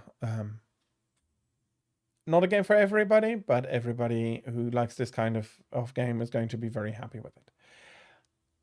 That being said, we're coming back to the top of the hour, so I'll be taking another short break of, as usual, about 5 minutes. The ads will be running for about 3 minutes, at least that's what Twitch tells me. Your mileage may vary. Hopefully you won't get as many ads, but if you do, know that it is to avoid the pre-roll ads, which are a lot more annoying, and you won't be missing anything. I'll be switching to the next game, and I'll be announcing while showing the next game with a quick trailer when I'm ready to continue. So in a few minutes, we'll be seeing each other again. Thank you all very much for your patience during the break and during the ads, and thank you very much, for coming even. I'm very happy for everybody who is here. So I'll see you after the break. Thank you very much for your patience.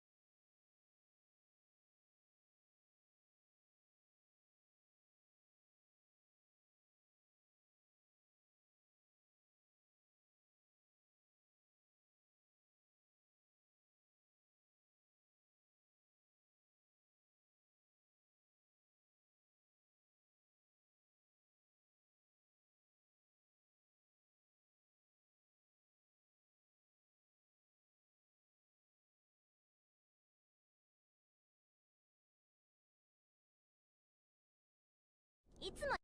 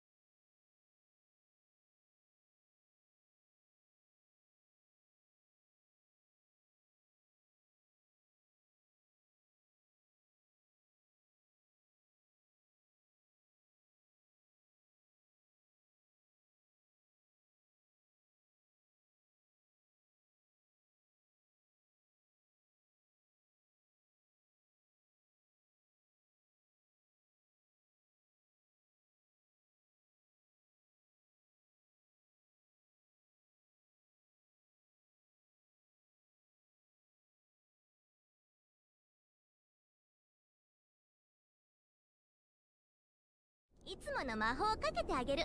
気休めくらいにはなるでしょ。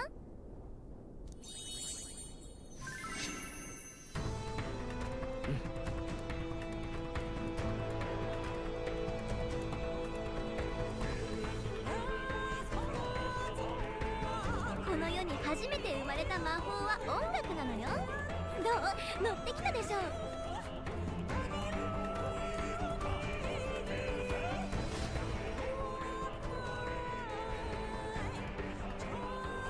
己自身に命じなさい。内なる英雄の姿に変われと、己の心にと。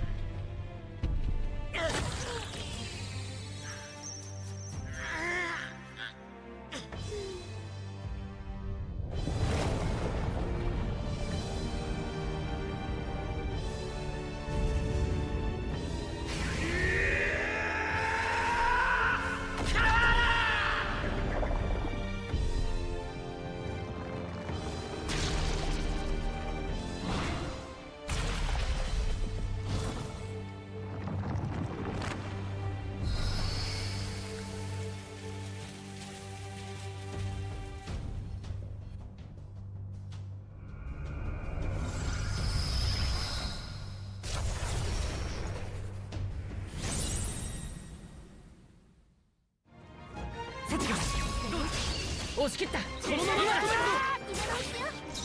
加減はしない。突きやれろ。あと一つ。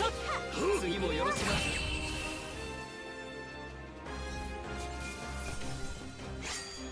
な。やれるようになってきたのかな。こ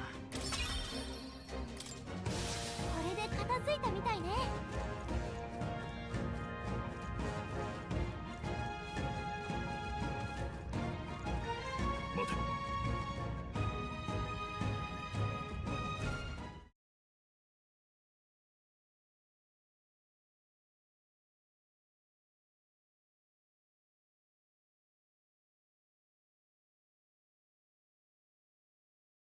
Bloody hell. Thank you very much.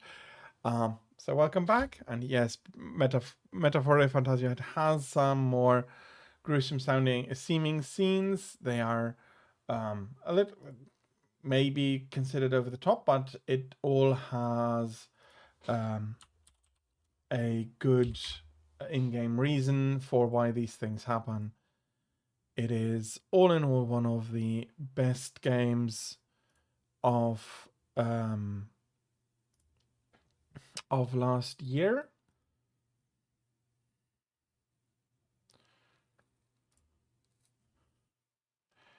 But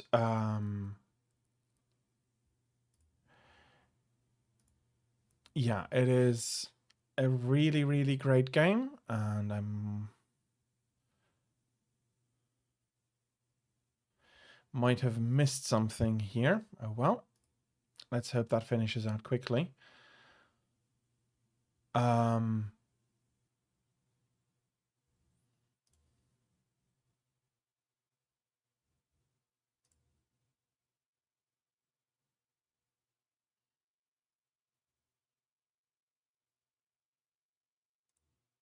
Okay, no, I just encountered something weird. I hope that is not going to be a major issue.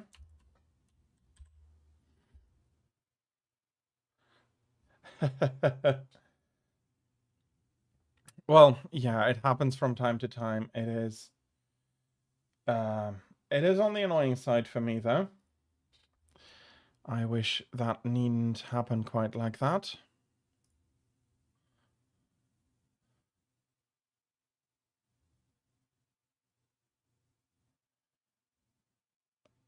Okay, something is stuck.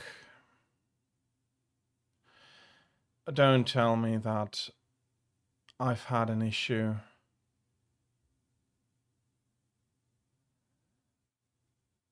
Well, I hope not that this is going to be an issue. It very much looks like it's going to be an issue. Damn it.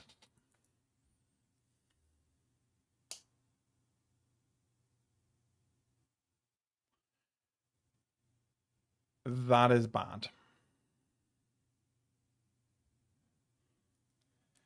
Okay. I guess the best thing is I can do at the moment, because it's doing a huge check of the data integrity. Something went wrong there. Game no want to play. Exactly. Well, that's bad enough, but I guess I have to... The best I can do is showcase the next game first, then. We'll be losing a few minutes, which isn't too bad for the next game.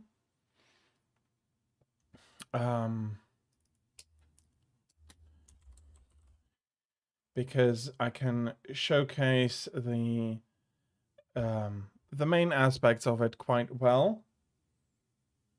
And hopefully in the meantime, ReFantasio sorts itself out. So, let's have a look at it here together. I'll showcase the next trailer, and then hopefully for the next hour,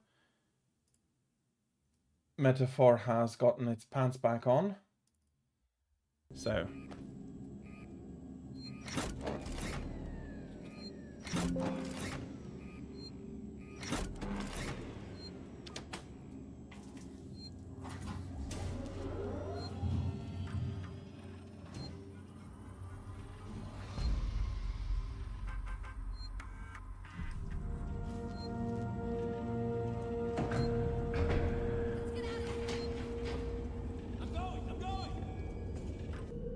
There's always something going down.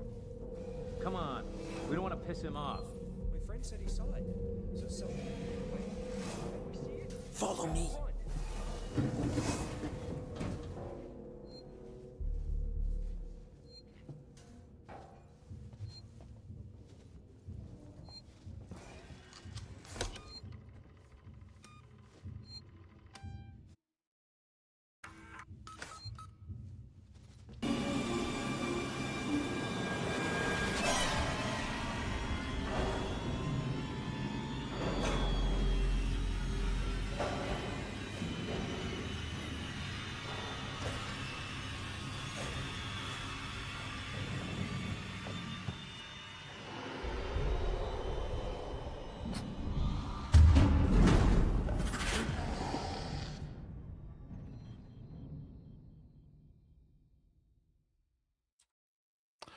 So, we'll be skipping over to Alien Isolation and getting... and I'll be showcasing that. It's one of the very few survival horror games that I have in... that I'll be showcasing, not because most of them aren't good, but because I'm personally not the best person to show them. Why? Because I am not very much a fan of them. Not that I'm afraid or anything, I find them actually boring. One of the most famous ones being... Yeah, let's take that off there. We'd like to see the game proper. Why you are windowed, though, I have no idea.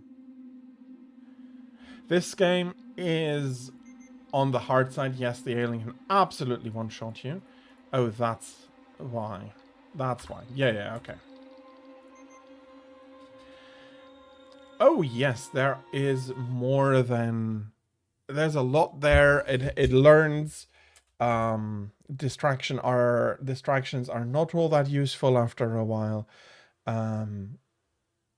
Which makes it a very good survival horror game. And it is very much is not scripted. Yes, there is that. In a way, it cheats, being that there is an AI in the game that absolutely knows where you are and what you're doing. It is not necessarily always giving them the exact location, and sometimes it can't give them much location, but it's terribly cleverly done, in my opinion. One of the best ways I've ever seen the implementation of a cheating AI with other stuff. Oh yes, the AI learns. It absolutely learns. So if you use, I don't have anything, but if you use a flare or you use something to distract the alien, like you throw a flare in the other corner, it now knows that this is a possibility and that not every sudden bright light source is something to investigate. Maybe it's the other direction. It's very cleverly done in a way that doesn't feel cheated, but it is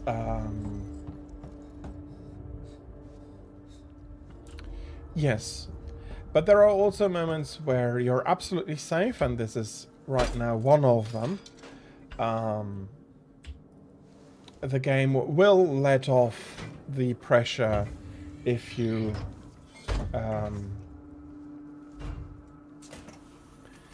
need it. It's a very clever system. But yeah, there is...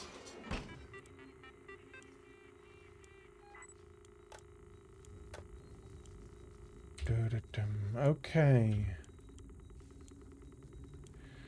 System misuse and passenger inebriation will be reported to the Colonial... I do not have any more power. Okay.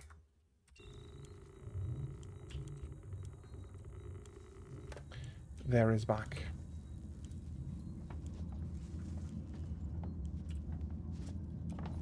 I'm not sure I want to call... Please fill out one of the forms provided.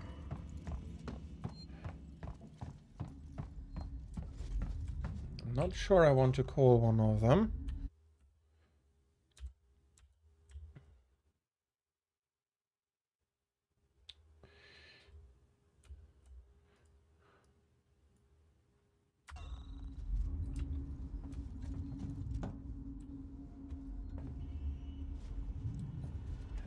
Oh yeah, there are definitely such things where you can help yourself out a lot by being careful, but the system very much can learn, and well, I say learn, maybe it's a little bit of a too strong word, but it can, with a while, be better and a lot harder. Oh yes, there is a terrible resource scarcity. It's all very well done though.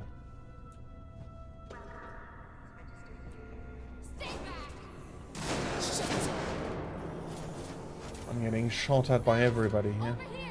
Someone's here.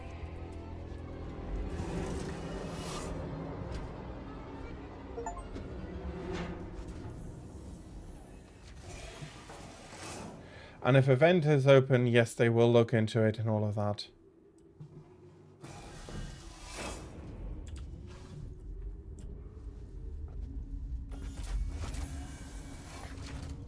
Did I mostly reset them here?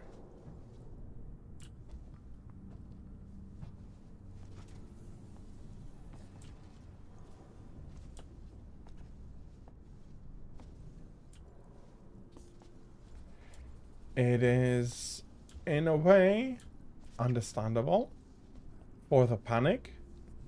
The alien is something that is completely not understood in-game.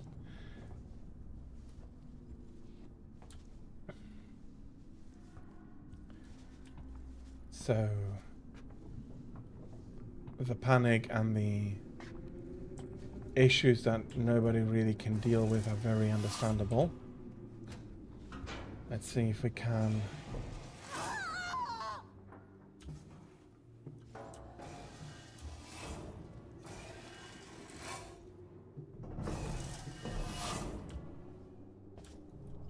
if we can get anywhere here.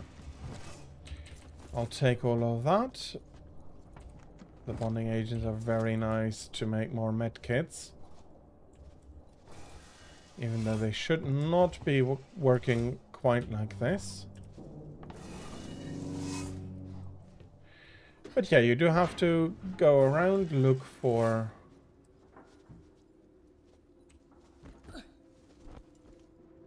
resources, which can be terribly scarce on harder levels. Well, I hope he's coming in willingly. Do we have anything here?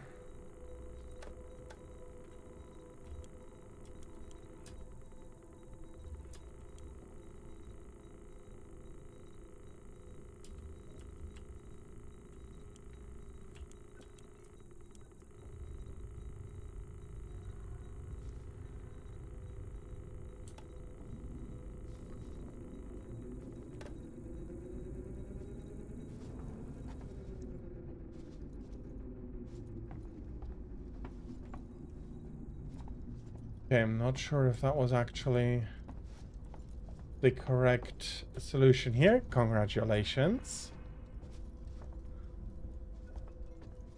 I hope you have prepared a nice pot for him.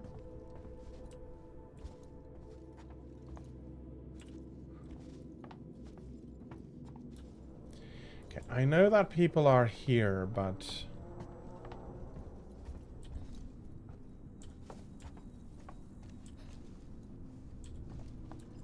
where they are, I have currently absolutely no idea about.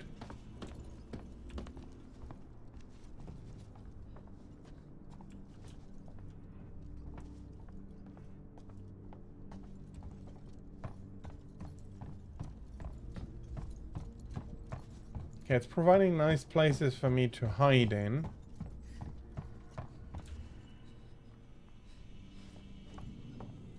I have another rewire box.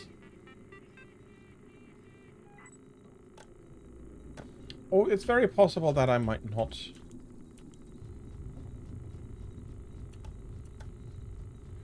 That this might not be the last time I'll be streaming it, in which case, though, I'll be streaming it in full and not only for an hour, and I'll be starting a new game and all of that good stuff. Restore power.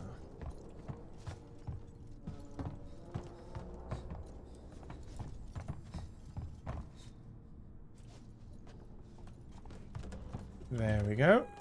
Do you have a door system in the wires?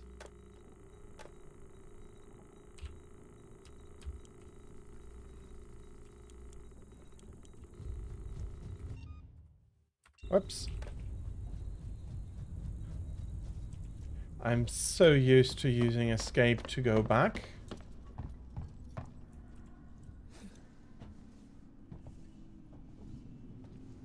That in games where that is not exactly go back. An access to. She was trying to hack the elevator's security. Circuits are fried, easy fix. Just need to find a new data set.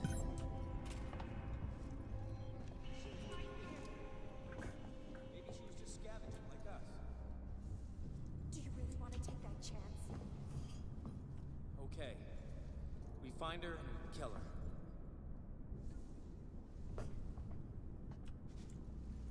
Something. Okay.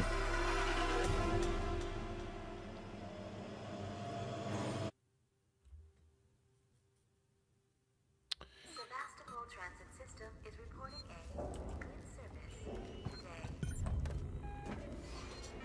Okay, that'll be going quite a bit quicker now that I know that I remember again what I need to do.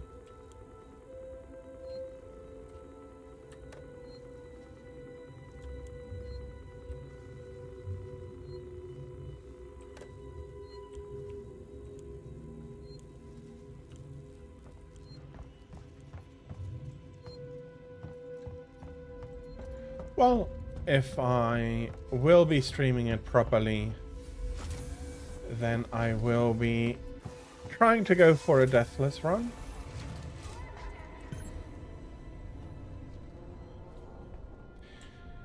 Yeah, that's going to be a lot harder. Shit! Guys, over here! Someone's here! Okay, she's running off.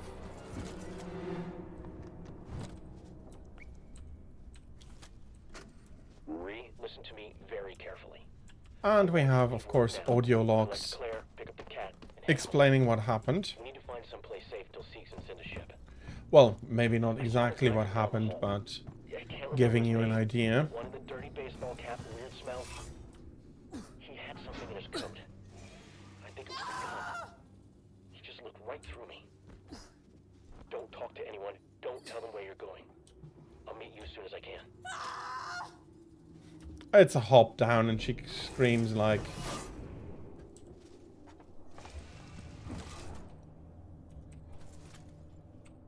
Well, chapter 5 is...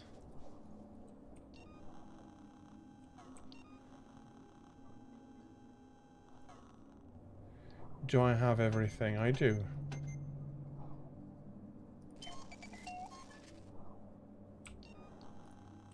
Flares, though. Flares I cannot build. Okay, that's fair enough.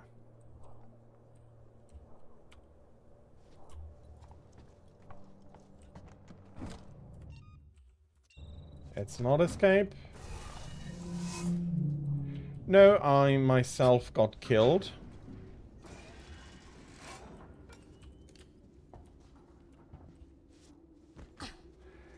And what happened is that if I fall down this small step, she screams as if she's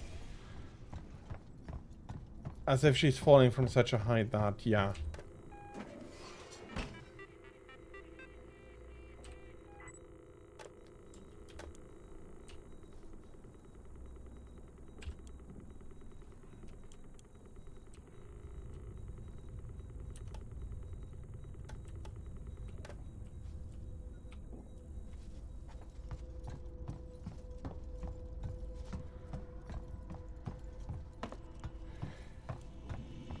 Yeah. Yes, but I do understand that from a technical standpoint, it's not necessarily always the nicest, but let's ready them so I can put them onto whatever system I need. But even they...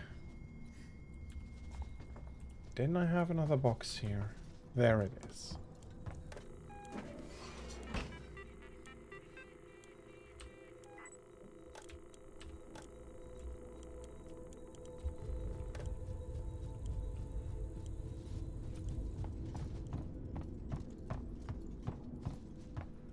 So, let's pick up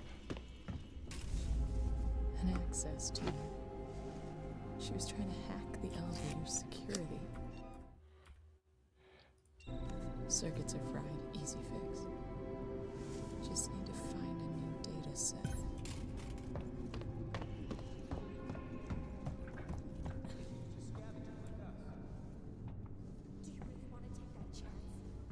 Here she comes back. We find her, kill her. This way. She was downstairs.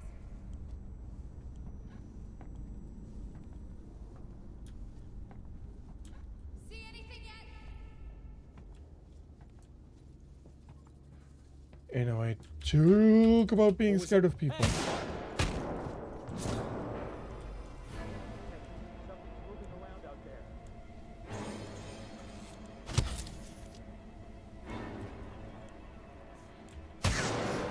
Bloody hell, that is not...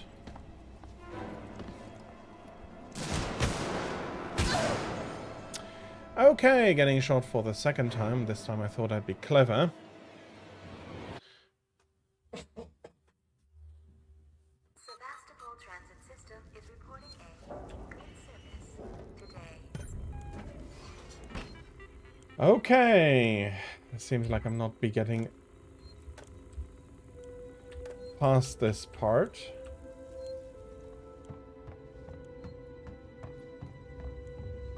Let's go to work.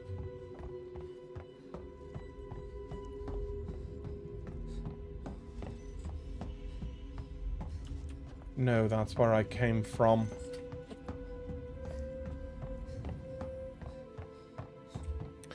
Kezo can be an absolute bastard, and two of them are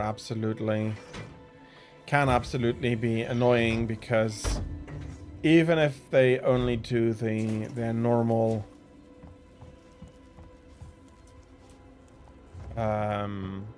like if you're close enough that they are going to be pummeling you with both of them with their ground shocks, yeah, that can be pretty annoying and pretty hurtful, painful.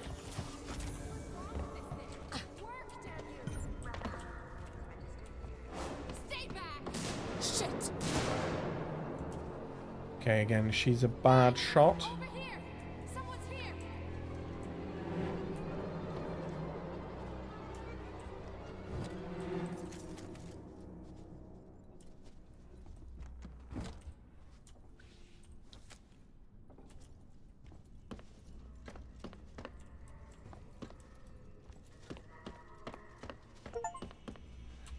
The big issue with not killing any humans is that it's going to make it quite a bit harder, and that in a lot of cases well, in any case, they are not going to be surviving that, so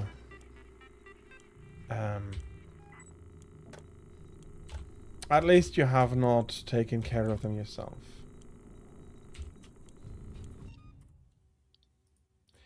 Q, it's Q to back out of this.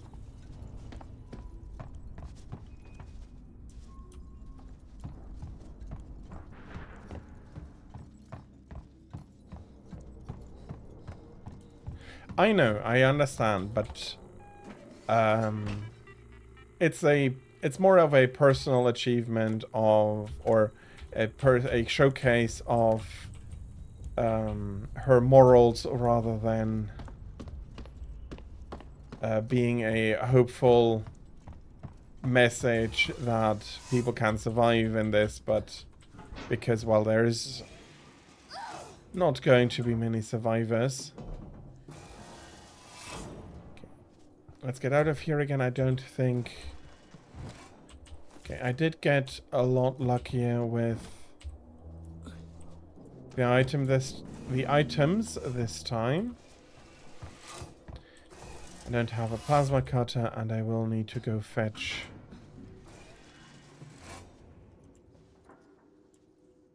Let's climb up here.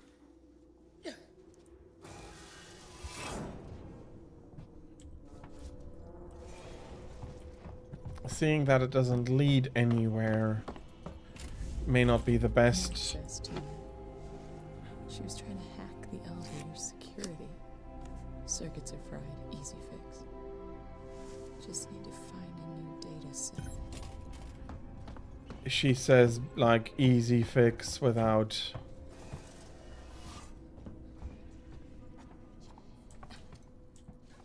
Okay.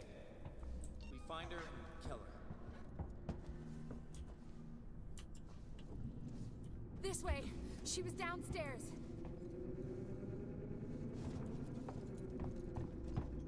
Am I imagining it? Or is there something in here with us?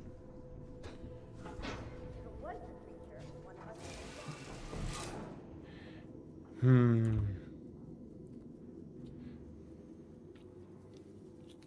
I know the room pretty okay by now. Where is the mistake? Where do I need to go?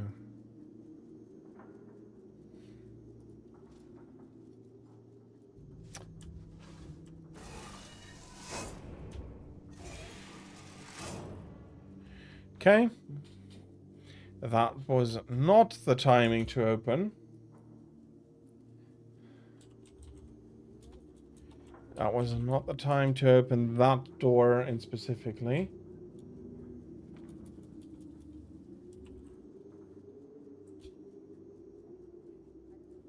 Okay, let's have a look.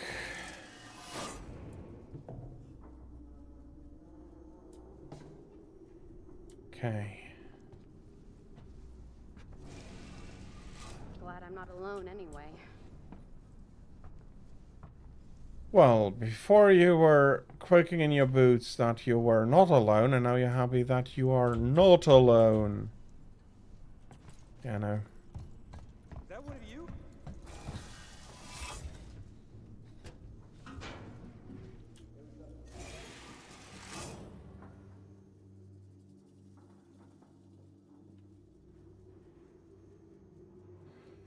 I am quite unaware of their patterns at the moment.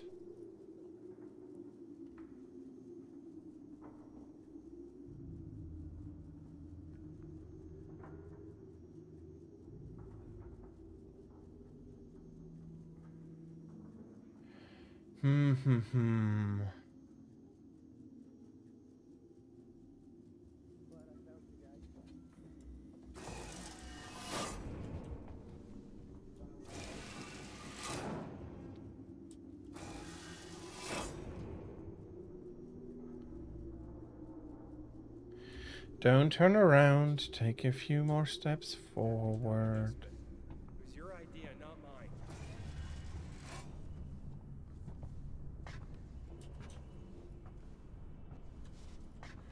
Okay, so currently I can't do anything in this area. Let's... You feel safe? I sure as hell don't.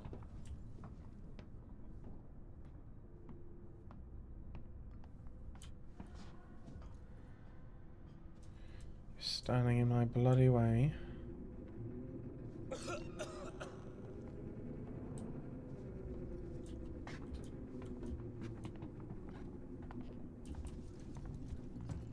Did anyone else catch that? Did anyone else see that?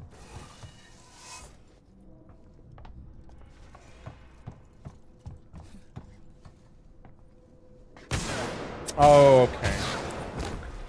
You surprised me. Okay, I am not getting through that easy. Sebastopol Transit System is reporting a maintenance service today. Okay. Let's try it again. There's not... No, that's the wrong way. It did say workplace solutions, though. Maybe I have to take this not working system offline. Bloody hell. I always want to go back with escape. That gets me into the menu immediately.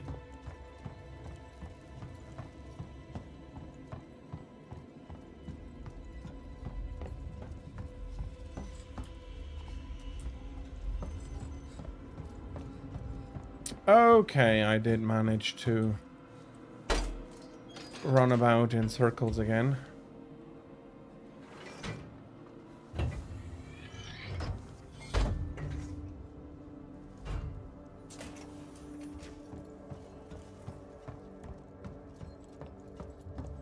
Lawrence Tech lobby, okay. Okay, it does very nicely say Tower Link on it, so I was just being daft here.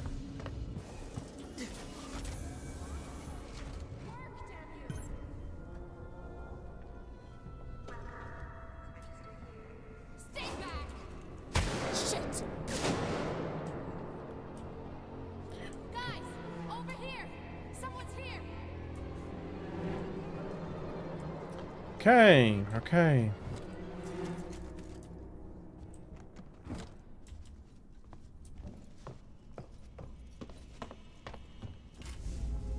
An access to...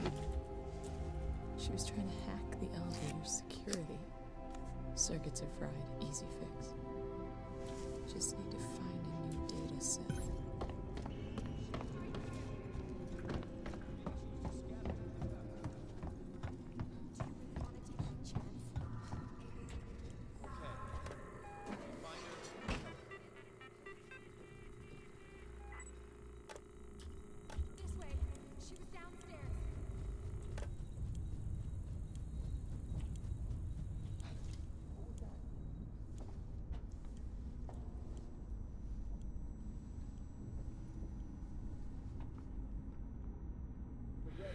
Are you going to come up here?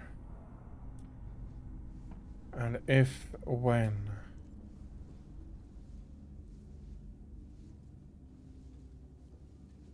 I keep thinking I can hear it through the walls. He'll see me. Pretty sure this is not a great hiding spot. It's the best I have at the Still think moment. we need more supplies, guns, food, wherever we can find it.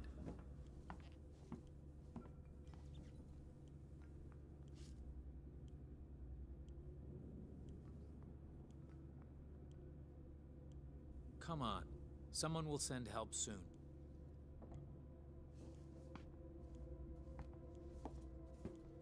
Okay, he comes into the room and looks about.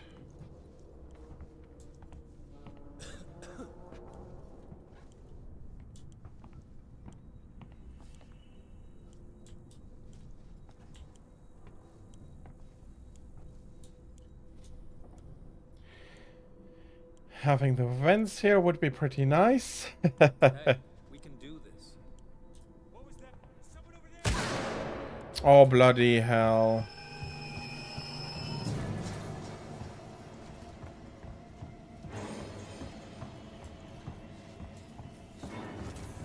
Hey, I think she went downstairs. Come on. I'm not going down there. No way. She's got your hack tool. It didn't work. We'll find another way up. We've been here too long already. Okay, I will need a med kit right now.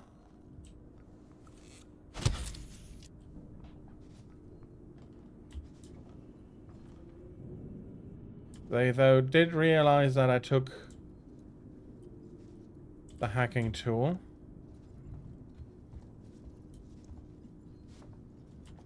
Okay, but they're not coming downstairs here. Okay, now I know why. Now I know why they don't want to come down here. This office is currently a mess. Why they then exactly came through here is a little bit of a surprise.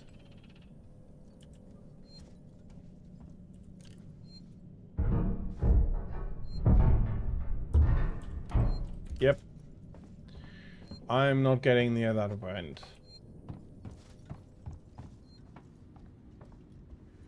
Tech workshop, that looks like what we need right now. And what I really do love about the game that has this tendency to make you super nervous about anything. Well, let's get in there.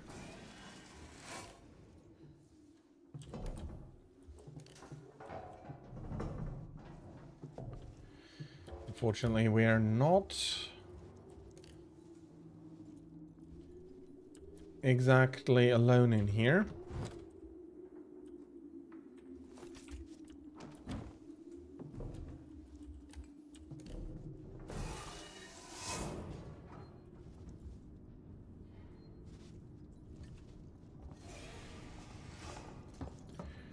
Okay, that is not where I was hoping to come out. Need to find a place to repair the access scanner, and you vents are making me absolutely nervous at the moment. Low power.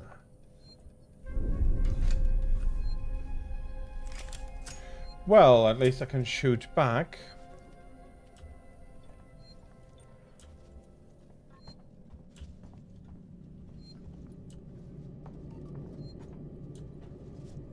Key card required. Something I don't quite have.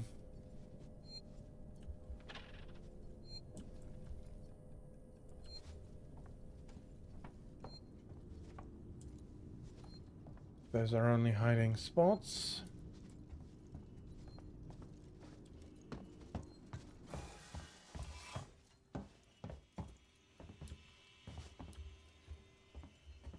I can't get to the tech workshops because I need to hack them and I don't. Do I need to get back up?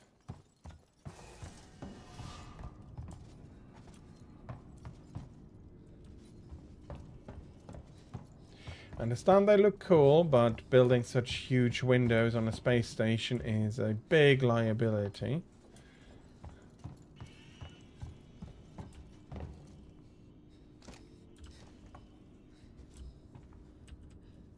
No, I'm not getting out here. Okay, I'm locked in with the bastard.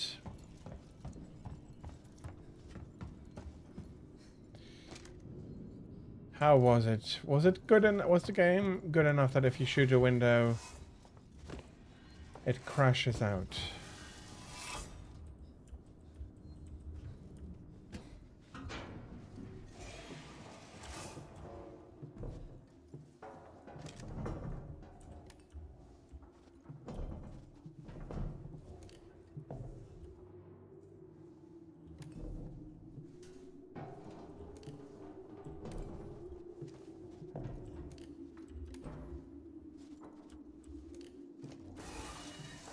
No.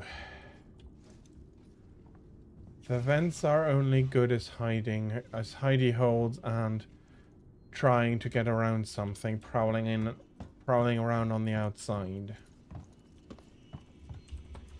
Door locked.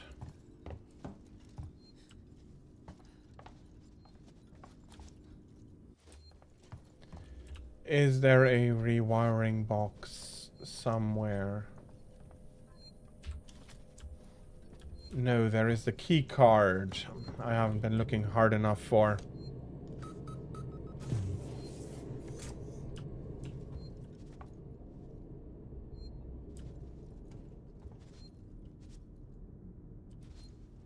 I don't feel like pushing the emergency override.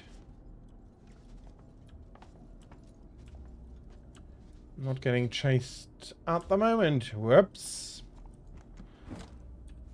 Somebody didn't survive that. There's another ID. That's a collectible in the game. Another bonding agent. Sevastopol Works Archives. The flight recorder. And we're finding what we actually came here for. What?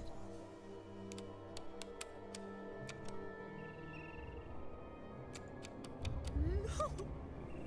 God damn it!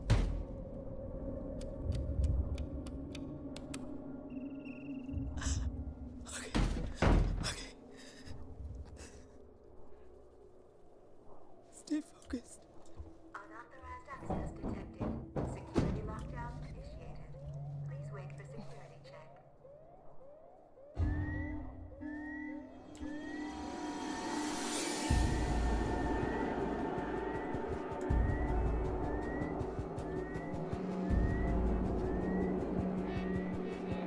So very useful that the security systems are still working.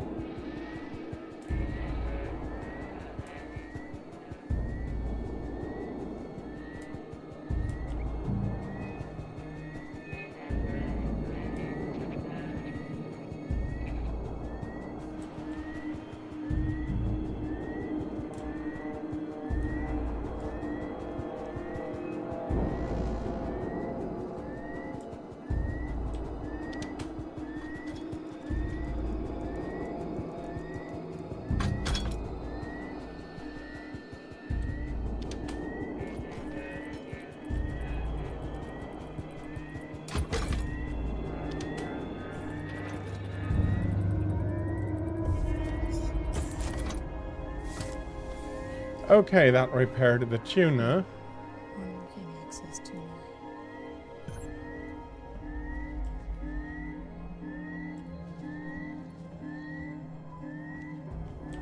Let's try this thing out.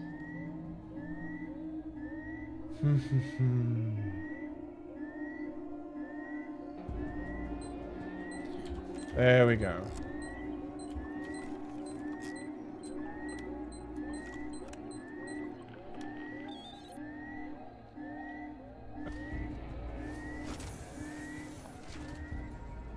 Well, I'm pretty sure all that ruckus is not going to be alerting anybody.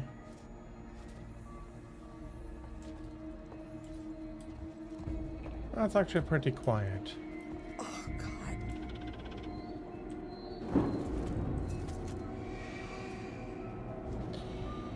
Okay, I'd like to find a safe spot. Congratulations on killing Kezu 2.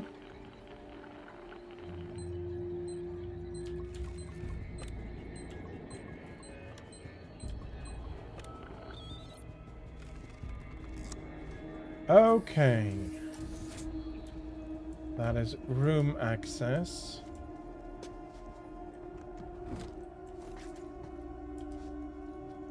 With hidey holes, nothing more.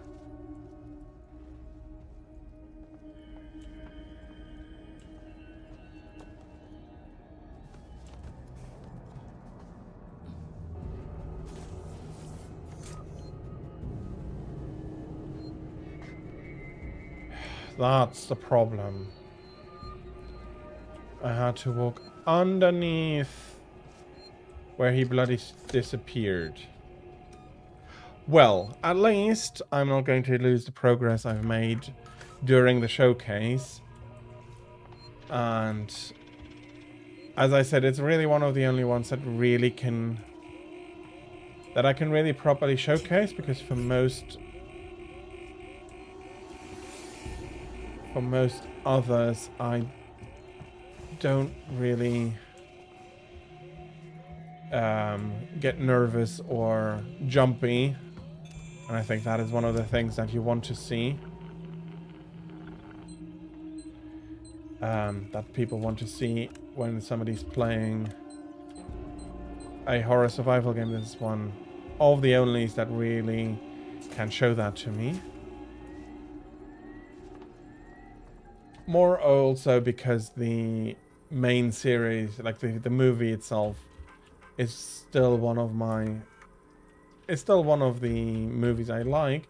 In general, I'm not a fan of horror movies because boring. I have watched too many. A friend was a huge fan of it, and well,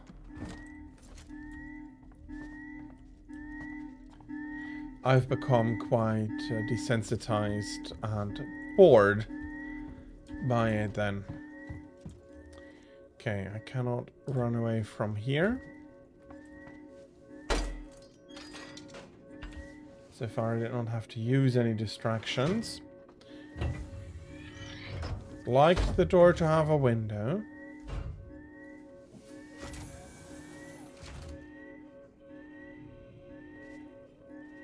Okay.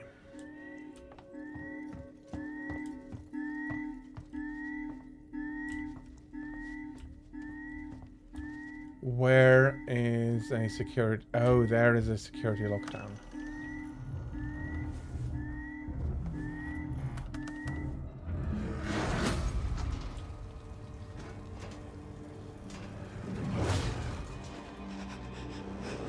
I won't have the luxury of saving it, because we are running out of time, unfortunately.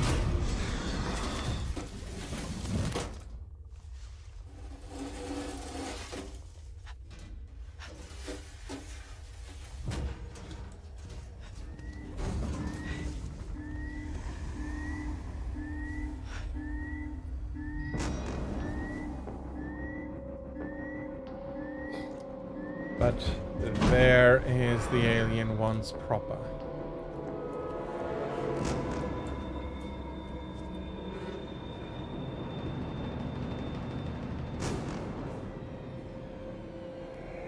And now...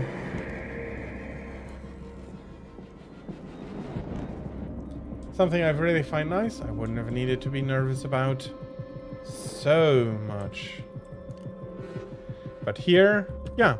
Suddenly, you're getting hunted by the alien. Unfortunately, though, we are reaching the top of the hour. The next game is not going to be a surprise. I'm showcasing Metaphore Fantasio. It has now luckily gone through the check and everything, so I hope that it's going to be starting properly. We'll be going through there a little bit. I'll be playing the trailer again. You have seen it already, or you might have seen it already, but it's going to be that. And yeah, but first, let me get the proper bullet points. So it is one of the most atmospheric horror games in a very, very long time. If you're faint of heart, not really the game for you. It can be terribly hard, giving the alien all of its abilities, all of its power, all of its speed, detection, all of that.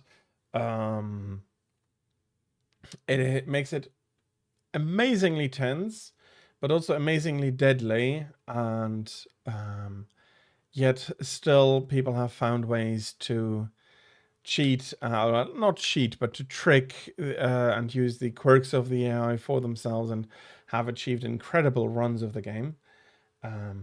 In general, though, because of its atmosphere, its attention to detail, it's one of it's the best Alien game, unfortunately, out of the last decades, I have to say.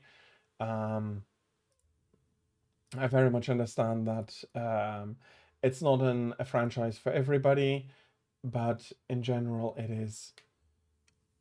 it's like the first two movies are really good, and then afterwards, it goes away. But luckily, this one ignores the rest and just focuses on what really works, making the alien a deadly adversary, making the game deadly in general. You're not running away from many bullets. As you've seen, I've died too many because I had no idea anymore where I had to go in that room. And, well, I ran into their patrols a few times when I shouldn't have. Makes for a lovely atmospheric experience. If you don't like horror, this is not for you. This is absolutely not for you. If you like something like Resident Evil 4, this is also not for you. This is a lot more, well, even there, not quite. But it's a lot closer to Silent Hill than to Resi, and it is brutally hard, or at least it can be. The alien over time is going to get sharper, is going to be more tenacious, is going to be less strict by you hiding in a cupboard, throwing a noisemaker, doing stuff. And the system, how it works, is really clever, giving the alien that huge danger, pushing you to move on. Staying still is not the solution to this one. Making for a tense, challenging, and terribly atmospheric experience. Is it a beginner's game? No. You need to have an understanding of what you're doing. Yes, you can have some learning time, but not enough for an absolute gaming beginner to be able to really hook his teeth into that. I don't think so. You will need to pay attention. You will need to not confuse your buttons in a moment of panic, which panic is really good at, to make you confused on what exactly you're doing right now. But that is not going to be helpful. So at least be secure in your keyboard, in your either controller knowledge or keyboard knowledge.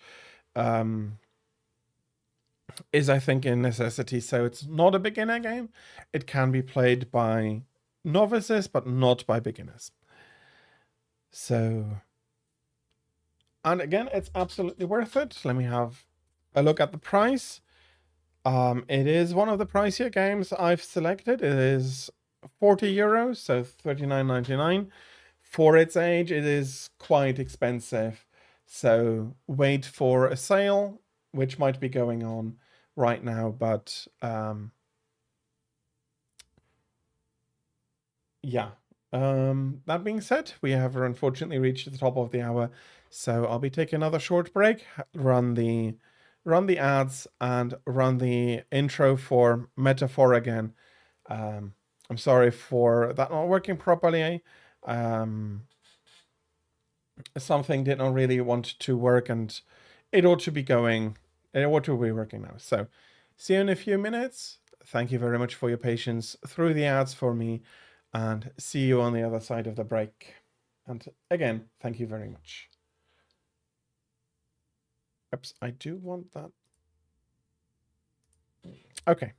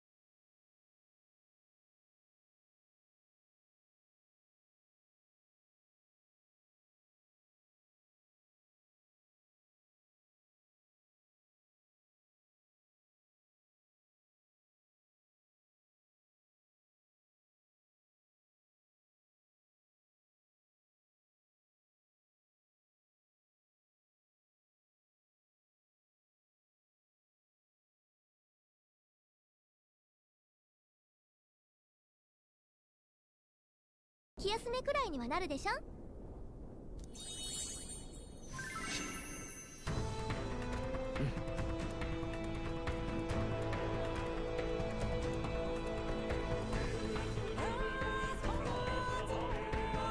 この世に初めて生まれた魔法は音楽なのよ。どう？乗ってきたでしょ。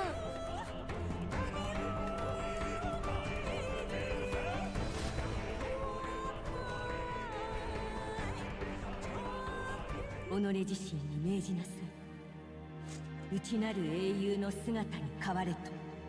己の心にと。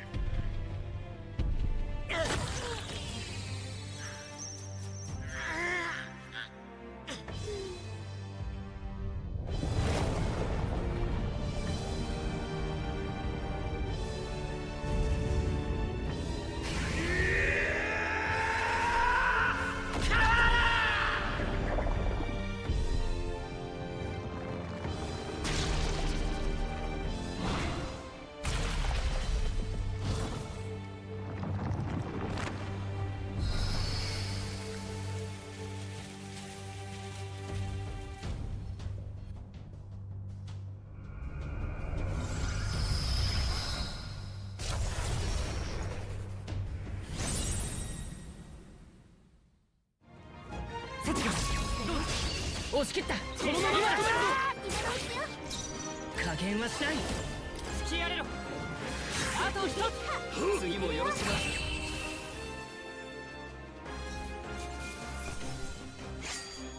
な。やれるようになってきたのかな。これで片付いたみたいね。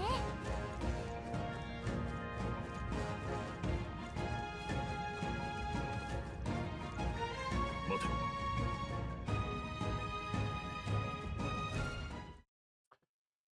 Okay, let's try that again for Metafore Fantasio.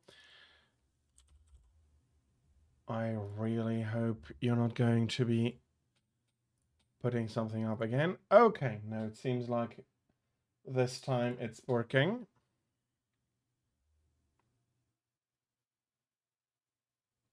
So,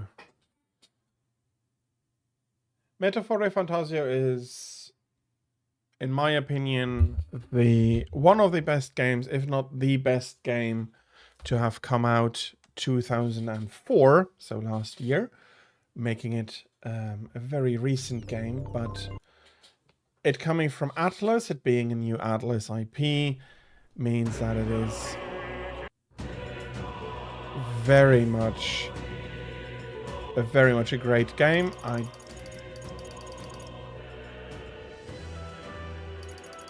Let's go. I'll be skipping a lot of the early story, if I can. To a degree, I'll be skipping some of it, I should say, for story is very much... Bloody hell, I forgot to set this part up.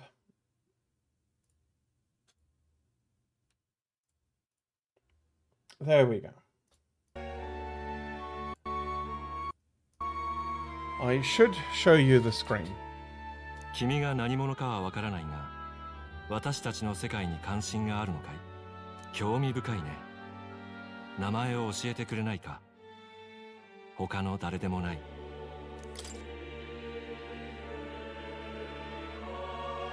And this is something absolutely making this so special. I do enjoy Atlus games very much already for their philosophy, and even here they managed to put in a few interesting things, some very discussable things. I'll be going with normal. So to summarize what happened here, because I did skip through some of it, we are an observer through a weird threshold. That is what that person has called us. And we'll be... so we're in a wagon, we get thrown out. That is a detail that is important. That is important detail for the story that I do not want to spoil it, because that will explain things that are coming up now, and will show things that are coming up now. So I'm going to skip those moments. And there is a lot of it, but the gist is we're on a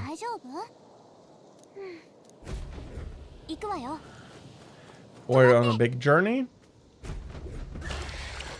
And we have monsters about here we would not want to... We would not want to be caught with.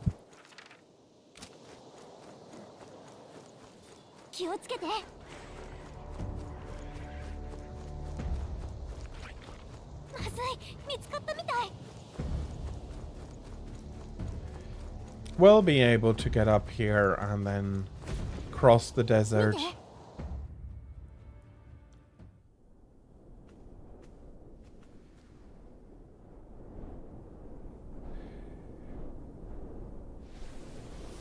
And one of the small points that every time I find fascinating about a lot of Atlus games is that they very rarely do something just because. 任せてくれ。怪しいから一応確認しとく。まずはオートに入って、これは王国のでも死ぬのは嫌。絶対やり遂げまし。日が暮れる前に抜けないと危険。不安は現実に恐るべき怪物を生み出す。これ、私たち妖精に伝わる言葉よ。If I'm being honest, and if you know the game, there are so many spoilers in here if you know to read them. And this is one of the things I find absolutely fascinating about Atlus. It was quiet before, no music. And her magic makes you hear the music. I.e., basically all of the music coming in on the game is Gallica's doing. That is her magic. There are so many fascinating details here that are so skillfully woven into everything that is going on, because the team absolutely knows what they're doing, and in a way they are stage magicians hiding obvious stuff so well that you don't even realize it anymore that it was there.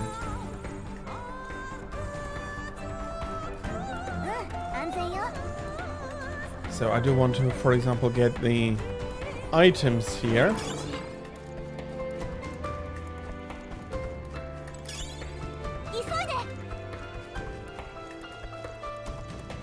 Not exactly sure who's after us. Whoops. Okay, we got too close to those.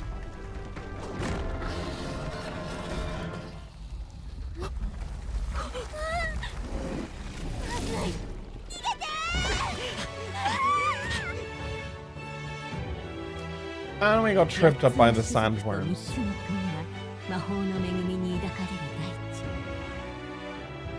ユークロニア連合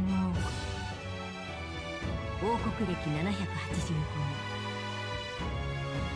年ユークロニアは突然の王の死に揺れていた。不安から種族同士はいがみ合い格差に引き裂かれ、かつて歌われた英雄譚を覚えている者もない。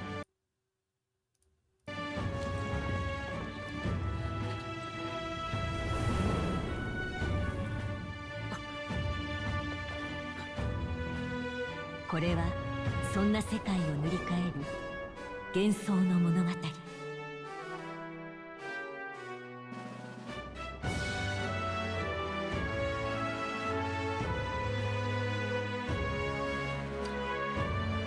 Yeah.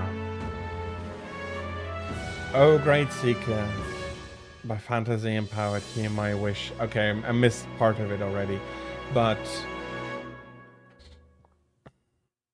if you're sharp here, you're already realizing, at least story-wise, some differences that are very clear and very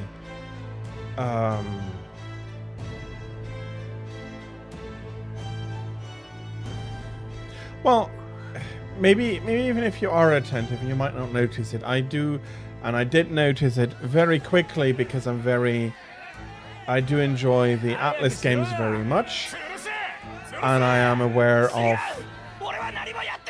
how they include details in a lot of things, and there's been a lot here already.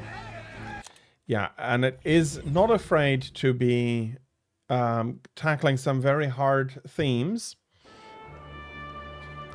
I do have a complete playthrough of it. 決まった種族が幅を利かせてるらしいよ。クレマール族とかルサント族とか。ただでさえエルダ族なんて珍しいから絡まれないよう気をつけて。ねえ、聞いた？陛下の話。病気じゃなくて本当は殺されたとか。めったなこと言っちゃダメよ。確か王子様の時もそうじゃなかった？襲われたとかって。嫌だわ、これ跡目争いよね。辺境で怪物が出たってよ。今度も兵隊を送るらしい。ここんとこ軍はふぬける一方だな。ルイ様が中央にいた頃はもっとビシッとしてたのに。この国どうなっちまうんだろうな。せめて後継ぎの王子が死んじまってなけりゃな。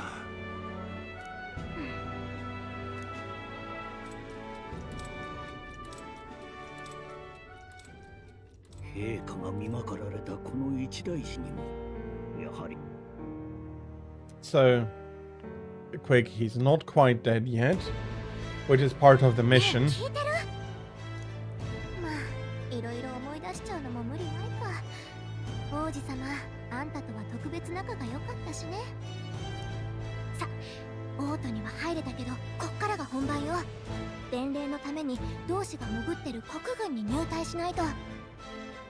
正統後継者の王子殿下がまだ生きてること、それに私たちの正体バレたら終わりよ。骨は拾えないから覚悟して。まずは母兵舎の建物を探しましょう。そこで新兵を募集してるはずよ。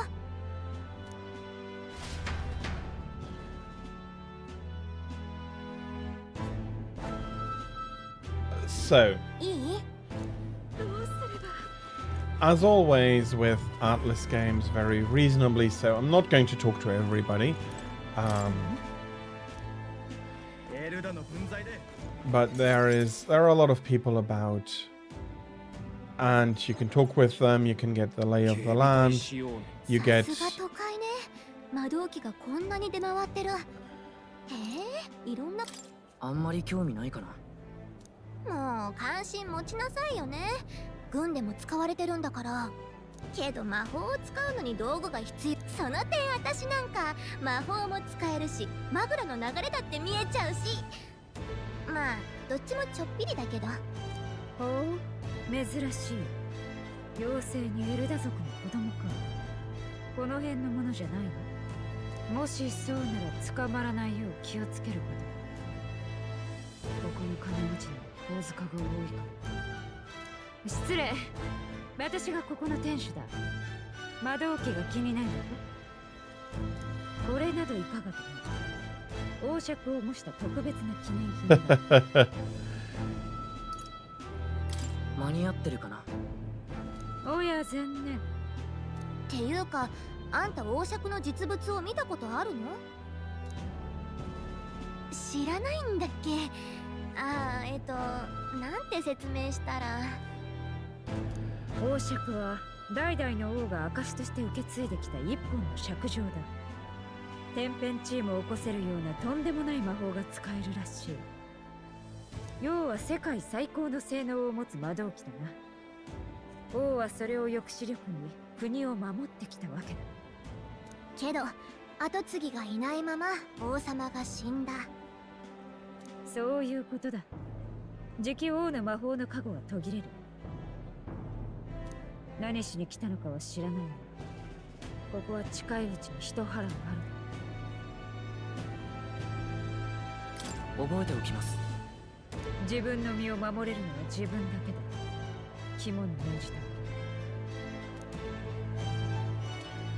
なんか妙な天使だったわね。でも確かに気をつけなきゃ。っていうか油売ってられないわ。さ、軍の母兵舎まで急ぎましょう。So yeah, we do want to get to that office. We want to get registered. We want to get sent off because we do have a quite important mission while we get there.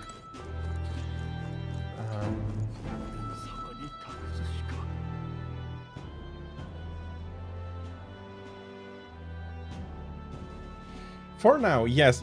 And again, that is something that is so interesting for Atlas Games. They have put in everything, I think, is deliberate. They are very careful with what they're doing. They are showing stuff that, and on a second playthrough you go, well, yes, it makes absolutely sense that, for example, there wouldn't be names yet for most people, including you. The window that you're given at the beginning where you're talked to by a mysterious voice. I really don't want to spoil the game right now for people who might not have had the chance to play it. 面接で何か聞かれても任務に触れない限りは素直に答えていいから。作り話なんて怪しまれるだけよ。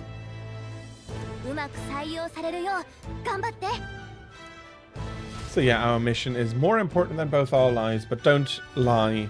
Don't get caught lying, but because that is easier. Yeah, but you're not having a name, you're not having, like, nobody having a name yet because you don't know their names, but there are so many great details in there.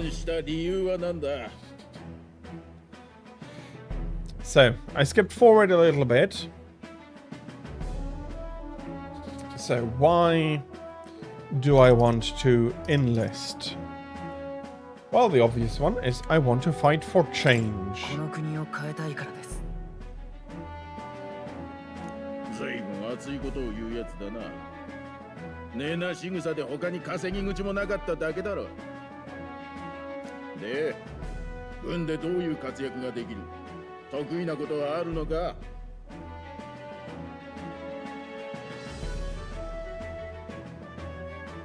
？I've always I've got a sharp mind.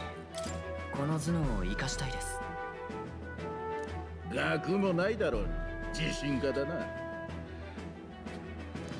最後だ。様、字は書けるか？書けるならこいつに名前を書くんだ。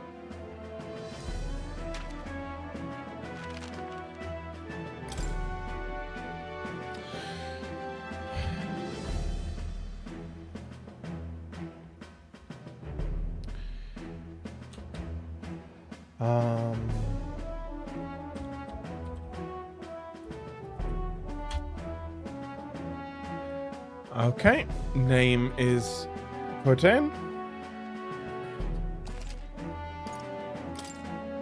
And now that I've signed the contract, 思ったより使えそうか。いいだろう。貴様の入隊を認める。知っての通り、怪物騒ぎやらで人手が足らん。生半可な覚悟じゃ最初の認知で死ぬことになるぞ。では受付の中で装備一式と新兵用の魔導機を貸し与える。受け取っておけ。珍しがって壊すなよ。言ってよし。次。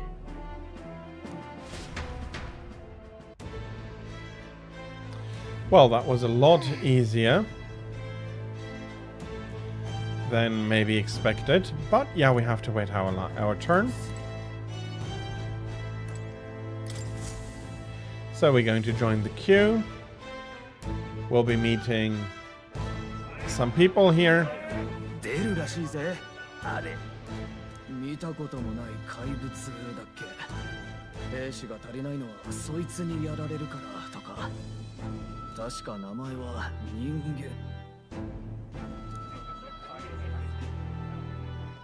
間。よし、次。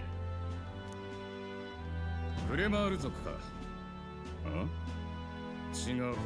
見かけない種族だな。And here we do have a slight hitch. まさかエルダ族ってやつか。こりゃ珍しい。どけ。こっちが優先だ。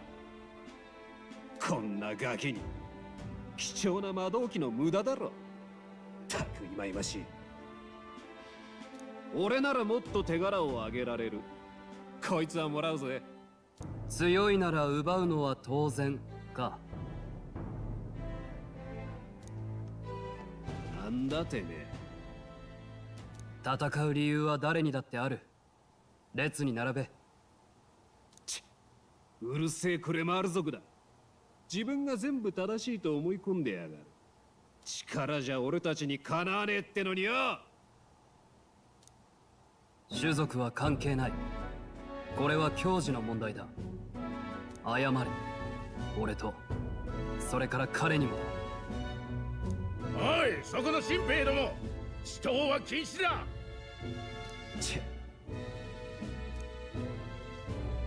騒いで悪かったな。大丈夫か。正直、助かった。And here now we have a name. Yes, there are so many details. It's lovely. It's such a great game. じゃあな。たく、揉め事はごめんだぜ。ほら、魔導機だ。最近のものは初めからマグラの結晶もついてて、練習次第で誰でもそこそこに魔法が使える。ま、一日で使いこなせとは言われねえよ。新入りはまず命の心配してな。He's pointing to his igniter. それとだ。こいつも渡しておく。これも貴重品だぞ。すっごい。これ地図よ。外は危険なのによく調べてある。確かに軍にしかない貴重品ね。聞け、新兵ども。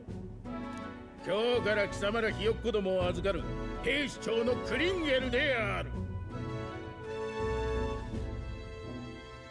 I'd say so, now that you say it. Persona 5 might be voiced? Although I don't think so. 知っての通り、陛下が崩御され、多くの兵が国葬を警備する。だが、貴様ら新兵風情には荷が重いというものだ。よって貴様らにはまず、訓練を兼ねて、北の国境近くの砦の警備に向かってもらう。あそこは歴戦の兵士も多い。可愛がってもらえ。よしよし、狙い通り。同志はその北部国境の砦に潜入中よ。今夜はせいぜい最後の安眠を味わっておけ。Okay, I'll be skipping on a bit forward here, but as Kaio said, I'm pretty sure this is the first fully voiced, or the first so voiced, もう朝なの？どう見ても夜でしょ。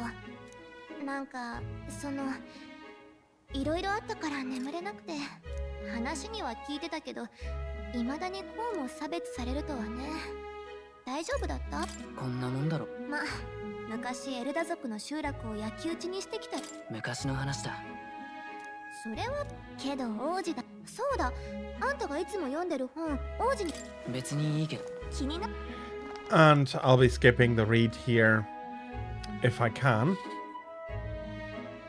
確か、So yeah, there's a lot in here, a lot of detail, a lot of surprises. That's another very strong reason I am not showing the book. It would be spoilery, and I do want you to experience that for yourself. And again, so many things here that are details that are important for the story in a way, but not.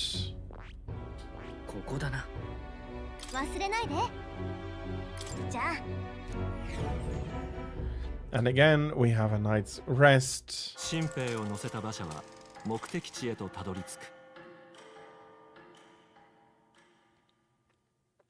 There is so much in there that the stuff you do during the days. And we're immediately thrown into a little bit of a crisis. お前が読んでた本だが、どんなとこが面白いんだ？その世界では種族による差別が。言いたいことがあんならはっきり言えよ。あ？すいませんで。ああ、見る。まだ名乗ってなかったな。俺はストロールという名だ。うん、いい響きだ。嫌いじゃない。身分の違いは忘れていい。新兵同士。気兼ねなく行こう。という話があったわけ。Well, he has finally finished the speech, so let's go. 嫌な予感がする。なんていうか、匂いがするの。どんどん強くなってる。おい、どうかしたのか？お前、それまさか妖精か？捕まえたのか？自分の連れなんだ。まあそういうこと。あと呼ぶなら名前で呼んで。ガリカって立派な名前があるんだから。連れなのか？つまりずっと隠れていたわけか。無駄に騒がれたくなかっただけよ。それより嫌な気配がする。下手に進まない方が。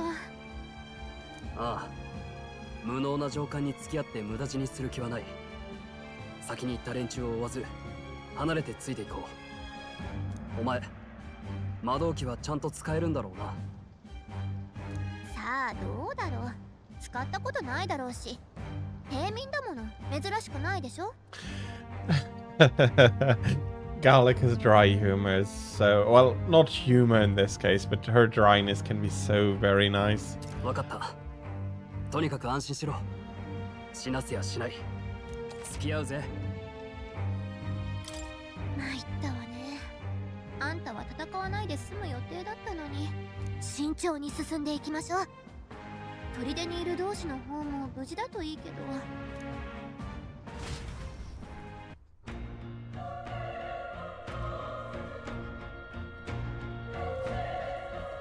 いい？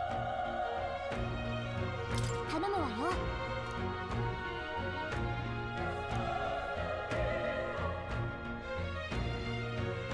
いや。そうか。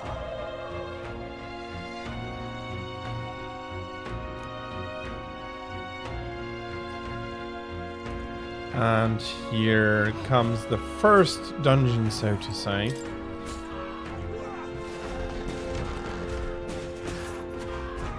And something that makes this game really special is that it's not afraid to show the results of stuff. They're not showing the gore directly, but it is very clear what is happening.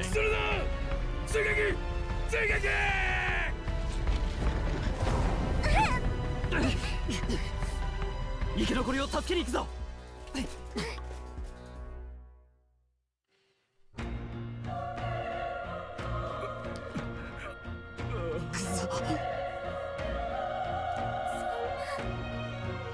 急ぐぞ。Yeah, that's...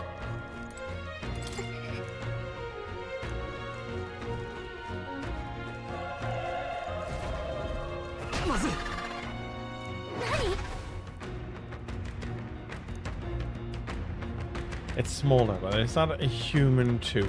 So nice. どうだ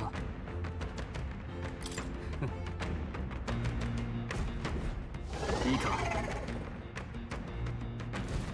頼んだぜ大丈夫だこの戦い負けられない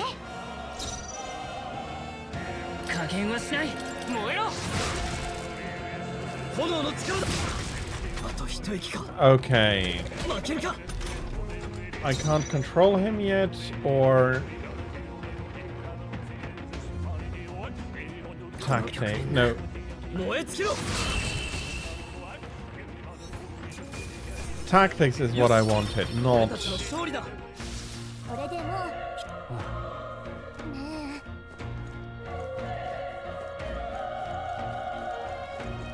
And that attack is truly 待て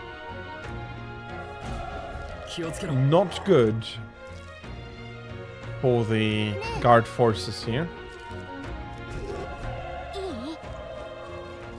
一気に攻める続けて攻める And there we have the advantage fight. L1.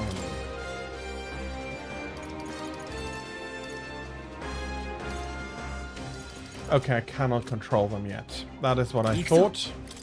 炎よ強い燃え尽きろ Here we go. 意外と楽勝だったな悪くない Getting a little bit of a bonus. No.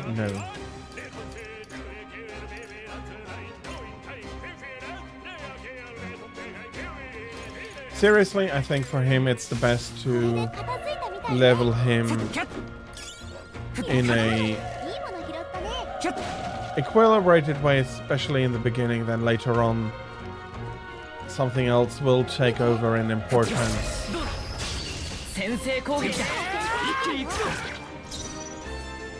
Yeah, I'm not using any magic on him. よし次も自信を持っていこう片付いたかこれで安全に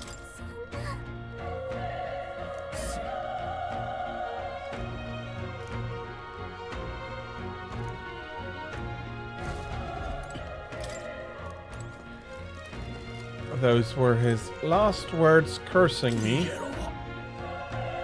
いや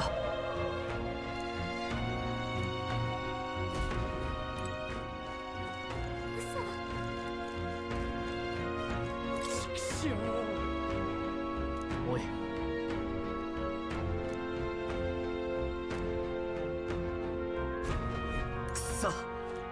Fortunately, we cannot help him. Do we have anything here? ちょっと待てお前なるほどな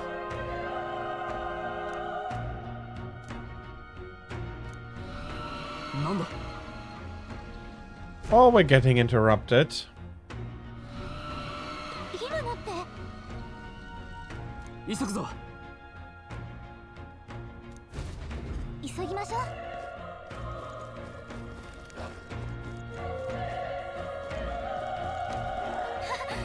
敵がこっちに気づいたわキャッキャッ続けて攻める Luckily, you can get the advantage by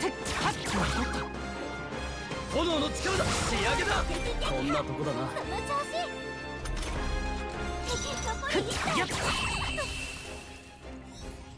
and you can fight your way into an advantage. I prefer for the egg though to get the drop on him. I'm not sure whether the sword I have is good enough to be able to do that.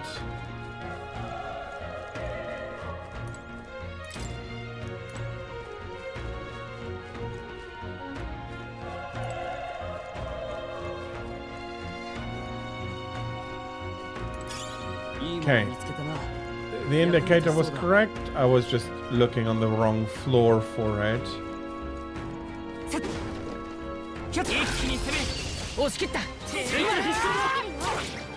Absolutely. I mean, the songs in general are amazingly made for the game. But I think that the Esperanto adds a sense of familiarity.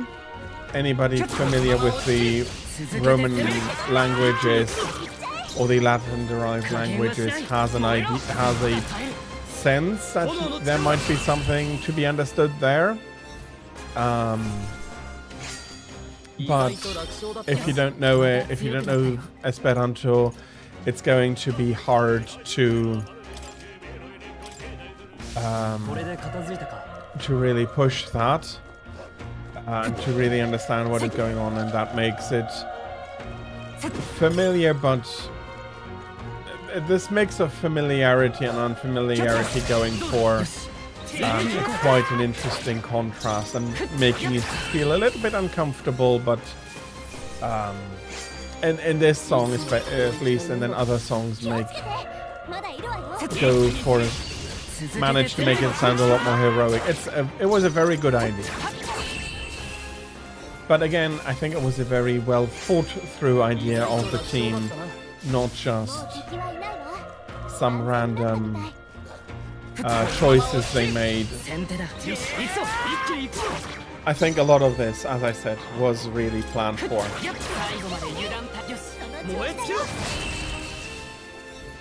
He's using up a lot of his magic here.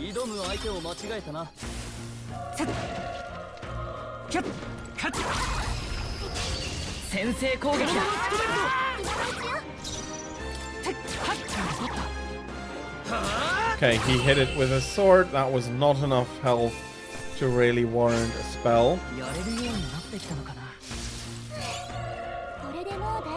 And staying unharmed gives me...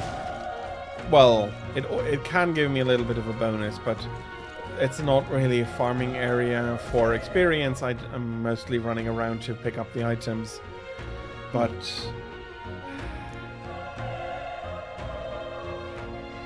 if I'm honest, I have my doubts if there could be any survivors.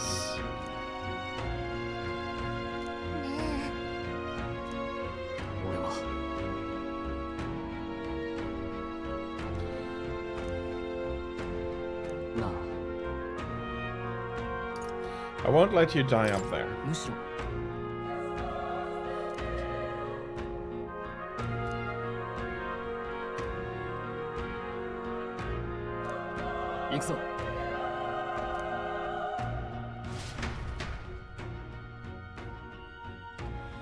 The whole game is very nice. Yeah, let's go.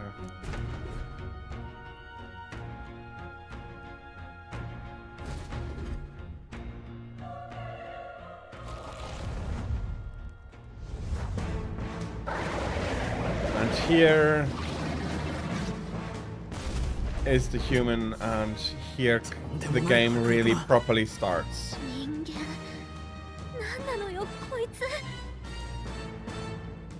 これ以上好きにはさせない。なんとか食い止めるぞ。人間、こいつらが。とにかくやるしかないよ。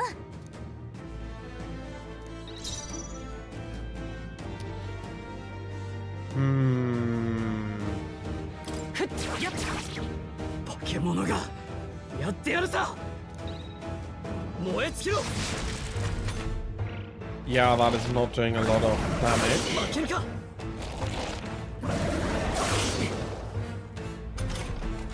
何これ？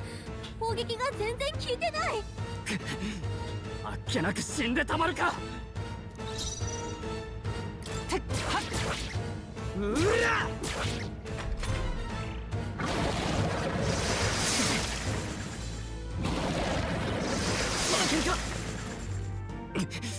これほどか。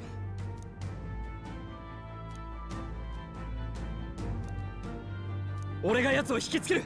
お前ら逃げろ。でもいいか、俺は貴族だ。貴族が民より後に死ぬのは恥なんだよ。じゃあな、ちゃんと生き残れよ。うわーはあ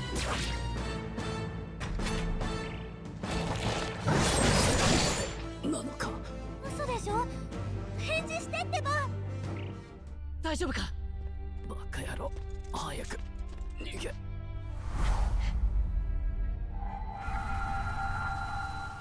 汝定めを課せられしこの憂いを抱える旅人よ。あなたはやがて王となる定めの子。今は分からず、いずれ全てが回り出す。道は二つに一つ。その試練へと赴くか、ここで倒れ伏すか。さあ、選ぶのです。選ぶ。いいでしょう。恐れと向き合う魂には英雄が目覚める。己自身に命じなさい。内なる英雄の姿に変われと。己の心に。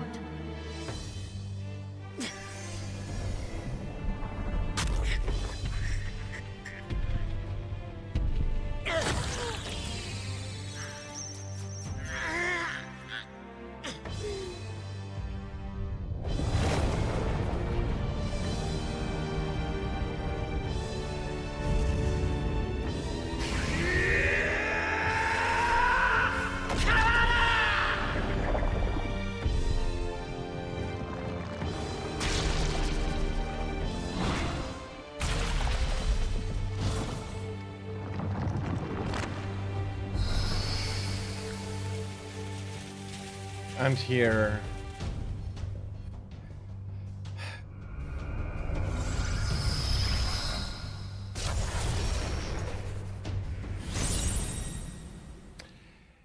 it's such a great start. 今の一体何が。とにかくあいつを何とかしないと。 And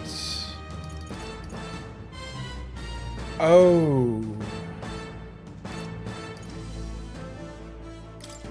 okay, that explains a lot.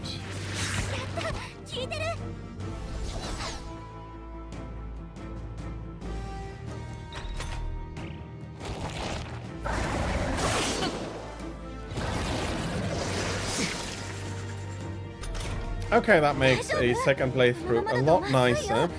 あいつの攻撃なんとかできないの。頭の羽と足の歯で攻撃してくるみたい。直接狙えない？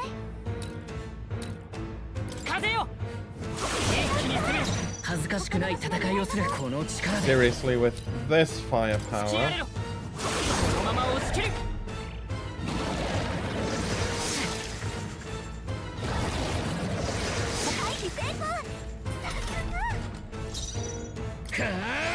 That is going to be a very quick fight.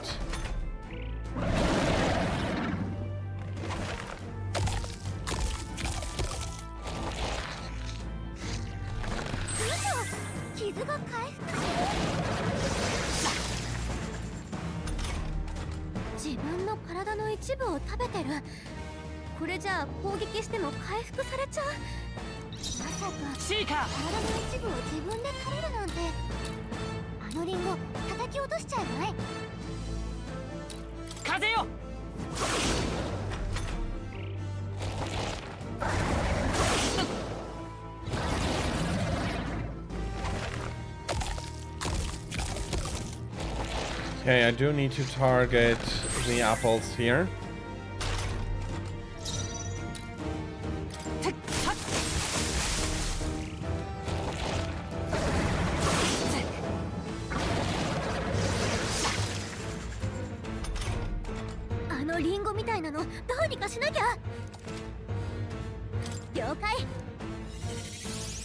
And Gallica is going to help us out.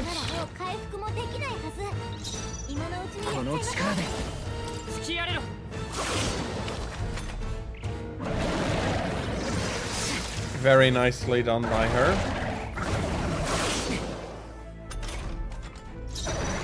Okay, I was under the impression from everything I've seen that New Game Plus does not do all that much. It does a lot more than I thought. But that is another detail. Yeah, okay, Rank Master. Okay, that makes sense. And that is just okay for me. And here we have a defeated human. 心より譲るもの。古来よりその試練に立ち向かった者だけが願いを叶え、美徳の道を示す者、英雄として語られてきました。あなたに目覚めたのはそんな英雄の精神。すべての人に眠る未知への不安を探求心へと変える力。世界を変えたいのなら、その力を手に旅に出るのです。己の使命を探し出す旅に。何今の声。っていうかあんたもさっきの力あれ何？いきなり心臓が金属みたいに変わったと思ったら姿まで。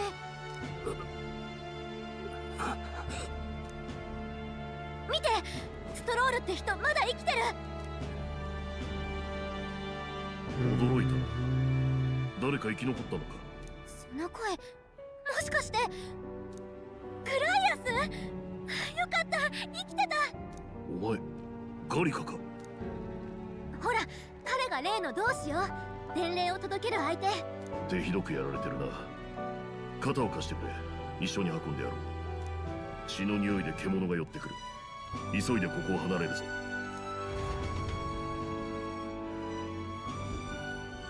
気を失ってるだけのようだ。ここなら少しは休めるだろう。改めて久しぶりね、グライアス。とんだ再会になったけど。お互い生き残ったんだ。上出来だ。加勢できずすまなかったな。そいつは新顔か。しかしなぜあの力を。あんなの私も初めて見た。グライアスは何かし。 Are we skipping a bit on や here? っぱり術者のルイの命を絶つしかないみたい。それにも命を。15年ほど。 So there's a lot of the background story here. 国葬にはルイ頼むぞ。ここから。これで少し。夜は長い。他にも聞きたいことはあるか。特にない。いや、ない。ルイは王族殺し。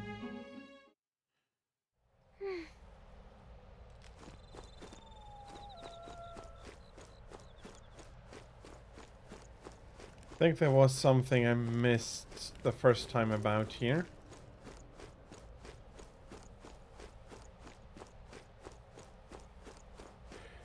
Oh, there is something. Yes, I hadn't collected all the gold beetles last time because partially I couldn't.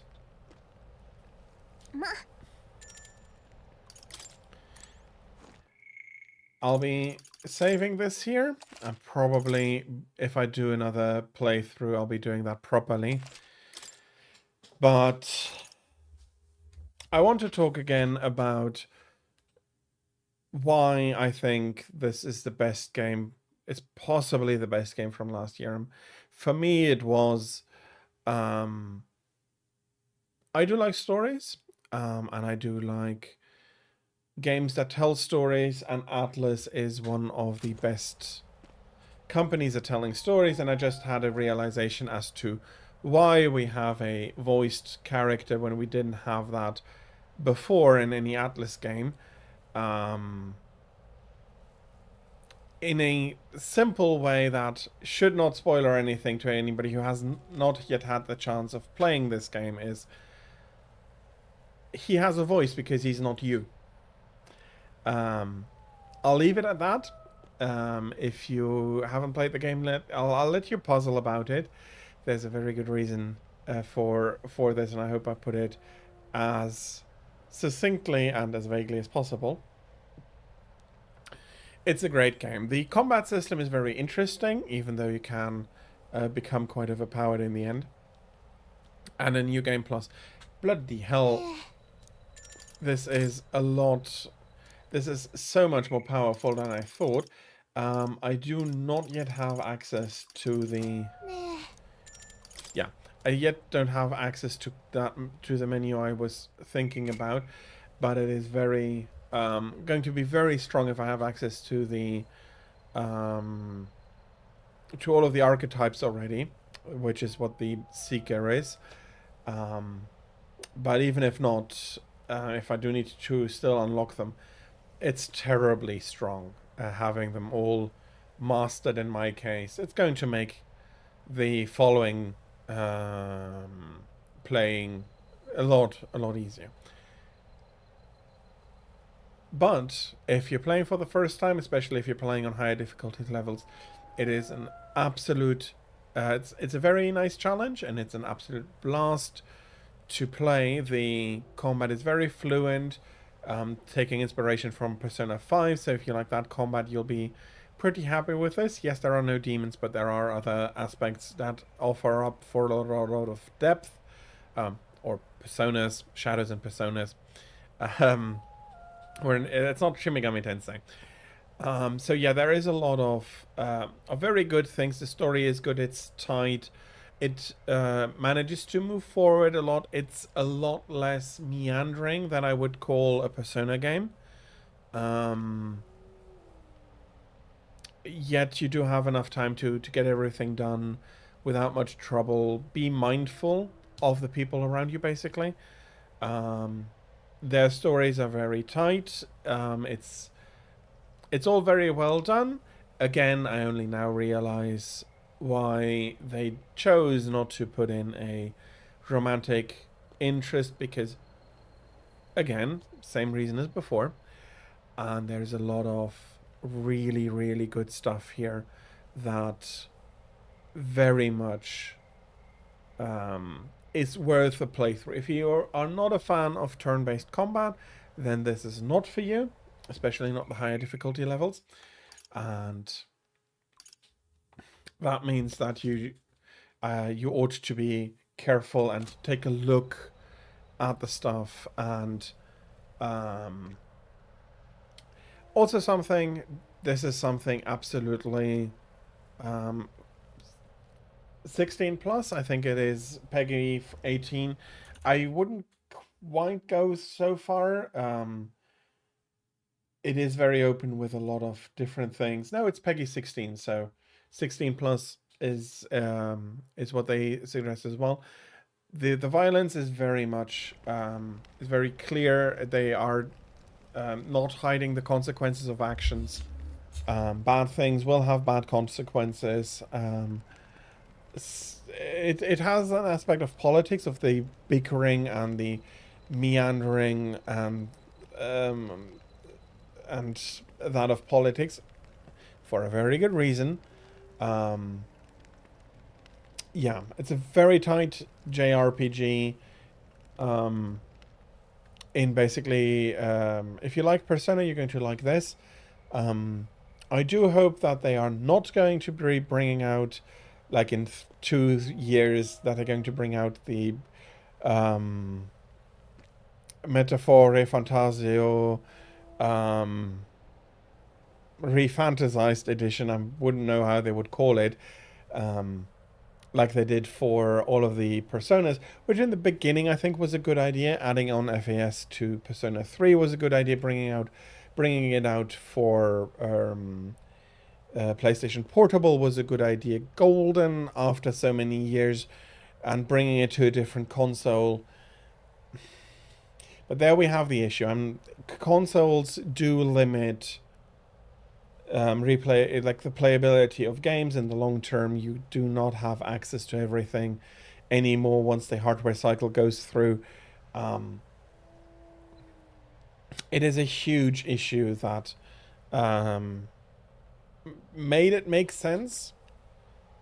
But to be fair, going back to Persona, I don't like the Persona 3 remake. They should have let it be and have the older games to show. Yeah, you can do too many remakes and you can do too many add-ons that it gets annoying.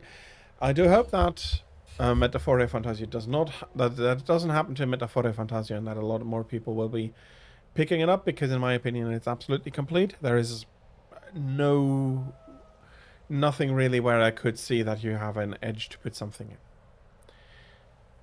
I'd absolutely recommend it. If the price of let me have a look. If the price of €70, 69.99 is too much for you, wait for a sale. Say yes, Sega has started to do a lot deeper discounts and a lot more paid a lot more attention to stuff. So I'm absolutely recommending this game. The story is great, the combat is great, everything is great about it, and I hope I could explain adequately and show adequately why I like it so much. That being said, we're back at the top of the hour. I'll be taking another quick break. I'll be back in a few minutes, and I want to thank you all again. Thank you very much for your patience with the ads, and I'll see you on the other side. Thank you very much for your patience.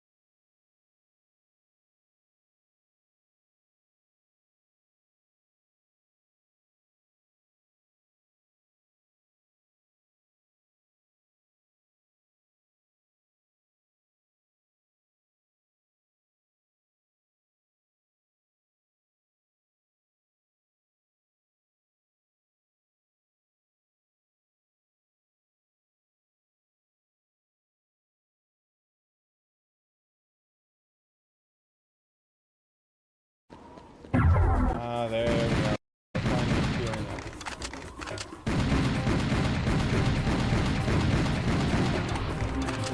Punish us for what we have expected.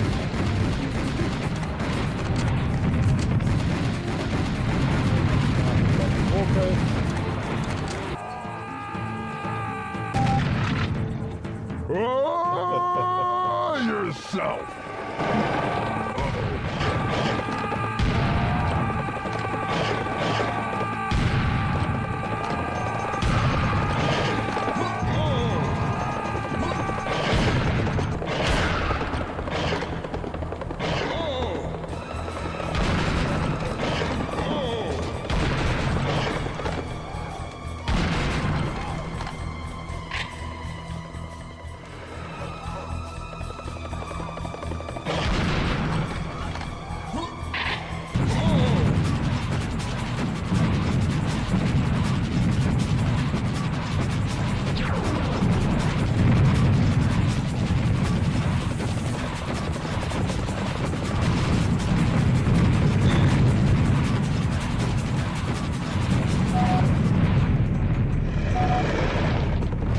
This is getting serious.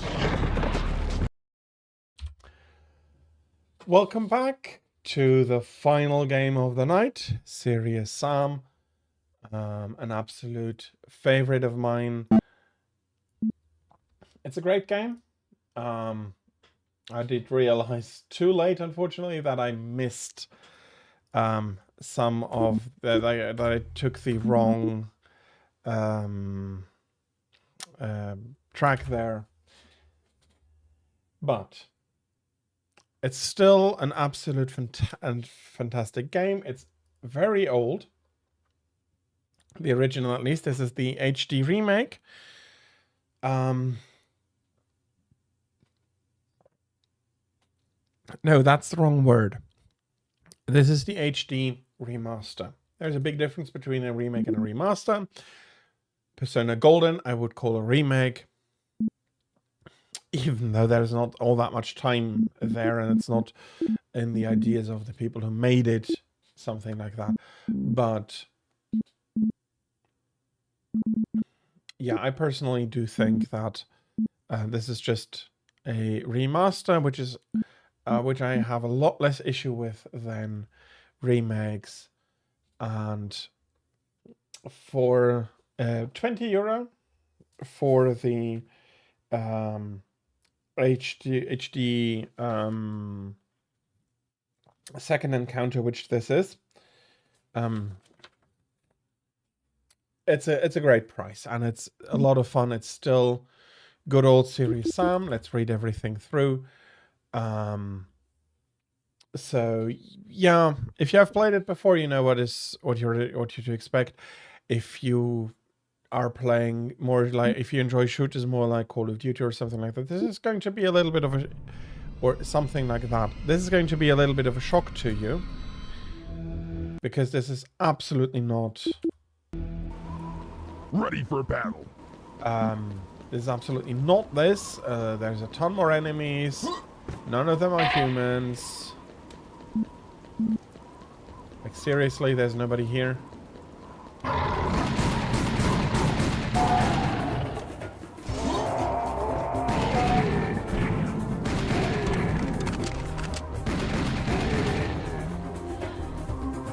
Who bloody said there's nobody there? I think I did.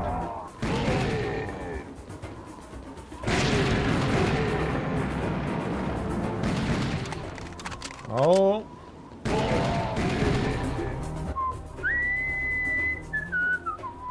We're absolutely...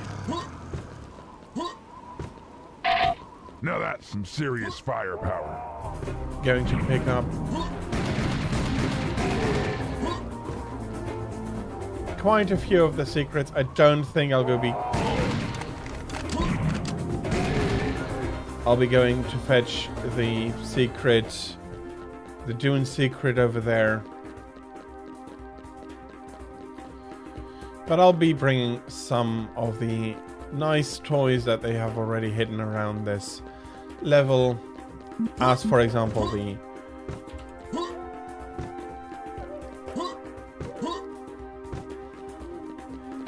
the rocket launcher from over there, and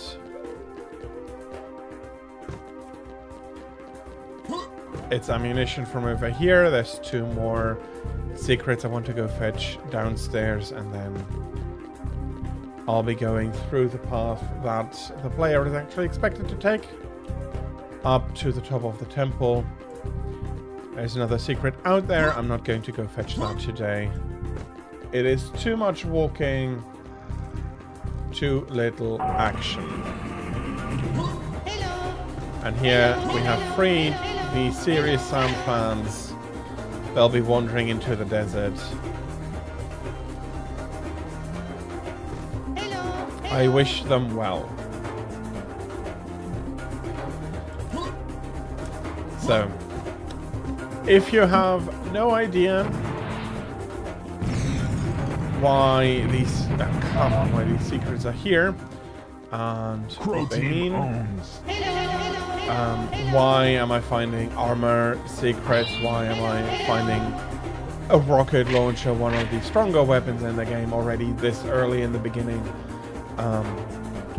Why not later? Why not a log or something?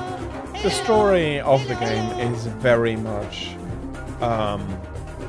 it's tongue-in-cheek. It's a time travel thing. It's a framing device for a lot of action in, well, ancient Egypt in this case, but there is actually not much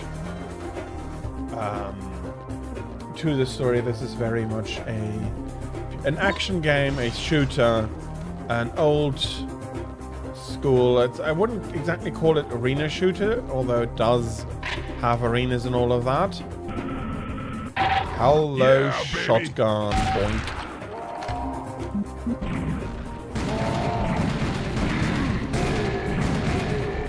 Seriously, I let myself get hit there. Sorry.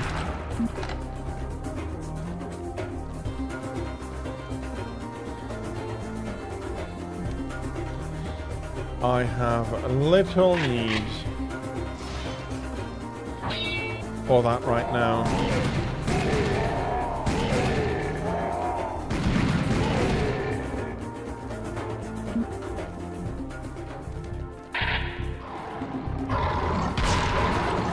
Yeah, it's all fun and games until somebody loses an eye.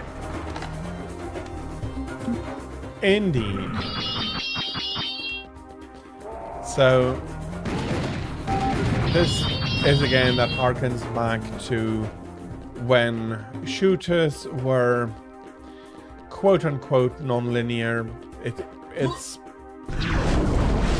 out of that category of shooters. It has levels that are a lot more linear in the beginning and then only fan out a little bit later.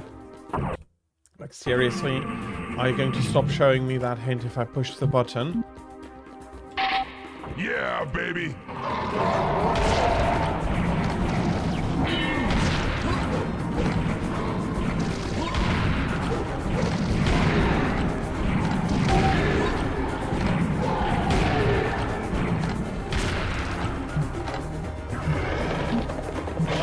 No.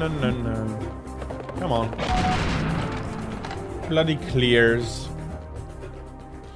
At least they only have a trail of bones, not like a trail of guts running about. Yeah, the game is actually pretty gory. At least it doesn't shy away from showing a lot of blood. But the shooting action is very good. The weapons are all proper. They're all actually quite a lot of fun.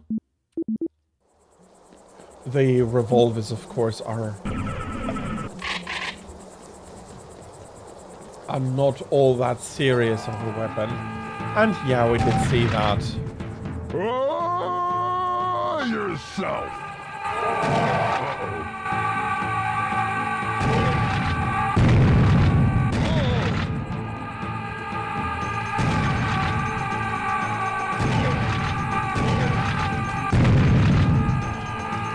Oh, you.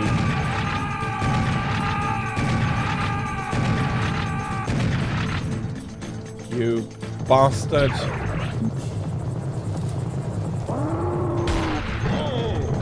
What the? I sidestepped you properly.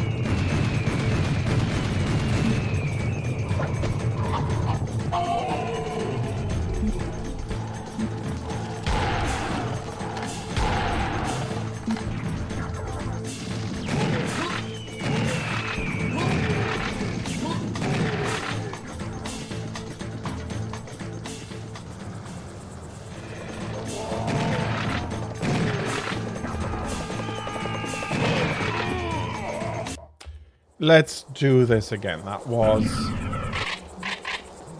with a ball that took so much health out of me.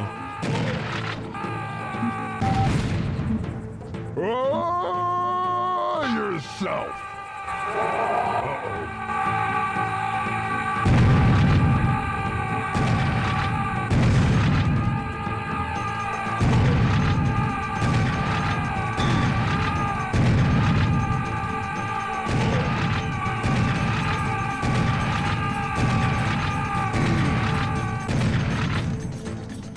Okay.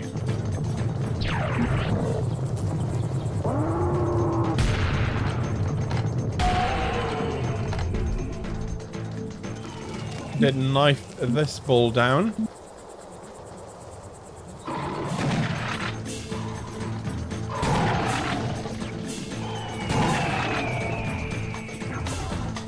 Won't get me there.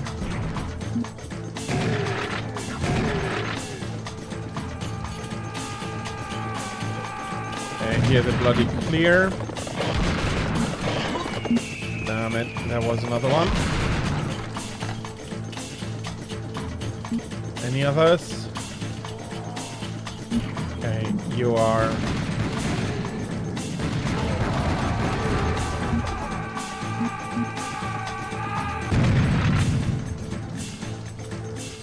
a bloody trap.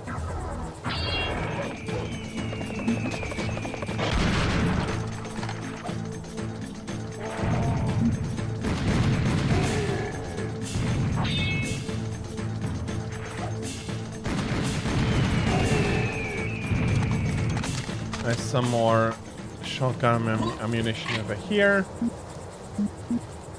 And yeah, I'll be doing the quick secrets. And just enjoy the shooting here. There are seriously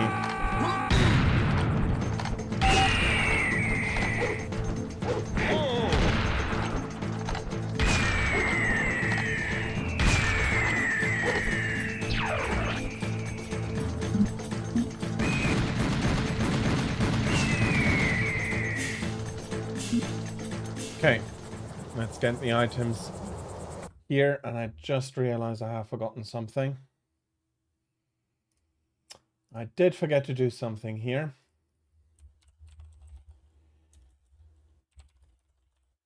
I think I need to put in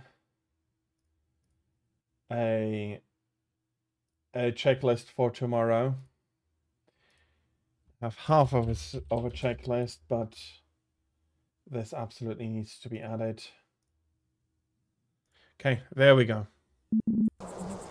Much better. Sorry for the quick interruption here, but I really wanted to do this. Okay, armor and ammunition.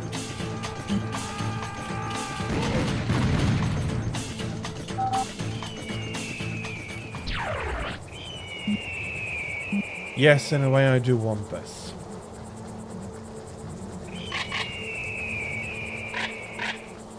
There is a lot of bullets here.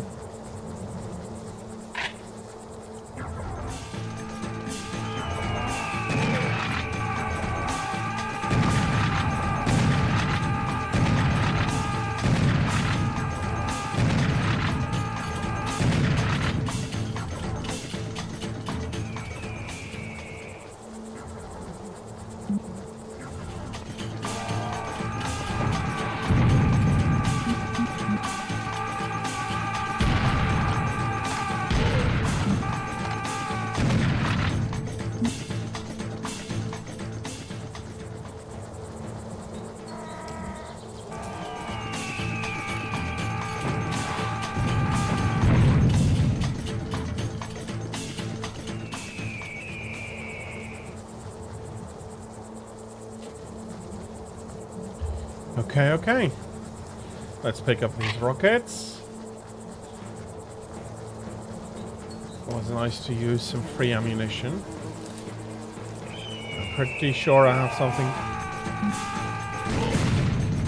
still over this ridge.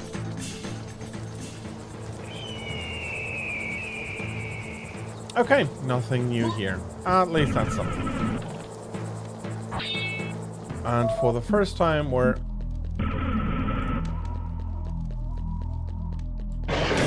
Oh, bloody hell.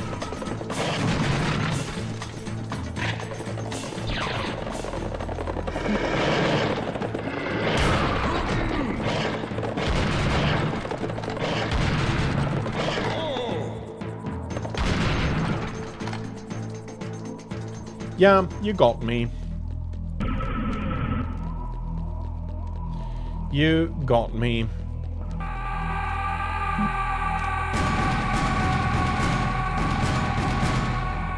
I'm over here, you stupid headless freaks.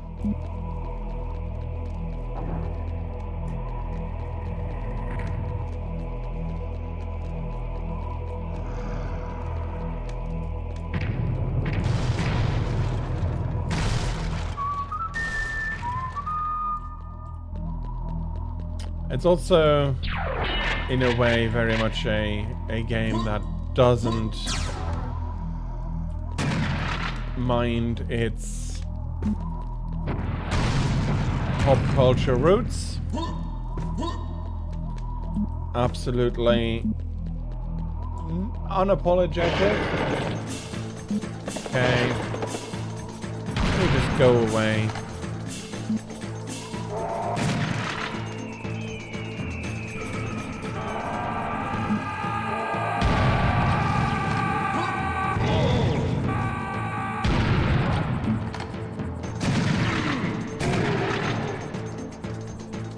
Okay. I'll be needing to get something quick here.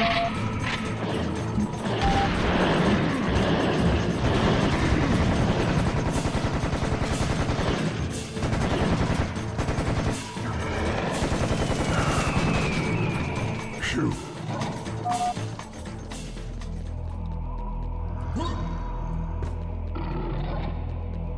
Okay. That hurt. A lot.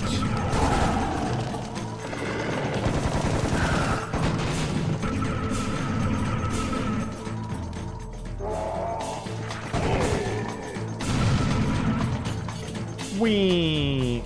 Come on.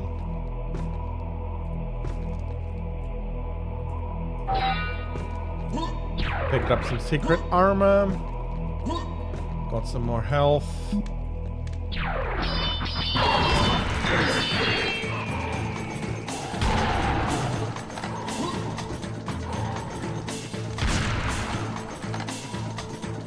I mean, why did I stop there? Keep going, be aggressive.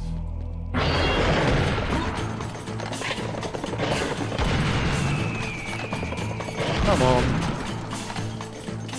And I mean, clears are also quite predictable if you know what they're doing. Dangerous, but predictable. These walls seem good. Hey, somebody up there. Come on, are we serious?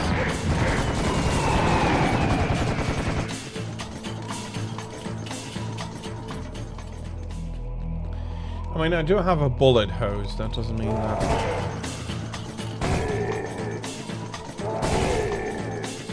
At every wall and anything needs a hosing down. I mean, seriously.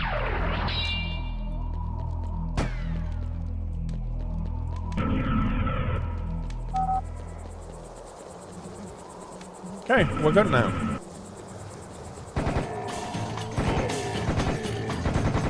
At least somewhat. For some things.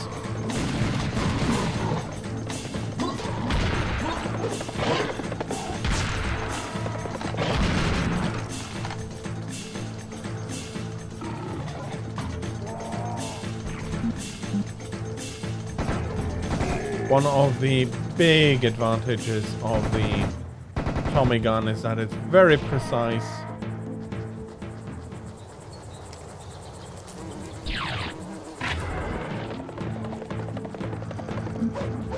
Come. We're bloody clear and singular clears.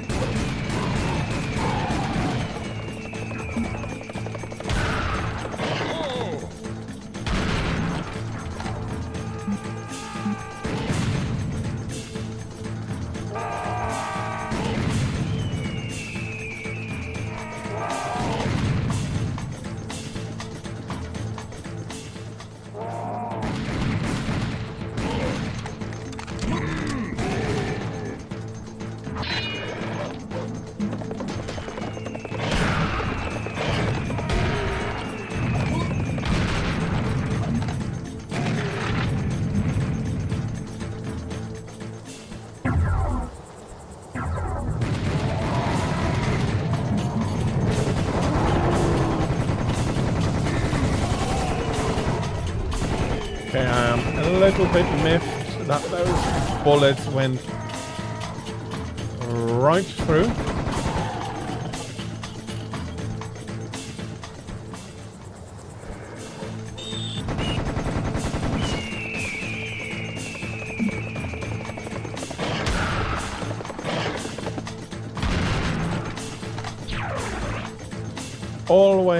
Always keep evading.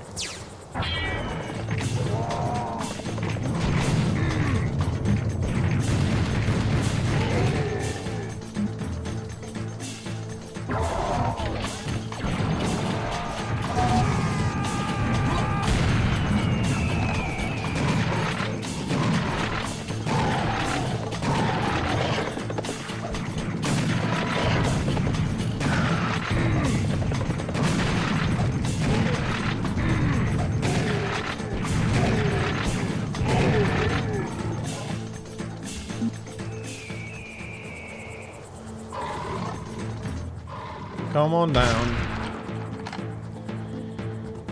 So yeah, it's a huge blast and it's a lot of fun.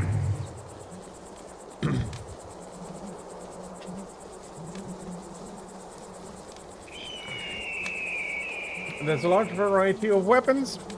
Believe it or not, this is a very important cutscene. You're getting something very important. You'd never know it because I didn't read the text through with you. But for the game, this is something really important. All in all, it doesn't distract from the fun you have. Okay, let's go through this screen. I think this screen, for me, shows already very nicely why I do enjoy the game so much. You have a score attack, you have a kill counter, you have a secrets counter, how many times you saved, how much time you played, your par time, a bonus, well, per second, under par time, the difficulty you were playing on that multiplies the score. All in all, it embraces the arcade style, the arcadey ideas of the early shooters, where it wasn't that you didn't have any story. Doom had a little bit of a story, but in general, the story was secondary to the gameplay, and what was important that you were running around, you were shooting things, you were having fun. It didn't matter that you were carrying 20 weapons crammed inside a butthole. That was very much okay. What is more fun, being strict about that, or just accepting that having 20 weapons, like 20 different weapons in a bomb hole that have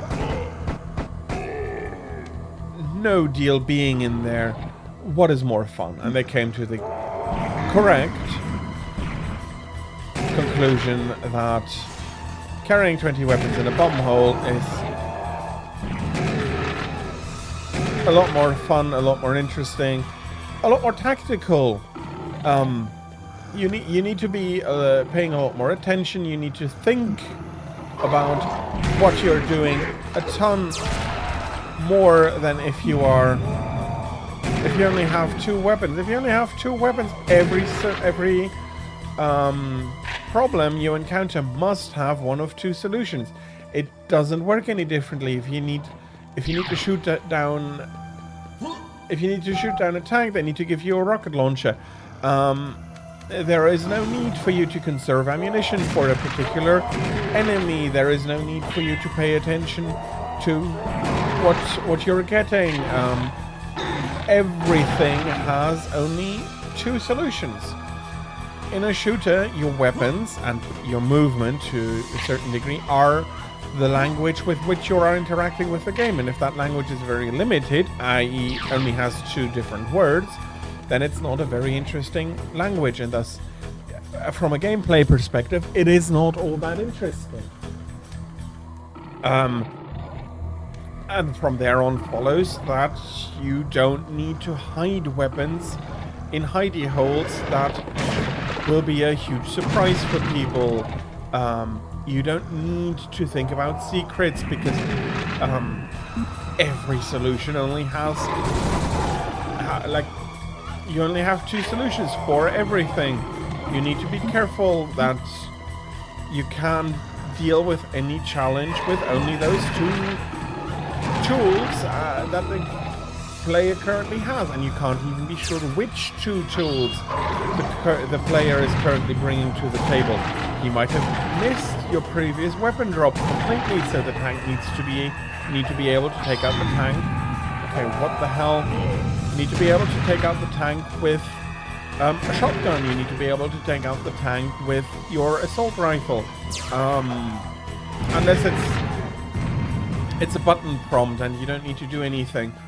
This, you need to think, am I fair enough? Currently it's not all that hard. I have a shotgun. Well, I have 2 shotguns, a Tommy gun and my revolvers, but the idea is that this is not just something simple. You do need to pay attention. Fair enough, I'm good enough at the game that I'm pretty good on ammo consumption, but that wasn't a shot that I would have needed to take with the double shotgun, and so was I wrong to use the double shotgun to kill the clear? No, that is the fastest way to kill them. I missed that shot. Luckily, I'm not missing too much, and I'm pretty good on ammunition, but I'm not full. I'm not where I exactly would want to be, and these are so fast that, yes, I do want the double shotgun to be able to breach it. For this one, I'm happy I picked up the Tommy gun because, well, less so. I expected a lot more of the smaller goons.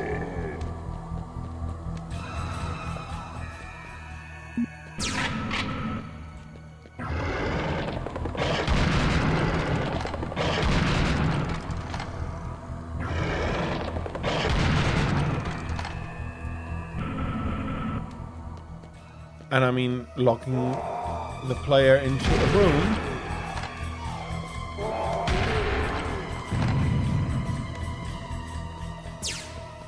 is not something that is often done in games.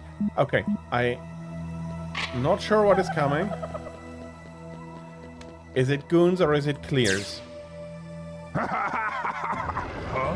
It's clears.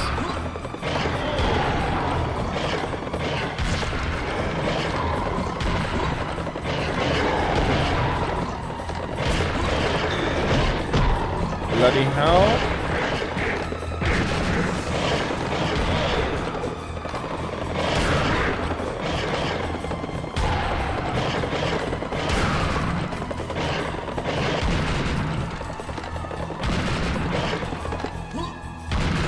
Okay, I ignored the Gnars too much on that run.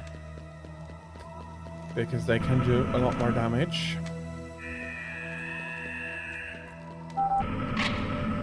Secret passage has been found. No, that's the next game, but you see what I mean. I lost a ton of health, but I do know that there was a health up there, and I just went to fetch it. So health-wise, I'm looking good. Armor, I'm still missing. The additional health does somewhat make up for it, but I'd prefer if I needn't to. Okay, let me get over here. Whoa, I'll just jump down. But you get what I mean. This is a lot more interesting game. You need to think about it.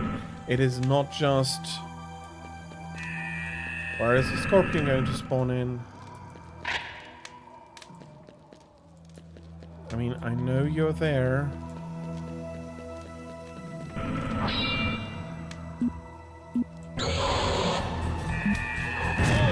Oh, that Gnar was a good idea.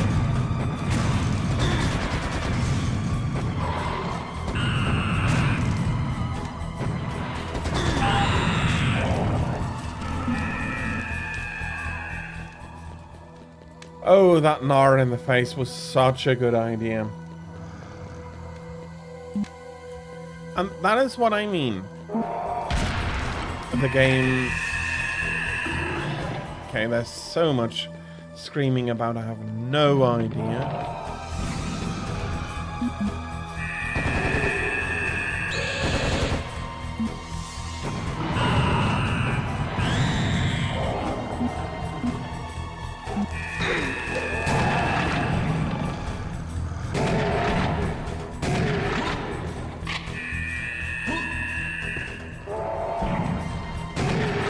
And then you have things such as this. There's a rocket launcher. How do I bloody get to it? Well, how about a teleporter? Now that's some serious firepower. If you saw, if you can still see them, there is a sparkly effect. What does that do? Well, it's a teleporter getting you the rocket launcher. If you paid attention, absolutely something you could have realized.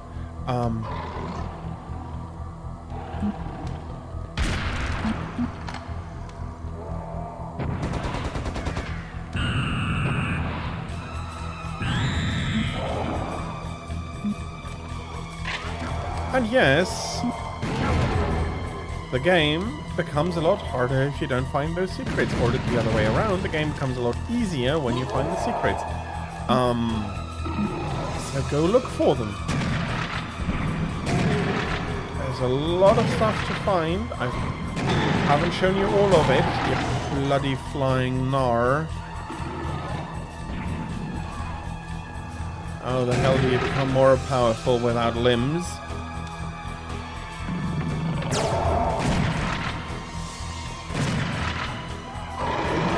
And taking that health could be a huge mistake. And the way I fought that clear was also not great. I should have gotten more distance in, which I had not.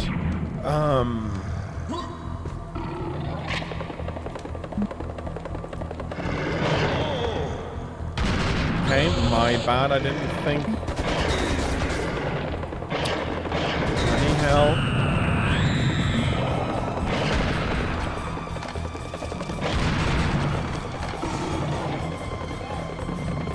And the idea that there is no such thing as a wasted shotgun shell when fighting a clear.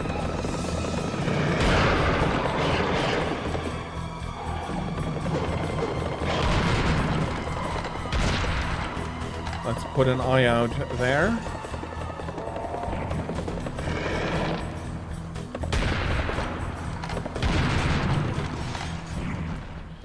And starting at a certain point, they could probably run up that wall. So yeah, it is keeping you on your toes in a lot more bloody action-focused way.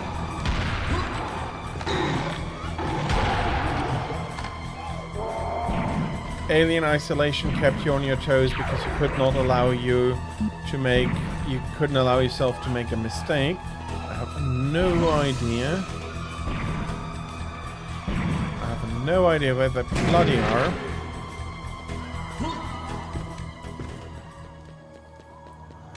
Okay, let me go fetch that health.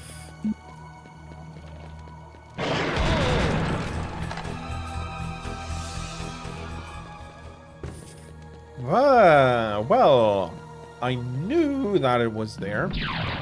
I knew that there was something about that corner, but I didn't shoot immediately. If I had shot immediately, I would have at least stunned it, and I could have had a little bit more health.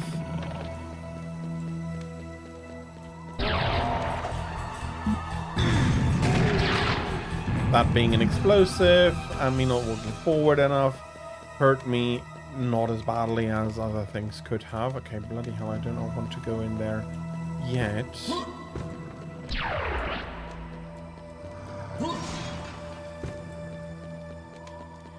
Missing. Okay, let's stop being fancy. I'm not a speedrunner.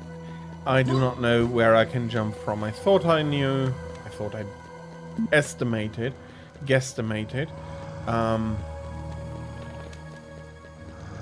But I just pulled it out of my derriere and there was no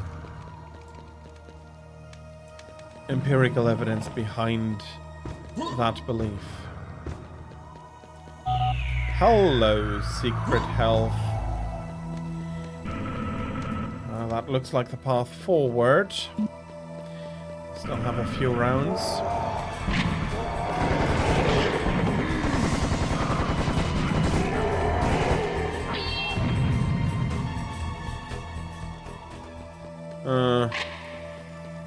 Overall, not really worth it. Although it might only fill up 100 health instead of...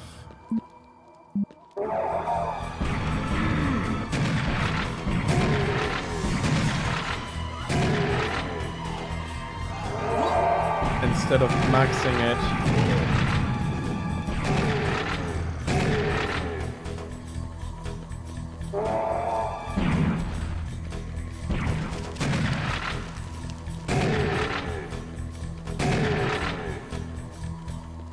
Look, there's ammunition there.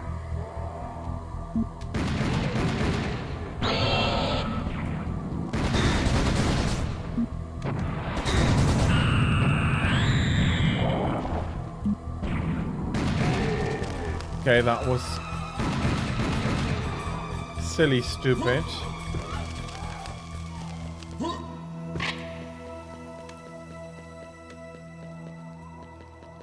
Yeah, there is a way to get up there. Let's see if I correctly remember it. Not a trap.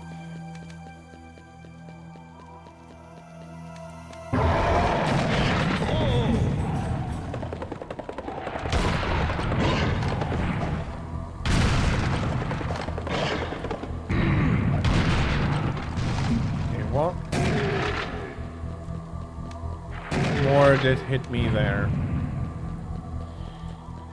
Okay, I hope this is a serious armor. It was. Okay, this looks like another trap. Yep, a trap.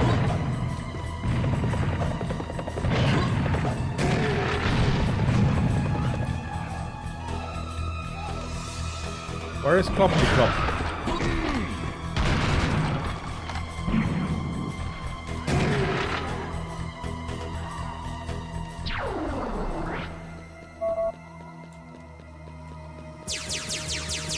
Secret passage has been found. I managed to get my bullets to be careful enough with them that I managed to get all the way here before really running out. I didn't feel like I needed bullets somewhere else. I managed to pick up another 200 here. I do have the Tommy gun in the first place. Wasn't this the one where I had to destroy those statues? I don't know. There's another big encounter here. Let's start it off with some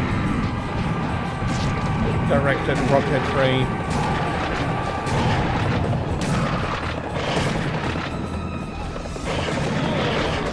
Oh, are you kidding me?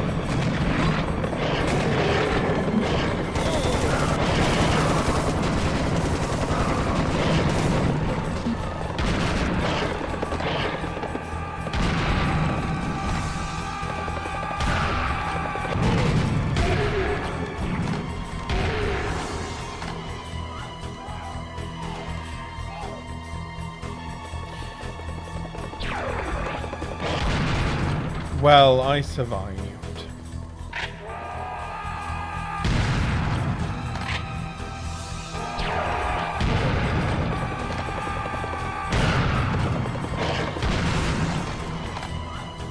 That was close. Let's pick up our double shotgun here again.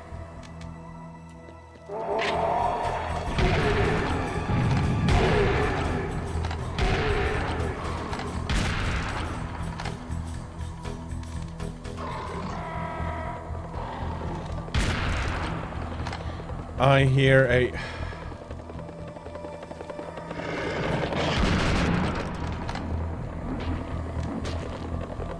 Oh, you're keeping me.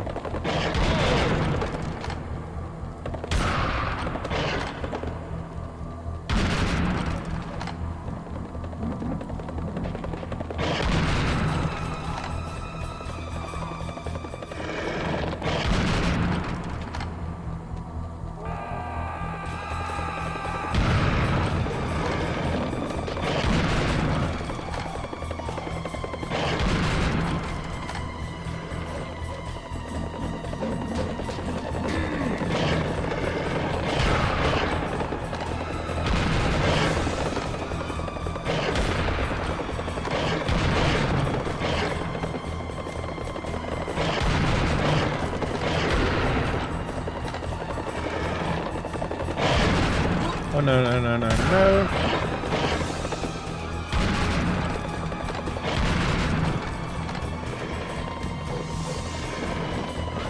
Yes, yes, you are the main dish for this gauntlet. You're... No, no, no, no.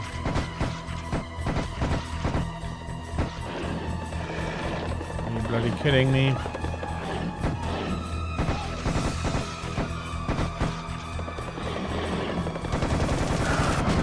It is a game that will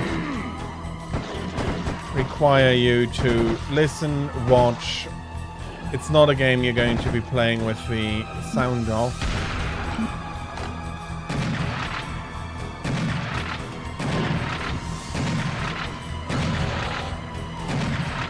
Oh, you bloody red scorpion.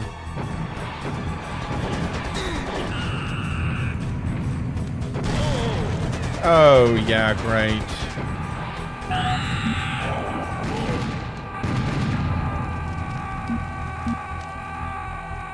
Where are you?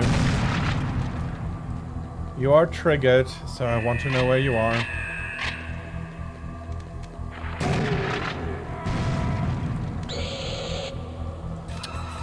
The bloody scorpion. There you go. Are you kidding me?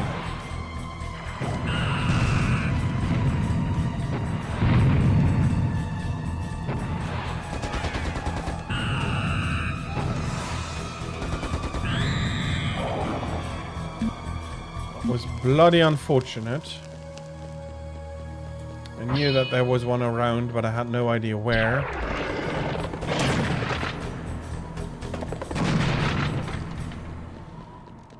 Lonely clear. I don't need to get out the double shotgun.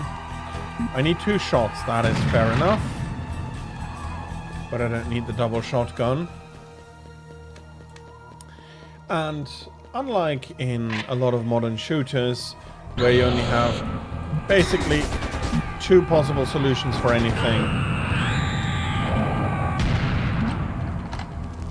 and thus everything needs to be solvable with shotgun or rocket launcher or anything else, which also means that you're going to have to very much reduce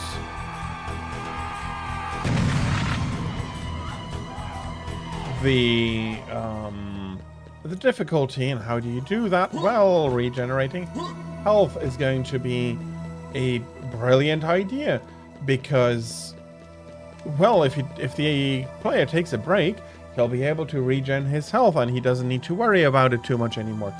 I don't like that. I like Halo, but I don't like those specific aspects of Halo.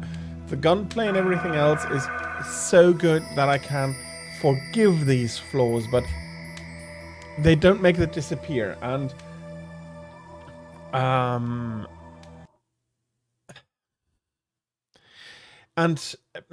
Halo is such a good example for what I'm talking about.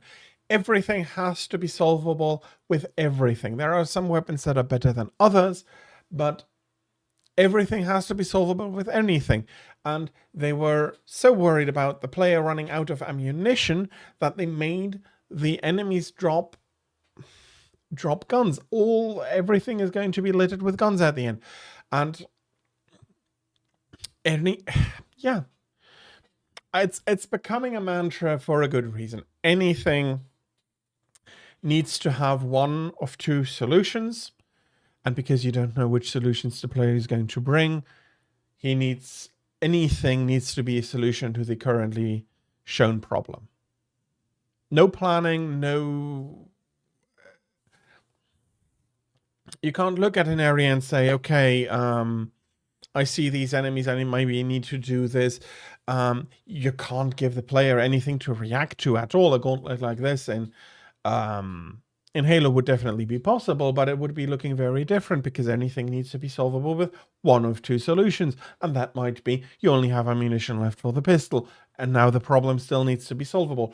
That being said, the pistol is really, really strong with its headshots and so on in Halo, not in Serious Sam. We have revolvers and they're pretty piddly. Cool, but piddly. But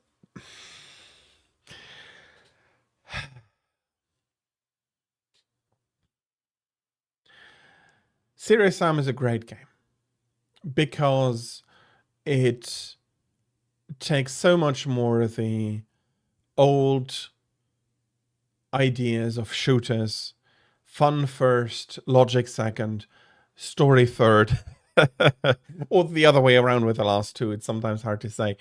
And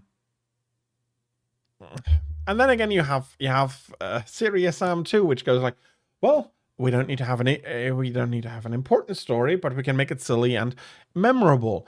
There are so many solutions to what a good shooter can be, that I see the modern crop, Call of Duty, Battlefield, I see them as so limiting, as so easy in a way. Multiplayer is something different. I'm talking single player here, because in multiplayer you can have different classes and you can expect people to play different classes, and you need to work together. Combined arms warfare in a classes direction, but there are tanks in Battlefield, there are planes in Battlefield. So taking all of that together, you need to fight a combined arms war in order to be able to win, which is very reasonable in my opinion. But the fact that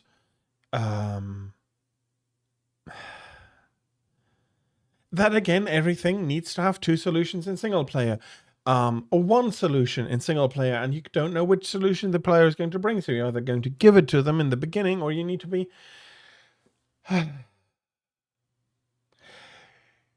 there is a reason I don't like modern shooters too much, and I'm much more into the old style of shooters.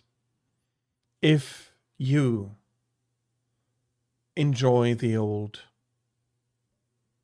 new type of shooters, if maybe that is all you know, and we're talking single player here, because the multiplayer, everything having a single solution, a bullet to the head, is something different. An idea taken from like